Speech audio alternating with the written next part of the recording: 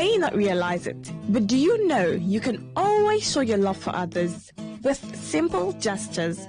Here are some of them. Always look for the good in people. There are two sides to every story. We have our good and bad sides. So, look for the good in people. Focus on people's potential. Everyone has potential. So, rather than put them down, help them realize it. Choose to love. If you're given an option between giving love and receiving love, choose giving because that is a more practical choice.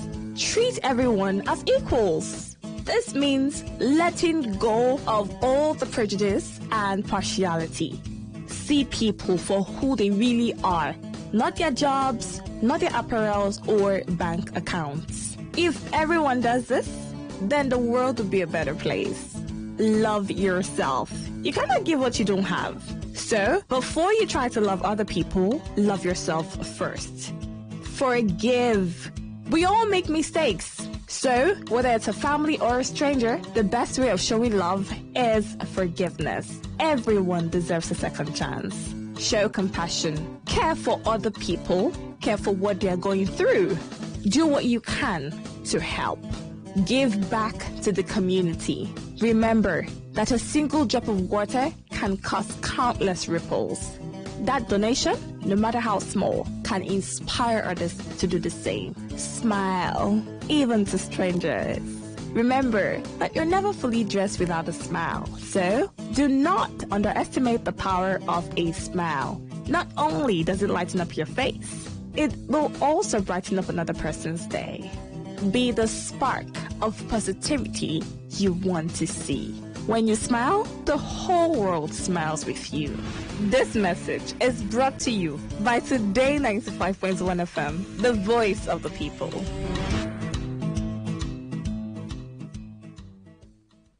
Say no to the ordinary. Embrace the extraordinary, because we are the voice of the people. Voice of the people. Today, 95.1 FM. Today, 95.1 FM.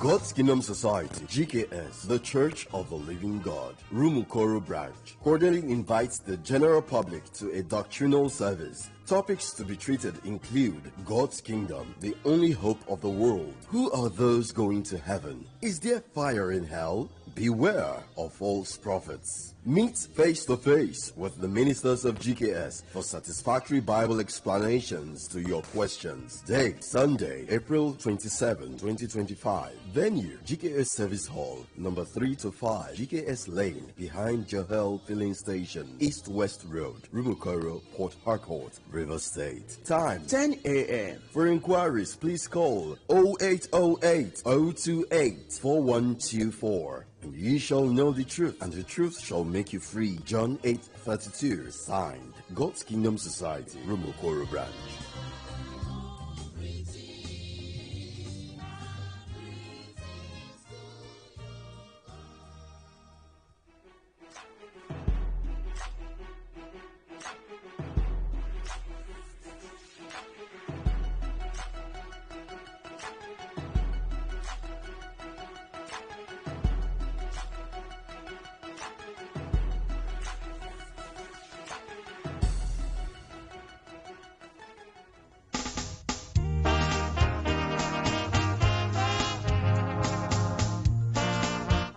Thank you for joining us. Welcome to GKSR. Every last Saturday of the month, our brothers from God's Kingdom Society are usually here to share the Word of God with you. Today, we're going to be looking at length as seen through the Holy Bible. Length as in L-E-N-T, as seen through the Holy Bible. Brother Andrew I. Okocha, GKS Rivers Zone 1 teacher, is right here. Thank you for joining us, sir. Thank you, Brahmas. Thank you, our listeners. Good morning to you all. And Brother Alfred Onwabuku, GKS Rivers Zone 2 teacher is also here. Thank you for joining us. Welcome. Thank you very much, Mas. Good morning, our listeners. Welcome to the program. You missed last month but you're looking fresher today. Thank you very much. Always appreciate. You tell us what you have been rubbing or eating. It's the grace of God on us. You aren't looking any bad anyway. Cheeks bulging out. Thanks for always pronouncing the name properly. I love that. Thank you, sir. Yeah. All right, so we'll take the opening prayer. Exactly. Let us pray. Most loving and almighty Father, the King eternal, the God of knowledge, wisdom, and understanding, we thy children are immensely grateful unto thee for counting us among the living. We are here this morning to use this opportunity to project thy word, the truth, so that those who will hear us be reformed and also accept the truth as preached by the GKS, by thy grace and power. These and many wonderful blessings we have asked through Jesus Christ our Lord. Amen. Hail Jehovah and Jesus Christ. Hail Jehovah and Jesus Christ. Yeah, this morning we have an interesting topic to look into. The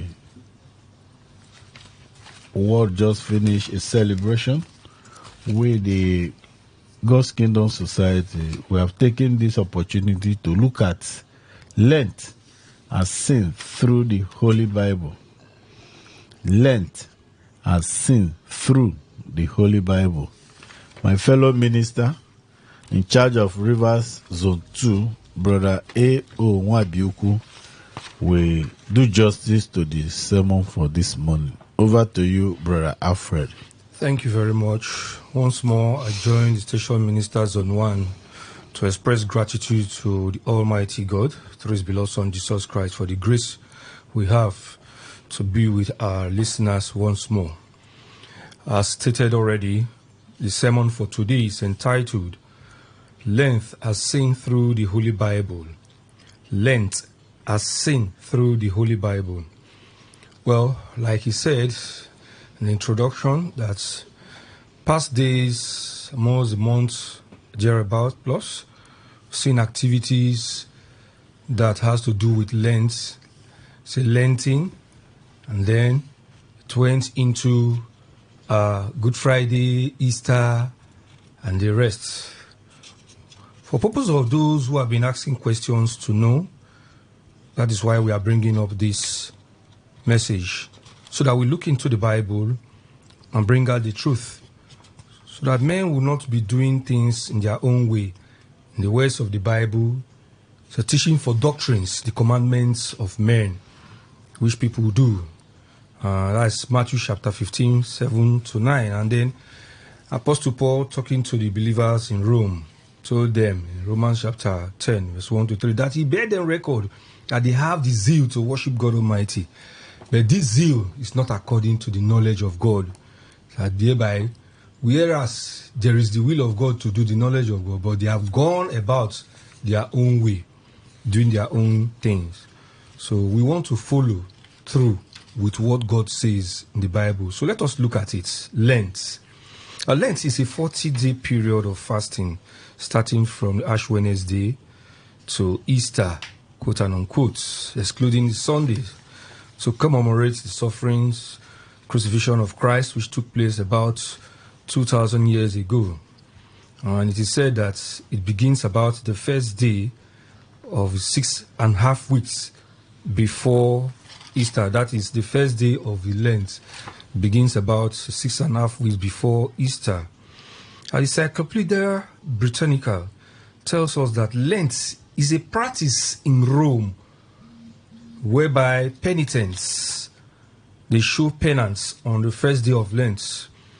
And here you find them that they were sprinkled with ash, dressed in sackcloth, and kept aside, that is ostracized, until the Maundy Thursday, which is known as the Holy Thursday, and when they are now reconciled to the Christian community. So this practice continues. That is where they now drew up the observance of Lent, starting with the observance of Lent, using this ash which was obtained from the palm fronds that were burnt in previous year. They use that ash and now put a cross mark on their foreheads on Ash Wednesday. Now we look at these features of Lent. What are the things that happen during this Lent? We talk about people contemplating their sinfulness and sinful nature. Then talk about repentance. Then asking for God's forgiveness and trying to realize the sacrifice that God Almighty through Jesus Christ made for mankind. These are the things the people try to contemplate in going through this Lent period. Now, the final week of the Lent, which is known as the Holy Week, that precedes the crucifixion of Christ, is most solemn period of this Lent, and this culminates into a Good Friday, quote and unquote, and Easter, and the rest. But the Bible, does it support this fasting or this Lent, this fasting and mourning? Does it support it? That people should be doing fasting, show penance, and all that? Does the Bible support it? That is the main question we are here to answer. Quite all right, Jesus Christ stated in John chapter 16, verse 20, that when he be taken away from the people, his people, as far as crucifixion and then death, that his disciples, his followers, they will be in great mourning, they will be in pain, agony. And that is what will now bring about mourning and fasting for them. And this actually took place. It happened so to them. We are told so in Mark chapter 16, verse 10. Let us just quickly take a portion of that John chapter 16 and read verse 20 so that we see what the Bible says there. Verily, verily. Verily, verily. I say unto you. Jesus Christ telling the disciples, yes. That ye shall weep and lament. That they will weep and lament when he's taken away, when he will be killed. Yes. But the world shall rejoice. But the world, they will rejoice. And ye shall be sorrowful. But ye, they, his disciples, they will be sorrowful. Yes. But your sorrow shall be turned unto joy. But later, into joy. That their sorrow will be put or turned into joy. So later on, it was so. In Mark chapter 16, verse 10, it was expressed that they actually were sorrowful, mournful when Jesus Christ was taken away. But later on, when Jesus Christ had been risen, it fulfills the other part of what he said, the latter part of that text, that later your joy, your sorrow will be turned to joy, and that is when he has been risen. And that was what happened. They became happy that Jesus Christ was resurrected. So, with this, it follows, therefore, that the Lent is not something that should be done from year to year.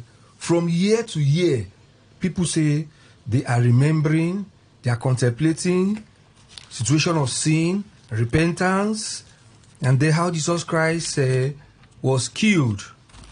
Come to think of it, the Bible tells us that Jesus Christ has been raised from the dead, and he is alive, and alive forevermore.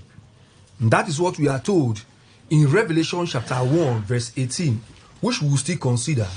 For I am he that liveth. Jesus Christ, speaking to John in the island of Patmos, he said that he is the one that liveth, yes. And was dead. And was dead. And behold, I'm alive forever, evermore, amen. And that he is alive forevermore, amen. He is alive forevermore. He was dead. That was a period of mourning and fasting.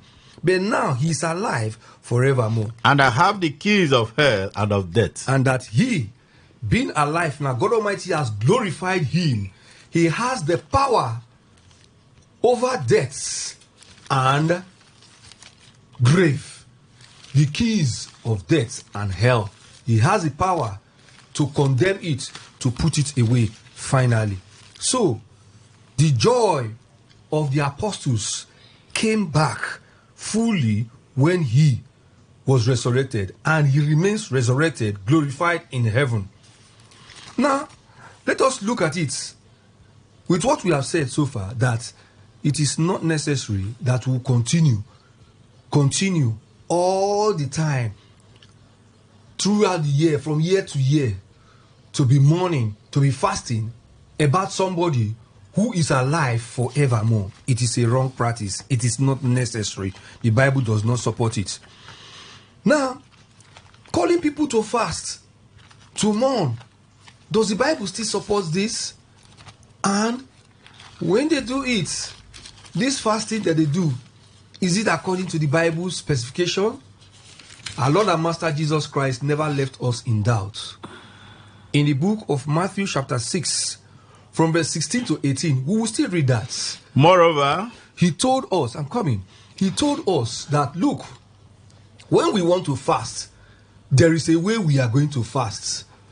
What we see these days, like we saw during the period of this Lenten that just got finished, was against, or is against, the teachings of the Bible, the teachings of our Lord and Master Jesus Christ.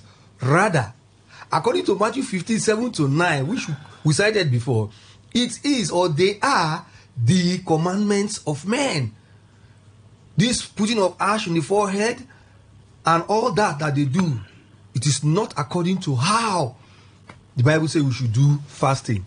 Fasting is supposed to be a personal thing, a personal and solemn affair between the person, between God Almighty and the person who is fasting. You don't need to preach it. You don't need to make people to know. So let us read now Matthew chapter 6, 16 to 18. Moreover, when ye fast, Jesus Christ says that when you want to fast, when we want to fast, yes, be not as the hypocrites. We should not be like the hypocrites. Of a sad countenance. The hypocrites, how do you know them? They put themselves in a sad countenance. For what reason? Yes. For they disfigure their faces. They disfigure their faces just like people did during the Lent. Use ash to put cross on their forehead. Is it by that people will know that we are true worshippers of God? Certainly not. Continue, please. That they may appear unto men to fast. So that they will appear unto men to fast. Yes. Verily I say unto you. Oh, the person they fast, he knows how to fast. No. Jesus Christ that said, yes. They have their reward. They have their reward. And what is their reward? The praise of men. Oh, that man can fast. Oh, he's a fasting hero, whatever. That is it. But in the sight of God, it's of no value. But he now turned to us.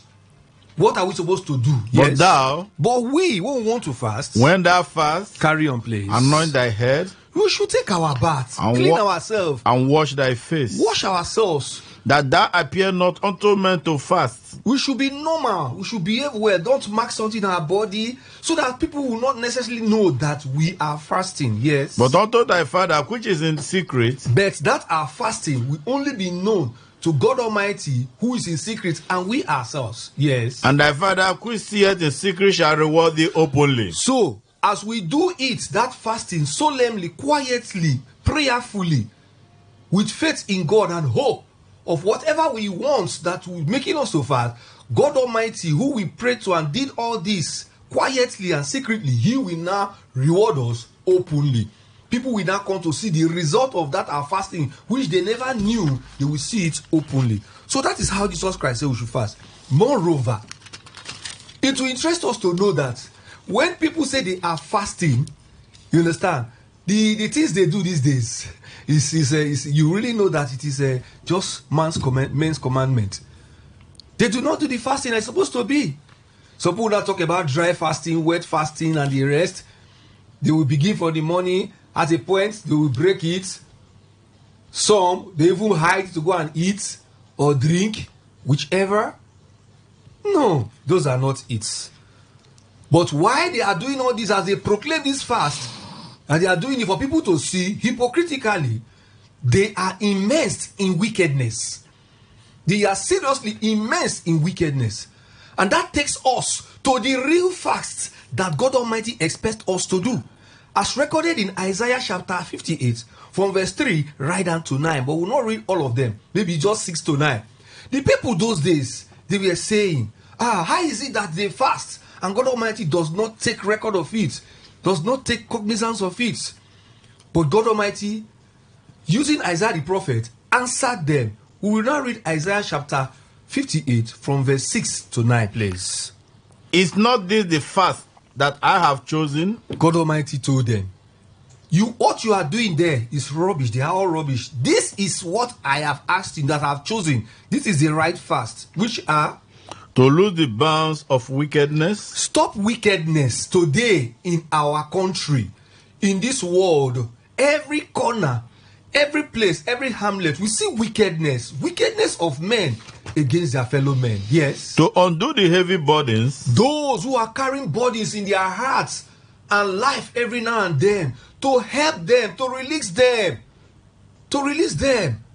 Help people who are poor, yes? And to let the oppressed go free. Let the oppressed go free. Set them free. Yes. And that ye break every yoke. Every burden on people's hand. Help them to dilute it. Yes. Is it not to deal thy bread with the hungry? What you have, share it with those who are hungry, those who cannot pay you back. Those are the people you give to. So that tomorrow, God Almighty, we hear the prayers of such persons and continue to bless us. Not that we want the people to be at our beck and call. We put them under subjugation, perpetual and abject poverty. That is what we see. And we are spreading. Those persons will be spreading themselves in the community, in the nation. We want everybody to kneel down for them. No. Give bread to people who are wanting. Yes. And that thou bring the poor that are cast out to thy house. Bring the poor that are cast out. Bring them closer and help them. Make value in their life. That is the reason for us to live as human beings. Create value in other people. Read on, please. When thou seest the naked, that thou cover him. Oh, the person who does not have clothes. Cover the person. Make the person feel warm. Yes. And that thou hide not thyself from their own flesh. Oh, some persons, when they are well off, their brothers and sisters we call, you go say, tell him that I'm not around. Don't hide yourself from your own flesh when God Almighty has blessed you. That is righteousness. Give to the people. Yes. Then shall thy light break forth. Then, when we do that, as the morning. Yes, our light will break forth as the morning. We shine more. Yes. And thy head shall spring forth speedily. And our head shall spring forth. That's all right. Then going further, the Bible tells us that Christians are not to adopt festivals that are rooted and remotely connected with paganism. That is one of these things that we see. This Lenten and all, they have their roots. It came from somewhere. Those Roman empires, many things that they did, they are rooted in paganism. We are not supposed to be part of it.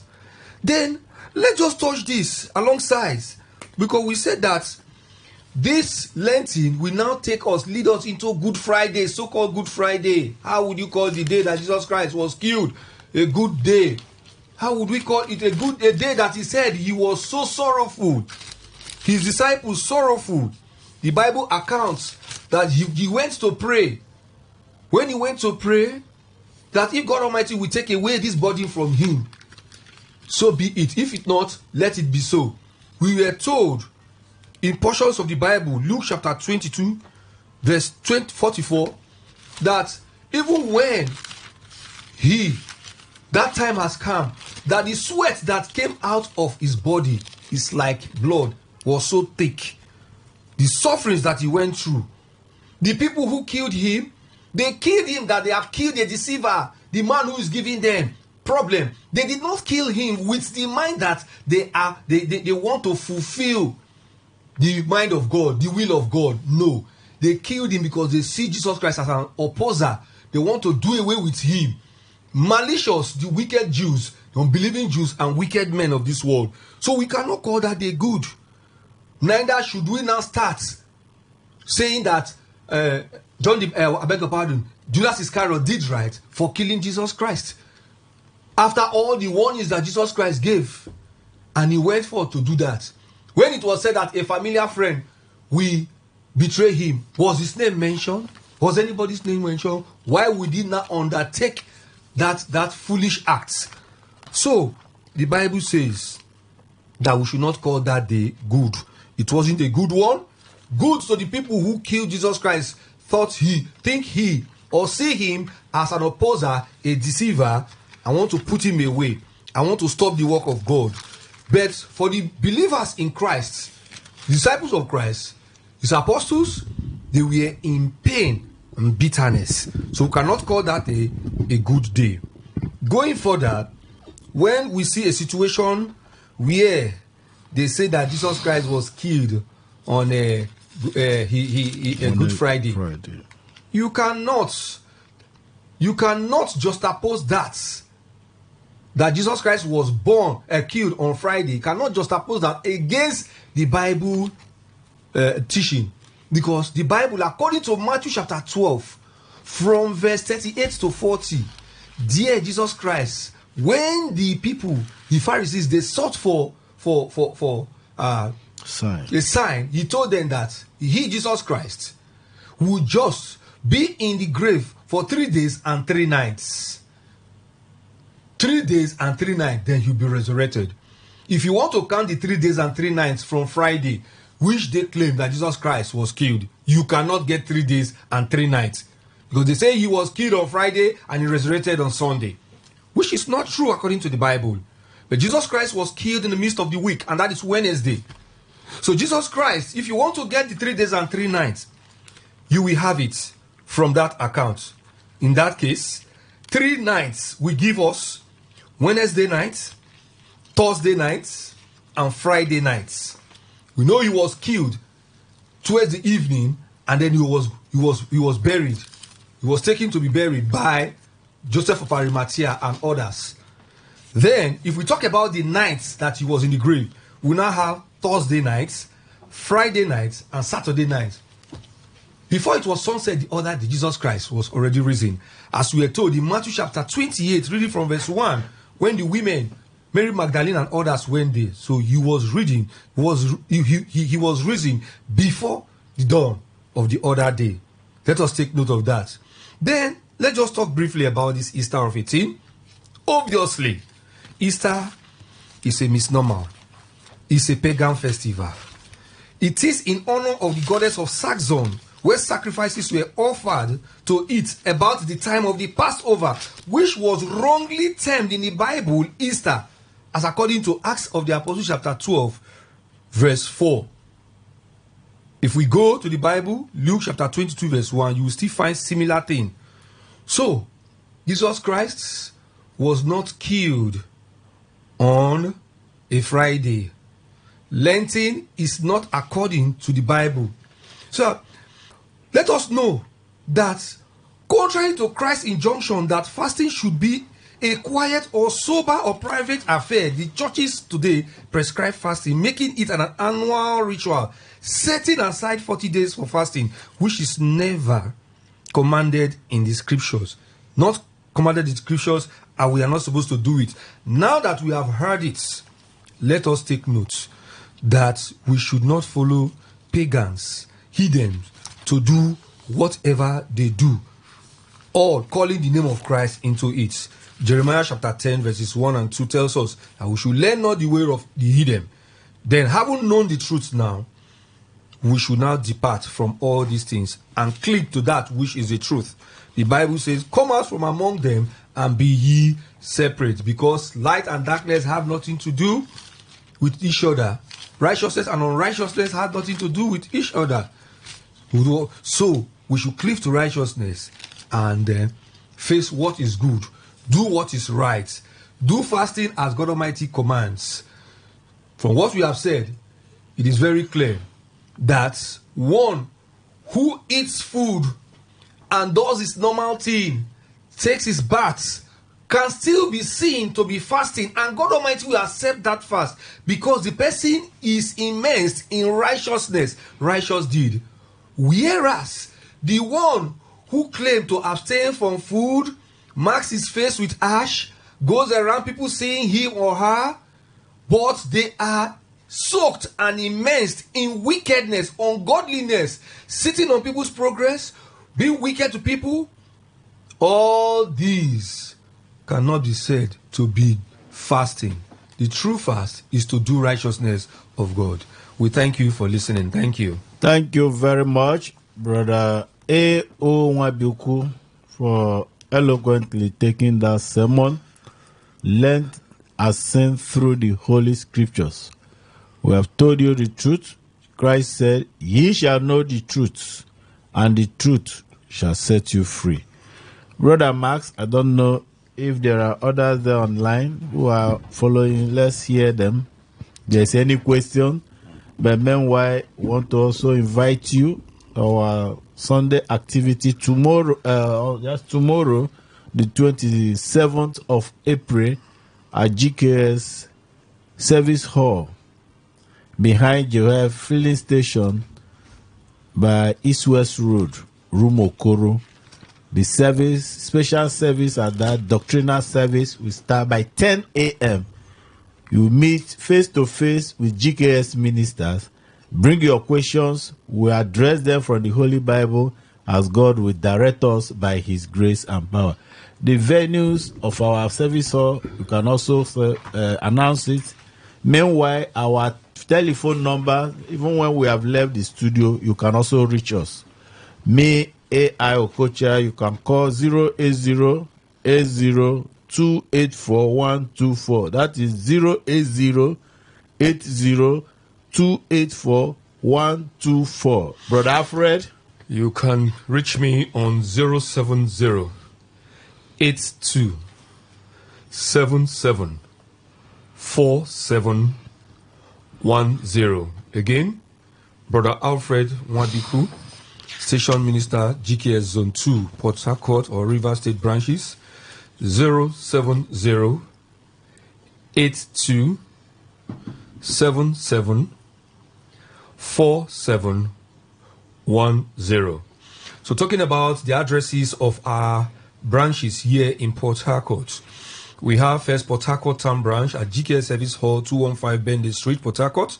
Rumokoro has announced earlier where we're going to be having the doctrinal service tomorrow. By God's grace, is at 3 to 5 GKS Lane behind Joel Filling Station. That is former Total Filling Station, East West Road, Rumokoro, Port Harcourt.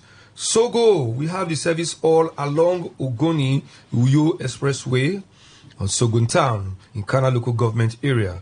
At Diop, we have the church at GKS Service Hall at the end of Honorable Promise Nokam Avenue, opposite the Fidelity Bank there, by the mechanic workshop, My 3, off Ikwere Road. Then for Choba Branch, GKS Service Hall is at GKS Avenue off Okosha Street, Wipa, Choba, for Harcourt. Elelewon, 34 Wadi New Layout, opposite Railway Markets. Elelewon, Oyibo, opposite the Timber Markets, Port Harcourt Aba Expressway, Oyibo. Opposite Timber Market, Port Harcourt Aba Expressway, Oyibo. For Abonima, the church service hall is at Abonima, Ubonoma Road, opposite UBA Bank, Abonima. Ogu, by the Mission Road, near the Motor Park. That's Ogu, by Mission Road, near the Motor Park. At Emoha, we are situated at 22 Mission Road, Mbetanwo, Emoha. 22 Mission Road, Mbetanwo, Emoha. Bonnie, behind the Cold Room, Banigo Road, off Hospital Road, opposite Chief. Yes, opposite Chief Pepple Road. That's by the Hospital Road in Bonnie there. Buguma, we have a Horsford Compound. Okrika, Gelebe, George Amatu, off Iberi Road, Okrika. Gelebe, George Amatu, Iberi Road, Okrika. At Degema, GKS Degema, units besides Godesberg along Bonima Degema Road, Degema. At Eleme, we still have one there. Then we have at Eneka. Eneka is at 89 Airport Road after Senator Mbata's house, opposite Chinyere Maternity Bus Stop, Eneka, Port Harcourt here. So these are our various branches and units that we have cutting across zones 1 and 2 here in River State by the grace of God. Feel free to reach us. As I've said, my number 070-8277-4710. Again, 070-8277-4710. And for Minister Okocha? And for AI Okocha for zone 1, 080-284-124. That is 080-284-124. Over to you, Brother Max. All right. Well, let's take this short break. We'll be right back.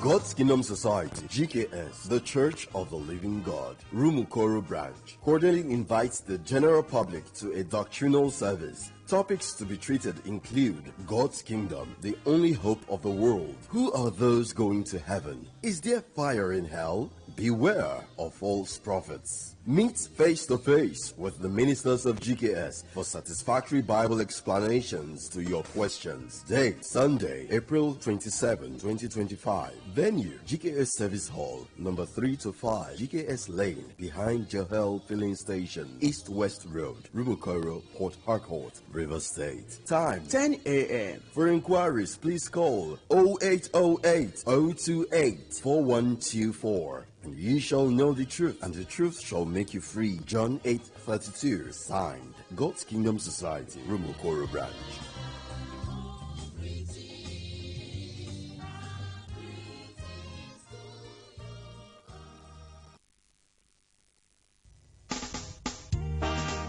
All right, so welcome back. Now, feel free to join the conversation. Brother Alfred Mwabuku and Brother Andrew Ayokocha have talked about the issue, the sermon today, Lent as seen through the Holy Bible. You have questions, you have disagreements, all right? Also feel free to join the conversation. Yes, good morning. Master, good morning. Go ahead, sir. Your question. Yeah, you know, the man was talking about it is wrong to call it a Good Friday. I want to ask him a question.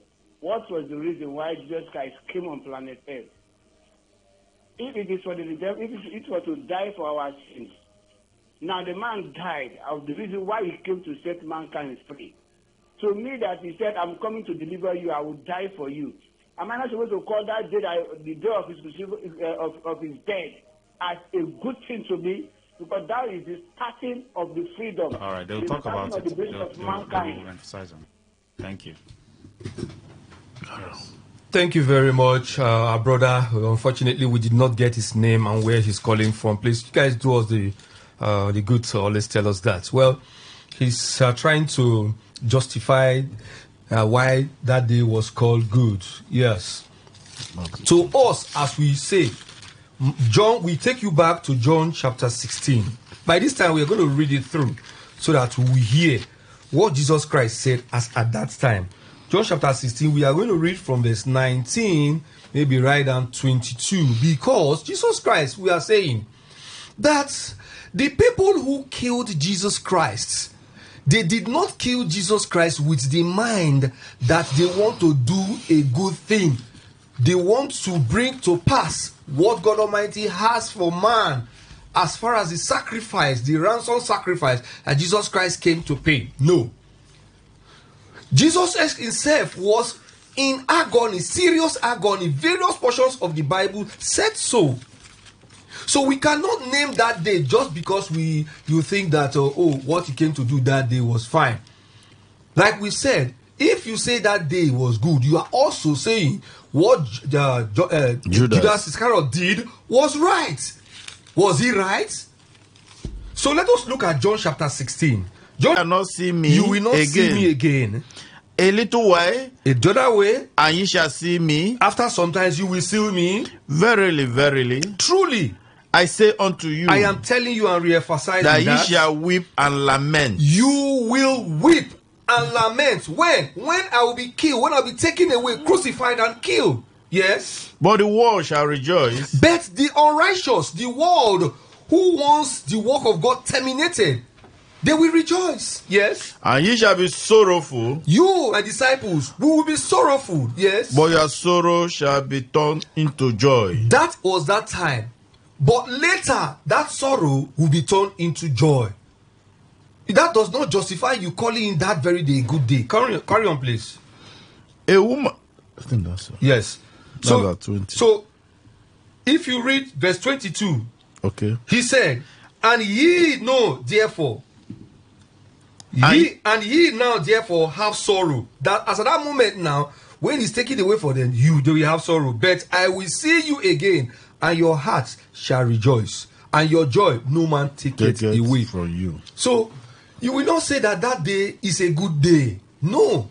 Jesus Christ, let us look at what is recorded in the book of Matthew chapter 26 verse 38. Matthew chapter 26 verse 38. That was the period when he was passing through the travails, death facing him. And For this is my blood of the New Testament. Verse 38, please. 38. Okay. Then said he unto them. Then he said to the people, yes. My soul is exceeding sorrowful. My soul is exceeding sorrowful. Even unto death. Even unto death. This was Jesus Christ saying this. That his soul was sorrowful even unto death. Luke chapter 22 verse 42 gives us that understanding also. Luke chapter 22 verse 44 tells us that again. So Jesus Christ said his soul was sorrowful even unto death, and that was when he went to pray severally. You understand, committing himself to God because of he was in the flesh and facing death staring at him. And he said in verse 44, and being in an agony, he prayed more exceedingly, and his sweat was as it were a great drop of blood falling down to the ground. These sufferings that he went through, and the disciples also, that made even Peter, as Jesus Christ had foretold, he denied Jesus Christ before the cock crowed 3 times. He denied Jesus Christ. Pains. So we don't say that Jesus Christ that day was a good day.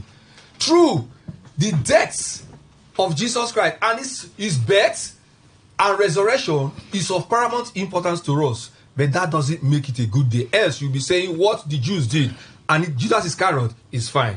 We have a call. Let's take it. Hello, caller. Sorry, it's gone. It cannot be called a good day because the Savior of the world was maliciously and cruelly murdered by the ungodly. That cannot be a good day. And Christ has foretold of his death that he will be sorrowful, but the world will rejoice. Because their intention was that if they eliminate Jesus Christ, he will no longer do miracle. He will no longer heal the blind or cure the lame. So they wanted to terminate his ministry on earth. But they don't know that it has been foretold that Christ will die, buried in the heart of the earth for 3 days and 3 nights. As Jonah was in the belly's fish, so shall the Son of Man be in the heart of the earth 3 days and 3 nights. 72 hours. No shortness in it. And that was why in Daniel chapter 9 verse 27, maybe you read that text. Prophecy has foretold that Christ will die in the middle of the week. The middle of the week is Wednesday, not Monday, not Friday. Daniel chapter 9 verse 27. And he shall confirm the covenant with many for 1 week. He shall confirm the covenant with many for 1 week, yes. And in the midst of the week. In the midst of the week, which is Wednesday, yes. He shall cause the sacrifice and oblation that to cease. Sacrifice, the ransom sacrifice, will take place. In Matthew 20:28, he said he came not to be ministered unto, but to be ministered, and also to give his life a ransom for men. So we appreciate the death of Christ, But to come and celebrate it and call it Easter, that is what we are against. The Bible did not say so. Acts chapter 12 verse 4 they usually quote. It's not in order. Because other translation, it's only King James Version, you will see that at the word Easter. But even at that, that's not the meaning it was being conveyed. Because in the word Easter is not from the Bible. It's a misnomer. If you go to Acts chapter 12, reading from verse 1 to 4, you see what happened, what it was intended. It means Passover or Passover. Reading from verse 1. Now, chapter about 12. the time Herod the king stretched forth his hands to vex certain of the church. Yes. And he killed James, the brother He of killed John, James, with sword. the brother of John. Yes. And because he saw it pleased the Jews, Read on. he proceeded further to take Peter also. He proceeded further to take Peter also. Read on. Then were the days of the unleavened bread. The days of unleavened bread. Read on. And when he had apprehended him, When he was apprehended, Peter, he put him in prison he put him in prison and delivered him in 4 quaternions of and soldiers handed to over keep him, to 16 armed guys to guide only one person. intending after Easter to bring him forth to the people. Intending after Easter to bring him forth to the people. If you read other translation, the Living Bible or whatever, you know that the word Easter there is no more there. It's now replaced with Pasch or Passover, which it was intended. So the death of Christ, we appreciate it. It brings more good for the people. But that is not to say that the day he was killed by the wicked, a traitor, one of his disciples, betrayed him, cannot be a good day. Read Luke chapter 22. Read from verse 3 to 6. Luke chapter 22. Read from verse 3 to 6. The role of Judas, is it justified? That when God said a familiar friend will betray him, was Judas' name written there? Then entered Satan into Judas, Yes. son named Iscariot, Carry on. being of the number of the 12. Being of the number of the 12 apostles, And he went his way he went his way. and communed with the chief. He escaped, leave the gathering of the apostles when And they were commune taking with the the last chief priests supper, and captains. and commune with the chief priests and captains. Yes, How he might betray him unto How them. he might betray Jesus Christ unto the people, because they are afraid to arrest him because of the people. But Judas, an insider, went and sold his matter for 30 pieces of silver. It cannot be a good day. So to call it a good day is a misnomer. It's unbiblical to say so, that Christ was killed on Friday. It was killed on Wednesday. So you start the counting from Wednesday night when he went into the heart of the earth. Yes. You cannot count Wednesday day. You cannot count Friday day. So you count the day Christ descended into hell. That is the grave. That will now give you Wednesday night. If you want to count the night, Wednesday night, then Thursday night, and Friday night. Then you count the day, you say Thursday, Friday, and Saturday by sunset, Jesus Christ has resurrected. That is the truth of the gospel. And that is what the God's Kingdom Society has continued to preach since 1934 till date. Nobody has challenged us over that. And that is the truth. Else we'll be wanting anybody to call us and tell us to make a count of the 3 days and 3 nights from Friday to Sunday, according to the prophecy of Jesus Christ in Matthew chapter 12, 38 to 40. Nobody can. Nobody indeed. So the Bible makes us to understand that fasting is not something that will be done continuously for the Jesus Christ. No. Jesus Christ has risen. He has been glorified. He's in heaven. And is overseeing the affairs of mankind from heaven in spirit. That's how it is. Recall that in Mark chapter 2, on verse 18 to 20, the disciples came and told Jesus Christ that look at John, his disciples, that is the Pharisees, that they do fast. Why is it that Jesus Christ, his followers, do not fast? Jesus Christ then asked them, how then is it that the children of the bride chamber will fast On the bridegroom. when the bridegroom is with them? It is when the bridegroom is not with them that they can fast. But inasmuch the bridegroom is with them, there is no need for them to fast. And what does that mean? What is the take home? What is significant spiritually?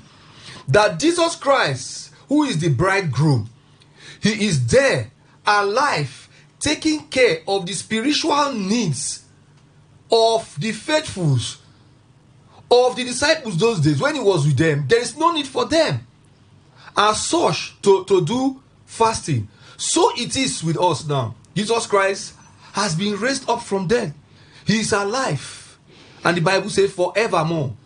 In spirit, he is controlling and taking care of our activities. And that is why we have this spiritual, backing, grounds, comfort, support in the Lord. So there is no need. It's not necessary. The Bible not supports it. That will keep every year. Every year we keep are fasting about him. Does he die every year? No, it has happened and happened for once. He's alive and is alive forevermore. Revelation 1 verse 18. We do say this. Many of us do say that Jesus Christ is alive. Even put it this way, he's alive, amen. He's alive forevermore. So how do you not just oppose that? He's alive forevermore, so there is no need. All we should be doing now is to think about what good message that Jesus Christ brought and then act according to it. Yes, a call is coming in. Okay. A call is coming in. Let's see. Hello.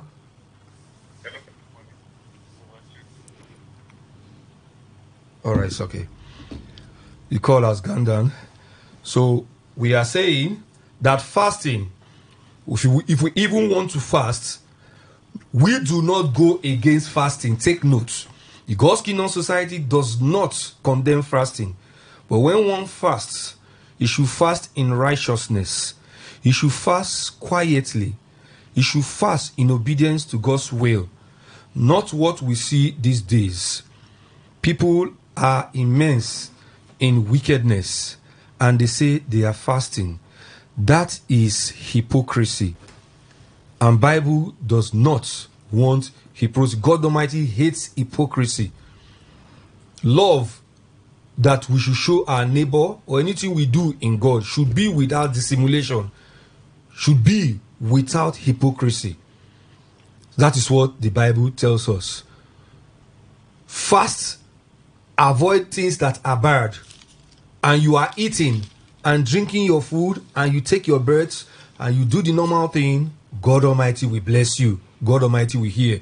But when you say you are fasting, you mark your face, you wear sad clothes, you carry sad countenance all around, but you are not doing the righteousness of God inside that your so-called fast, God will not hear it. That is not the right fast. Okay, we'll be wrapping up. We're out of time. Thank you. Yes, thank you very much. We have spoken to the public about this matter. Jesus Christ, the perfect matter that ever lived on earth. After his preaching, he will usually say, "He that have ear to hear, let him hear." The God's Kingdom Society will always, in keeping to our mandate, tell the world the truth as revealed in the Holy Bible, which is the truth, and it's only the truth, nothing but the truth, that can set us free. John 8, 31, 32, and 36. And the Apostle Paul said in 2 Corinthians 13, 8, we can do nothing against the truth, but for the truth. That is the position. Fasting is voluntary. It's not a general thing. It's between you and your God. That is the position of the Holy Bible. Thank you, our listeners. We are now going to close. We'll take the jingle. You pray, then I'll take it. Okay, we pray. Let us pray. We thank the Almighty Father for using us to share thy word to the people this morning on Lent as sent through the Holy Bible. We have told them the truth as revealed in the Holy Bible. We pray that you touch their hearts to desist from such celebrations which has a pagan origin, and also cleave to that which is righteousness for their own good and eventual salvation at the end. And may thy truth continue to shine to ages, so that thy children who are still held in satanic enclaves will hear this truth and also cleave to the truth for their own blessings and salvation at the end, through Jesus Christ our Lord. Amen. Hail Jehovah and Jesus Christ. Hail Jehovah and Jesus Christ. Thank you very much. We'll have Brother Andrew Ayokocha from GKS Rivers Zone 1 and Brother Alfred Onwabiuku, GKS Rivers Zone 2. They've talked about the topic, Lent as Seen Through the Holy Bible. Next month, last Saturday of the month, they'll be here again for another exciting edition by God's grace of Watch and Pray program on radio. Thank you, sirs, for coming. Thank you very much. It's our pleasure. God bless you.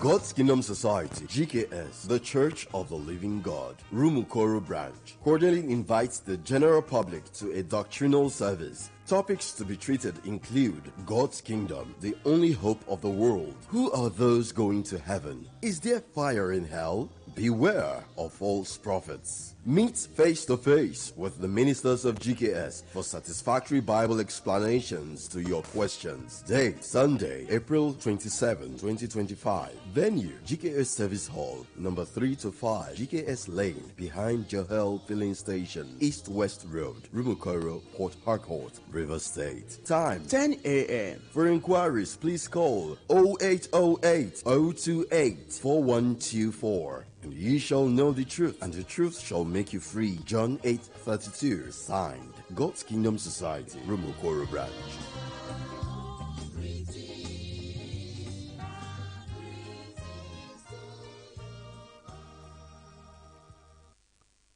Don't get it mixed up. You are listening to Today 95.1 FM, your premium talk, news, and sports station in Port Harcourt. We are the voice of the people. In times of need, Jesus, you are always you are. I call refuge. You nothing to fear. Jesus, you are always you are ever present help. Ever present help in times of need. Jesus, you are.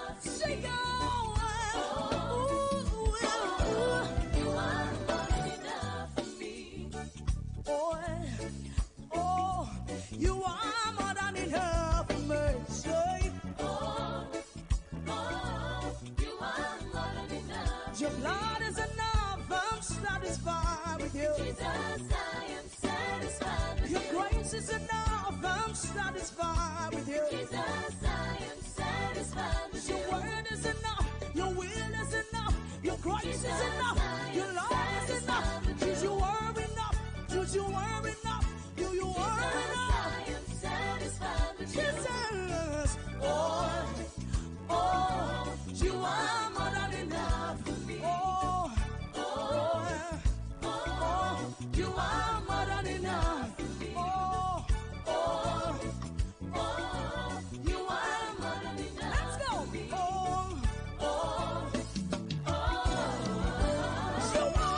are more than enough for me. I got the song that sings. You are more. I got the air more than enough for me. You are more. You are more than enough for me. Jesus, you are more than enough for me. More than enough for me. Yes, you are more. Yes, you are more than enough for me. Somebody give Jesus your highest praise. Come on, come on, come on.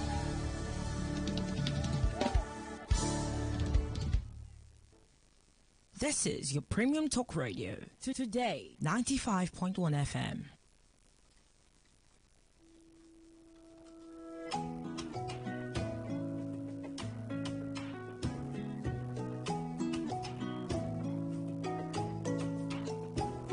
I really like you, and it's true. There is only one, just you. I find it hard to say, I wish you knew. I am on your Instagram all day, stalking you. You in my life is all I'm hoping for. If you could be mine, dear, now forevermore. I won't talk my mind and say how I feel inside, but I fear you won't feel the same for me. Oh, if she loves me, hallelujah. She says she loves me, hallelujah. Oh, when she loves me, hallelujah.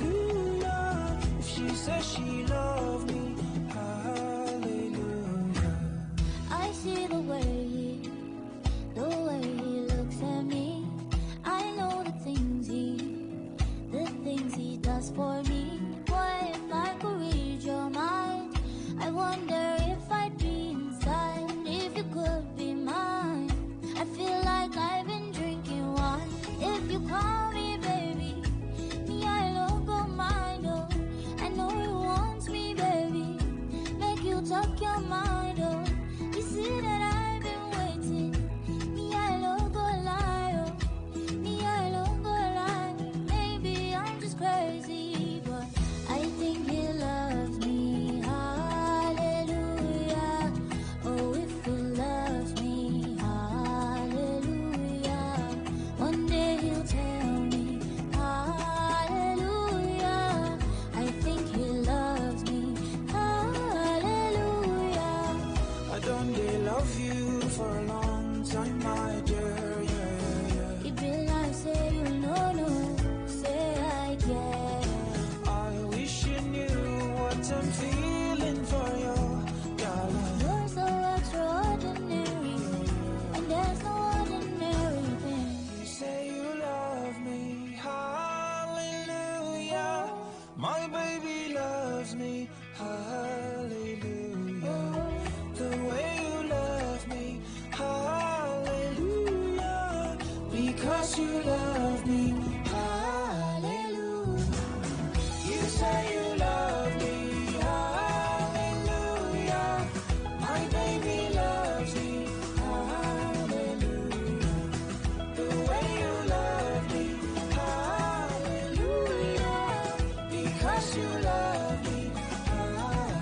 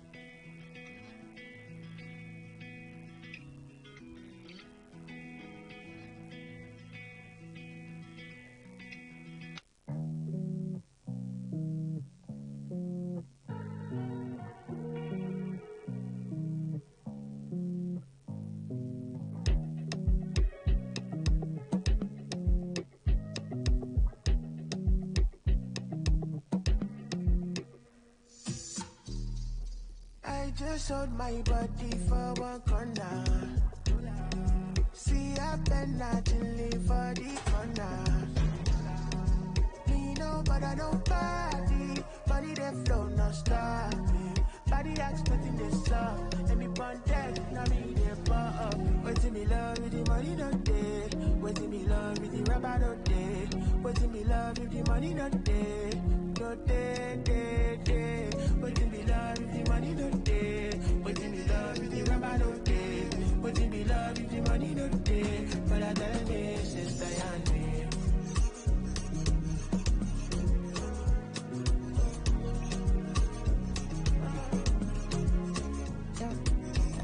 Sunshine, enter my setting, babe. Make we go overseas. Put the phone down, see. I will take you to the island, take you to a foreign place. Make preschool your body. You no send anybody. Cause back when I was broke, zero love. Nobody loved me, nobody sent me. Now I'm cute, now I'm funny, now I'm handsome, now you handsome. Waiting me love, waiting money no day. Waiting me love. 95.1 FM, voice of the people. And we're back.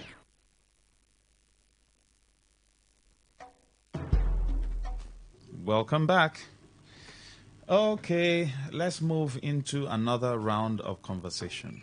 And this time, we'll be looking at the economy. Very important. Guest will be joining us via the telephone. Mr. Maxwell Atago, who is an entrepreneur. He's an oil and gas expert. He's the CEO of Flamingos Energy Services and Innovation Limited. Let me take a look at California. That is the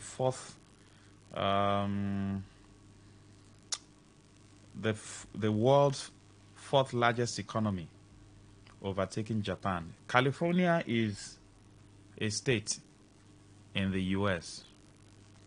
And that's why I laugh when people say the reason why states are not doing well is because the federal government is not doing well. Whereas these states can even exist on their own. Yes, you are part of the contraction called Nigeria, but you can still do your own thing. Because I've not seen the federal government stopping any governor who means well for his people from developing. Now, we're going to look at how you can upscale the economy, how you can improve the economy, how you can build the economy through youth empowerment. Globally,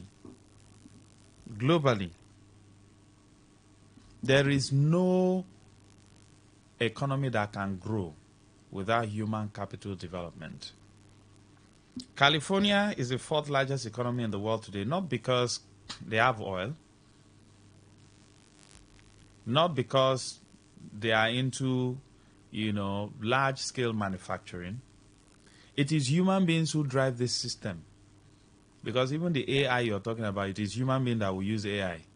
AI does not have legs and hands and brains. Today, California GDP is $4.1 trillion. Don't even talk about Nigeria's GDP. Don't go there. Is what? $4.1 trillion, according to the IMF and the U.S. Bureau of Economic Analysis. Now, California edged out Japan's 4.02 trillion nominal GDP and now ranks behind the U.S. at 29.18. U.S. is 29.18 trillion. Then a state in the U.S. is 4.1 trillion. China is 18.74 trillion. Germany is 4.65. So California is even chasing Germany as a country. The population of California is about 40 million. Now, California is the center of what? U.S. manufacturing output and the country's largest agricultural producer. Two things, or three thereabout, yes. They are the center of manufacturing, then agriculture, and then you talk about entertainment, then tech follows. Manufacturing, agriculture, entertainment, then tech. Who runs the entertainment industry? Human beings, the youth. Who are the people who run the tech industry? Youth. Who are the people who run the agricultural industry? That's why if you take a look at when Donald Trump came and said he was going to bring up, the weird immigration policy, Americans were not too happy with, because you talk about blacks, Africans who work on their farms. In the manufacturing sector, you also have youth who are working there massively. And that's how the economy can grow. But in our own climb, do we empower the youth? So we're going to look at ways that the youth can be empowered that will result into economic growth and future harvest. No country can say in 10 years we're expecting this from this sector. In 5 years we're expecting this from this sector, if you don't put the necessary things in place. We've talked about in the medical sector, if you want to make River State the envy of Nigeria and Africa, you start training people within the medical sector. You start investing in the medical sector. And who are you going to invest in? Human beings. What age bracket? 18 to about 40. Because that's a young age. That is a working age. By extension, 45 and then maybe 50. These are the people who have the strength to work. Africans, Nigerians have strength to work. We naturally have strength. Africans like working. Nigerians like working. The question is, have we invested enough in the center, the epicenter of energy? In the tech sector, apart from the ones that personally people are just striving, struggling, parents are paying money for their wards to go and learn tech skills. How many people have the government empowered? 1,000, 2,000, 3,000 to go and learn different tech skills. If we say, okay, we want to improve in that sector. In the agricultural sector, what is it that we have invested in? I'm talking about the states now. Because that's why I had to bring in the case of California. They are good. When it comes to manufacturing, they are large. Agriculture, they are large. Entertainment, you already know. And then you talk about tech. So their GDP is more than that of Japan as a country. And they are trailing behind Germany as a country. Germany is 4 point something, they are 4 point something, but different, just a little fraction. What areas do we have the sincerity as a government to invest in the youth in different areas? What are our comparative advantage as a state? What is it that we're doing well in? If you talk about the entertainment industry, check the artists now that are doing well. Burna Boy, Port Harcourt Boy, Timaya, name them. Soso Sobrekon, name them in the entertainment industry. And then you go into the energy sector.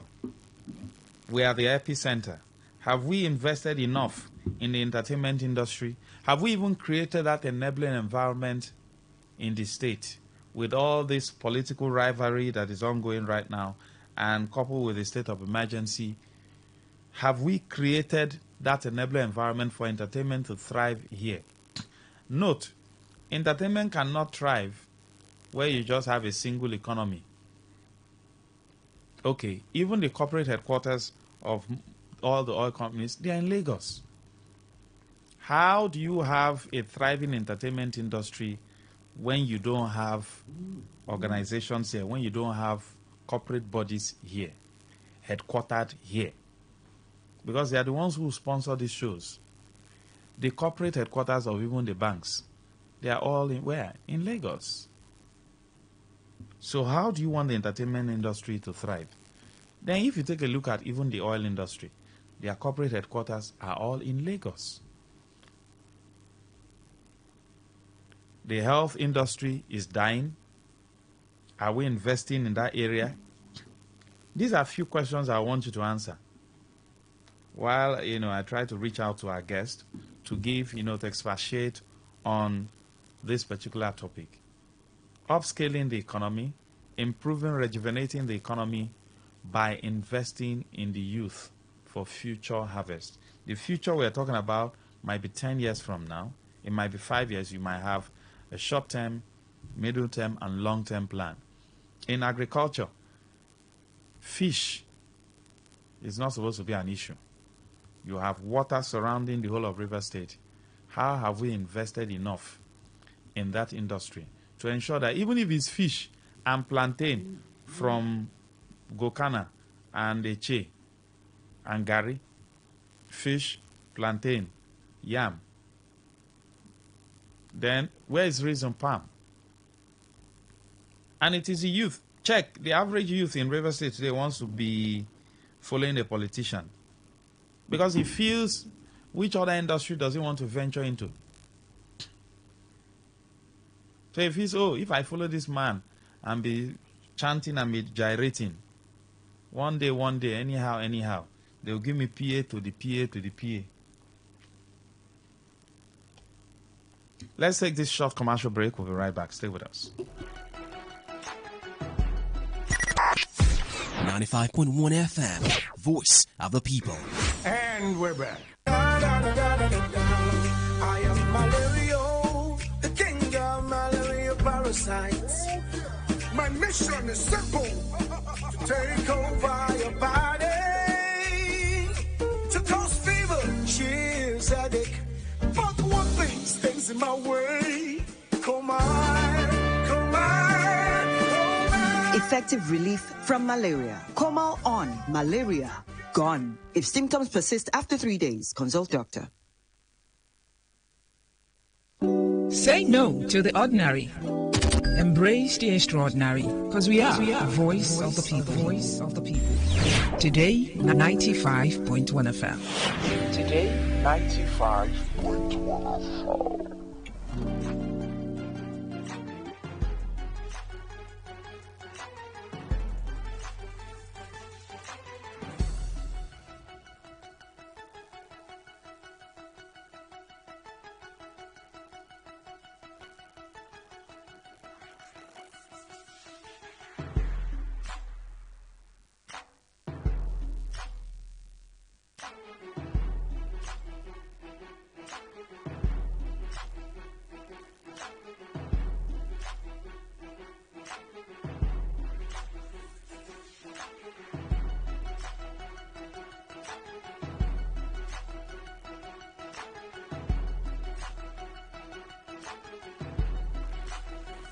All right, good morning, Mr. Maxwell Atago. Good to have you.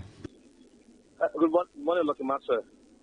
Yes. So I give an instance. As we speak, Yes. California have overtaken Japan as regards their GDP.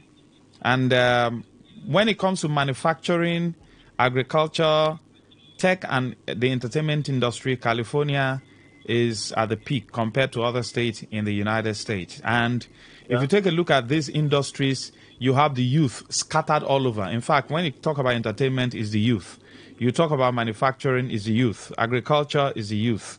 Tech, young people are scattered all over that industry. The question is, have we invested in our comparative advantage as a state to upscale our GDP, to upscale the economy for short term, middle term, and long term? Oh boy.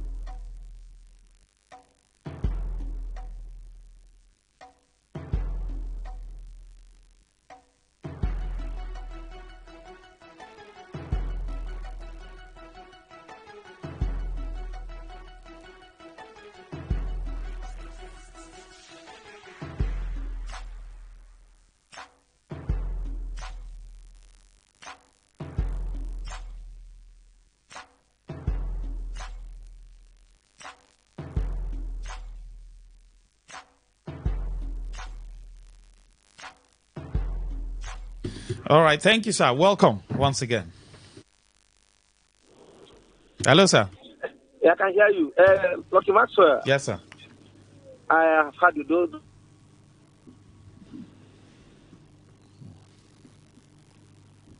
Hello.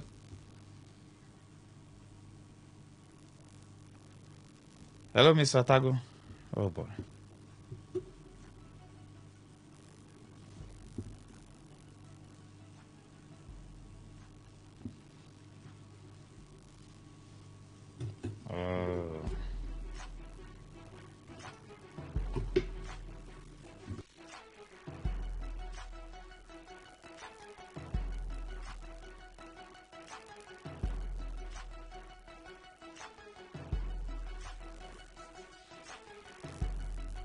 All right. Feel free to join the conversation.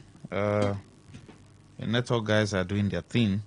You can send in messages. You can also call. While we're trying to reach out to our guest, the network is pretty bad. But Mr. Atago, if you're listening, maybe you can also maybe call, or probably I'll give you a WhatsApp call.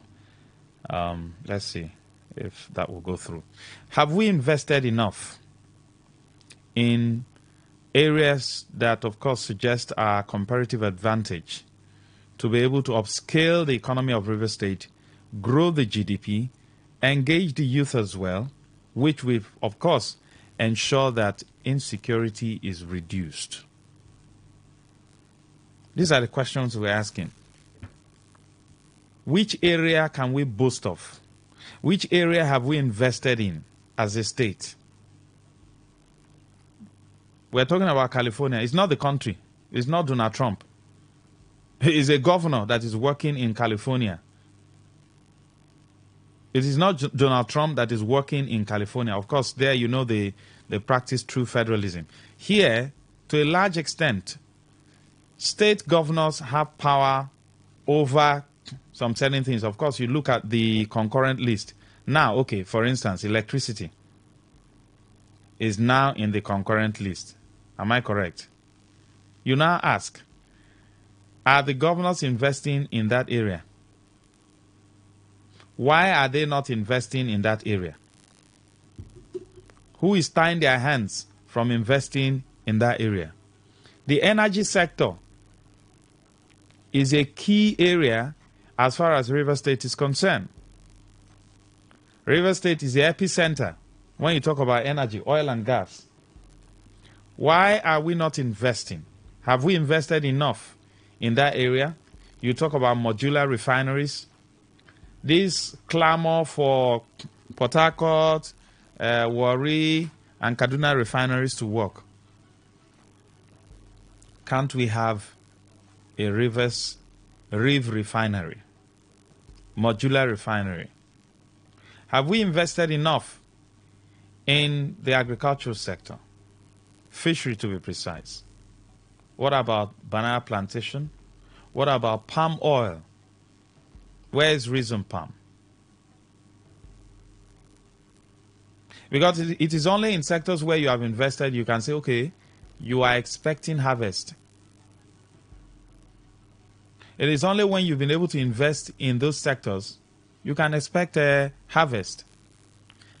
California didn't get to where they are today by merely press briefings and speeches. It was as a result of hard work. Okay. Mr. Atago, yes, go ahead, sir. Just like we have said. Hello? Yes, sir. Go ahead. Go ahead.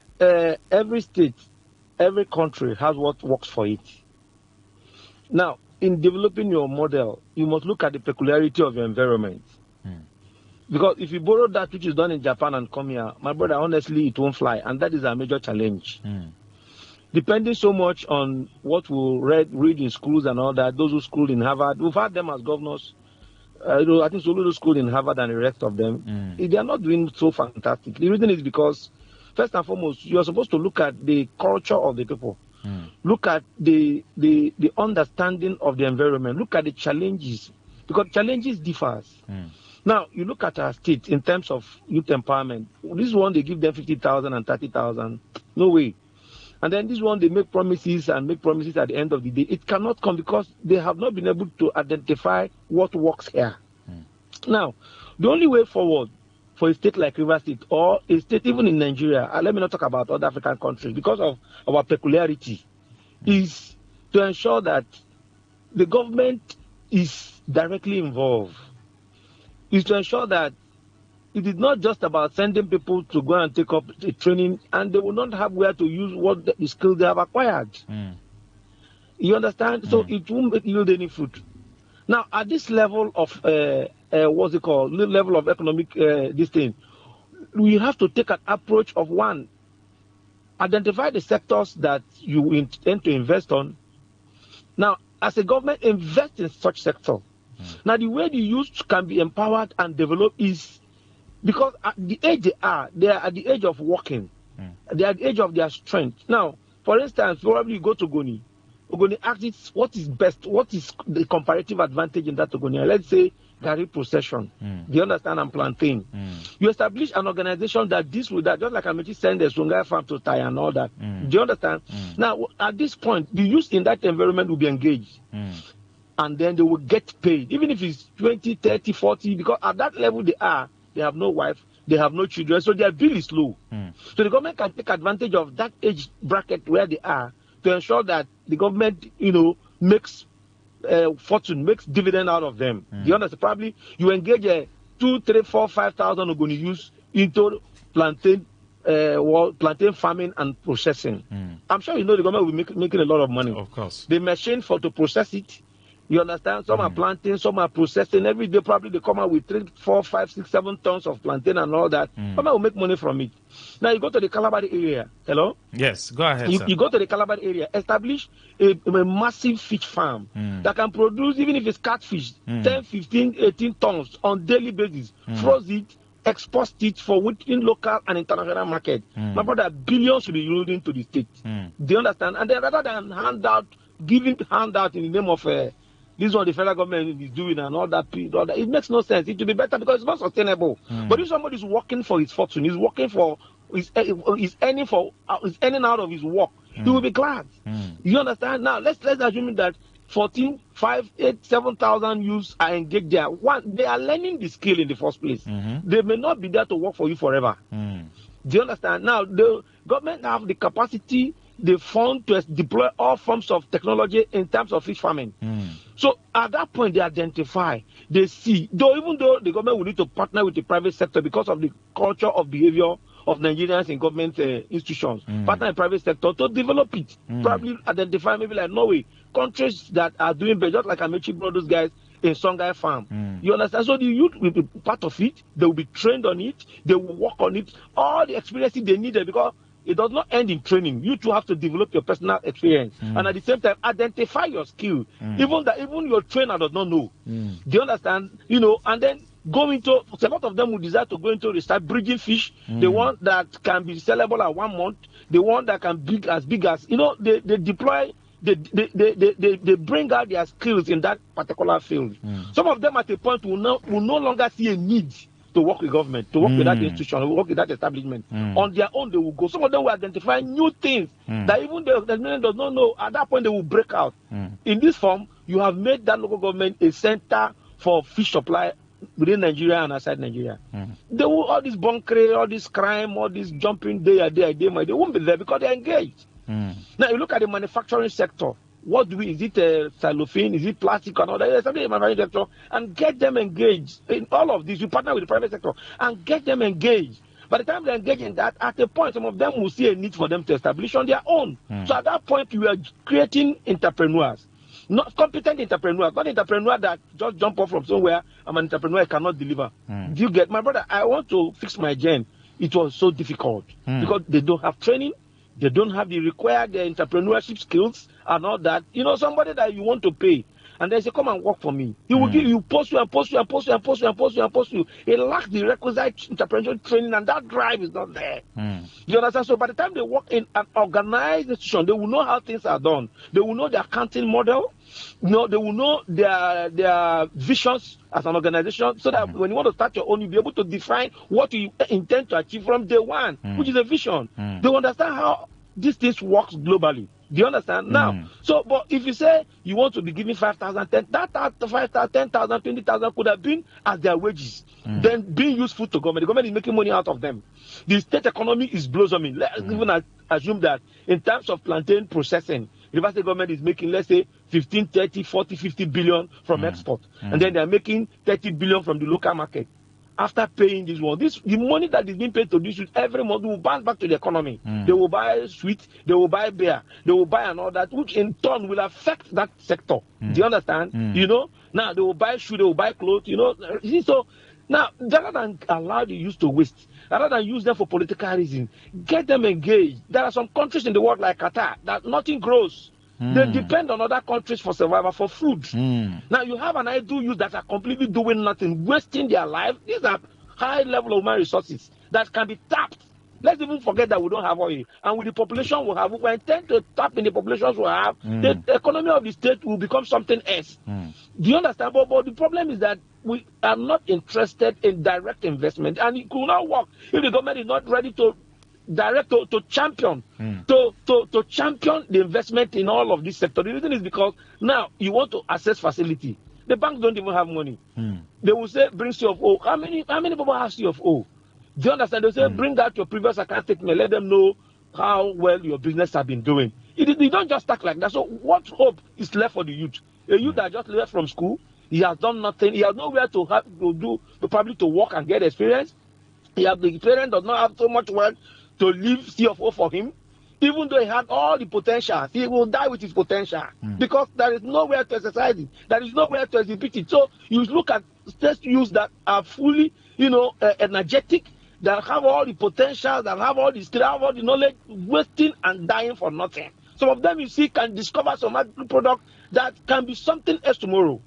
Day before I said I was in Abuja, a citizen of River State from Bonny showed me a sport that he has discovered. They call it wall tennis. I watched it, I see it, I was so impressed. You understand? Wall tennis. I was so impressed. And then the person he met, they want to take it to Nuga, from Nuga, they want to take it to Olympic. But he's looking for fun to push it. So these are to tell you that we have citizens who have used that are highly skillful. But the government is not interested in it, and it is so dangerous. Do you understand? Because we can't keep having. If you go to your community, look at some of your age mates. They've grown old. They're idle. They have no job. They have no income. Look at a young man of 45 years looking like he's a man of 60 or 70 years. It's not right. These are people that their youthful age has been destroyed. So the government should be deliberate in whatever they want to do. You understand? And then champion it. After all, we had a time that River State government went to France and brought Michelin. Is it not true? They brought Michelin. We had it in plastic. We even had a bank then. We had Nigerian distillers. We had West African glass. We had Reef Biscuit at Trasamade there. We had Pabot Breweries, Pabot Finance, Pabot Stores that River citizens worked and generate funds for the government. But we found ourselves in a situation where corruption had eaten and had brought us to this level. Now we are at the level of hunger and poverty. We have to research. We have to think outside the box. We must not rely on the allocation of government, because one day, even these multinationals that have been taken over by Nigerian citizens will be messed up. Corruption will destroy it. At that point, what do we do? So I think it is the right time for us to drive our economy. They are empowering the youth. Do you understand? Providing these institutions to function, institutions that can process, our foods for export, institutions that can invest in our energy. Do you understand? You can imagine a university with level of gas deposit we don't have light. It's not shameful. You have countries in Europe, they don't have gas. They have to lay pipe from Russia. Do you understand? Pay Russia, lay pipe from Russia, to their countries like Germany and the rest of them for them to generate energy. This one, we already have it in our doorstep. It's there in Onelga, it's there in Eleme. We have deposit of gas in Ubeta. Why not convert it to energy? It's a problem. Then that is one. Then you look at issues of manufacturing and industrialization, issues of fabrication. You can establish a fabrication outfit. Major one like nuclear fan was produced in Port Harcourt. When we had nuclear in Port Harcourt, fridge was produced there, fan was produced there, air conditioner was produced there, all in Trasamade there. You understand? It's a government establishment owned by River State government, then it was Rivers and Bayelsa. Okay, they were in one state, then owned by the state government. Our citizens were working there, Rivers indigenous were working there, earning a living, and then improving the GDP of the state, and then improving the economy of the state. These are state-owned investments. How comes at this point it looks as if that the leaders know nothing to do anymore when they had benefited in all this? You understand? So it was a direct investment by the state via partnership with multinationals. I think New Climb was partnership with Indians. Yes. You understand? Now, Mecheli was in partnership with France. This was done by our fathers who never had PhD, who weren't professors, but we were committed to the development of the state. We had a state-owned television, aren't we? We have a state-owned radio station, didn't we? We had all this in River State. You understand?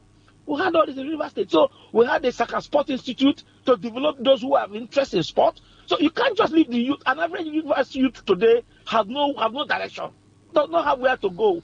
Okay, let's even assume you want to get a skill in agriculture. How do you develop it? Because you need funds. There is no provision for that. The skill is not there. The technology is not there. In terms of all sectors of economic development, we are at zero level. That's the issue. So, and in driving this, you must consider these not some of us that have aged. We are no longer interested in all that. But when we were young, we were filled with vision. We were filled with dreams. We were filled, we had the energy, we had the strength, we had the time. We spend time to think through, looking for where to burn our strength and energy. No way. So, but we can't continue this way. It is bad. So we must appeal to the government that we have youths that are, these are youths that the government can make billions out of them. The government can make trillions out of them. The government can make a fortune and then launch River State into the world that you are talking about, California. River State has a potential for more than $1 trillion GDP. We have it. Only our energy sector can tap on it. You understand? This is so, my brother, it's really so unfortunate. In fact, when I hear you say, talking about California, overtaking Japan, we have it here. The last time we had what's it called? Last time we had the business summit in Obiwale Cultural Center. Mogalo said it. He said some countries depend only on skills. Yes. The Indian is one of the highest exporter of labor all over the world. And there is nothing Indian export that you talk about tech, you find it there. You talk about manufacturing, you find it there. Whatever you find it there. So now if you say you want to train the youth, you want to upskill them, and then after training them, they have nowhere to exhibit it. They have nowhere to exercise. They have nowhere to develop the skill. Will it make any sense? It will not. So it's not about sending them to go and learn these skills and that skill. It is not about that. Where are the establishments? Well, listen, this Bonnie energy they are building, all those things were prefab. They are prefabricated somewhere where there's energy, where the government is committed. They only bring it there for installation. Do you understand? So because the skills are not there, you understand, and the government is not committed. These are things that a state-owned, probably an engineering firm would have done. Design it, fabricate it, install it, and it will start operational. It's not the rocket science, not at all. We have people that have the potentials. Some of the skills that our people have been able to manage to learn in oil and gas, other countries are picking them up. They are in Oman, they are in Saudi, and they are doing fantastically well. You understand? These are people who get opportunity to find themselves either in Halliburton, in all these companies, and they develop themselves. Some have even break out to establish their own firm, a lot of them. Establish their own energy firm that are doing job in Angola. A lot of Nigerian firms are in Angola. Nigerian-owned firms are in Angola. You understand? Some are doing job even in Dubai. Because they were privileged to be engaged at youthful age. They spend all their years learning those things and they have mastered in it. They can't continue to be a boy forever. They can't continue to work in a firm forever. And this is how economy blows up. Mr. Tago, you are in the industry, the energy industry. You do trainings. You have people who have learned skills. They are even they've been exported out of the country. And with all this, why do you think we are not looking in this direction? We are just basically, look at what floods the news these days about River State is politics, state of emergency, stakeholder meeting, that. And I'm getting worried with the fact that we are not hearing from these same leaders. We are not hearing manufacturing. We are not hearing skills. We are not hearing investment. Everything is politics, and what is funding this politics is allocation. That's all. Why are we not talking in the right direction? Look, Master, you see, I am as worried as you are. I am as concerned as you are. Life is about survival. You understand? There are things you must do for you need a shelter, just like I've always said. You need to feed, you need to foot your bills, medical bills and all that. So, having a state that is idle My brother, I cannot understand. What is the sense of governance? Governance is to provide means for the citizens, is it not? And how do you provide these means without going into production? How do you provide these means without creating an opportunity, without creating an investment that will attract funds local and international? Do you understand? You know, so it's so worrisome that everything they talk about, everything you hear, it is politics. So if you do not have the mental requirement, if you don't have the required intelligence to develop, to build a state, to provide good life, to provide suitable life for the citizens, why do you even aspire? Why do you present yourself in public office?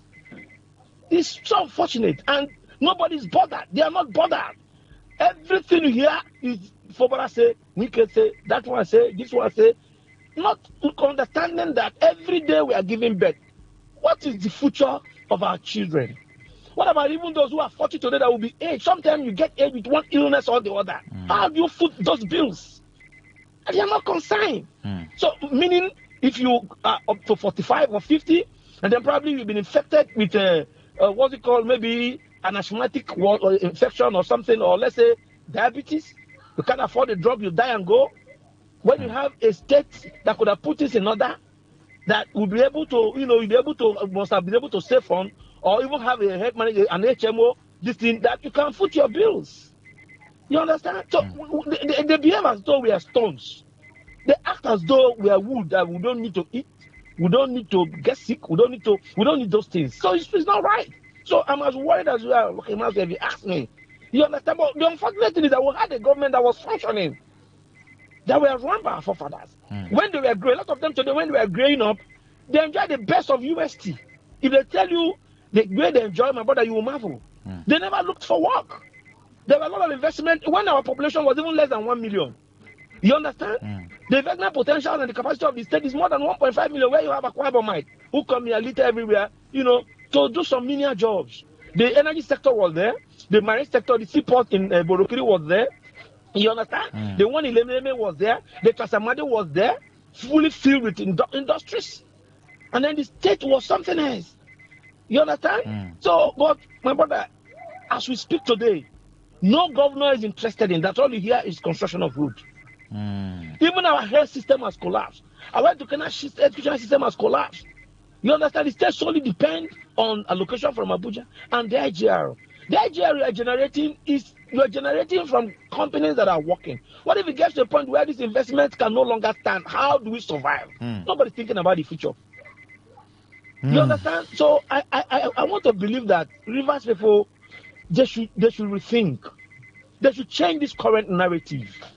We must hold our leaders accountable, not on the road that you constructed, but on the level. You can imagine a River State account for one of the states with the worst level of unemployment. Is it right? Having a man who has an income of 1 billion on a monthly basis and his children cannot feed, his wife cannot get clothing, his children cannot food their medical bill. Is it not abnormal?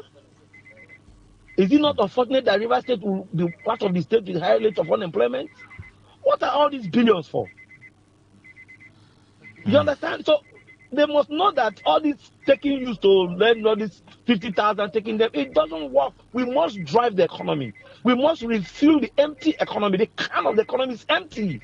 The vessel of the economy that was there before now is been completely empty. But imagine if you're in this town, sometimes if you go to Bongavilla, you would think you're in a foreign land because of the number of investors, because of the number of wide that you see there.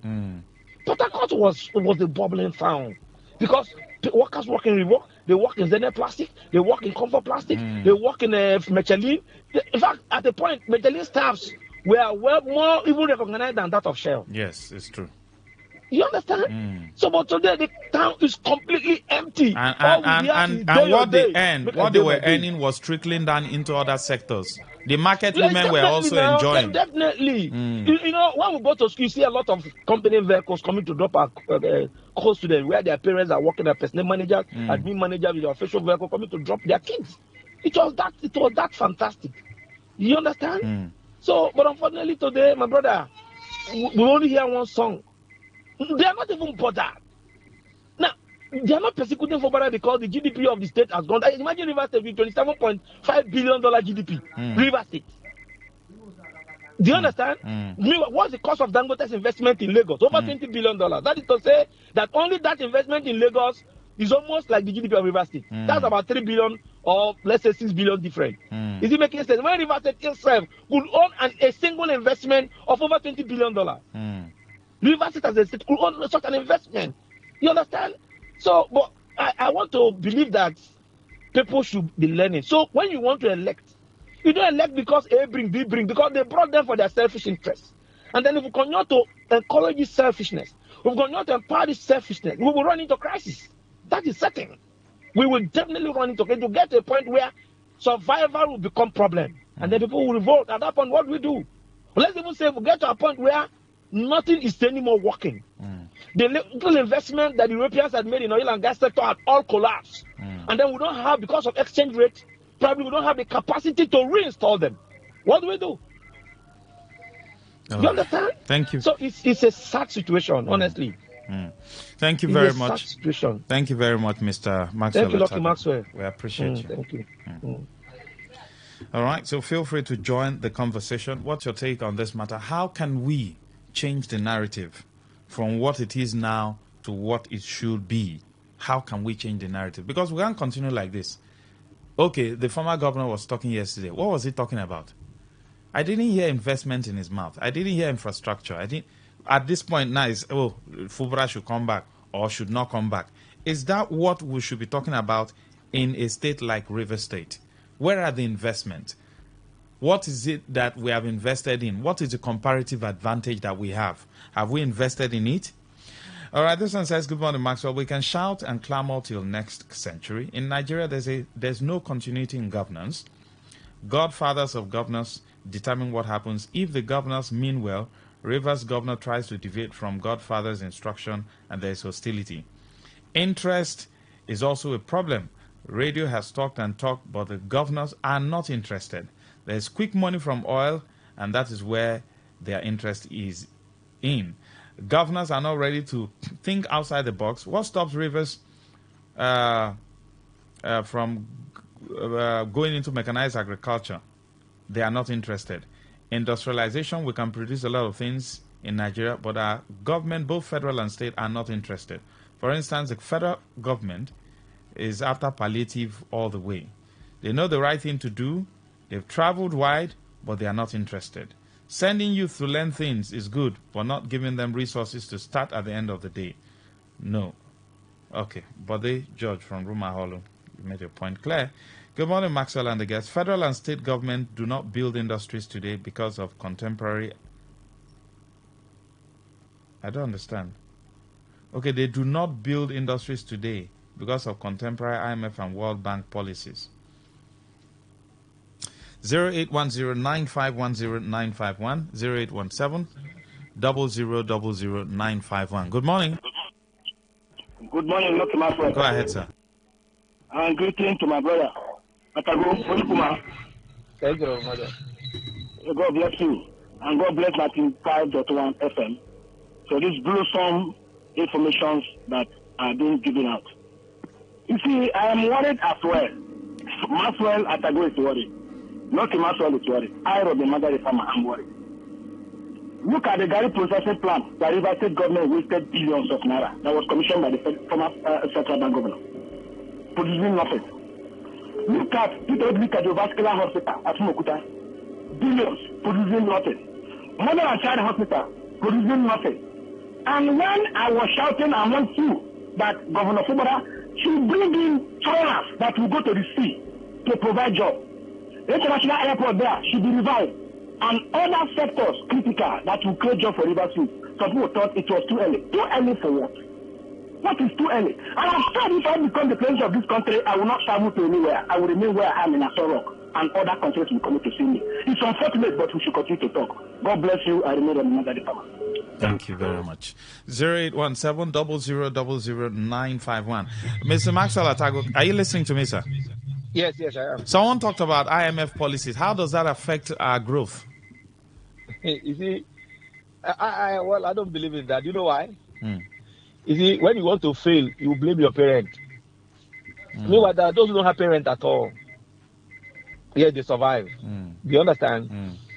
the IMF policy does not ask you not to come and invest. Investors are looking for opportunity all over the world. Do you understand? Investors are looking for opportunity all over the world. But we have not been able to define the peculiarity of our society. That's the problem. Now, you see, if you go to other advanced institutions like the ones you had in Harvard, they tell you all the government needs to do is to create an enabling environment. But they will not tell you that enabling environment, it is defined at your peculiarity. You understand that what is defined as an enabling environment in UK cannot be an enabling environment in Nigeria. The same thing in Italy and in Germany. They all have their peculiar natures. So, and this is where we got stuck. Do you understand? Now, that's why if you like bring somebody from Harvard, he will tell you the government provide road, the government provide water, the government provide. That is not our challenge right now. I've said it before. I said, let's even start to learn. You want to establish an industry. The day as a single individual, you come from wherever you want to come from, any country, and then you want to acquire land, as you put your money on land, in the next thing you will see 4 or 5 families, they will come there together. And then they will tell you, they will, before you know, they've gotten a court order, perpetual injunction, pending determination of the court. You understand? And then that is where it gets stuck. Now, you even want to patronize this one they call estate manager. They are not even genuine. You will pay, and at the end of the day, you cannot start anything. Now, you want to go into the banking sector. The banks, our interest rate is high, 34%. And then the tenor is short, 180 days. How do you survive on that? Meanwhile, you have this advanced country who give you at 3% interest like China, and then they give you for 15, 20 years. So how do you compare the two? So these are the challenges we have. So when you talk about enabling environment, these are the issues you have to address in the first place. That's why I said the government has to drive, because the government has the capacity to borrow. You don't borrow to go and share to people in the name of conditional cash transfer. You don't borrow to go and bury it on the road. You understand? Identify the critical stakeholders. Do you understand? Globally, in Japan, in China, identify who they are.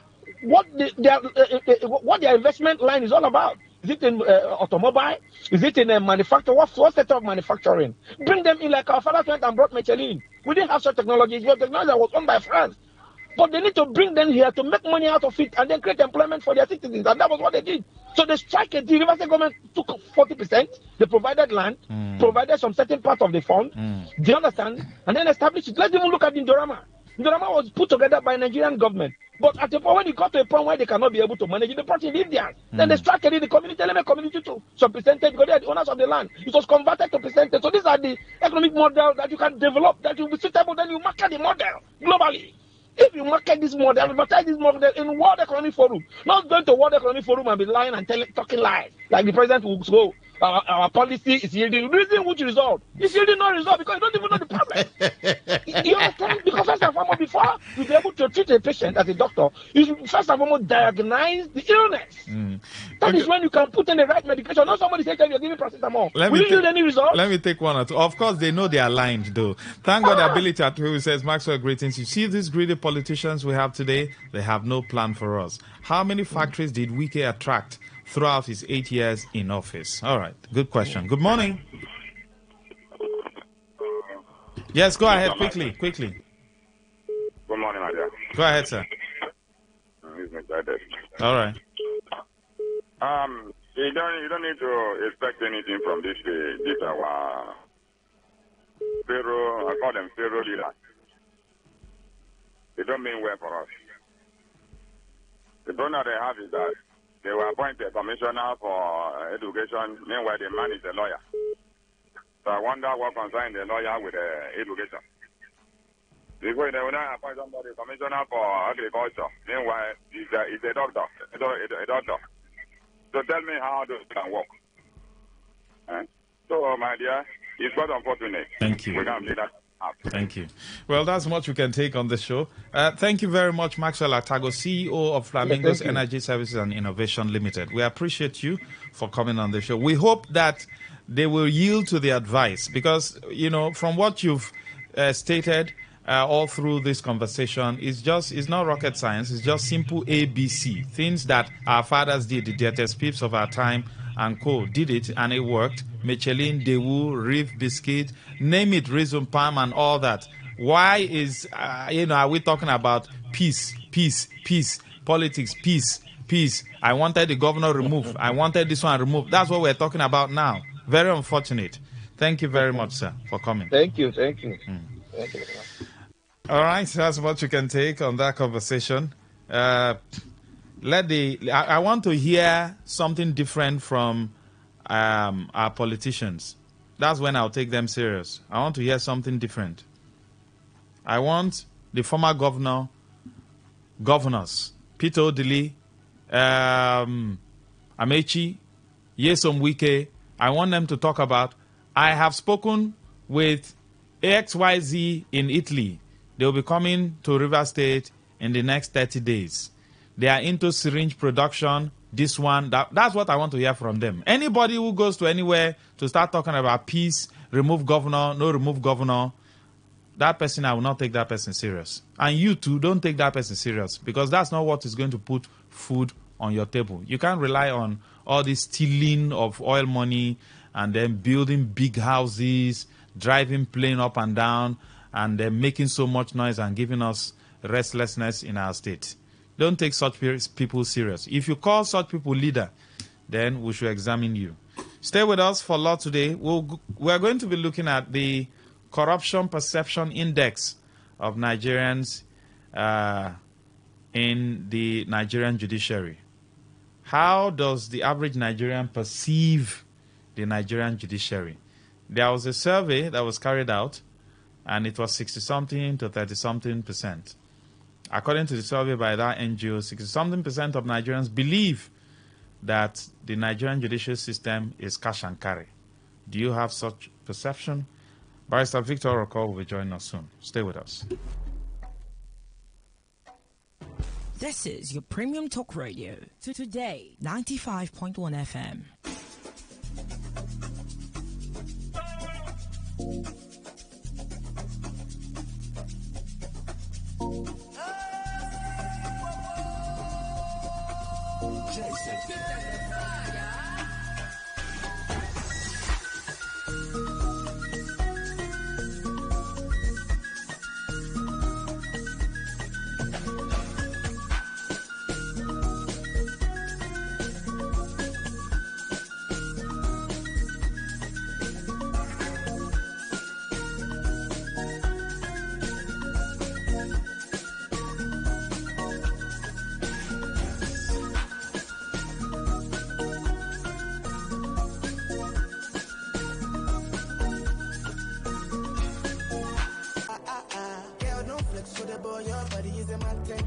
She wanna roll with the man, then when I drop, you know it's an anthem.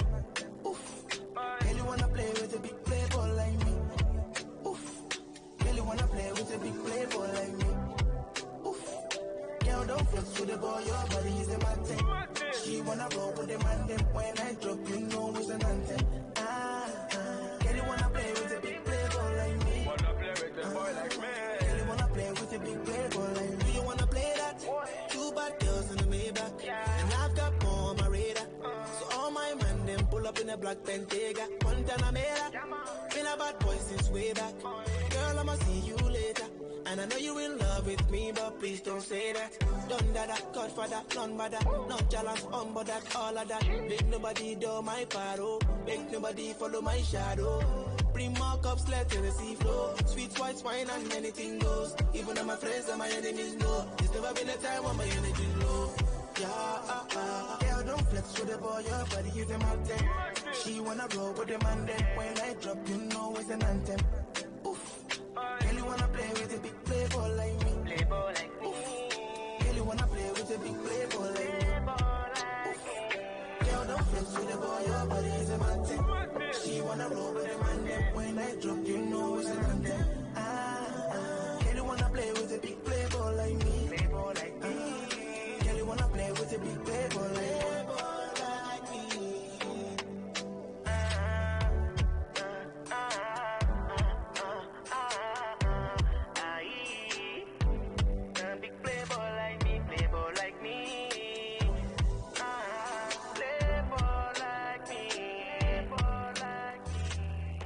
Okay, all right. All you need to know about this one is that 95.1 FM. Search for your next dial.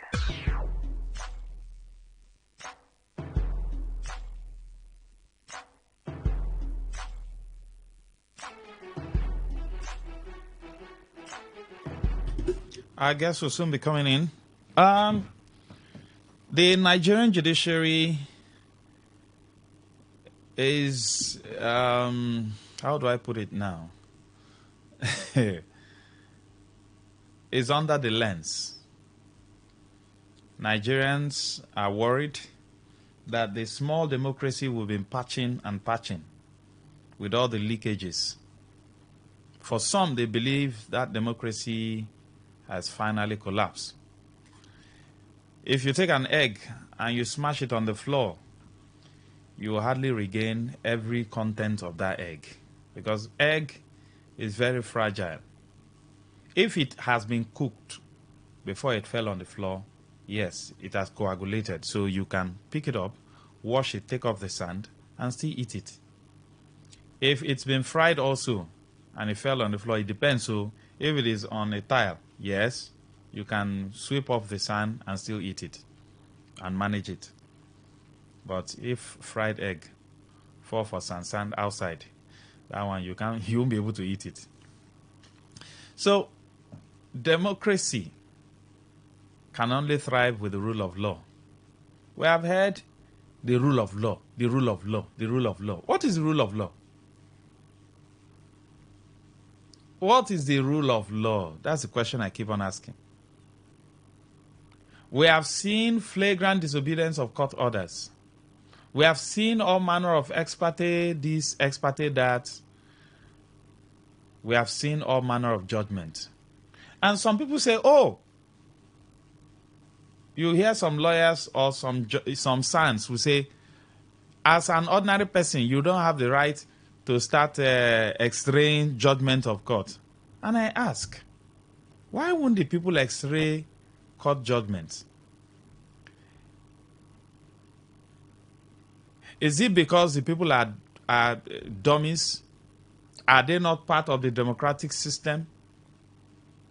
Some people have said if Ekweremadu was in Nigeria, he would have been walking free on the street of Nigeria. In fact, he would have contested for governorship and he must win. But he's presently in jail in the UK. What did he do? Did he kill anybody? No. The action, what he wanted to do to save his daughter, was he wrong? No.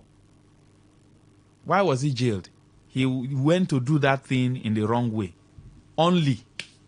And Ekweremadu is in jail. The wife has served her own jail term. She's back. Ekweremadu is still in jail. You now ask yourself, what's going on here? If it was in Nigeria, and guess what? Within a short period of time, they were able to conclude on that case. When it comes to Nigeria, they said somebody allegedly stole 80-something billion. And they said they were looking for him. And we saw him somewhere. Later on, they said he has appeared at the EFCC. He was smiling and waving his hand. Somebody who they labeled to have stolen something allegedly. And then the next thing, they granted him bail of 500 million. And he's walking freely now as we speak. Which governor has been jailed successfully that is still in jail now? The one Ojius Okalo did. Piam, piam, piam. You saw technicalities came in and then he's out. He's a senator now. Now, when I ask people, I said, when an antecedent repeats itself continually, do you expect people to say otherwise? Because people are watching and everybody cannot be wrong at the same time. Yes, there are times that, quite a number of people can be wrong. But can everybody be wrong at the same time? Can everybody be wrong at the same time? So I'm asking, a lot of people have accused the judiciary of being highly corrupt. Is it that everybody within the judicial system is corrupt? How would you rate, what is your corruption perception index if you would, do your own rating? Let's say over 10. If you say something is 9 over 10, positively, that means it's excellent. If you say something is 9 over 10, negatively, that means that thing done bad. Though. If you say it's 7, once you exceed 5, 6, 7, 8, negatively, that means that thing is completely gone. Because if you have 30 eggs in a crate and you have 20 of those eggs contaminated, that means they have the capacity to contaminate the other 10. Am I correct? But in a crate of egg, you have 3 that is contaminated. You can ignore it. Pick those 3, throw them away, and still move on with the 27. Even if you have 5 contaminated, you can still move on with 25. So the numbers here matter. In physics, in mathematics, there are numbers they call infinitesimal. You can ignore it. But there are numbers you can't ignore. In mathematics, in arithmetics, there are numbers they call infinitesimal. You can ignore them. But there are some you can't ignore. When you're doing your experiment, after you run your inference, everything, there are numbers you cannot ignore. But there are some you can ignore. And your value will still be valid. In physics, there are some things they call constant. You know, pi 22/7 is a constant. It doesn't change. So when you look at all these variables, for the judicial, the judicial system in Nigeria, how would you rate them? What is your own corruption perception index as regards the judiciary? Before our guests come into this conversation, 0810-9510-951 and 0817-0000-951. Please join the conversation. You can send in messages to 0701-933-9962. Good morning. Good morning, Lucky Maxwell. Go ahead, sir. It's very unfortunate. Lucky Maxwell, have you been to court to swear an affidavit? Not recently. Yes. The commissioner of oaths, last time, how much is written there? How much do you pay? What is written there is not what I paid. No. What are you saying? There are judges there. They put 5 naira, I think 5 cover, I don't know. Yes, and 10 naira also. How much do Nigerians pay? That is the most in the eyes of the justice system. Is that not something fundamentally wrong? I know we are discussing about the judiciary, but it cuts across. Let me give you a simple example how they agreed before they initiated this thing. In Nigerian police, when you get to the charge room, do you know if bail is free? Do you know there is anybody free? It's unfortunate. And the funny thing is that these same persons, because they enjoy immunity created and given to them by the political bourgeoisie, who buy them SUV and change SUV for them, who even build houses for them, before our glaring eyes, and Nigerians are clapping hands. Nigerian judiciary, I would say, if I'm arrested tomorrow for any act, if at all, it has never happened, but if it's going to be, I'll be taken to court. If I'm found guilty, I should be sent to jail. Nigerian judiciary is corrupt. I'm talking about Nigerian judiciary.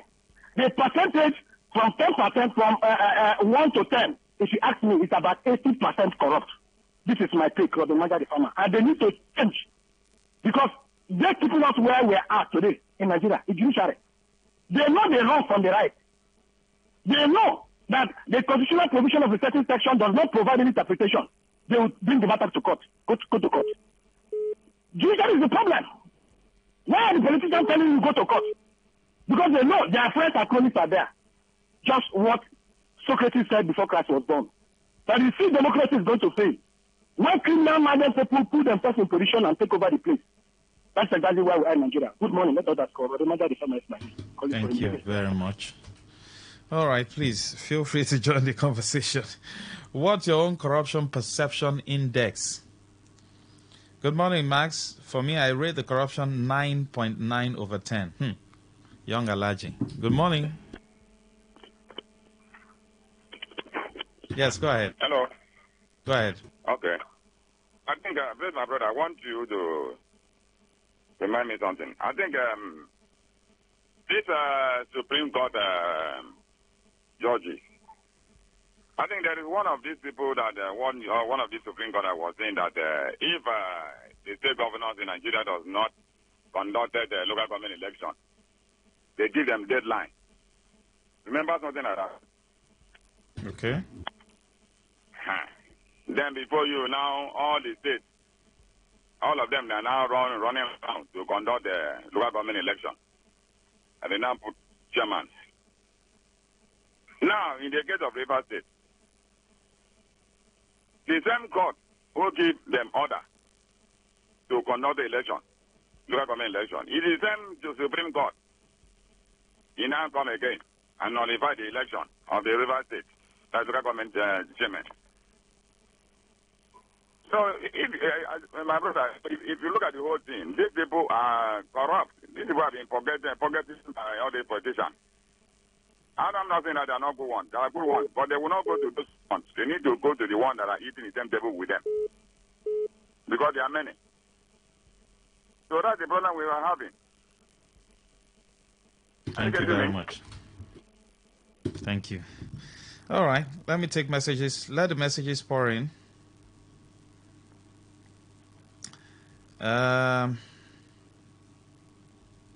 0810-9510-951. 0817-0000-951.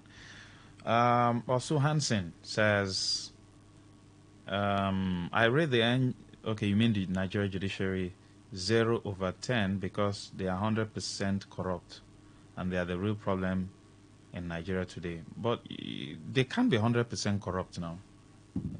You understand? Even when you talk about good, there's nothing like 100%, because no man can be perfect. So we still have good people. We still have good judges, isn't it? Yes, we do. Everybody cannot be the same. No, it's not possible. Good morning. Go ahead. Good morning. This is Akonichi, former EDAP from Rumomoy. Yes, please. You know, the rule of law is, I can define it on my own definition, and you also have your own definition, and each and every one over there have its own definition. But I see rule of law as a supreme power that controls humanity on earth. Because the Constitution of Nigeria, I believe that what Amechi said, that the president have for the Constitution of Nigeria. The rule of law is what's supposed to put the president and others in order. Because the people, we human beings, are made to misbehave and to behave like an animal. That is why the law is there to control humanity on earth. Now, the problem of judiciary in Nigeria, if I would say that we need to get some judiciary from other countries in U.S. to come to Nigeria to see how to take care of this, our politicians and other people that have been disobeying the Constitution of Nigeria. Because I find out that in Nigeria, there is no rule of law. Everyone, in the governor, the president, they are there to do their own bill, their own thing, which is not much to do. So, concerning the IMF, concerning their prophecy concerning Nigeria, and if you can see that we have all it takes in Nigeria. Thank you. We're not talking about IMF now. We're done with that conversation. We're looking at the judiciary, the Nigerian judiciary. What is your corruption perception index concerning the Nigerian judiciary? Do you think the judiciary is so corrupt that there's no hope? In which area? Is it as regards political cases, or in all cases, or just for just do your own analysis, and let's hear from you. Good morning. Ooh, we lost that call. Please, can you call back? 0817 0810 is the new bride. Okay, just use 0810. 0817, I don't know what's going on there. Use 0810. Good morning. Go ahead. Good morning. Nigeria judiciary are so longer of money. They need money to do the wrong thing. That's why our former governor, being Nyesom Wike, need money because he knew that I don't he want can any buy form of a cheap accusation inside. now. Please. I don't want any form of accusation. Let's take this short break. We'll be right back. What's a successful business without sales? And what is sales without an audience? Well, do you know that you can reach 8 million listeners across 6 states in 2 geopolitical zones all at once? How? With Today 95.1 FM, you can get millions of people to know about your business. And what does that mean to you? More sales. Call 081 389 2850 now for more information.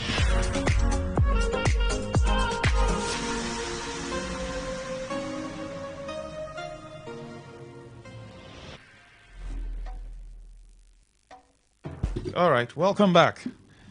Let's get your thoughts on this particular discourse. In my opinion, the Nigerian judiciary, please put your message properly, is absolutely and crazily corrupt without shame. In fact, I dislike lawyers now. I almost beat up one yesterday. They are doing very bad. Yeah. You will need a lawyer. You don't know. They can't be all bad. They are still good lawyers. And so you need them. Good morning. Good morning, Margaret. Yes, Obed. Thank you very much, Margaret. Margaret, the corruption index, especially for me, is over 50%, but it's not 100%. Because if you look at the happening, especially in the country right now, you understand that the judiciary have been pocketed by executive, allegedly. You understand? That is why a politician can rig election and tell you to go to court because he knows that he's going to find his way around and get victory. You understand? After, in Ghana, I don't know if I've said this before, there's a particular office that the president is afraid of in Ghana. The Ghanaian president is afraid of a particular office. I can't remember right now. Why? Because of the integrity of the person occupying the office. So I believe that if we have men of integrity, people who cannot compromise, you understand, their stance on the practice, what they have practiced as a judicial officer, as a judge, if we have them, you won't hear any politician who will rig the election and tell you go to court. Because you know that you won't find his way around.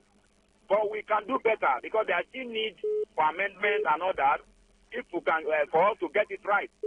You understand? By giving that judgment, not every judgment you base it on technicality. Judgment has to be, demystified to the understanding of the layman. But here nowadays, what we hear, technicality here and there. Thank you. Thank you very much for your time. But let's take a look at something. I've heard people say, okay, we should have credible people as judges. Am I correct?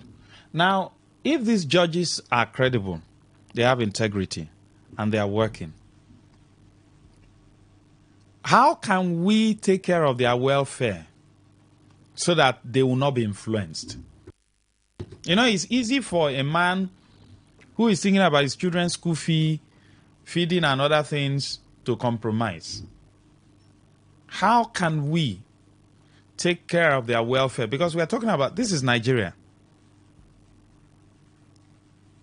If the man is not receiving something tangible and he sees someone giving him 1 billion, 2 billion, and he reasons it, this one will go far, don't you think the man would pick it, take it, and then, turn justice upside down?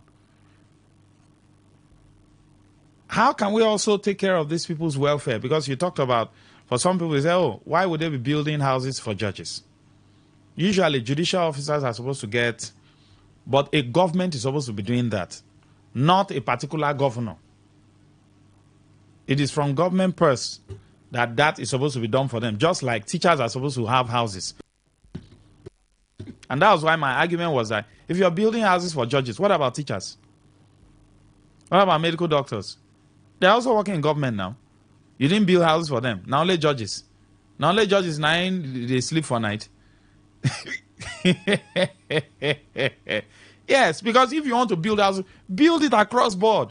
Build for teachers, build for medical doctors, build for civil servants, local government workers. And then we will know that, yes, not that you build gigantic houses for judges only, buy cars for them, give them good money. Then you say, no, that's not how they do it. It must go across board.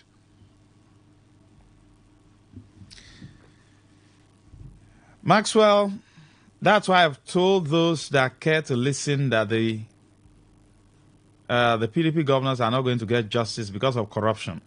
For an Attorney General of the Federation and the Nation's Assembly to come out and say that the issue of the state of emergency in River State is in court, nothing good will come out of that case technically.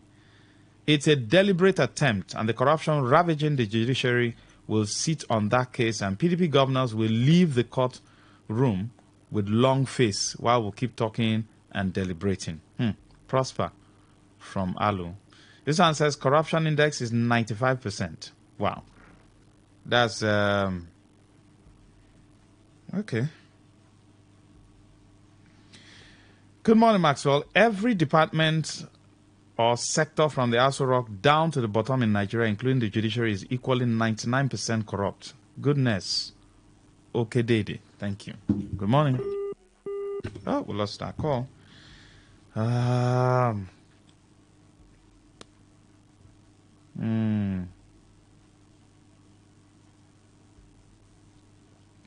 Please keep the calls coming in. 0810 9510 951. Maxwell, greetings. It will be difficult to curb the bribery and corruption in our judiciary. Some of these charge and bail lawyers are contributing to the corruption going on in the judiciary. 2, many politicians have hijacked the judiciary to their bedroom. The corruption in the judiciary is 85%. Thank God ability at able. You know, I was scared when Senator Bolkachua said what he said in the Senate chamber in the 9th Assembly. He said it openly. In fact, I'll try and get that video. He said it openly.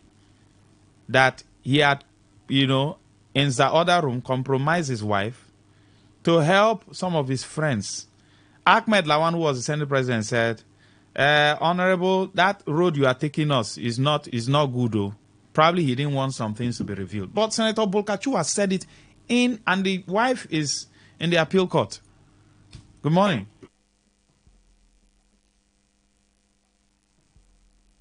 Good morning.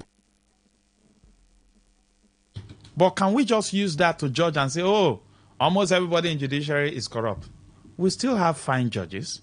We still have judges who knows their job, not just knows their job, they do what is right in line with the laws of the land. In line with the laws of the land. However, what is the extent of, if you say they are corrupt, what is the extent? What is the extent? Let me see if I can play this. Particularly my wife, whose freedom and independence I encroached upon while she was in office. And she has been very tolerant and accepted my encroachment and extended her help to my colleagues. Distinguished, please, I don't think this is a good idea, go in this direction. It's not a good idea. It's not a good idea, please.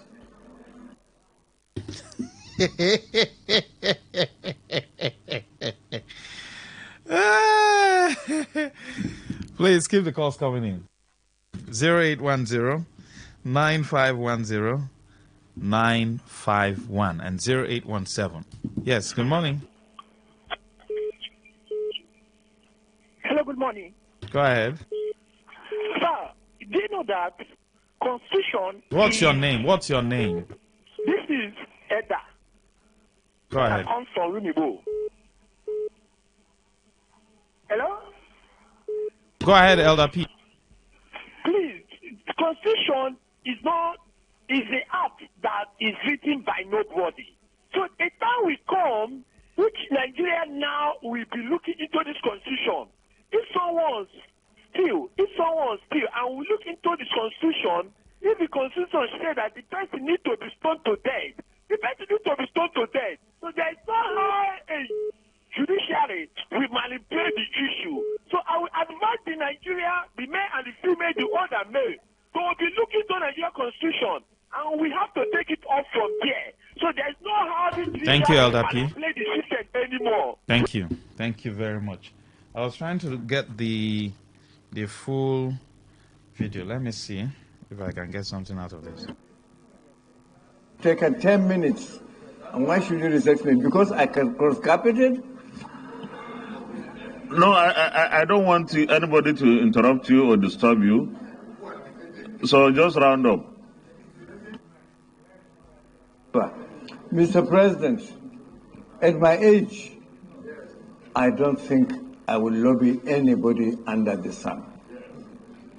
I would do the right thing, and I always do the right thing, and sincerely and honestly too. So, I know, I look at faces in this chamber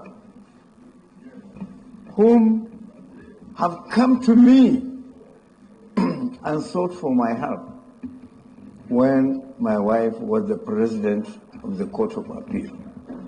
And I'm sure the Single Senator Adam Ahmed Bulkacho, I think I will advise that you just round up and take your seat. Name any names. We know ourselves. No, but this kind of insinuation will mean that there was favor, there was this, and the rest of it. I don't think it's a good idea.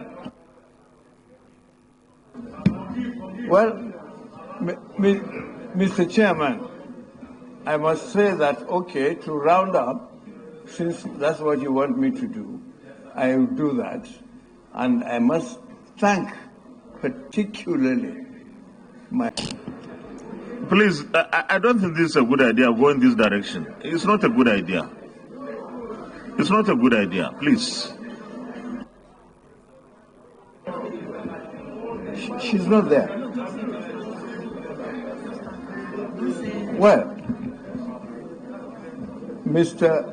President, I will say thank you and I will sit down. Thank you. But he has already said it now. Whose independence he encroached upon. You know, you can, in the other room, when you're in the middle of something, you can tell your wife what to do. Your wife can also tell you what to do. That's what the man said. It's not me. He said it. Yes, good morning. Yeah, Mark. Mr. Zion, good Go ahead, morning sir. to you. I wonder why Senator Tinubu have not yet encroached to tell the husband that Nigerians are suffering. No, that one is not. It will not. It does not concern her now. It will not affect her in any way. Wonderful. You know, this insight of Bokashua you reminded us about, these are the lines that make this country a very dangerous environment. You see us that are still living our life in this country now. They're supposed to give us certificates.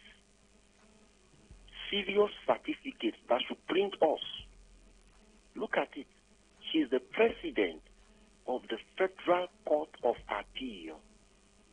Her husband can tell her, favor this person, don't favor this person. Imagine innocent people that have been sent to jail. Imagine innocent people, their rights have been infringed upon because of this. Is just the reported case, which we heard the testament to. What about the unreported ones? The ones that even their girlfriends are the president in one appeal or another appeal, in one office or no office. Imagine the kind of country we found ourselves. No wonder what you see around us today are mediocres in our corridors of power. I heard your conversation the last few hours, and I said, look, Maxwell does not even know that the problem is these people are not even educated enough to be there. Why should we be struggling to develop this nation when we have all the money, the billions and the trillions? As for the judiciary, my brother, for now, it's an environment you cannot dare. Before, I think, the advent of this sole administrator in River State, the same Attorney General of the Federation said something, that in River State they are burning properties, people are dying on a national television. The first thing I did is to go and check where the man came from. And I said, indeed, it's unfortunate. For now, the country has been hijacked until we tell ourselves the truth. But I want to thank and appreciate all those all the lawyers, the barristers, the judges who have not stained their hand yet. Please don't stain your hand. Don't accept those gifts. Even the ones they give in Abuja, I heard some of them rejected them. Some judges rejected them. Sorry, we don't want. Thank you very much. We are okay. We need more of such judges so that for once the right thing can be done. But don't just say you don't want it, but speak when you see the evil. Don't keep quiet. Because if you keep quiet thinking your hand will not be stained, you are not doing all the right thing. Yes, your hands are not stained. You also speak and take action to protect this country. Mr. Zion from Port Harcourt. Thank you very much. The Attorney General of the Federation in the person of Fagbemi has become APC attorney instead of standing for the country's judicial well-being. So the corruption starts from the head and triggers down to the tail. So, therefore, the corruption starts from the head. They will keep shouting, obey the rule of law, but they are not obeying the same rule of law. Prosper from Alu. Now, I heard, what's his name now? The Labour Party man, what's his name? Say he still remains, even after the Supreme Court verdict. And I'm worried. I say, they are now disobeying Supreme Court order.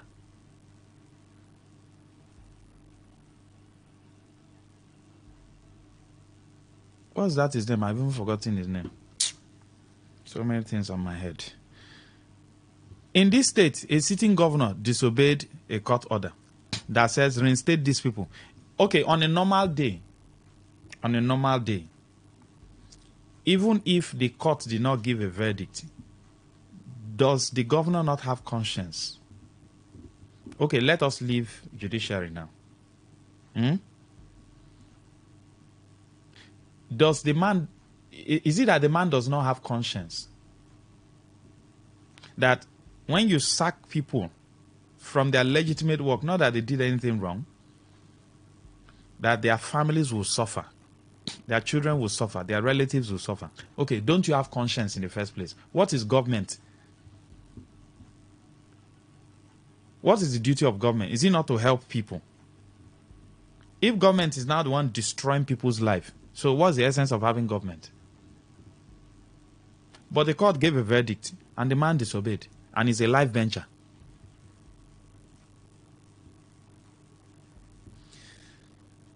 Chisom says that corruption index is economical with the truth. It is supposed to be 99%.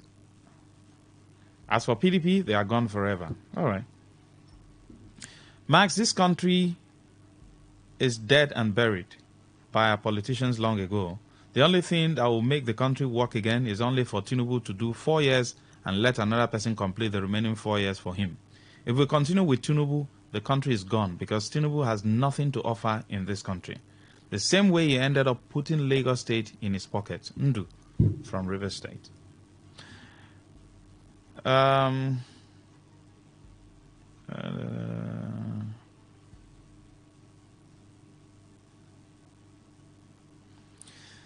The audio you played is an indication that most of these our politicians are not that smart as we envisage them to be.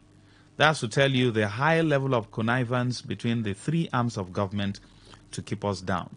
The problem is just that they have used poverty as a tool to perpetrate their intellectual rubbish. Kalu, thank you. Hi, Max. I'm bitterly angry when I hear that name judiciary because as far as I'm concerned, that institution called judiciary is completely dead in Nigeria. You can imagine when you were, when you hear judgment, a judge called black today, tomorrow another judge will call it white. And you tell me that institution is not dead? Judiciary is dead in Nigeria. I rate them 0/100. Eric? Yes, Julius Abure says he still remains the... Thank you, sir, for sending me that name. He still remains... I only remember people who do good things these days now. That's the people I remember their name. Anybody who is doing nya, I might somehow forget his name. Julius Abure says, Supreme Court gave... You know, I and Matt were having a conversation the other day. When I was growing up, I didn't know that I only heard that there's Supreme Court. I have never heard any of their names.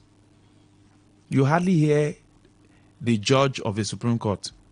They are, even if you live around an environment where you have a judge, even the judge of a federal high court, you hardly see the man. Lie. They move with tinted glass. For you to see a judge, where you want to see Anna is like seeing a masquerade. No, you don't see a judge like that. These days, their faces are on the pages of newspaper. Everywhere. You hardly see a judge. See a judge for where now? It's just like then, seeing a reverend. Except when you get to church. You hardly see them anywhere, a party or where, for where. No, you hardly. You hardly see them. They were highly revered, like the traditional rulers in those days. So you hardly see a judge. If you live close to him, you hardly see him. Except you are the very good friend to his son. Probably you visit their house once in a while. That's when you see him. And he hardly, you just, yes, greet you and then go inside. You think he will now sit with you and be gisting? No, now. What do you want here? God's will from Alu says, what will happen if the wives of relatives of governors and politicians barred from becoming judges until they leave office 2 years after? Maxwell, they don't want the old man to expose them. You heard what the old man said. We know ourselves. Plenty people no go make heaven, I swear. Thank God ability to. That's what the man says. He says we know ourselves. How he has encroached on the independence of his wife when she was in office as the president of the Court of Appeal. How faces in that Senate chamber will come to him for help. So when he goes to the other room, he will speak to his wife. And he said in capital letter that the wife has been very tolerant. So in other words, there are some things she did that she didn't like. But because now my husband talk him, let me help this his friend. So of course, you know now, cases will be allocated to whoever and instructions will be given. That's what the man was implying. And Ahmed Lawan was shutting him down. That direction you are taking us is not a nice one. I wonder why he was shutting him down if their conscience was clear. Good morning. Good morning, my brother. Welcome, sir. Yeah, Mr. Kure is my name. Yes, please. My brother, you can see the video you played. From 1999 to date, the indigents of Nigeria, they have been suffering in the hands of the politicians. How many people that they have killed innocently, just like what the last speaker said. But the truth is that, what are the Oputas? When Oputa was alive, when he stayed in a stage and was agitating a matter that concerned the whole Nigeria, and everybody was looking at the screen, and I saw the man talking as a man. today where those people are in. But the truth is that what you are doing, so whether you're a judge, you are not God, but the message comes to you that you must do the right thing. And if you are doing the wrong thing, one day you will live and regret the action you took. The poor man that you handle case of a case of stealing, he charged to robbery. Instead of you to say this case is for robbery, you will allow them to go and sell land because of their self-interest. But I know Nigeria, what they will take. In the land of the chamber, the red chamber, my brother, I will not tell a lie. Today, as we start today, do you see any red chamber in River State here? Thank you, sir.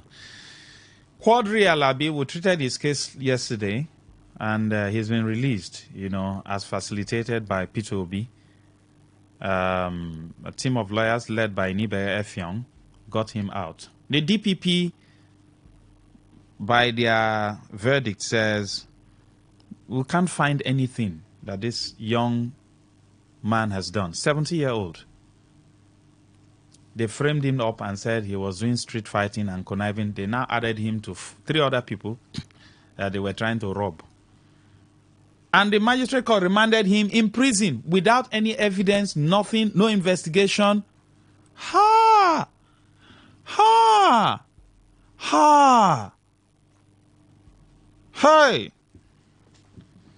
It is well.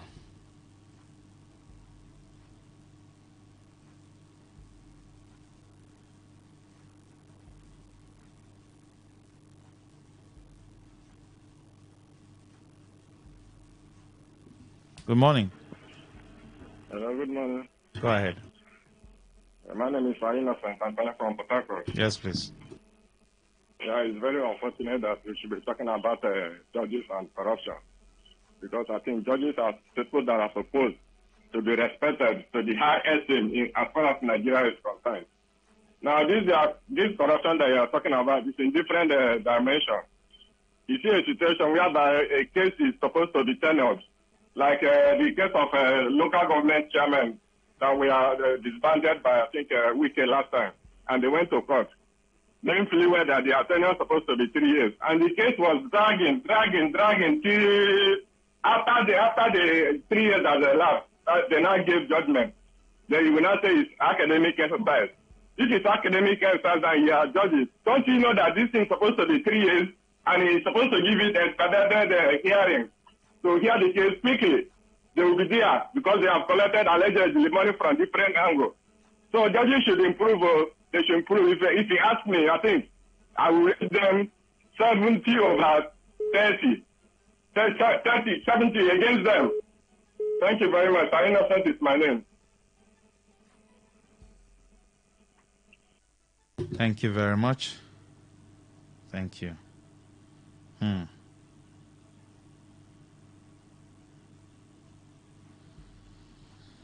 All right. Let's take more messages.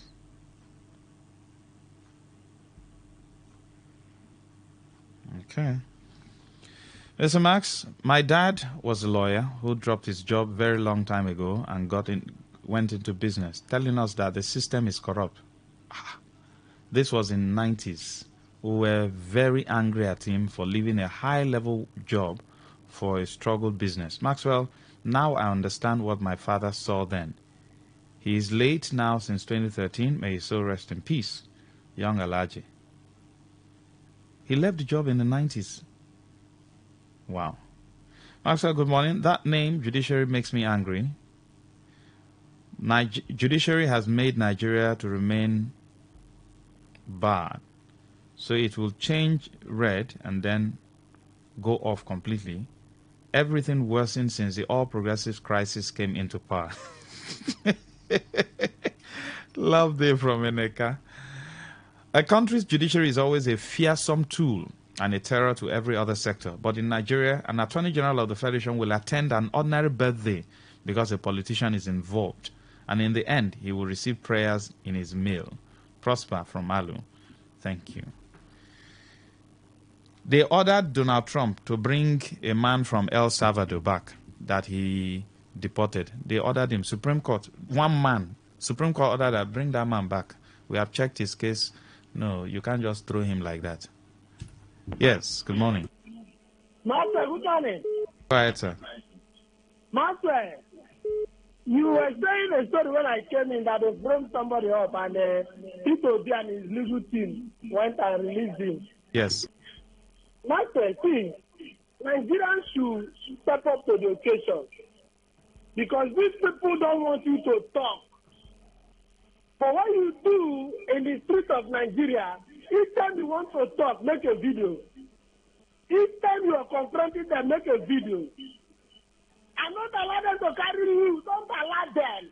I could remember in 2020, I think 2022, when I was making a call, calling you on radio, some policemen stopped me that I'm on with drug in the afternoon by 2 o'clock. Could you remember? Yes.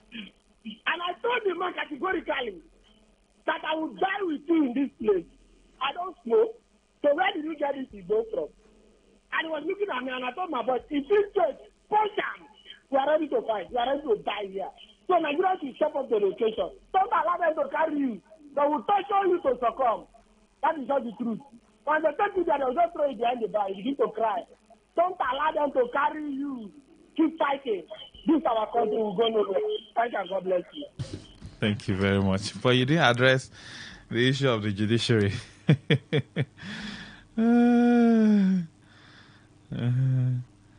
Yes, good morning. Hi. Go ahead. Hello, good afternoon. Good morning. Good morning, sir. Go ahead.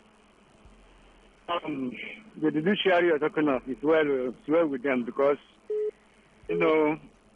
money have turned their, judgment to something else. If Tinubu's wife is the president, so meaning that she is the one behind everything.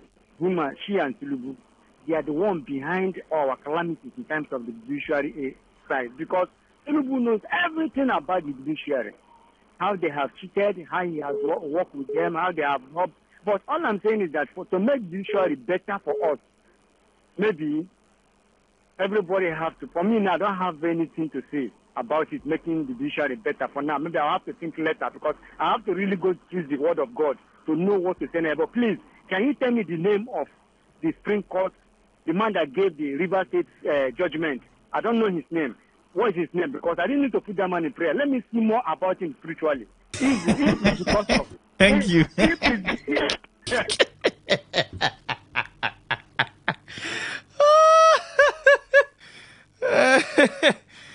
Chai!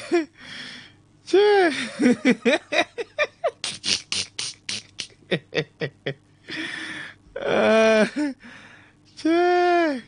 What do you want to do with his name spiritually? Good morning. Good morning. Yes, sir, go ahead. Okay.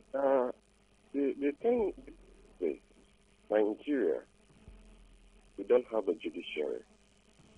So, if I'm to say, let me rate. No, we have judiciary. I don't think we have. We are just pretending to have, but we don't have. Okay, just take a case study on this Quadri case that you just mentioned now. We are talking of judges. Magistrates are even the worst.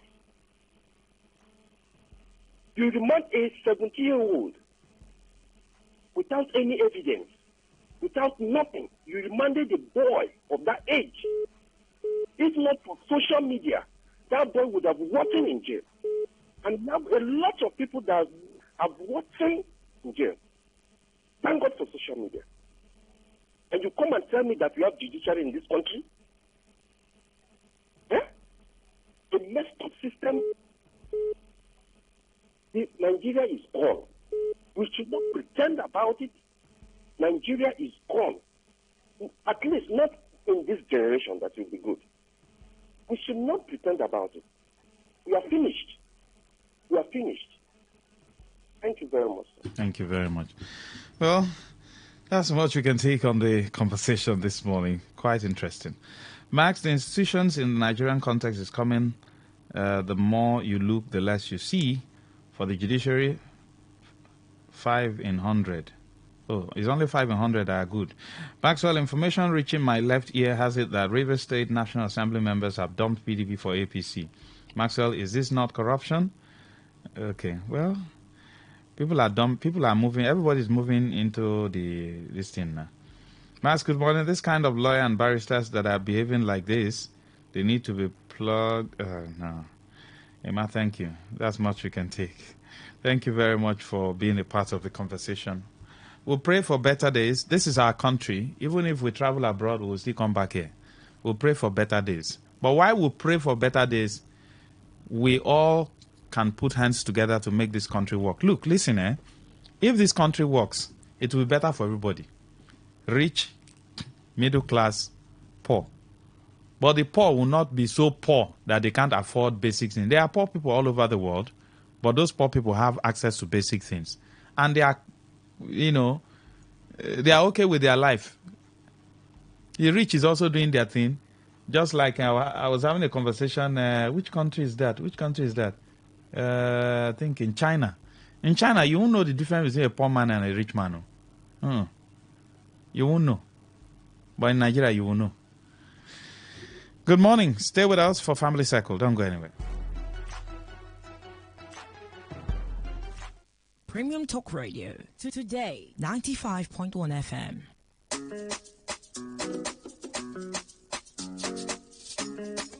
Straight from the lab of Dr. Roy. My baby, tomato, my sweetie, potato, my smoothie, pineapple, together, forever. Summer, when you hear summer, you know what this is. No need for an introduction. Summer, summer, summer, summer, summer, summer.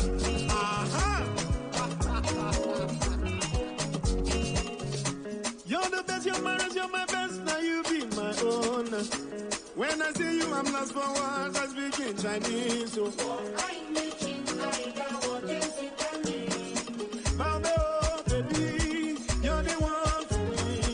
Oh, baby, what you die, I need you. I'm the one so lucky to have found you, my dear baby. So take my hand and walk with me, cause you're my wife, my baby boo. Thank God he brought you, never would have found you. You're beautiful, doesn't describe the way you are. You're so reading through and through. Baby girl, you're my star. Hey, hey, hey, hey. You're my smoothie, you're my boo. Ding, la, la, tea. And I love you till the end. Oh, yeah. Oh, yeah, baby. Ah, you're my baby. You're my sugar. You're my lover. Be together forever. You're my baby. You're my sugar. You're my lover. Be together forever. Ah, my baby. Tomato. My sweetie. Potato. My smoothie. Pineapple. Together forever. You're my heart, you're my own, you're my love, my milky baby. When I see you, I'm lost for words, I speak in Chinese. So. Oh, baby, you're the one for me.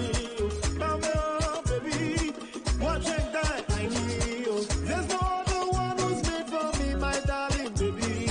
I love you, love you, love you, love you, love you, my baby boo. Thank God he brought you, never would have found you.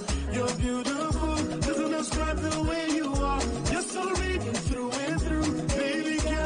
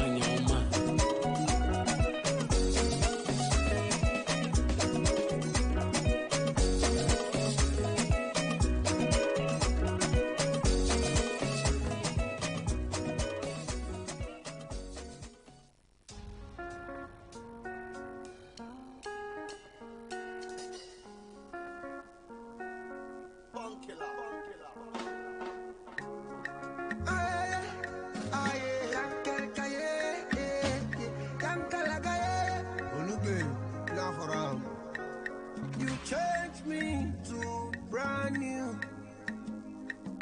You show me love that I never knew. Oh, my morning dew.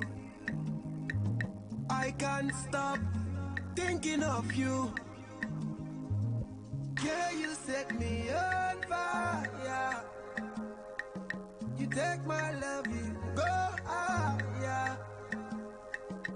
You alone need desire.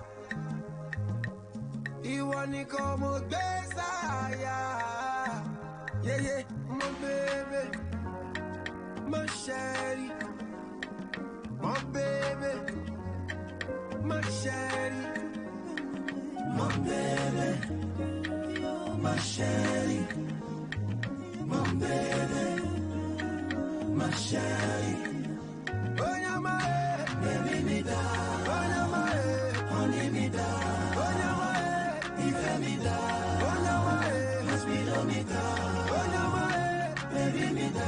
Oh, yeah, my honey, me da.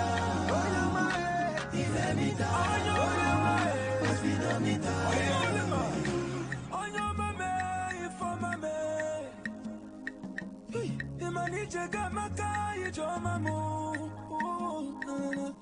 I can't deny you're my baby boo for life. Yeah, some petty angel of my life.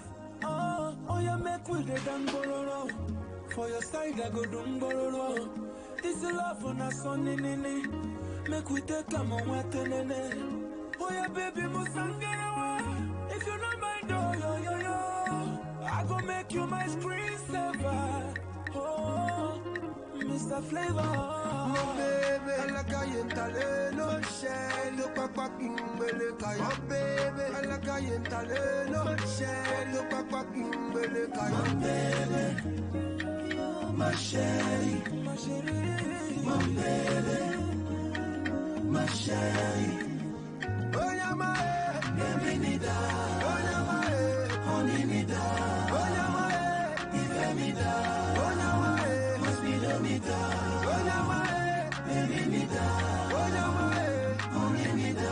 Oh, yeah, my if me da. Oh, yeah, my hospital, me da. My baby, my lover, my tornado. Yeah, my baby, my lover, my tornado. My baby, my lover, my tornado. My baby, my lover, my tornado. What's up?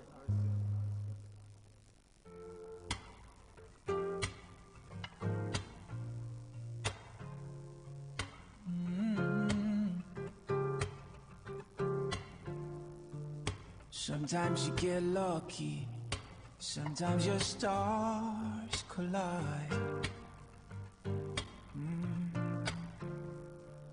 Put me back on the right track, babe, just in time. I never knew a love like this, no, could ever exist, no. That's when you know. Yeah. Sweet, sweet, sweet as a mother's love.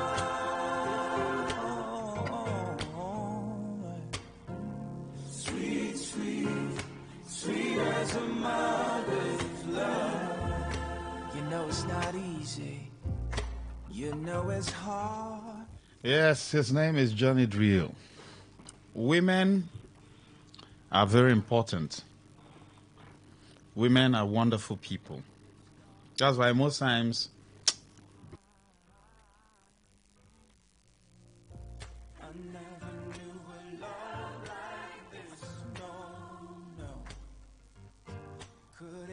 so women are very important. They also have a major role to play in the stability of the family. Go through the Bible, you will never see anywhere that's for those who are Christians where they talked about a virtuous man is a virtuous woman. There is no virtuous man in the Bible. Am I correct? There's nothing like a wise man builds his home. It's a woman.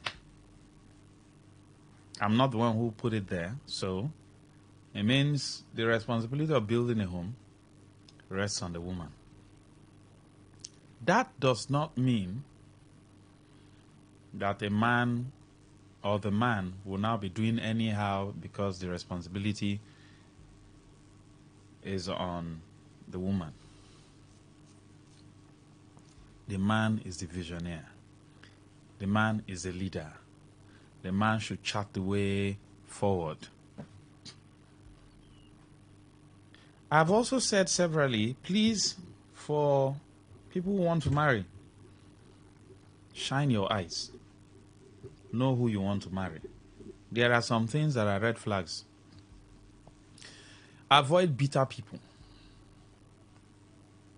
There are people who believe that men has come. There are those who believe that women are... Which name now do they use for women?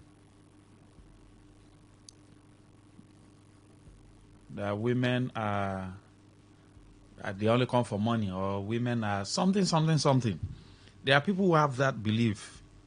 You will have difficulty trying to convince those people. Those people need to come out of their shell. They need a lot of counseling. Maybe they've had encounters before. If you meet someone who has been hurt before, a woman who has been hurt before by a man, or by some few men, by, some men, there's nothing you want to tell her in this world. She'll tell you, men has come. Or you meet a guy that has been jilted by some ladies. He will tell you, anytime he sees a woman, he says, this one is after my money. When he sees her, he says, this one, na money they find. This one, there's nothing you want to tell him. It's a mindset. So when you meet such people, just ensure that they are out of their present position. That's why I told Abraham, leave your father's house. Because there's a mindset. Your father served idol. So for me to deal with you, you can't understand me if you have not left that way and pattern of life. Understanding matters. That's why when you are even learning any course, they take you through the basics, the foundation, for you to have a grasp, for you to have an understanding of what that course is all about. Because by the time they go into deeper things, you might not follow if you just jumped into it. If you want to change, you did a first degree in a certain area, and you want to move into another area, you need to do PGD, brush up, because you want to change into another course. Am I correct? So that's how it is. So when you meet such people, be very careful. You must do a lot of work to move them out of the position where they were into a position that they will now understand you,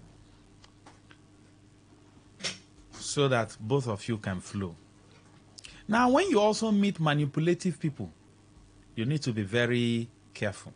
There are people who are very manipulative. If you meet such people and you marry them, they will manipulate every sector of your life. And there are people who have some characters, some attitudes, and they are not willing to change. You can't change anybody. Only God can change. And God can only change when the person wants to change. There must be this willingness on the part of the person that I want to change. I want to, come out of where I am to be a better person. There are people who will just tell you, if you can't take me the way I am, auntie, I'm not going to take you the way you are. Change. Brother, I will not take you the way you are. I cannot continue to tolerate that your nonsense. Because who will have the threshold to be tolerating there are people who, when they offend you, they come, they tell you sorry. They will offend you again, they come, they tell you sorry. Why would you be offending me all the time and then you be saying sorry? Why should I tolerate you? I can't, yes, we can tolerate you for a while, but it can't be for too long. It's only God that can tolerate you for that long. In fact, it will get to a point that even God said go verse for you. Yeah. Because God believes that you should grow up. But there are people who believe that everybody should tolerate them. No. Ladies and gentlemen, it does not work like that. We cannot tolerate you all the time. You should also adjust to accommodate us. That's right. I should also adjust to accommodate this person. That's how life is. You cannot say, here I am, here I will remain for the rest of my life. Auntie, brother, you will stay on your own. So if you are like that, please don't marry. Because marriage is all about compromise. Yeah. If you feel, I can't cook for my husband, and then you are meeting guys that likes good food, please don't marry, because it will bring problem. Yeah. That's the truth. See, let's not sugarcoat this thing. Don't go into because you want to answer Mrs. or you want to say, I have a wife. If you're the type that does not like your bed stained or your bed, rumpled, because when children come, they will ruffle it. Please stay on your own.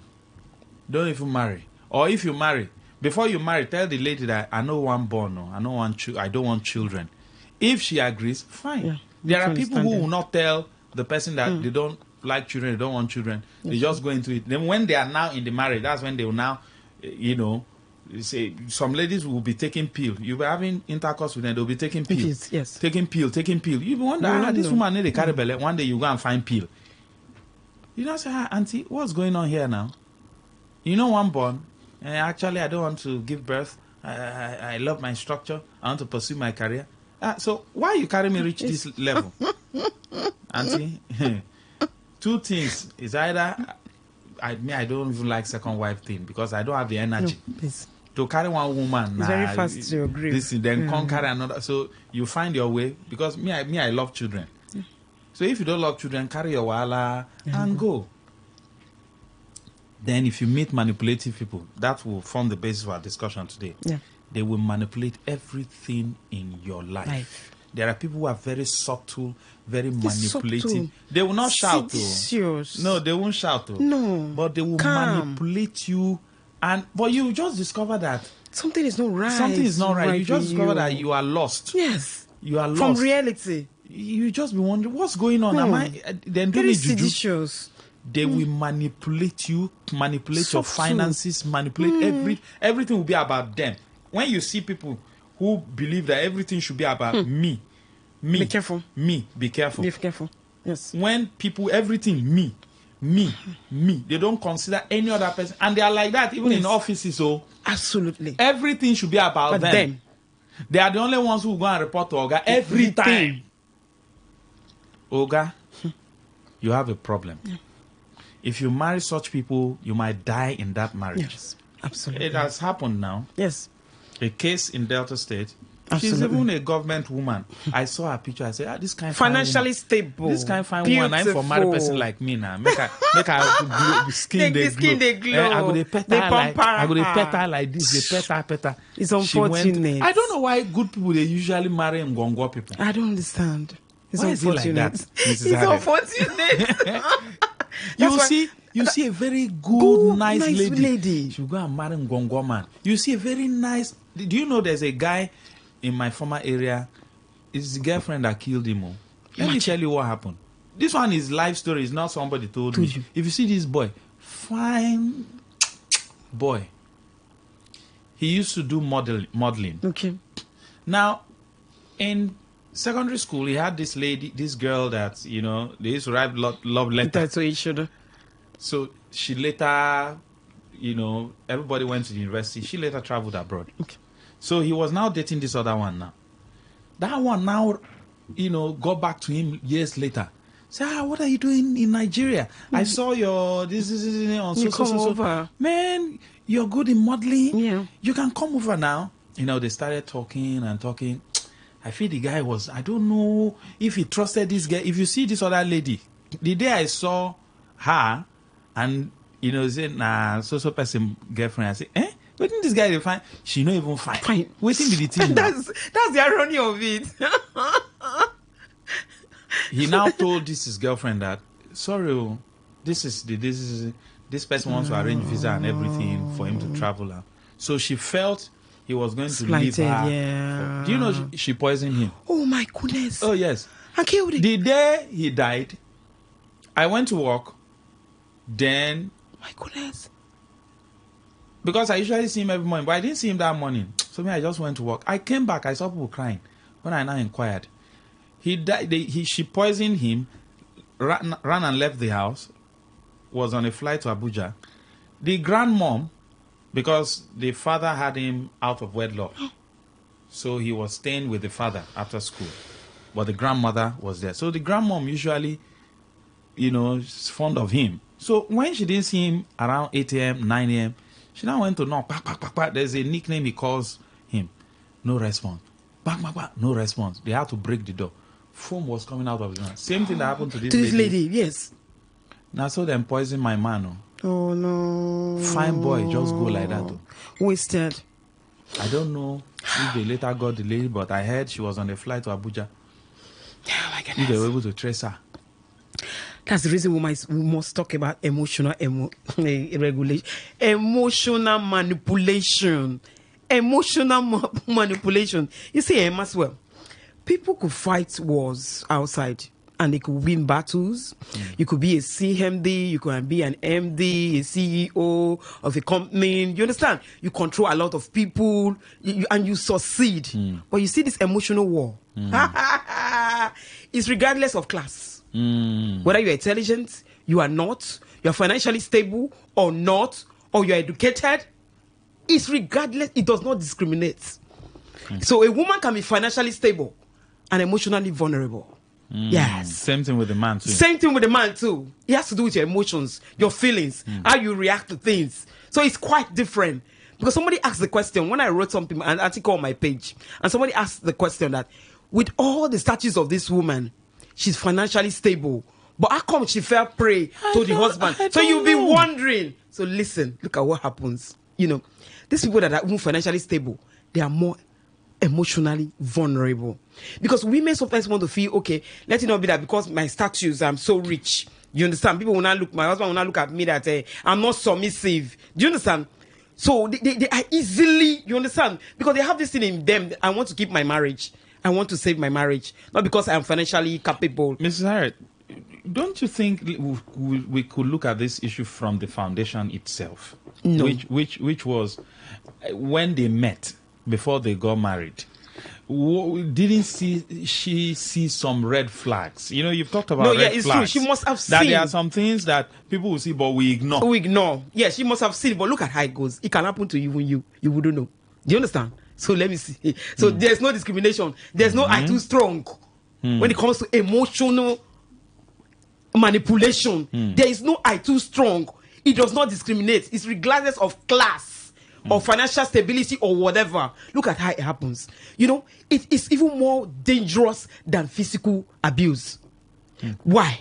Physical abuse, somebody hits you, your eyes can gush blood and everybody will see you like you won't die for that marriage. You not go. But emotional manipulation is subtle. It's seditious. Gradually, nobody sees it. It targets the soul. The soul directly, not the flesh that people can see. It is silent, a silent killer. That is why it's so heart-wrenching that even women who decide to pull out, people gossip them, they begin to judge them that you left your marriage. But because nobody has a grasp of the torture such people have gone through, that they are the verge of dying and God pulled them out. But society will judge you that you are unable to stay. That is how this woman died in the marriage. In trying to save the marriage, what will society say? Oh, because I'm very rich. If I go now, they'll say, okay, I'm trying to control my man because I'm rich. I'm trying to overpower him and all that. What are my children? What will society say with my status and everything? I left my home. So they end up dying and nobody understands the level. See how it works. Initially, you have this wife or you have this husband. All of a sudden, it will start showering you with love. Your attitude have not changed. Nothing has changed about you. But all of a sudden, you see this man has changed or this woman starts showering with excess love, buying you gifts. They call it love bombing. Bombs you with love, extraordinary love. He wants to win your emotions. Once you are emotionally worn out, worn down, you become emotionally vulnerable. That's when he wants to launch his attack. Look at how it comes. It comes to the house, begin to buy you gift, pay attention to you. A man that never used to pay attention to you, all of a sudden, your attitude didn't change. You didn't change anything. And you two will be wondering, this man don't change you. You might even go and do Thanksgiving. Hey. But is it in all cases that people use not, that? Not in all cases. Not in all cases. Because somebody can just somebody can change. Yeah, why not change? Whatever. But this is the trick of people that comes. Look at the way they creep in. That's why you see society don't know. People don't know. And even the victim, the person that is being manipulated, does not even know. So because he comes in, he disguises himself as love. I call it very subtle, in a subtle way. Do you understand? I call it a subtle control, but maxed with care. Do you understand? It's a control, strong control, but it's masked with care. So it comes with caregiving, giving you attention, paying attention to you and every other thing. If he gets your attention, you become emotionally vulnerable. He wants to hug you, he wants to be with you, give you the things you lack. Someone who has not been like that before. Then all of a sudden you see some changes. You understand? It's not as if you change your attitude or your character and made your husband not also transform. Do you understand? All of a sudden this thing happens. The next thing, you know what he will do? He wants to isolate you. Okay. Yes. I think that one is very glaring. Very glaring. When people, when your spouse wants to flag. isolate you, even when you're dating someone and the person is check how the person relates with even their parents. Thank you. And then if the person now says, don't worry about your mother, don't worry. Red flag. Red flag is the number one red flag. The number one red flag. All of a sudden, he doesn't want you to go to see your mom. He doesn't want to see your siblings around you. Like this case of the woman. You know what they say he did? He even made the woman arrest his own brother. Okay. Do you understand? He got to the extent. Look at how they will come. They will tell you, honey, in a way of love, honey, I love you so much, and I don't like people stressing you, Let's concentrate on this relationship. Marriage is between me and you now, and your family members are interfering too much in this marriage. They are stressing you up. I don't want to see their call anymore. It's between me and you. Come, let me hug you. You understand? You go on the me that likes hugging. You twist yourself, and you feel very cool with yourself. Do you understand? Oh, this man is so nice. He's so lovely.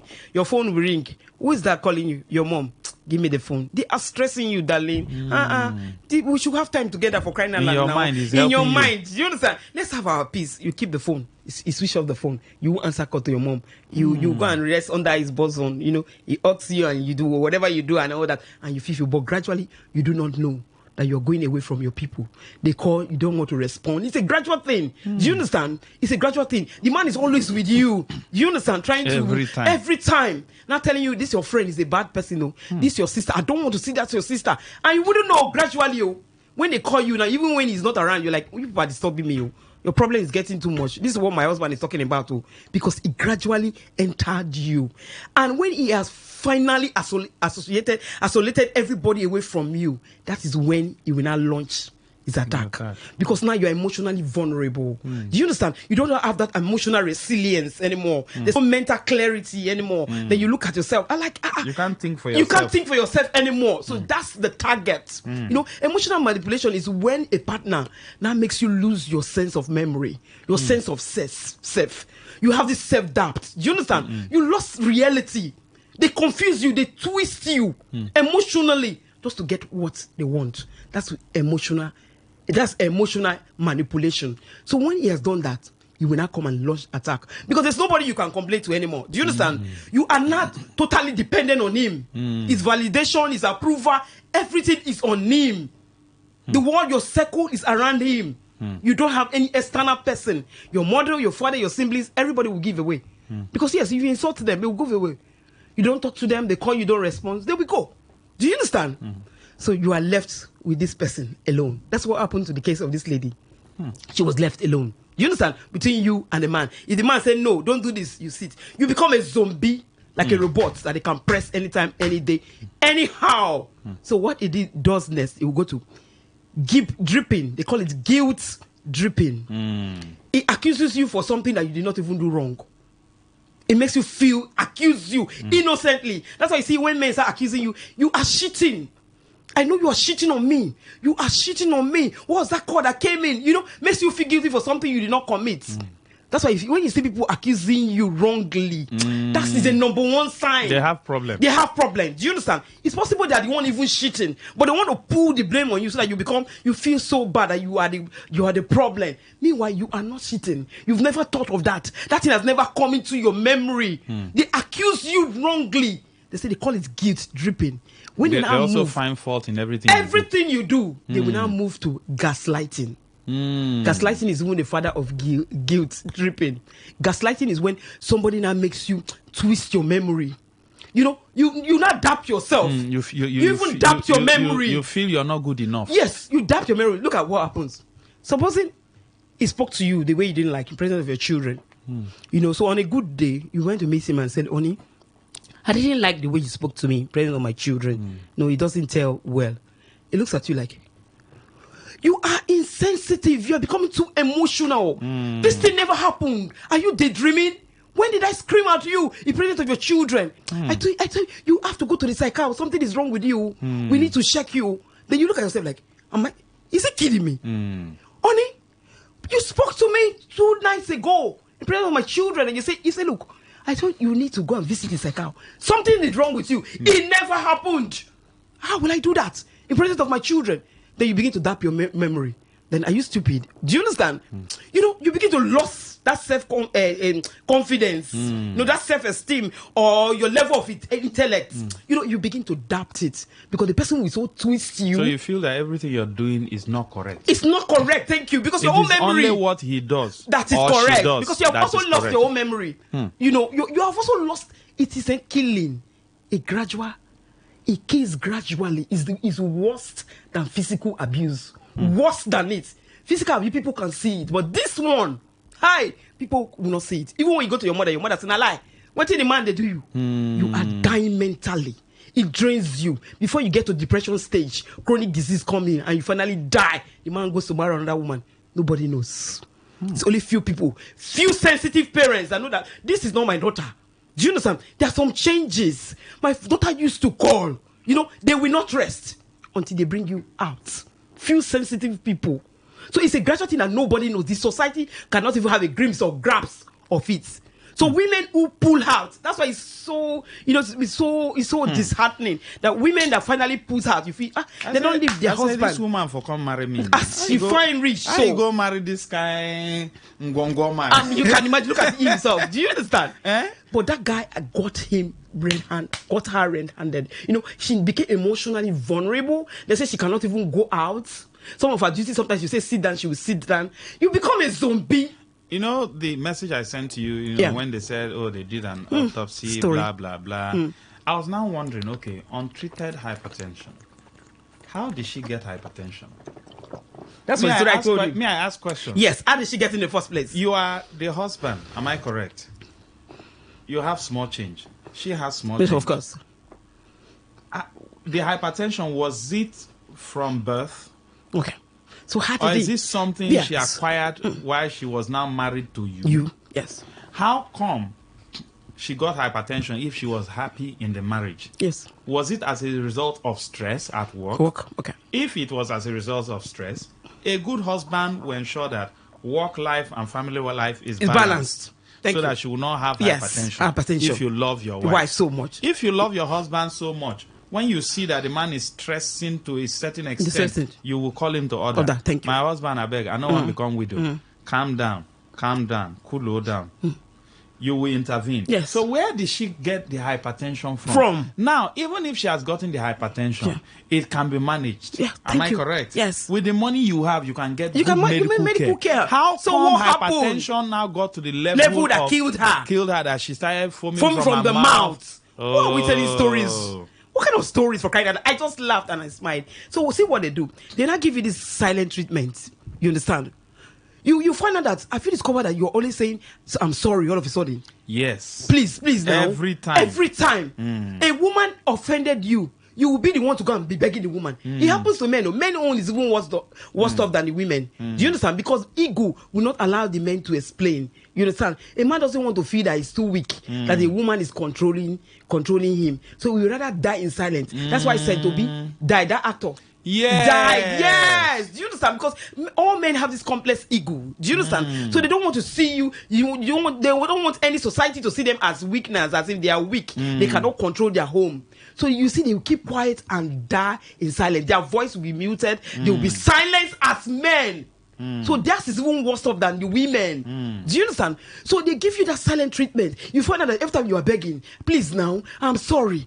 All of a sudden you are sorry for everything, even the things that you didn't do. They give you that silent treatment. And this is something they call passive aggressiveness.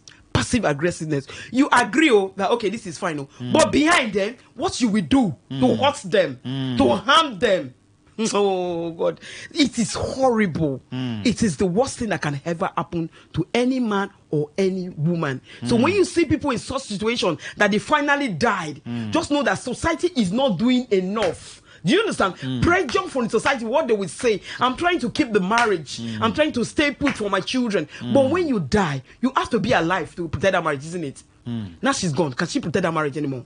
She cannot protect the marriage anymore. That is why we need. You just called my attention to St. Tobi's case. Yes, St. Tobi's case. That is what killed them. And when he became silent, I saw the video when the woman was coming with the children. Yes, you know, they felt indifferent. Thank you. Like they didn't know their father. They saw the, it's a torture. There was a picture, a big this thing they posted. Only one of the child that was able to recognize, this is their father. That means she must have brainwashed Watch the children. You know, it's killing, it's destructive, it's devastating. And the way she came, she emotional felt no pain, remorse, nothing. That guy was emotionally drained, as in drained. Marriage is not supposed to leave you emotionally exhausted, emotionally drained, mentally and psychological damaged. No, that is why I tell everybody hearing the sound of my voice this morning, look, when you get to the stage of a marriage that you are not mentally drained, psychologically damaged. Do you understand? You see yourself that you're going. Do you understand? You are not you have this self-doubt, low self-esteem. Do you understand? You cannot even talk in public anymore. You that used to be vibrant, you talk, people hear you. All of a sudden you started withdrawing from people. You know, things that you loved before, you don't want to do them anymore, you are not interested anymore. Something is not right. Something is not right. That is the point that you need to separate. The Bible says separate. The Bible condemns divorce, but it allows separation. When you get to the peak that you are mentally, your mental clarity is affected, what you do is to pull out a little. Separation, the Bible allows separation in 1 Corinthians, so that elders can intervene in your case. Marriage is not a sentence, death sentence. God never loved anybody to die in marriage, because he built marriage as a marriage, not in manage, for crying out loud. Do you understand? It does not. Marriage is not a death sentence. Once you see you are getting to that stage, you know, I'm getting something now. You know, people who manipulate other people, one, they never feel remorseful. Oh no, because they want to do intentional. It's an intentional act. They make you feel like the victim. No, they sorry. Exactly. They play the victim. They play the victim. Yes. To make you feel that you are the problem. That you are the problem. Whereas they are the problem. Yes, and you know they are everywhere, even in offices. Yes, of course they do. When they go and report people, they strike, and they come back. They paint everybody dark. And they are the only white sheep. Thank you. Then even when you call, maybe when Oga calls for an extended meeting between all parties, they play the victim. And manipulate the Oga or Madam to believe that everybody is doing them wrong. It's very devastating. It kills. It kills more than physical abuse in the relationship. What's the painful aspect is that it's so heart-wrenching that people don't know. They don't have a glimpse of what emotional manipulation is. That a woman worked hard with her life. She owed her life to her children. If she works hard and she see that she's going down to her grave and she decides to walk out, society judge her, but she doesn't know that she have just saved her life. You know, because what society will say, what will my children say, what will people say, because they don't know the pains that I'm going through. It's an emotional thing. It's inside. Do you understand? It hits the soul directly. It kills. It kills more than physical abuse. But people, the society are not aware of this. That's why I tell women, the opinion of others does not matter. It does not determine your value. You have to be alive to keep that home, to love that home, to put in the place. That's why separation for some time, for elders to intervene, pastors to intervene, it is very necessary. Marriage is not supposed to leave you emotionally exhausted, for crying out loud, emotionally and mentally drained. Once you see yourself in that level, know that it's time. Let's take some calls. Take a break. Even though this is for family circle, but it should also serve as a lesson to everyone. You're in school, wherever you are, at your workplace, you'll be able to note people who manipulate others emotionally. Once you notice it, be very careful. Be very careful. Even at workplace, what they do is they make you believe that you don't know anything. They make you believe that whatever you're doing is not good enough. It's valueless. It's valueless. Yes. Clueless. So such people to take that character into marriage. Marriages, yes. They manipulate their spouses. Manipulate their spouse. Yes. They are the only good person in that marriage. Yes. Their spouse is a nonsense person. Their spouse is not contributing anything. Their spouse is not good enough. They are the only one that is good. And so they want you to always serve them. You're like a robot. Always serve them. Yes. You become a robot. Please call in if you have experienced such in your marriage. Yeah, please. Has your spouse manipulated you? That you have the self-doubt. Low self-esteem. Yes. You can't speak anymore. By the time you know it, you now have low self-esteem. Have you experienced it? Are you presently experiencing it in your relationship, in your marriage? Good morning. Please join the conversation. 0810 9510 951. Good morning, Maxwell. Emotional manipulation, some even go as far as doing juju in marriage. In addition to all the points you have raised, I have been there. All right. Okay. Good morning. Lucky Maxwell. Yes, sir. Honorable, go ahead. Thank you so much. I greet your guest in the studio. So, sometimes I call her a feminist. We normally support the women in all her analysis that followed over time. But before I start, I want to pray for Lucky Maxwell because he's a good man, so that you not go and marry a hyper lady. You understand? Because from your narrative, most good men marry hyper lady, while most humble women marry stars as men. But from what we are narrating, the preponderance, that is the rest at which it happens, is in the ratio of, let's say, 75% to 25%. That is 25% to women and 25% to men. Because for me, I believe very strongly and sincerely that no man will go out and pay dowry to a law. Hello. Only to manipulate the woman. I don't think that any reasonable man, unless those that belong to the secret society or are involved in one dubious thing or the other, that will do that. The narrative you people are painting goes 75% to the women. Because I'm over 50, I know what I'm talking about. Thank you, sir. It is the women in this regard that should receive more of the blame and the counseling alike. Thank you, sir. To make the family flourish. Thank you, and God bless you. Thank you, Honorable Mascot. It's the women that need more. And besides, he said maybe he has not listened to me before. And that's why he said I'm always on the women's side. Sarah does not support I don't women. support the women. I'm just neutral. In fact, she even talks to the women more. I won't talk to the women more because I'm a woman. I know what it means. So that's the point of correction. Maybe you're missing. I don't know. Maybe you're misplacing me for someone else. Go ahead. Good morning. Good morning, Maxwell. Doc, good to have you, sir. Good morning, and good morning, Mrs. Harris. Yeah, good morning, Doc. Yeah, let me quickly correct the impression my brother Mascot brought. You are not a feminist. I have listened to you over and over. In fact, as a matter of fact, you flog the women more.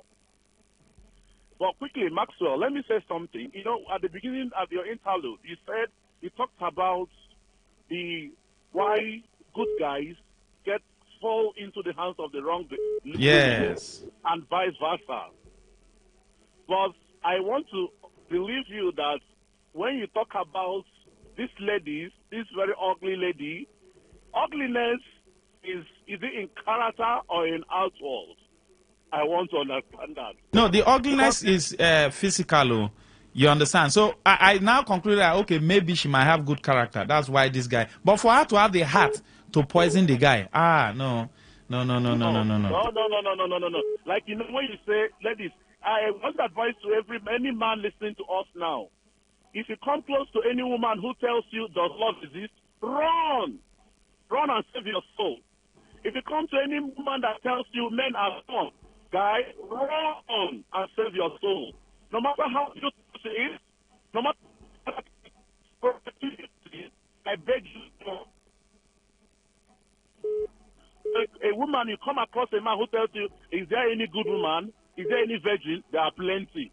I have seen one. I'm a living witness. So there are good women out there. There are good guys out there. But if you come in contact with these ones that tells you men has come, or women how can you trust a woman? Men are all the same. They are all cheats. Please run and save your soul. Thank you, Miss Margaret. God bless both of you. Thank you. Thank you, Mrs. Harris. Thank you, Doc. Thank you for the marriage talk. It's good to pursue the hen that's scraping dirt because you don't know who will eat the legs. Yeah, on the wedding day, the word husband and wife is replaced with the word bride and bridegroom. The groom's role is to start grooming the bride to meet his standards, patiently waiting for his wife to become virtuous. No matter how much both brings to the table, husband and wife need to work hard silently, not to scatter the table. Yeah, absolutely. Thank you, Basi. Good morning. Please send in your messages to 07019339962. Okay. Good morning. Hello, Lucky Maxwell. Good morning. Welcome, sir. Go ahead. Yeah. My marriage has been going well, very, very well. There's one thing that you said that got me. Those were the experience I had before I went into marriage. Those people that say men has come, all women are the same. If you can't change their mindset, leave them and run away. Those ones that will tell you that they had dream, and the dream they saw you with a woman, another woman, leave them seriously. You know, growing up, I came to realize that before I got married, I am coming from a different background, up to 30, and my wife is coming from a different background, up to 25. What we needed was just adjustment. I can't just bring her in and want her to switch to my own terms within 2-3 days, 1 week, 2 years. No. So I spoke with thought, and I told her, look, we have to adjust. And we adjusted, and lucky, since then, though I have some friends who are going through this, when they are hitting it, they say this is how it's supposed to be. In marriage, this is how it's supposed to be. This woman did it and we did not favor him. This man did it and he favored him. I call them and say, no two marriages are the same. These comparisons are not good. Focus on your marriage. But most times when you advise them, you look at it, maybe from the other end, you want to destroy their marriage. But I am advising people who want to go into marriage. Don't go into marriage because my heart is cheating. This girl, everybody is coming after. No, I went into marriage with my eyes, my two eyes clear. There was nothing covering it. I wasn't seeing anything outside what I was going into. So people who used to go into marriage, because it is very, very delicate. Even before I went into marriage, I told myself that if after 2 years my marriage did not work, maybe it is pushing me to a place where I will walk away. That was my decision before I moved to marry. But God gave me someone who understands me and will be living fine. Thank you so much.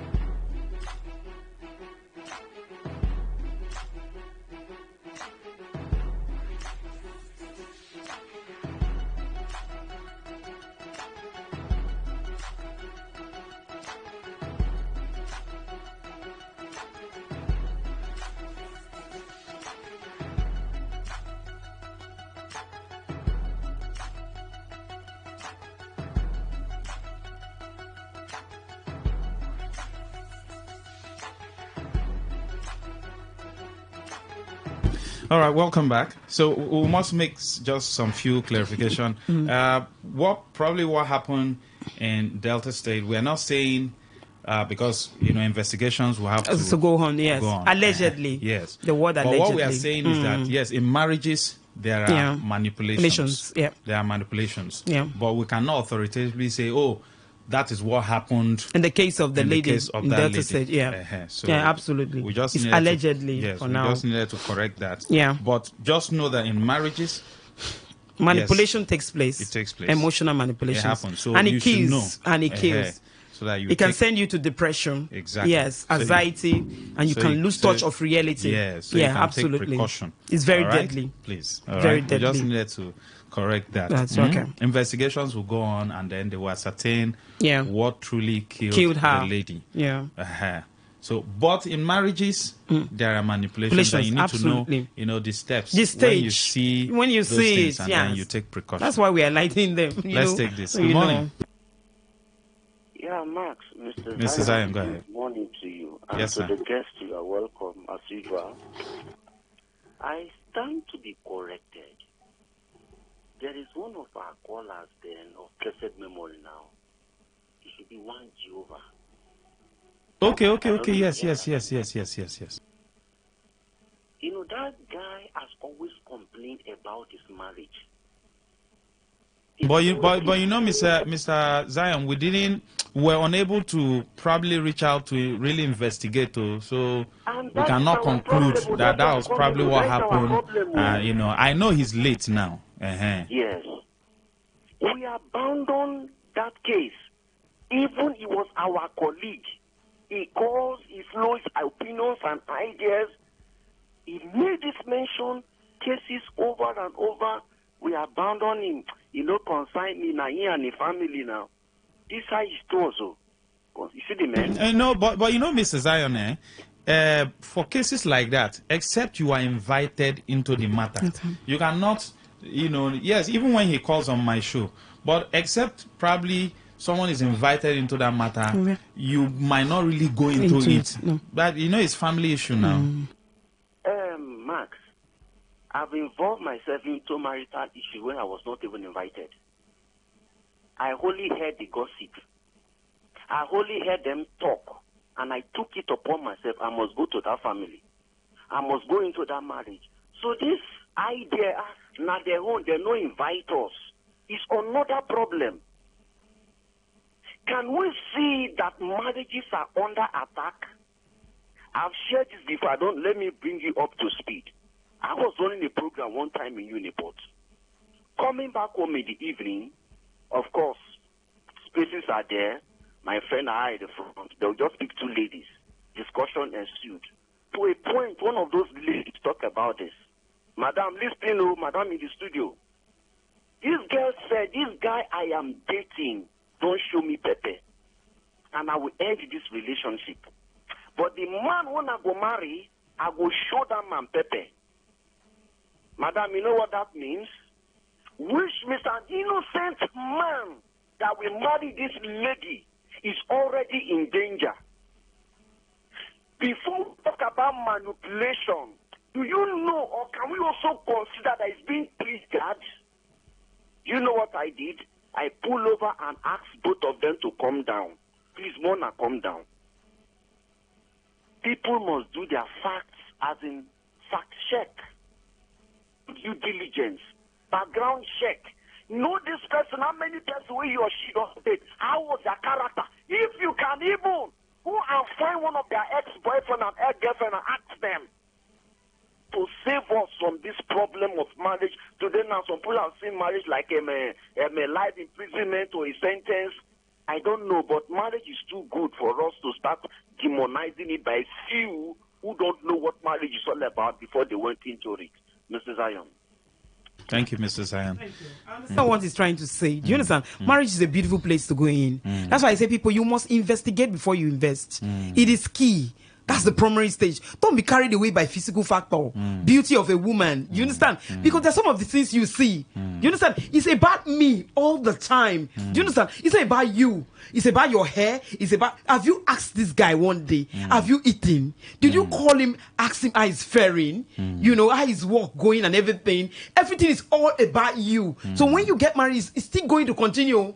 It's all going. It's still going to be all about this woman, for crying out loud. So sometimes we see this red flag, but we ignore it based on physical factor. Oh, this woman is too beautiful. Oh, this man is it's financially stable. So we overlook some of these things. I was seeing a movie. Oh my and goodness! A former That's why boyfriend and yeah, a former girlfriend met. The girl has married. Okay. So the man said, now you are married? She said, yes. Okay. The next thing that came out of her mouth is, yes, I'm married. He's a nice guy.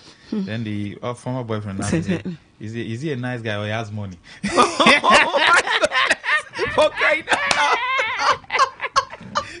Because the reason why you left me. So let's know the truth after all. Let's know the truth. Is it that he's nice naturally or he has money? She kept quiet.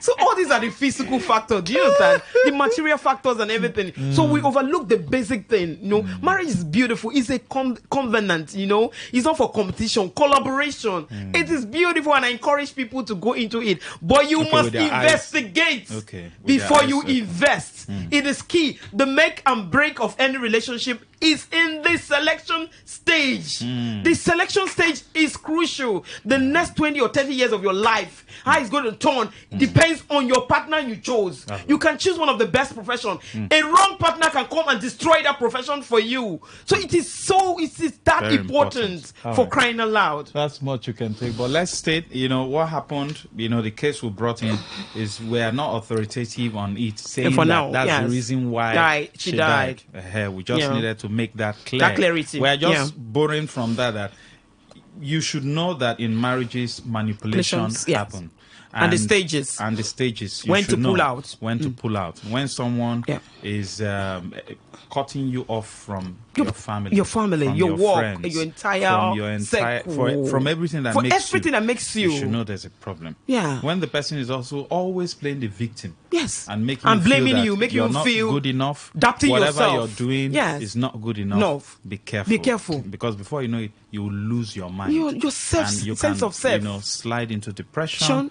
From depression, you might die. You die. Thank you, Mrs. Harriet. It's always a pleasure. We appreciate you for coming. Thank you so much. And for everyone who is listening, our prayer is that God should give us good families. Absolutely. Even those who are married already, there can be adjustment here and there. Yeah. Life is too short. I'm telling you. Personally, for me, I like enjoyment. I know. Enjoyment master. So, anything that will give me stress, I don't want it. So please let them go to Premium Women. There are lots and lots. On Facebook. On Facebook, Premium Women. Lots of articles your thoughts and comments. She has some articles that will help you as help well. your relationship, help your marriage. Thank you, Mrs. Harriet. Thank you. It's always a pleasure. Stay with us for the world news. Don't go anywhere.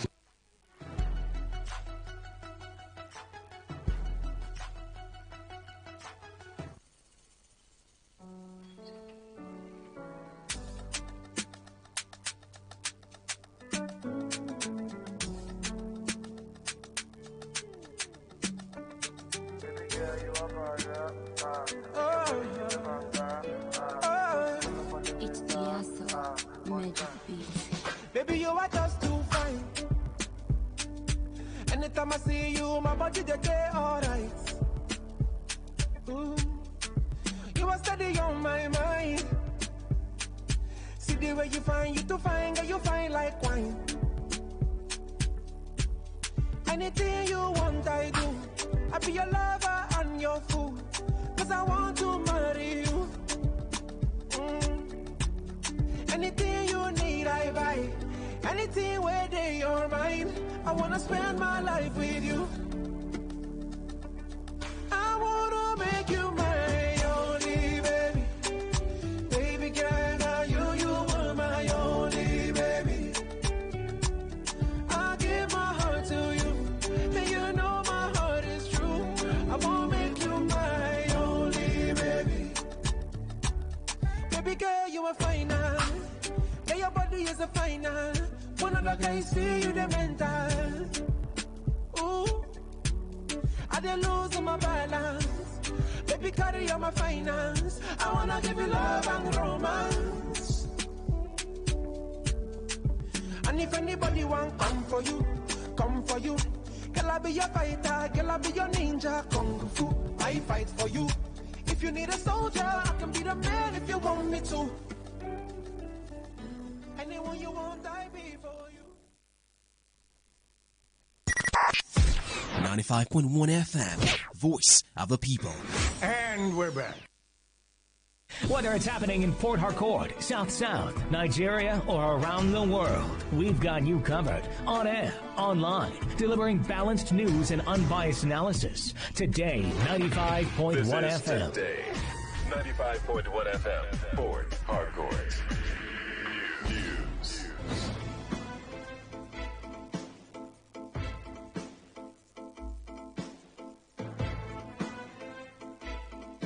Good afternoon. Thanks for joining us. This is the World News on your Premium Talk Radio Today, 95.1 FM Port Harcourt. In the headline, CSO urges former Group CEO of NNPC Limited, Mele Kyari, to allow thorough Judicial Commission of Inquiry into his tenure. NNPP plans to hold emergency meeting over defection of party leaders. On the foreign scene, thousands of mourners flood into St. Peter's Square for funeral of Pope Francis. I am Lucky Maxwell. A coalition of civil society organizations in the Northeast under the aegis of the Arewa Coalition for Accountable Leadership has urged the former Group Chief Executive Officer of the Nigerian National Petroleum Company Limited, Mele Kyari, to allow a thorough Judicial Commission of Inquiry into his tenure. This is as the group warned that sponsoring counter-groups to discredit the call for his probe amounts to an open confession of guilt. A statement released in Bauchi by its president, Aminu Shuaibu, said Kyari's consistent efforts to evade scrutiny by rallying groups across the country are not only shameful, but a disservice to the values of transparency and accountability that President Bola Tinubu had promised Nigerians. He warned that attempts to deflect attention from the probe through sponsored narratives only strengthen the public's resolve. He stressed that the demand for accountability in the oil and gas sector is a rare moment of national unity and cuts across every divide. The Kano State Chairman of the New Nigeria People's Party, NNPP, Masood Doguwa, who leads the faction known as the Basket of Full of Fruits Group, has said the party is planning to convene an emergency meeting following the recent defection of prominent members in the state. It will be recalled that on Thursday, several top NNPP members defected to the All Progressives Congress, including Abdul Rahman Kawu Sumaila, representing Kano South Senatorial District, Kabiru Al-Hassan Rurun, representing Rano Bunkure Kibiwa Federal Constituency, and the former Speaker of the Kano State House of Assembly, Sharaban Sharada, a former representative of Kano Municipal Federal Constituency, and Aliyu Guinea, representing Dala Federal Constituency, among other key figures of the party. Speaking to newsmen, Dogwa stated that the defections did not come as a surprise, blaming the Kwangpasia group for pushing members away from the party. He attributed the defections to what he described as maltreatment and inequality within the party, allegedly orchestrated by leaders of the Kwangpasia group. Dogwa also dismissed claims that his faction was working for the APC, insisting NNPP is a credible and independent political platform. Rivers people have expressed mixed views over the rumored planned defection of suspended Governor Smaila Ifubara from the People's Democratic Party to the ruling All Progressives Congress. Speaking in an interview with Today FM's Princess Cabaret, some residents believe it would be a wise move for the governor to join the APC, arguing that aligning with the ruling party could protect his political career and possibly lead to his reinstatement. They said that the governor has been repeatedly undermined and embarrassed by members of his own party, and for them, defecting to the APC may align with the interests of President Bola Tinubu and ensure his chance to contest in the 2027 elections. Before now, people used to join any political party for interest, but now, the way Tinubu did this now is that if you don't want to join the ruling party, you may likely lose your seat. So people are joining the ruling party out of fear. The governors now, who are not defecting to APC, just like the governor of Delta State now, who just defected to APC. Those days, they say if you defect to APC, you'll soon be forgiven. So I believe that when similarly Fubara defect to APC, his sin they might have committed will be forgiven. I will feel better if that will make him to come back to Rivers State. Rivers people still want him to come back. He has been helping civil servants. He has been hearing our cry. So to be on the safe side, he should defect to APC. What Governor Fubara has gone through, I just feel pity for him already. And if him defecting to the APC will bring him back from his suspension, I think it's a welcome idea because nobody has been humiliated in office the way he was. So Tinubu is the president, and don't be surprised, this could be the laid down rules and the conditions for him to be called back from that suspension. However, other residents insist that the governor should not join the APC, stressing that he should remain loyal to his party or consider joining another alternative if necessary and not the APC. According to them, even under pressure, a true party loyalist should stand by the values he once represented. This demand that used to use Rivers State money and will tell you the amount that you collected, and you buy yam, you will tell you that see yam, see the amount of buying yam, and you will buy cassava, you will tell you say see the amount. There is some people that are using Rivers State money. They are not making any account, letting know come out from PDP to APC. Rather, you find another separate party, Labour or ADP, any other one to enter. If you want to remove from PDP, make it not just come out from PDP and enter APC. It won't be something he will just do out of his will. He might do that because of pressure. Partisan politics is partisan politics, and if you are in a party and you enter that party, you are involved in the activities of the party willingly. I don't see, even pressure should not make you to defect to another party. If you actually have the goodwill of your party at hand.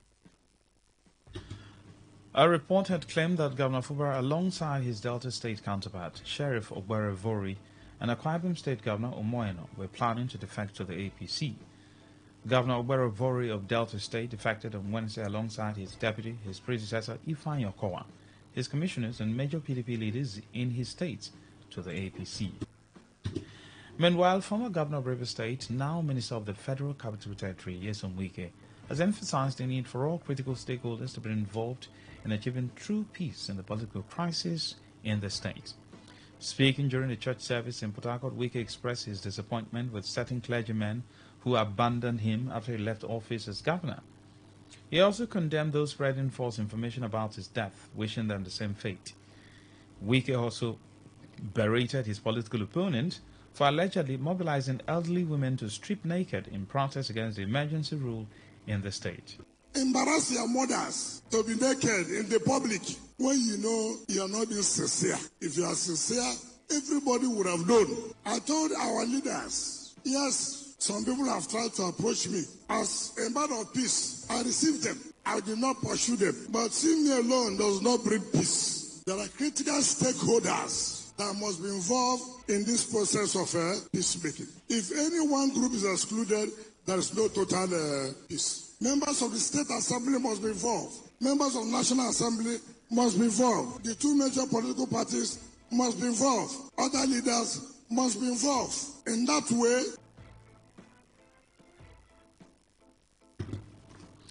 you're listening to the World News on Today 95.1 FM Port Harcourt. We'll be right back after the short break. Every day, every hour, when the big stories break, depend on our 24-hour news team to bring you the latest. Today 95.1 FM.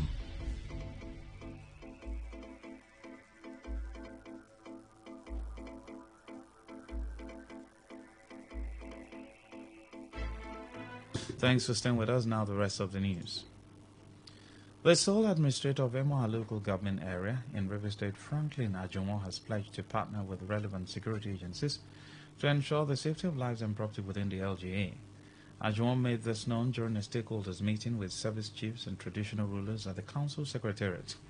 He assured that his administration would prioritize peace and security to create an environment where development can thrive. Ajomo also urged traditional rulers to support his administration by providing information that would assist security agencies in carrying out their duties effectively. In as much as we have requested for your cooperation, request your partnership as elders, you are the custodians of the communities in our local government. If we don't have peace, you cannot govern your domains as Royal Highnesses. You cannot govern your domain from exile. We have said we must all put all hands on deck to make sure Emoha is a very safe place. In fact, I'm particularly thanking the service chiefs, the DPOs, DSS, Nigerian Civil Defense, and all that. They are doing wonderful work in Emoha.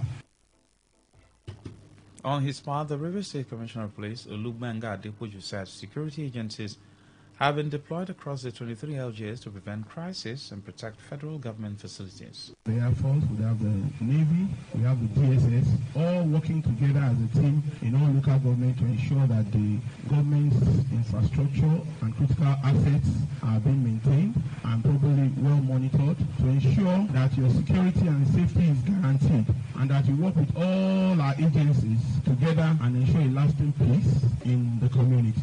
You all be aware that there are some agents contracted to monitor pipelines and government infrastructures within your community. Is also aware that you have infrastructures that is personal to you, like the hospitals. We'll be right back after the short break. Stay with us. 3 years on the throne of Ekpe ethnic nation.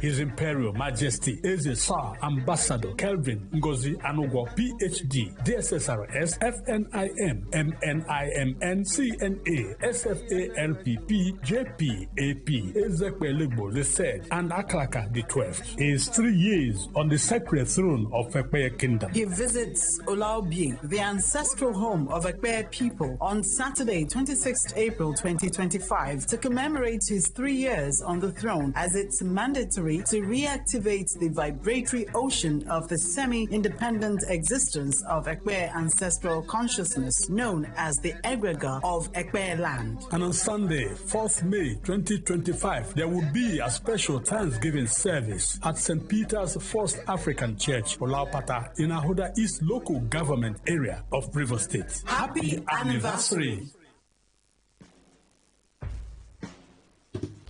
Thanks for staying with us. Now the rest of the news. A civil society group, the River State Initiative, has gathered stakeholders across Nigeria in a bid to discuss a way of restoring peace in the political crisis in River State. The Rivers We Want Town Hall Series 3, with the theme, Restoring Peace and Building a Prosperous Future for River State, seeks for a turning point with hope of a new beginning. During a speech, and the Rivers Peace Initiative coordinator, Obinna Ebogidi, highlighted the state's growing divisions, noting that the fabric of unity among Rivers people is unraveling.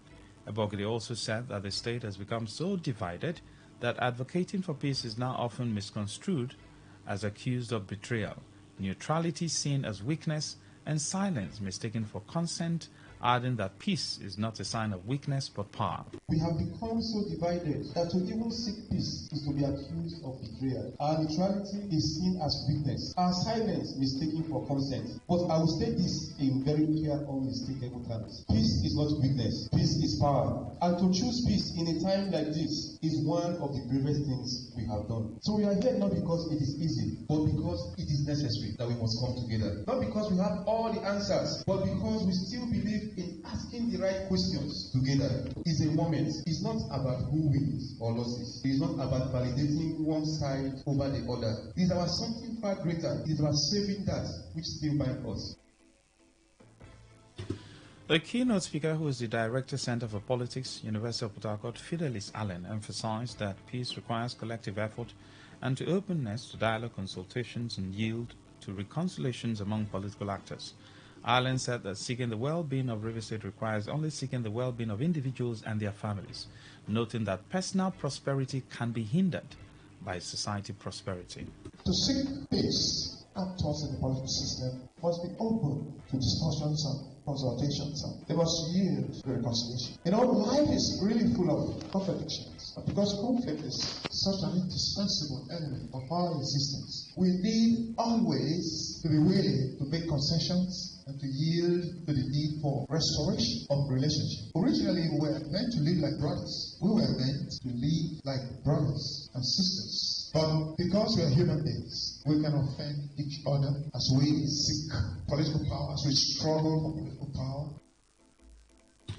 Expert panelists provided valuable insights and diverse perspectives on how to restore peace and build a better future for River State. There has to be a plan. Everybody has to be involved. The women, the youth, the politicians, and all have to be involved and come up with a systemic plan that will build this state. We should see the systemic relationship that every aspect of the community has huge. For example, if politicians are the only people that can afford 3 square meals, then there's a problem for them as well, because you must be going to your community with the police all the time you want to go there, because there are hungry people who will be unhappy. In the first place, use your political office to favor the entire political community. In other words, as a politician, you understand River State is your project.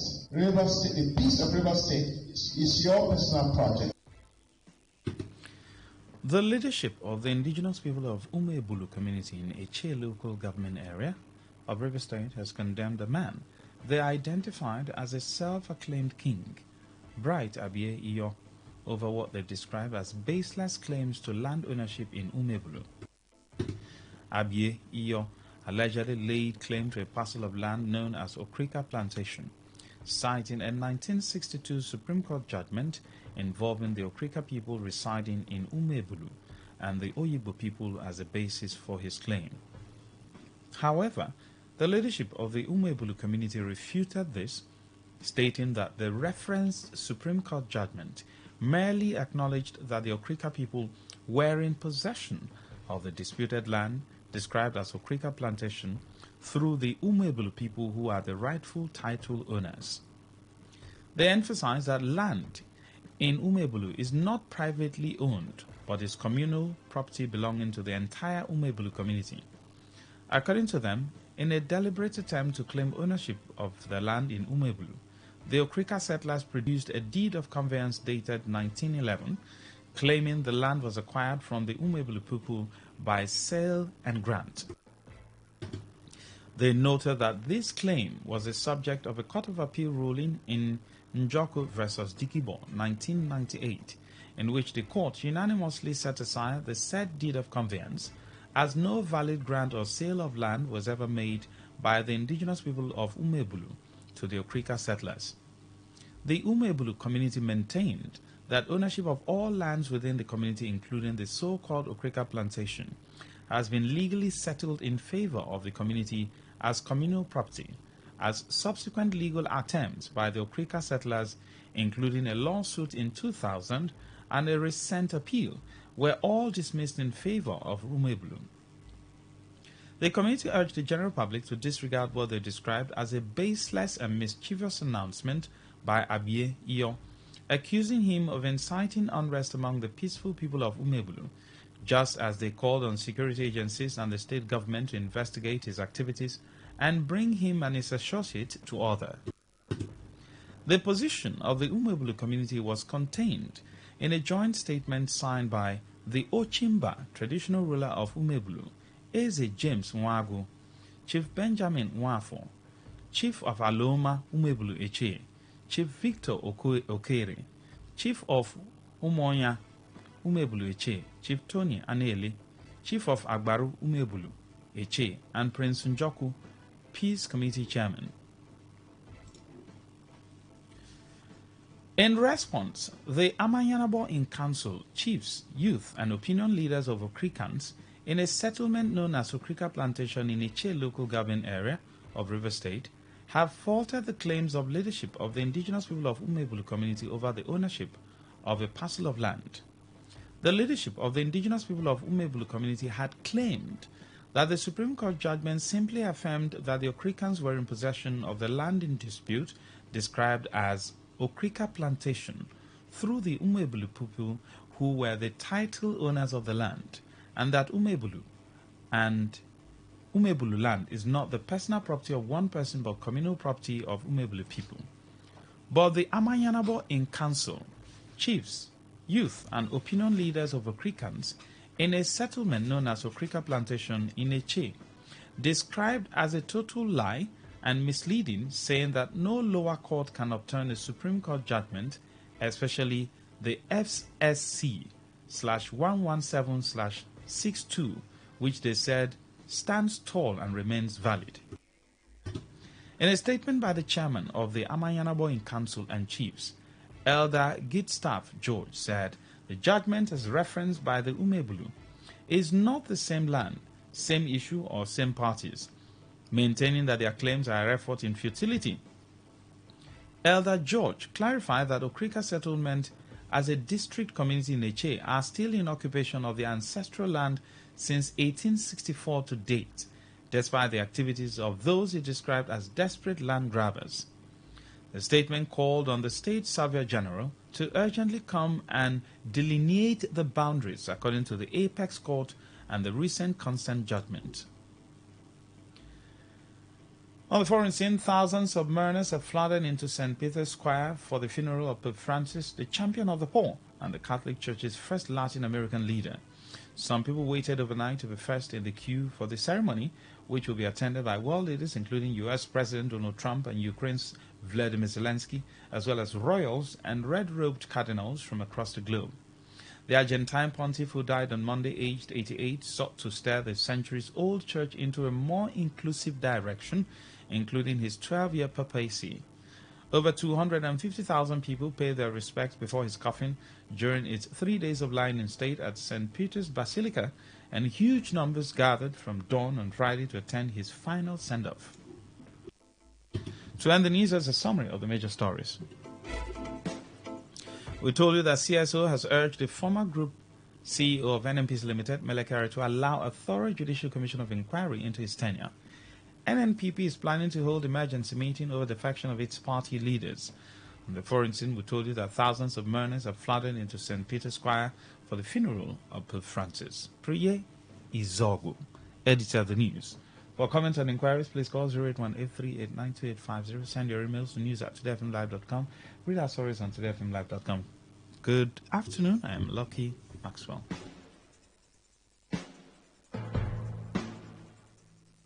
Today's news, today's entertainment, today's sports, today's issues. Today on Today 95.1 FM, Port Harcourt. Welcome to Echoes from Heaven with Nathaniel Osawi. Be blessed as you listen. We began looking at the Lordship of Jesus Christ, what it means for Jesus Christ to be your Lord, what it means when you say Jesus is your Lord. We said it means that You are saying that Jesus is your master. For Jesus to be your Lord, it means he's the one in charge of your life. It means he's the boss. It means he's the one controlling you and calling the shots. But sadly, many people who claim that Jesus is their Lord, they do not understand what it means. They do not know what it means. For Jesus to be your Lord, it means he's the master, you are the servant. You are the servant, you are the master. He dictates. You don't dictate for him, he dictates.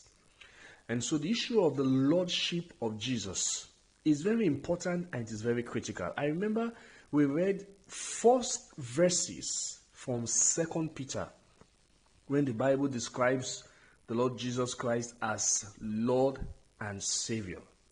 And I did say, if Jesus is not your Lord, he is not your Savior.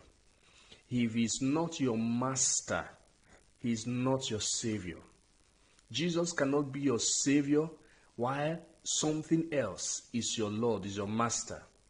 He cannot be your Savior while your life is being controlled by something else.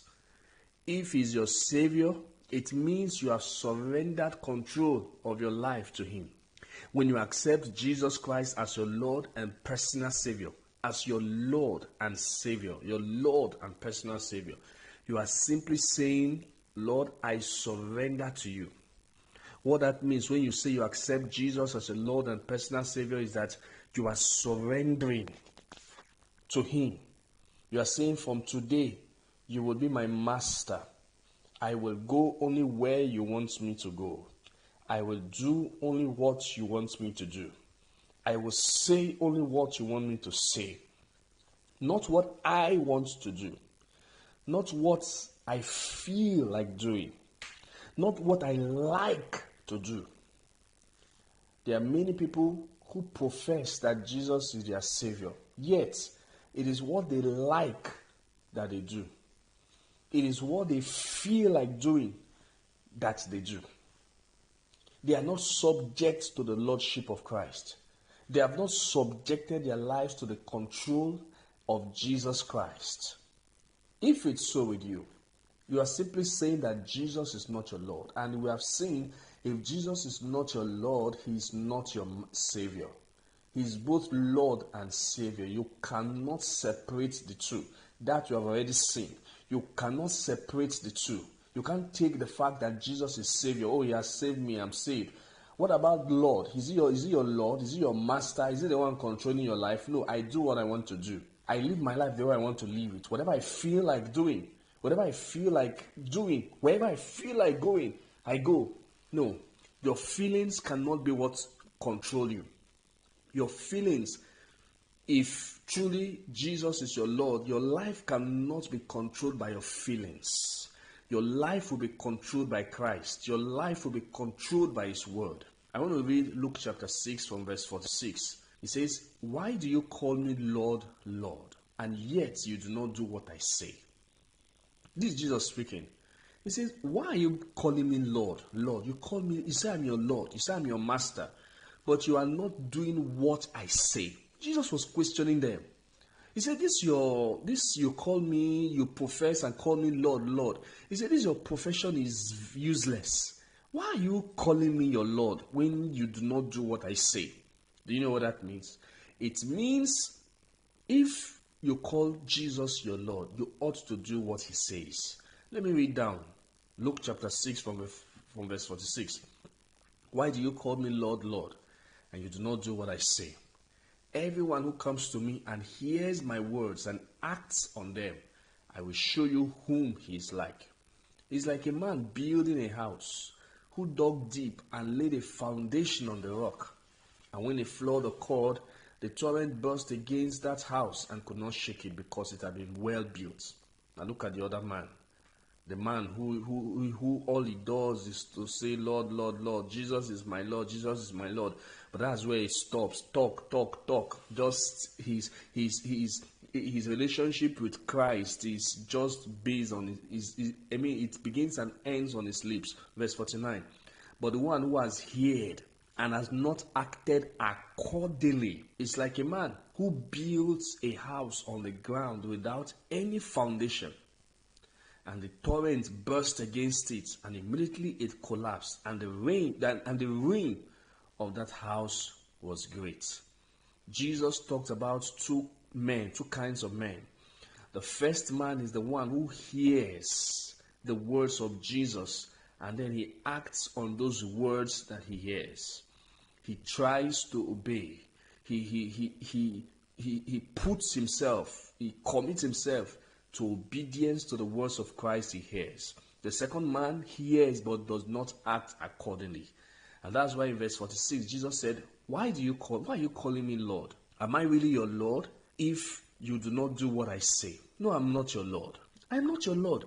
If you do not obey my teachings, if you do not obey the things that I say to you, I am not your Lord. Listen, on that day, on the final day, the Bible says, Jesus said, many will come to me and say, Lord, Lord, Lord, Lord. They will call him Lord.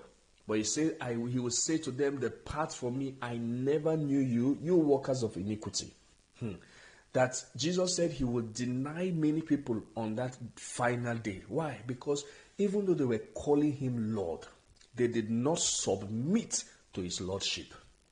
They did not submit and surrender. They did not truly make him the master and controller of their lives. Even though they called him Lord, their lives were controlled by something else. Some their lives were controlled by sin. Some their lives were controlled by the flesh. It is what the flesh wants to do that I do.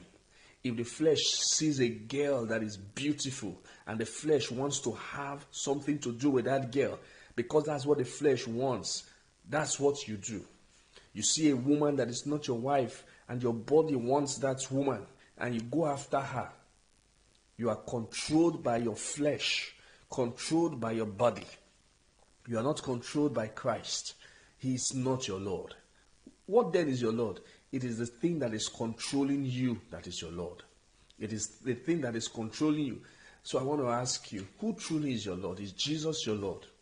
Have you truly surrendered and submitted your life to the lordship and the authority of Christ? Have you brought your life under his control? Does he control your heart? Does he control your thoughts, the things you think, the things you do, the places you go? Are they controlled by Jesus? Can Jesus say to you, that place you want to go, don't go, and you will not go? And you know what? Jesus does not have to come out physically to say to you. He said, the person who hears my word and does not do them, he does not come physically. It is the word of God that you hear, the word of God written in the Bible. Do you obey it? Do you obey it? Or you walk contrary to it, that the word of God has no control in over your life. The word of God has no say. The word of God has no, this is something that is clearly against the word of God. You know it, but the word of God has no control, no say in your life. You do it nevertheless. You do what you want to do. Your life has not been brought under the authority and the lordship of Jesus Christ. This is the bane. This is the problem we have today in Christianity. That there are many people who profess to be Christians. There are many people who are involved in religious activities. Many people who go to church, who belong to one church or the other. But their lives have not been brought. They have not brought their lives under the lordship and the authority of Christ. It is not Christ that is controlling them. It is not Christ that controls their lives. They do what they want to do. And the sad part is that when they do what they want to do, their consciences are not pricked. They do what they want to do. Go move out. If you feel like sleeping with a girl, you feel like sleeping with a guy. You wonder how sexual immorality has been trivialized and commonized. It seems to be, today, it's like it's nothing. Young people sleeping with people they are not married to. It doesn't seem to be anything. Sexual immorality has lost. It's like there's nothing to be afraid about it any longer. People are no longer afraid. Even people who profess to be Christians, they can do anything they like. go anywhere they like, sleep with anybody they want to sleep with, do whatever they like. Their lives, they don't even feel guilty. They don't see it as anything. If you are like that, your life, you have not brought your life under the authority of Christ to say, Jesus is the one controlling my life. It is not my flesh. It is not my feelings. It is not anybody. Maybe you are like that. You have not brought your life under, you have not subjected your life to the lordship of Jesus. How then do you claim to be a Christian? He said, why do you call me Lord, Lord, and you do not do the things that I say? Why are you calling me your Lord, but you do not? Because if you call me Lord, the implication is that I am your master. The implication is that I am your servant. You know that man that had a servant that was sick, he said to Jesus, he said, I have soldiers under me. I say to this one, go, and he goes. I say to this one, comes, and he comes. Come, and he comes. Why? Because I am their master. So when I speak, they obey my word. Is Jesus your master? Have you brought your life under his control? Have you surrendered to the lordship of Jesus Christ? Is your life controlled by Christ? What is controlling you? What is controlling your life? The things you do, are they dictated by Christ? Does Christ have a say? Or you just do whatever you want to do? You live your life the way you want to live. You dress the way you want to dress. You go anywhere you want to go. You say whatever you want to say. Christ has no say. You do whatever you want to do. You are your own Lord. You are your own master. You are your own boss, not Christ. Not Christ. Not Christ. You have not surrendered your life to the lordship of Jesus. Jesus is not the one controlling your life. If you are like that, my friend, sad to say, you are not saved. Because the Bible says that Jesus is both Lord and Savior. You cannot separate the two. Don't tell me that Jesus is your Savior if He is not your Lord. There are people who say they are Christians. They can open their mouth and say anything, insult people, and they will go back and sleep comfortably. They can take money that is not their own. You are working in an office and you can take money that does not belong to you. You can steal from your employer and you can go home and sleep comfortably. Go to church and sing and dance and your conscience does not prick you. If Jesus truly were your Lord, you know that Jesus would have told you that that thing you did is wrong. Jesus would have told you, go and correct that thing you did. That lie you told, go and correct it. But because Jesus is not your Lord, He does not say anything. Or when He says something, you don't listen. How come people who claim and profess that they are born again? They claim and profess that they are Christians, that they are believers, that they are church people. Their lives are not controlled by Christ. You can do something, you can do anything. There are people who will even commit fornication and commit adultery. And they can sleep with it. Their consciences are not troubled. If Jesus were your Lord, you know He will not let you rest. Come on, don't believe that false doctrine that says that, oh, it doesn't matter. No, if He says, as many as I love, I rebuke and chasten. If Christ were your Lord and you have done something, He will rebuke you and you will listen to the rebuke. You don't listen because you are not His own. That is why you can do the evil you do and your conscience does not trouble you. You can do evil and your conscience is not disturbed. Is Jesus Christ truly the Lord of your life? I believe you have been blessed. Tune in next week for another refreshing episode of Echoes from Heaven.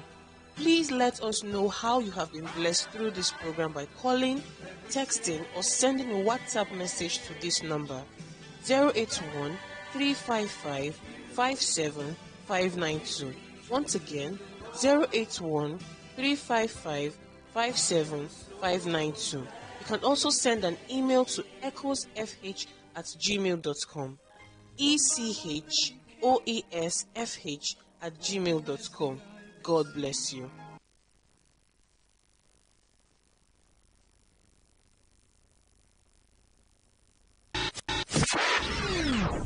What do you love listening to? What's your style? What's your choice? What do you yearn for? So we've got great talk, amazing conversations, and entertainment, sports, and lifestyle. So tune in to Today 95.1 FM for Talkit, because we are the voice of the people. The voice of the people.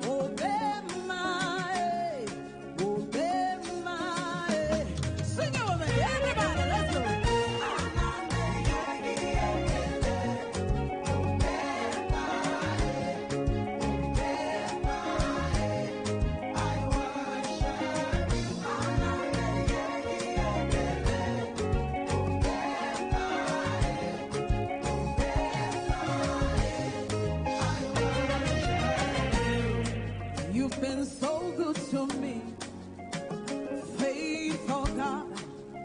You were so good, you were so kind. King of all kings, Lord of all lords, champion of champions, I am giving you the praise. Oh, Mema, oh, Mema. I worship,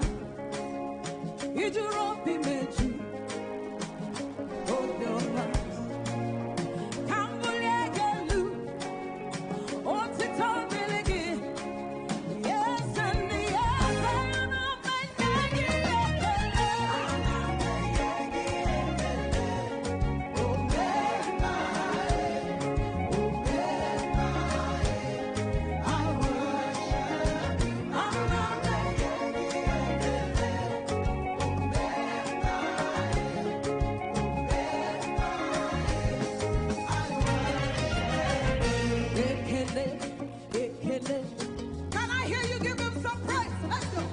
Oh, Mema, I worship.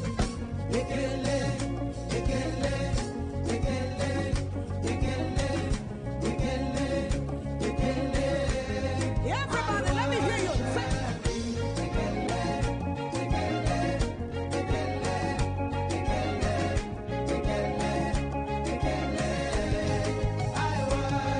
One more time.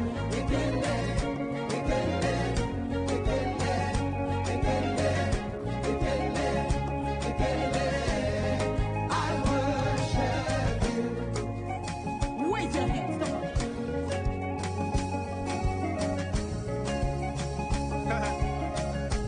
Son of the Most High.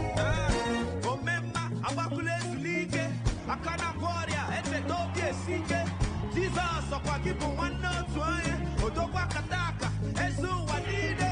Jesus imela, anine yegi ekene. Nana lotito noko soso gitulu keme.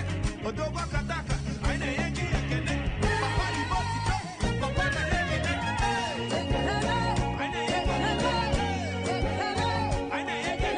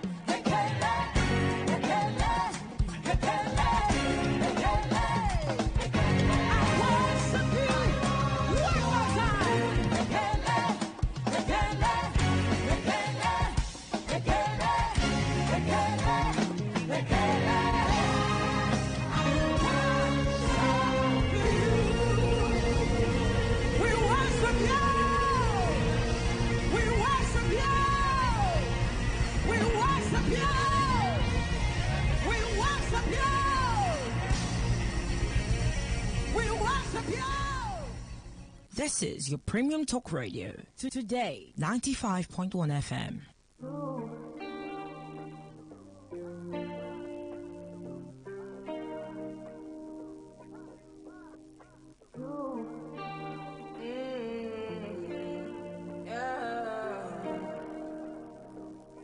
This is my decision.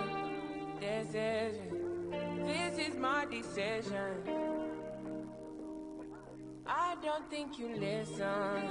You listen. I don't think you listen. For me to come out, it must mean I'm not the dog. It must mean I'm not the same. It must mean I'm on your case. For me to come out, it means that I'm not the dog. I want to show you my world. Give me one break, I need faith. Faith to believe you, faith to receive you. Give me something I'm lacking. I don't need nothing. You are my everything. Only me and you. Only me and you. Only me and you. Only me and you. Only me, only you. Only me and you. Only me and you. Only me and you. Only make me your matter. Make me your matter. Make me your matter. Show me your substance. Make me a person. Make me a person. Give me one break, I need faith. Faith to believe you. Faith to receive you. Give me something I'm lacking. I don't need nothing. You are my everything. Only me and you. Only me and you. Only me and you. Only me and you. Only me, only you. Only me and you. Only me and you. Only me and you. Only me and you.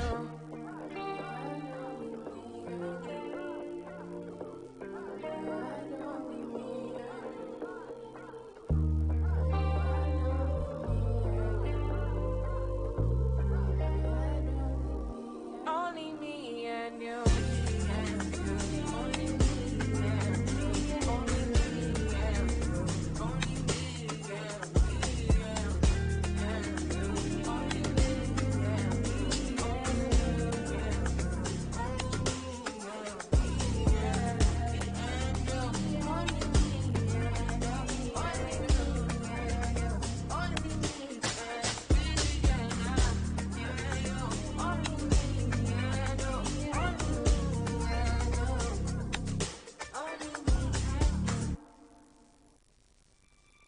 No woman, no cry. No woman, no cry. I remember when we used to sit in the government yard in Trenchtown, over serving the hypocrites, mingle with the good people we meet, good friends we have and good friends we've lost along the way. In this great future, you can't forget your past. So dry your tears, I say. No woman, no cry. No woman, no cry. Hey, little darling, don't shed no tears. No woman, no cry. Said I remember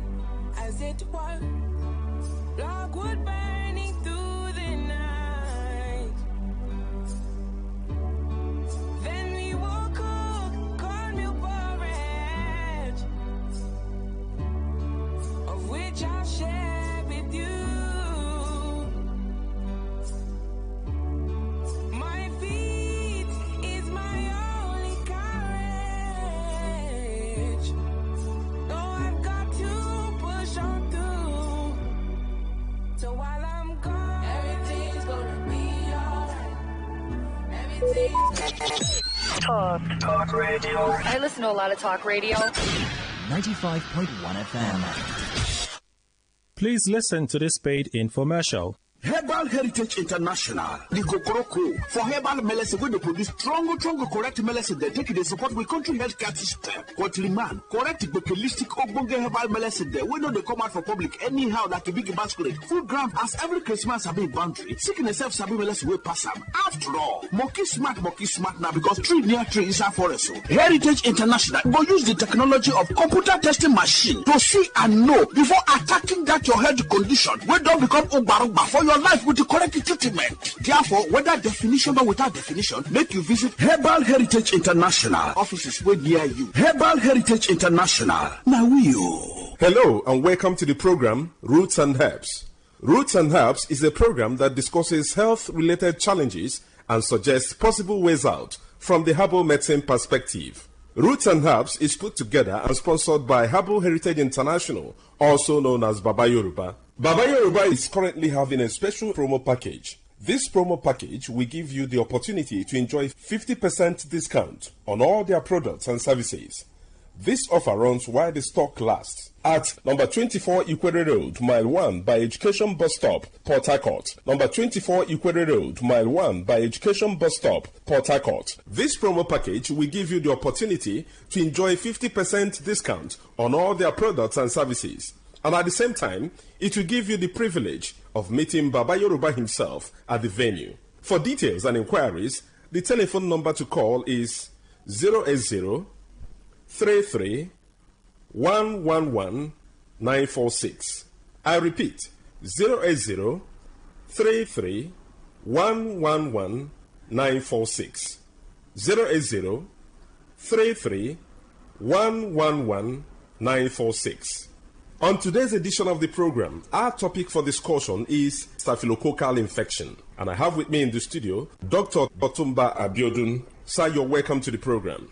Thank you, Mr. Moderator. Staphylococcal infections do occur in the body system when Staphylococcus bacteria enters into the body system and spread within the body system, destroying body cells. Staphylococcus bacteria are majorly of three types that can afflict men. But of these three, the most pathogenic in nature, that is the one that is capable of causing diseases easily in men, is the Staphylococcus aureus, because it is capable of invading body cells, destroying them, causing different pathological changes in the body. When Staphylococcus bacteria spread in the body system, there are a number of changes that one can experience. This can result to burning sensation within the individual, and this can be seen as fever from time to time, or a situation where there is certain hotness coming from within. There can be skin manifestations in staphylococcal infection that can be given one periodic boils or rashes all over the body. In some people, such rashes can come around the pubic region, or even leading to boils that can lead to blisters or even ulcers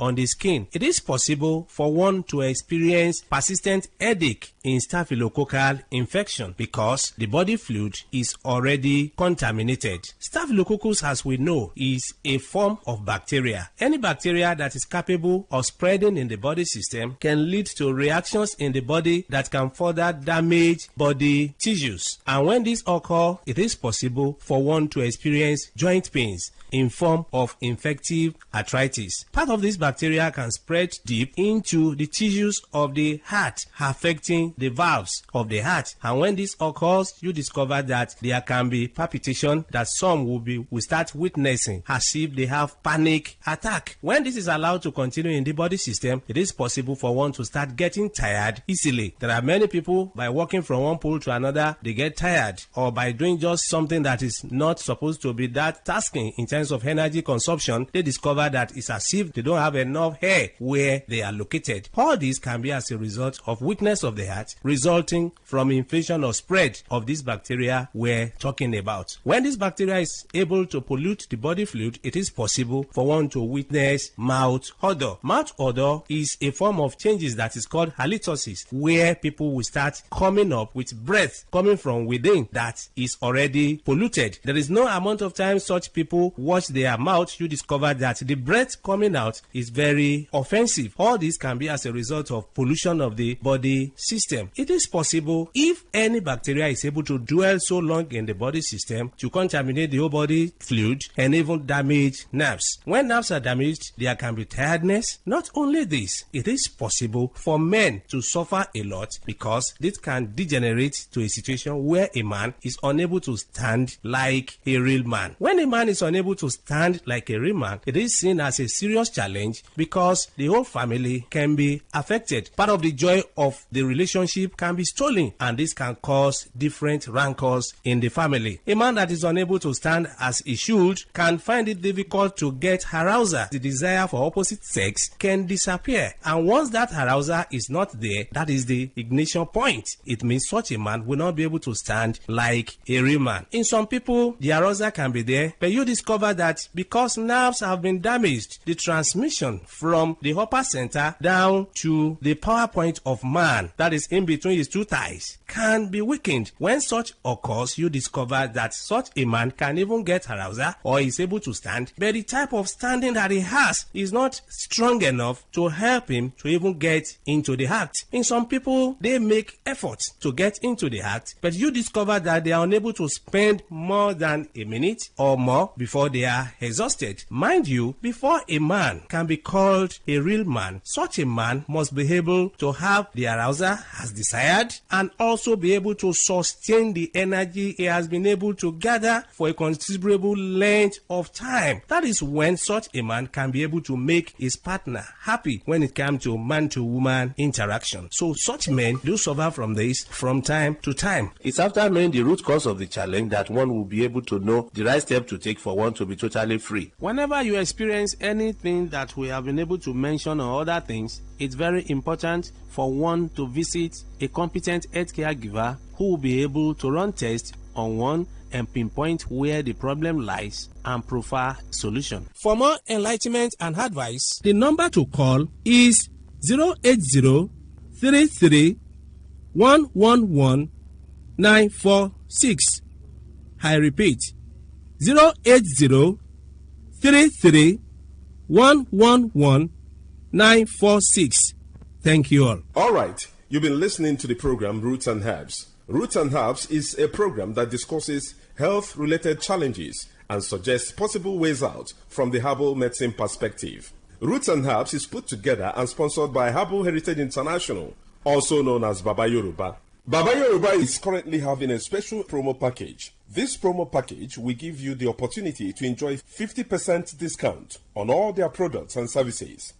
This offer runs while the stock lasts at number 24 Ikwere Road, Mile 1 by Education Bus Stop, Port Harcourt. Number 24 Ikwere Road, Mile 1 by Education Bus Stop, Port Harcourt. This promo package will give you the opportunity to enjoy 50% discount on all their products and services. And at the same time, it will give you the privilege of meeting Baba Yoruba himself at the venue. For details and inquiries, the telephone number to call is 080-33-111-946.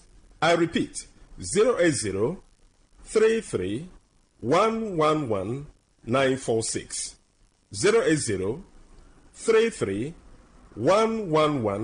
080-33-111-946. I repeat, 080-33-111-946. Let's take our sponsor's message. Don't go away. We shall be right back. Herbal Heritage International, the Gokoroko, for herbal medicine, where they produce strong, correct medicine, they take it, they support with country healthcare system. Quatliman, correct, bekelistic, ogbonge herbal medicine, they know they come out for public anyhow, like a big basket. Full ground, as every Christmas have been boundary. Sickness self sabi medicine will pass them. After all, monkey smart now, because tree near tree is a forest. Heritage International will use the technology of computer testing machine to see and know before attacking that your health condition. We don't become Ubarugba for your life with the correct treatment. Therefore, whether definition or without definition, make you visit Herbal Heritage International. Offices were near you. Herbal Heritage International. Now You're welcome back to Roots and Herbs. Roots and Herbs is a program that discusses health-related challenges and suggests possible ways out from the herbal medicine perspective. Roots and Herbs is put together and sponsored by Herbal Heritage International, also known as Baba Yoruba. Baba Yoruba is currently having a special promo package. This promo package will give you the opportunity to enjoy 50% discount on all their products and services. This offer runs while the stock lasts. At number 24 Ikwere Road, Mile 1 by Education Bus Stop, Port Harcourt. Number 24 Ikwere Road, Mile 1 by Education Bus Stop, Port Harcourt. This promo package will give you the opportunity to enjoy 50% discount on all their products and services. And at the same time, it will give you the privilege of meeting Baba Yoruba himself at the venue. For details and inquiries, the telephone number to call is 080 33 111 946. I repeat, 080 33 111 946. 080 33 111 946. Until we come your way again, remain blessed. And that was a paid infomercial.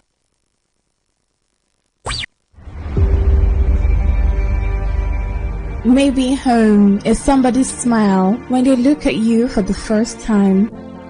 Maybe home is being a home to something you love and adore with all your heart, and that is what life, friendship, and love are all about. Maybe home is listening to all of your favorite shows on Today95.1 FM. We create memories. We inspire comfort. We are the voice of the people, and we are home away from home. Talk radio. I listen to a lot of talk radio. 95.1 FM.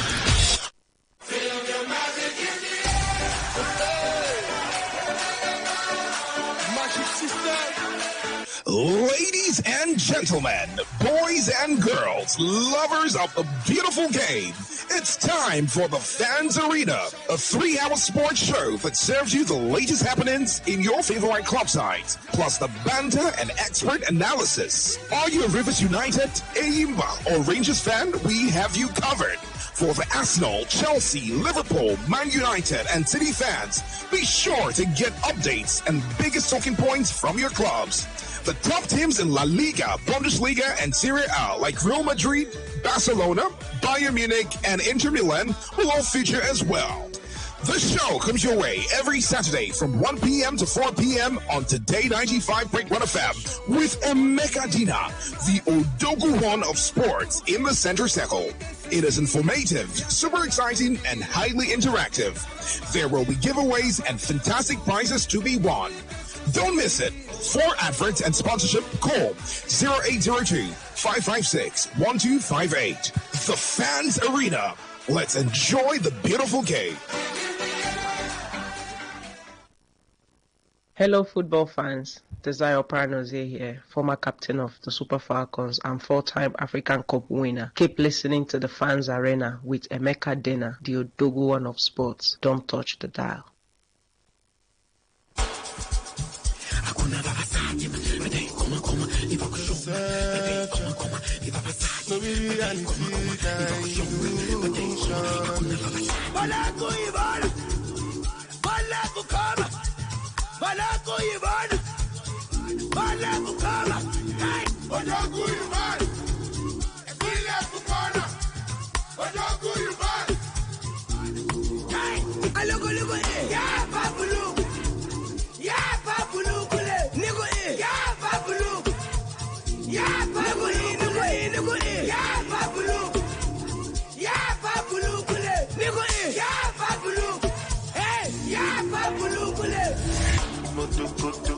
You know me, I do like go. Everything you find go so good. Me, I get them for sure good. Baby, your body roboto. Make up and I'm like Cocoso. Make up like you go Opoto. Ojibo make we joke good. Yeah, I'm bed. Kilo day, I'm bed. Yeah, I'm bed. Okay, ladies and gentlemen, a very good afternoon to you all out there. I say a very good afternoon to you all out there. You're welcome to the Fans Arena. Yes, your one-stop football show that brings together all the lovers of the beautiful game. Yes, as we serve you the biggest talking points from your favorite club sides. Talk about Chelsea, talk about Arsenal, Manchester United, Manchester City, Liverpool, Barcelona, Real Madrid. Talk about Bayern Munich. You can talk to me about AC Milan, Inter, all those big clubs out there in Europe. Not forgetting what's happening right here at home. The Rivers United, Remo Stars, champions in waiting. We talk about them right here on the Fans Arena. Emeka Dena is my name. The Odogu one of sports. Korobara Akashirike strong hand. All right, ladies and gentlemen, you know how we do it. The show is highly interactive. Very, very interactive. It's all about the fans, I tell you. That's why it's called the Fans Arena. It's all about the fans. Yes. Tell somebody to tell somebody. Tell somebody to tell somebody that this is the place to be for the fans of the beautiful game of football. Provided you support a club out there in Europe. Big club, maybe small club. No, not Fulham. We don't talk about Fulham here. No, we don't talk about West Ham United. No, I say we don't talk about Getafe. We don't talk about Genoa. No, we don't talk about Nice. We talk about the big clubs out there in Europe. The major leagues in Europe, the big clubs. Those ones you support. Yes, Arsenal, Man U, Man City, Liverpool. Name them. We talk about them. Back home here, we talk about Enyimba. We talk about Rivers United. We talk about Remo Stars. These are the big clubs in the MPFL, I tell you. And today will be different, I tell you. All right. You know how we do it, ladies and gentlemen. So many avenues for you to be part of this show. Yes, highly interactive. Very engaging. SMS and WhatsApp is the same number 070-1933-9962. That's 070-1933-9962 for your text and WhatsApp messages sent to that number.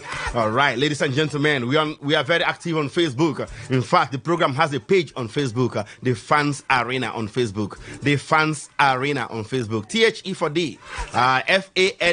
FANS for fans. Arena, of course, ARENA, the Fans Arena. All you need to do is just go to Facebook, search for the Fans Arena, like and follow the page, and you're on to the show right away. All the 9 talking points we have for you today, they are all right there on the page, the Fans Arena. So go there, start dropping your comments. A lot of you have dropped comments right there already. So if you haven't done so, do well to follow that page, the Fans Arena. Like and follow the page, and be able to also share your thoughts with us on any of the talking points right there. All right, that's not all. That's not all. We are live on YouTube. I say we are live on YouTube. You can watch me right now on YouTube. Oh, that's not all, I tell you. You can equally watch me on my page, Emeka Dena Odoguwan. Live right there on Facebook, Emeka Dena Odoguwan. Yes, go there. You will watch me live right here. And of course, be part of the show as well on that platform. Ladies and gentlemen, the most interesting part, I'm sure you're waiting for it. Yes, giveaway, no, they finish for here.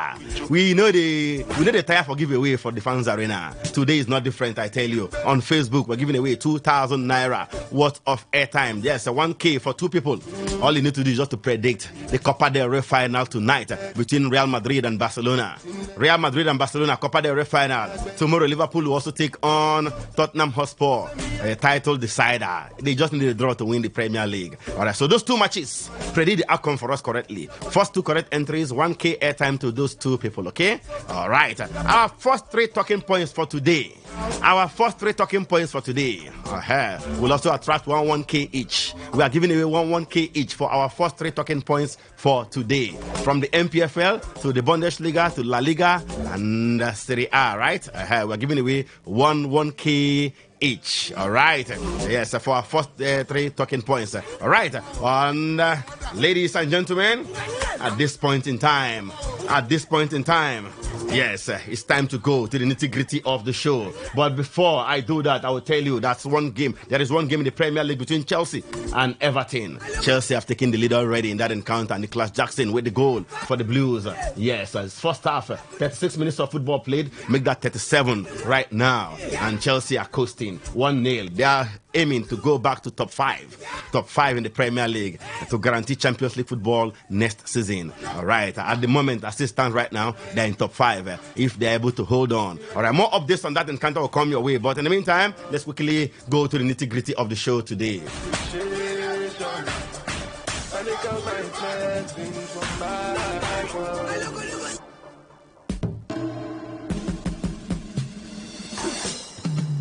Okay, you know how we do. We will start from the MPFL. Oh, don't worry. My analyst is on his way. Hopefully, he will be joining us in the moment. But in the meantime, let's start from the MPFL, Nigeria Premier Football League. Yes, charity, they say, begins at home. Remo Stars will be crowned Nigeria Premier League champions for the first time in their history if they beat Niger Tornadoes at home tomorrow. Following second place, Rivers United's 2-0 defeat to Kano Pillars at the Sani Abacha Stadium yesterday, the Sky Blue Stars, Remo Stars, yes, will have an unassailable lead of 68 points with victory against Tornadoes with 3 games to spare. Speaking exclusively to the fans arena, Remo Stars defender Ifeanyi Anemena disclosed that his team received the news of Rivers United's defeat to Pillars with great excitement, adding that they are in high spirit ahead of their match against Niger Tornadoes tomorrow. Winning that match will make them champions. Come on, let's hear from Ifeanyi Anemena. He's on the fans arena this afternoon. Yeah, I think we were in the training this evening when we get the result that Rivers lost 2-0, and it was a kind of exciting moment for us while in the training. So I think there's no pressure, and the team has been working hard to keep the consistency high and make sure that we maintain the lead. So I think on Sunday, by God's grace, we are going to come out all out to do what we used to do. Now, the team is quite ready, and the preparation has been high, and we know that come on Sunday, if we can win our Tornadoes, then we have the cup. So I think everybody is on high spirits. Most of the players here is their first time of experiencing league title. So everybody is up and waiting to make it happen. You heard from the man, Ifeanyi Anemena. He's a league winner with Enyimba. In fact, he won the league twice with Enyimba. Yes, the former Enyimba Rivers United centre-back says it will be special for Daniel Ogumodode's side to win the MPFL title before their home fans tomorrow. Let's hear from him one more time, Ifeanyi Anemena, on the fans arena. I think it will be a fascinating one. It will be a very nice one for us, and it's the first time for the team, and I think I can't say what it will look like that day, but I know it's going to be gorgeous. It's going to be massive for them, for the fans, and winning the league here in our home ground.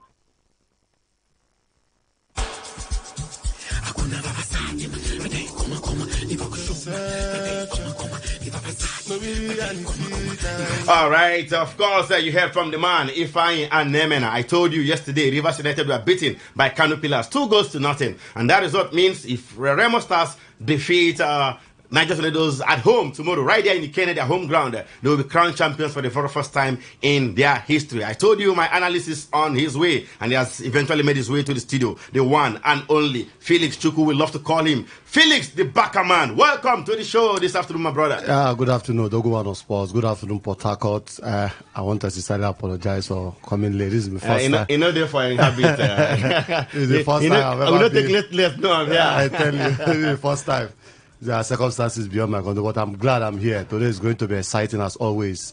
Looking forward to the banters, the analysis, and the hot topics. We are here for you today. All right. It promises to be exciting. I mean, explosive and loaded as we are. Felix the Baka Man, of course, let me just throw it in right away. It's all about Remo Stars right now. Rivers United couldn't do the needful yesterday in Kano. They were beating 2-0. Ahmed Musa and Rabiu Ali were on target for Pillars to hand them a 2-0 victory against Rivers United. That result means if Remo Stars beat Niger Tornadoes tomorrow, at home, Remo are playing at home, they will win the league with 3 games to spare because they will have 68 points. Rivers United currently have 58 points. So with 3 matches left after tomorrow's game for Remo Stars, 3 matches will guarantee you only 9 points if you even win all 3.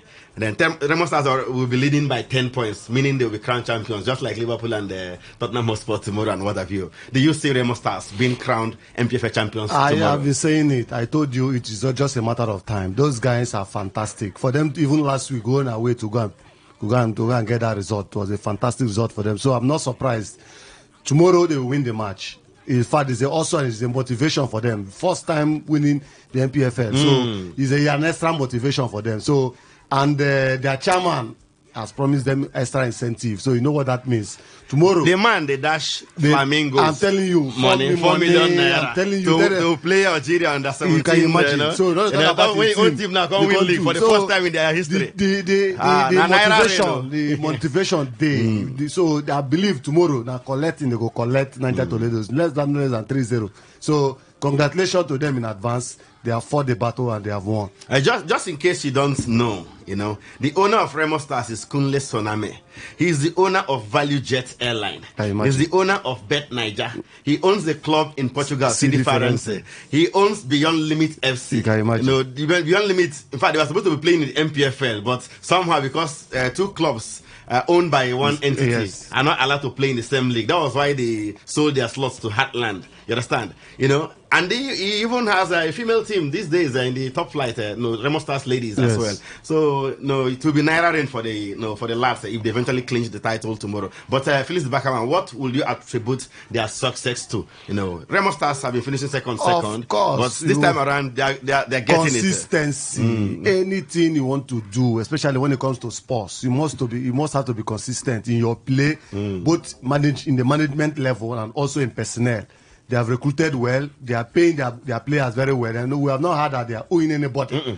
We have not had no time on the news. We hear that Remo Stars players went on strike, hotel accommodation, logistics, and the like. So these are the ingredients that makes you become champion. And once those things are put in place, you're inevitably going to win. So that has been the difference. They have been consistent. They have backup from the management and the government. Also, I believe that the government also will also be security now, because Remo Stars they provide security. Anywhere they want go, police they go follow the army and the red. Now government go provide that. So everything working together for good. Their good. As long as you are faithful. You're quoting the scriptures now. Yes, of course. All right, they've done quite well, and they have to say that they are one of the few, or maybe the only professionally run club in Nigeria. Guys, it is obvious. That is body any blind man self can even see. They are doing very well. And once you're professional in what you're doing, me, for instance, I don't like all this is a state government owned club. It's just a charity. They are not doing it for charity. Exactly, and football is not run on charity basis. It's just purely PR. It's just PR. No business. Let's have a ministry. The other day, every day in the news you hear maybe Chelsea declare annual profit or loss, and Man United declare their accounts every year. That's not the case in Nigeria. No Nigerian club has ever said this is what our financial books look like. They don't collect money from government and they go play football. No profit. What they just do here and end up help people. Exactly. You're right, and that is not football all over the world. Right I've not had anywhere, even in Sudan, Emirate of Sudan, even the one of Sudan. That's a big club. That I'm telling you now, a Sudanese club, a club that Nigeria, a country where we say Nigeria, in fact, River State, if you pay them, they run professionally. How come Nigeria today, the likes of America and the Al Hilal of Sudan can afford to even get Brazilian coaches to come and coach them. They get players from other parts, and they pay big money in dollars. If a Sudanese club can pay well, can attract a Nigerian. Kelechi made his name and money over there in Sudan. Do you know that a Congolese cannot play football in Nigeria? A Congolese, let them go and sign under a Congolese. You can't leave Congo to come to Nigeria and play football. Why? Congo supposed to be a Congolese supposed to stay in Nigeria. Nigeria has abroad for him. If Nigeria they well, but today Nigeria go enter water go Congo. That's a story. It's not a good story for another day. But in the meantime, let's go to the phone lines to hear from you. Do you see Remo Stars being crowned champions of the MPFL tomorrow? If they beat Niger Tornadoes at home tomorrow, even if not 0-0, then take win that match, they don't become champions. If they beat Niger Tornadoes tomorrow in the Kene, they don't become champions because Rivers United lost yesterday. So, do you see Remo eventually getting the MPFL title for the first time in their history? Do you see that happening tomorrow? Let's hear from you. 0817 000951. 0817 You can reach us on the other number. That number is 0810 9510951. That's 0810 9510951. Caller number 7 is getting 1K. Hello. Good afternoon. Very good afternoon. A very good afternoon to you, my brother. It's Obona Kaleva. Obona, you're welcome. You're welcome. Your first show. Thank you. I think Remo has done the needful. You see, when you prepare well, like the 5 virgins, the wise ones. They carry extra oil. They carry extra oil. Maybe the foolish ones, they will just carry the one with it for inside their lamp. When leave now, every Rivers United, they do if Remo lose their next 3 matches. Then they never even win their own. Rivers United never even win their own. Now, so the foolish virgins, then they before the bride go, the groom go come, our oil goes like 2 hours. No, you have to plan well, and Remo has planned well, and I see them winning. Because they have even gone last week to do the other one, which was away from home. So I don't see anybody stopping them, and this is also should give encouragement for other private. Yes, but it's not that somehow a lot of these other private clubs they are not sustainable. Yeah, we've seen Ifayoba, we've seen Giwa FC, we've seen Nembe City in the past. You know, even MFM, they didn't really stand the test of time. Now, what Remo will do for themselves now, I just listen to the owners and what he owns. Now, big man. Now, big man, yes, it's true. We still have other big people who can invest in this sport and make Nigeria proud. Because as England, even the majority of their own money, now from football, they come, I've been opportunity to walk in a stadium. I walk in Reading Stadium in a weekend. Okay. See how fans troop in there. They are buying this, buying that, and everybody is happy. All right. The club is making revenue, people around is making revenue. All right. So we're doing well, and I know in the continent they will also do it. We praise you. Thank you so much for your call. Well appreciated. Remo Stars on the verge of clinching the MPFL title for the very first time in their history. All they need is a win of any kind tomorrow against Niger Tornadoes, and they are playing at home. You know, if they do that, they will be champions. That's another call on the line. Hello. Hello, Otogu One of Sport. Greetings to you, my brother. Is that Arsenal Baba Twins? Arsenal Baba Twins. Good to have you on the show. You're welcome, my brother. Yes, I'm happy for Remo. Yes, they are ready for it. They are almost there. They are like Liverpool. They are like Liverpool. They are Liverpool. They are ready, but my prayer is the continent. That is my problem. Don't worry, it's one step at a time. One step at a time. Yeah, one step at a time. Liverpool tomorrow. Liverpool, everything goes well. No, Liverpool owns even better. Liverpool just need draw. Raymond need winning. Liverpool owner just draw the need. You go work out tomorrow. Abi. Okay. We wait and see. Then we'll go for Champions League. I hear you. Thank you so much. Arsenal Baba Twins, keep it locked right here. Don't go anywhere. It's still the Fans Arena reaching you from the studios of your premium news talk and sports radio station today, 95.1 FM in the Garden City of Port Harcourt. Emeka Jene is still the name. The Odogu One of Sports. Korobara Akashiriki Strong Hand. Not a in the building. Phyllis the Backerman is in the building. Yes, the Backerman is in the building. And there's a big one tonight involving Barcelona and Real Madrid. Copa del Rey final. More on that to come later. But let's go back to the phone lines to get more from you. Remo Stars they will claim the MPFL title for the first time in their history with victory tomorrow against the Tornadoes right there in the Kenya. Can they do it? Do you see them clinching it tomorrow? Just beat Tornadoes, you are champions. Let's hear from you. It's 0817 00 951 0817 00 951.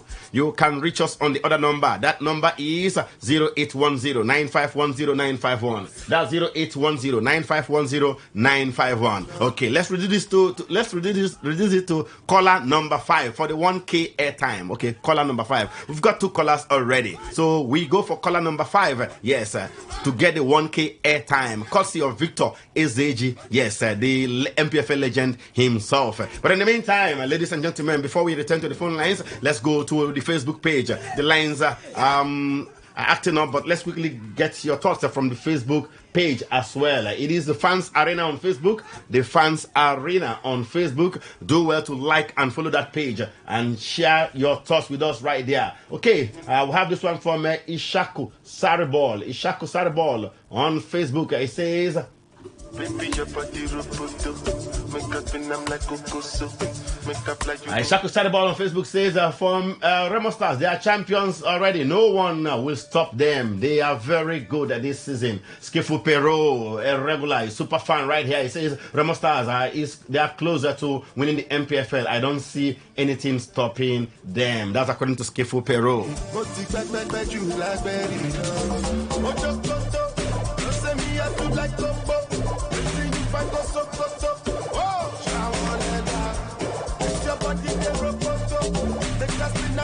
All right, another one here on Facebook from Lorenzo Delighter says nothing is stopping Remo Stars on Sunday. They will beat Niger Tornadoes.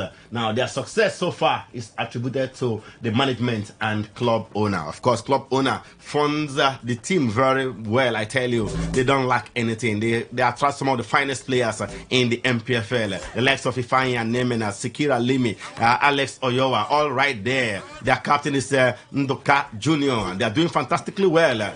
Tomorrow, they just need a win against Tornadoes at home, and they will be champions of the MPFL for the first time in their history. Do you see them beating MPFL tomorrow? Do you see Remo Stars beating Niger Tornadoes tomorrow to claim the title? Yes, let's hear from you. Let's go back to the phone lines. 0817 0000951 0817 0000951. You can reach us on the other number. That number is 0810 9510951. That's 0810 9510951. It is halftime at Stamford Bridge. Chelsea 1, Everton 0. Nicholas Jackson with the goal for the Blues in that encounter. Yes, halftime in that one at the moment. So let's go back to the phone lines to hear from you. Caller number 3. Hello. Oh, sorry, we lost that one. Do well to call us back if you can. The lines are open. It's 0810 9510 951. 0810 9510 951. Remember, our Facebook page is very active. The Fans Arena. Like and follow the page as well. Hello. Hello, good afternoon. A very good afternoon to you. Caller number 4. Yes. I want to say that... what's your name? Let's meet you first. Okay, my name is Stanley. I'm calling from the warfare. All right, Stanley, you're welcome. Let's go there. Yes. Remo is surely going to win tomorrow. And yes, I support them. I'm a River State teaching, but I actually support them. I mean, you're a fan of Remo Stars right now. Yes, I am. Interested. Yes, and I also want to give a shout out to the NPFL. They've actually improved. Yeah, I mean, better than what we used to see back in the day. Yeah. Yes, it's way better. Like, teams can go away and win and all of that. It's an improvement. And I think that they should continue down that line. All right. We'll support them. Thank you very much. Thank you so much, Stanley. Your thoughts are well appreciated. Thank you so much. 0817 0000951 0810 9510 951. And the next caller will be winning our 1K airtime right away. The next caller is the lucky person. Hello. Hello. A very good afternoon to you. Congratulations. You don't win. What's your name? My name is Favor. Yeah. All right, yeah. Favor. Give us the last 4 digits of your phone number. 7173. 7173. Yeah. 7173. Okay, thank you so much. Favor, go ahead. You say Mustard winning the league tomorrow? They will win the league. They will win the FKF. They will beat Tornadoes tomorrow, and claim the title. Nobody can stop them. They will beat Tornadoes black and blue according to Favor. Favor, you know what to do next, right? See what you will do. You will send us a message with this number you called us with. Send us a message to our text message line. Yeah, just send a message that you are Favor. Okay? That we now use that your number. I don't have the text message line. I will read it out. Just when I drop this call, just listen attentively. I'll read it out so you can get it down. Okay?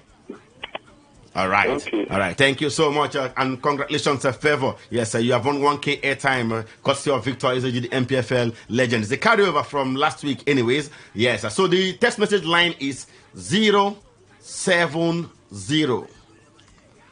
1933 9962. That's 070 1933 339962. Okay. Favor. So send a message to that line using the number with which you called us just a few minutes ago and confirming that you're a favor. So we can now send you the 1K airtime to that number. All right. Thank you so much. In the meantime, let's go to matters on the field as far as the MPFL is concerned. I told you earlier, yesterday in Kano at the Sani Abacha Stadium precisely, Kano Pillars defeated Rivers United by 2-0. Ahmed Musa, you know him, yes, former Super Eagles captain. He has not retired, he's not part of the team any longer these days. Himself and Ravi Ali from the penalty spot did give Pillars those 2 goals and they defeated Rivers United. And that result means with a win tomorrow, Remo Stars will be crowned champions right there at home before their home fans. So Remo Stars will play tomorrow and that will be against Niger Tornadoes right there in Ikene. Elsewhere tomorrow we have Nasarawa United in action against Heartland FC. Heartland are struggling for their lives. Aqua United, another struggling team, they will take on Ikorodu City, the Ogab Boys, high-flying Ikorodu City. That one will be going down at the Gospel Akpabio International Stadium in Uyo. Kwara United, yes, the Harmony Boys, they take on Lobby Stars tomorrow as well. Sunshine Stars versus Katsina United is scheduled for tomorrow. Equally, Abia Warriors, who are doing quite well, although they were hammered 5-1 last time by Katsina United, they hope to bounce back from that shameful defeat when they take on Shooting Stars in Umuahia tomorrow. Elsewhere, Plateau United will confront Bendel Insurance. Bayelsa United, tutored by Ladan Boso, are in action tomorrow against El Kanemi Warriors, while Enugu Rangers, or Rangers International, if you like, they will take on Enyimba International. I mean, massive game, I tell you. Yes, that's a big game, one of the biggest games in the league this match day. Rangers versus Enyimba. Don't forget, Remo Stars with victory tomorrow against Tornadoes will be crowned league champions. Okay, and in case you missed it, for Remo Stars, they are top of the table as we speak right now. They've got 65 points. 65 points. Okay, in second place we have Rivers United with 58 points. Rivers United have played a game more. Ikorodu City are third right now with 53 points. Better goal difference plus 17 compared to Abia Warriors, who are fourth with the same number of points right there. Bendel Insurance are fifth on the table with 50 points. Kano Pillars with the win yesterday moved up to 6th on the log with 50 points as well. Rangers are 7th with 49 points. Enyimba 8th with 49 points as well. Shooting Stars occupy the 9th spot. They've got 48 points. Bayelsa United are 10th on the table with 46 points. Bottom 4 that will be going down should the league end today. We have Heartland in 17th position, 42 points. Aqua United, they are occupying the 18th position with 38 points. We have Sunshine Stars with 38 points on 19th. Lobby Stars are relegated already. It doesn't matter whether they win their remaining 4 matches, they are going to the NNL. They have just 25 points from 34 matches. They have used no fewer than 4 coaches this season. They are problem too much. Ladies and gentlemen, at this point in time, we will shift our attention to the Bundesliga on the show. It is still the Fans Arena. Don't touch the dial. We'll be right back to talk about Bundesliga on the show. Don't go anywhere.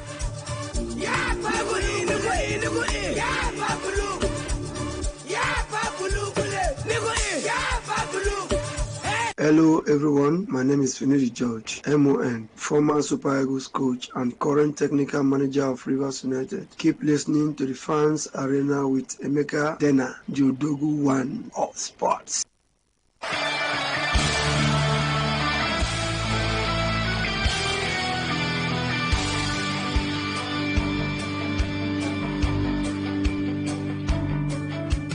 Welche Münchner Fußballmannschaft kennt man auf der ganzen Welt?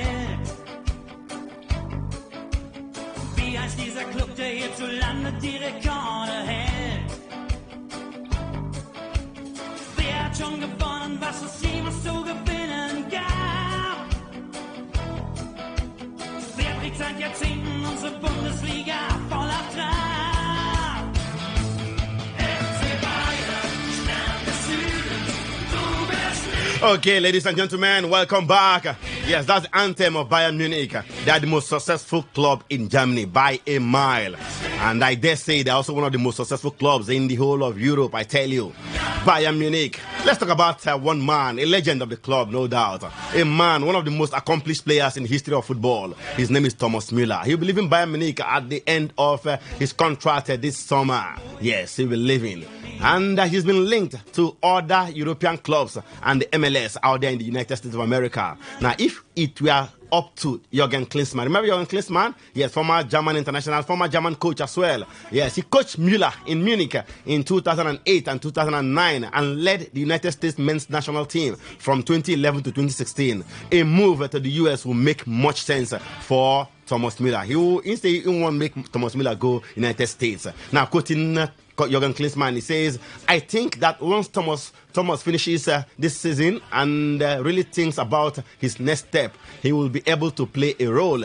American soccer, this league has developed really well. It's now a league with 30 teams, 15 in the East, 15 in the West, and it has truly grown and improved in terms of quality. So, Jürgen Klinsmann speaking right there. Yeah, while Klinsmann was wary of calling up too many MLS players during his tenure with the national team, he remains a strong advocate for American soccer and how the top division has progressed since he left his post at US Soccer. All right, Felix the Backerman, Klinsmann is advising, suggesting to, Thomas Müller, he should come over to the MLS. After all, I know Messi is there. What's his name? Luis Suarez is there. Jordi Alba is also there. So many other great players, who have passed their prime, so to say, are all in the US right there. Remain in Europe or move to the US in the MLS. What's the best choice for Thomas Müller? Odogu, before I will advise him or to suggest where you should take first, Jürgen Klinsmann became a coach at the age of 37. Mola is 35 years old. Most Germans start their coaching career at a very young age. You can remember Julian Nagelsmann, yeah. At the age of 28 was already a coaching coach. Hoffenheim, yeah. I believe if you look at the way Mola plays these days, he's weak because of injury and he doesn't involve in games too much. I was thinking in my own that I was going to go into management early because I believe he's this kind of guy that is calm. But he says he still wants to play. If you want to go, America is good because America is retirement home for any person that have played the game. So MLS is good. Remember, he's a German. Germans are jolly good fellow. And America, all of us know the American dream. Go Charlie. You understand? Go Maya. When you don't finish, you go to America, go catch your crew. So MLS will be a good side. When you go retire, collecting small choppings. From there, you can join coaching. But for me, I would have advised Bayern Munich, keeping him. Just like I would have advised for him to remain in Bayern as a German, make him join the management crew or management, what do they call them, a coaching crew, so I can go learn from the road. But America didn't decide to go. I would like me to go to America. Saudi Arabia not go too good for him because now German, I don't old. Yeah, but exactly. not too strong. Some kind of lifestyle, no, if you perform for Saudi Arabia. Exactly. Okay, but on the other hand, the Backerman, see for instance, Luka Modric is still playing. Every year they go renew in contract, give him one extra year. He's about 38 now, so he's still playing. Don't you think it would have been better for Bayern Munich to have been extending his contract? Maybe give him one more year or something. Just like we spoke about last week. We spoke about. We said even good things come to an end. There is a time you look at evaluate the player you have, his impact, and say, my brother, you don't try. Moku part way. If Mola leaves Bayern today, he has done his best. No, it's not need keeping him. He's not playing too much. They said we want to keep him as a elder statesman. We ain't good advice. And football, let me advise. Bayern don't need advice now. Look, Amado is only play 90 minutes for Real Madrid. No, Madrid model and Bayern model is not the same. It's not the same. Madrid can afford, and you can remember what Madrid even saying now. Most of the fans say they should flush some of these old legs. And Modric is one of the people that are saying they should let go. So, go to the club, people say they consider you. You're a senior man. Don't try. Make they can't spoil your hand. That kind of thing. From there, move. Go to that place where they go celebrate you. Okay. That's the best for the man, according to Felix the Backerman. What do you think? Thomas Müller, yes, he's been advised to go to the MLS by Jürgen Klinsmann, ex-German national team star and coach, as it were. Klinsmann himself worked in the United States as a national team coach from 2011 to 2016, as it were. So, what do you think? What do you think is best for that man, Thomas Müller? He says he'll be leaving Bayern Munich at the end of this season. He spent 25 years there. So he joined them when he just did 10 years. From the youth ranks, he grew. He's won everything in football. The Champions League winner, he's a World Cup winner, World Cup, no everything. serial winner in the Bundesliga. Name them, he has won everything. Now he still wants to play at 35, and he's looking towards MLM. Jürgen Klinsmann is advising him to go to MLS. What do you think is best for Thomas Müller at this point in time? Or do you think Bayern should have given him an extension, one more year at least, to still keep him there, to advise the younger ones, be a sort of guide and mentor to the younger ones, so to say? 0817 000951. 0817 000951. You can reach us on the other number. That number is 0810 9510 951. That is 0810 9510 951. Those are the numbers to call. Second half is underway at Stamford Bridge. 2 minutes into the second half. That's 47 minutes right now. Chelsea are still leading Everton by a goal to nothing. That goal scored by Nicholas Jackson early in the encounter right there. In the meantime, yes, like I said earlier, we're also giving out 1K airtime. Yes, to caller number 5. Let's leave it at caller number 5 today. Caller number 5. Yes, as far as the Bundesliga is equally concerned right here. Okay, so it was Trevor who won that of the MPFL. Has he sent a message to that number to confirm that he's actually Favor, and so we can get his number and send him his airtime in due time? 0817 000951. 0817 000951. Reach us on the other number 0810 9510 951. That's 0810 9510 951. Remember, caller number 5 will get 1K airtime courtesy of Victor Ezeji. Yes, you can also go to our Facebook page. It is the Fans Arena on Facebook. The Fans Arena on Facebook. Drop your comments there as well. Hello. Yeah, good afternoon to you. What's your name? Your name is? All right, you're welcome. Yeah, go ahead. Let's hear you. You're caller number 1 on this segment.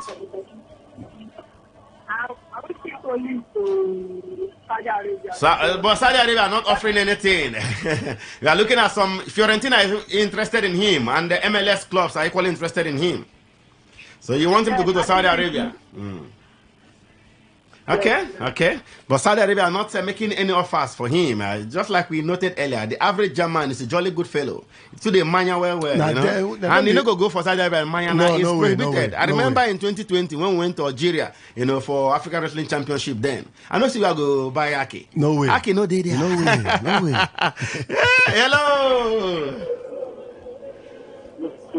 Hello, good afternoon to you. What's your name? My name is Chide from Imo State, first time caller. Oh, I hear you. Welcome to the Fans Arena, my brother, all the way from Imo State. Remind me the name again, sorry. Chide Berry. Oh yeah, now let's go there. Thomas Müller, MLS or remain in Europe? MLS, already in that price for Bayern. Yes, so now legend, proper legend. He don't pay for Bayern, need to change club. All right, so go MLS, go join Messi then for that side, eh? Yes, sir. All right, thank you so much. Your caller number 2 on that talking point. We are rewarding caller number 5 with 1K airtime, courtesy of Victor Ezeji, the MPFL legend himself.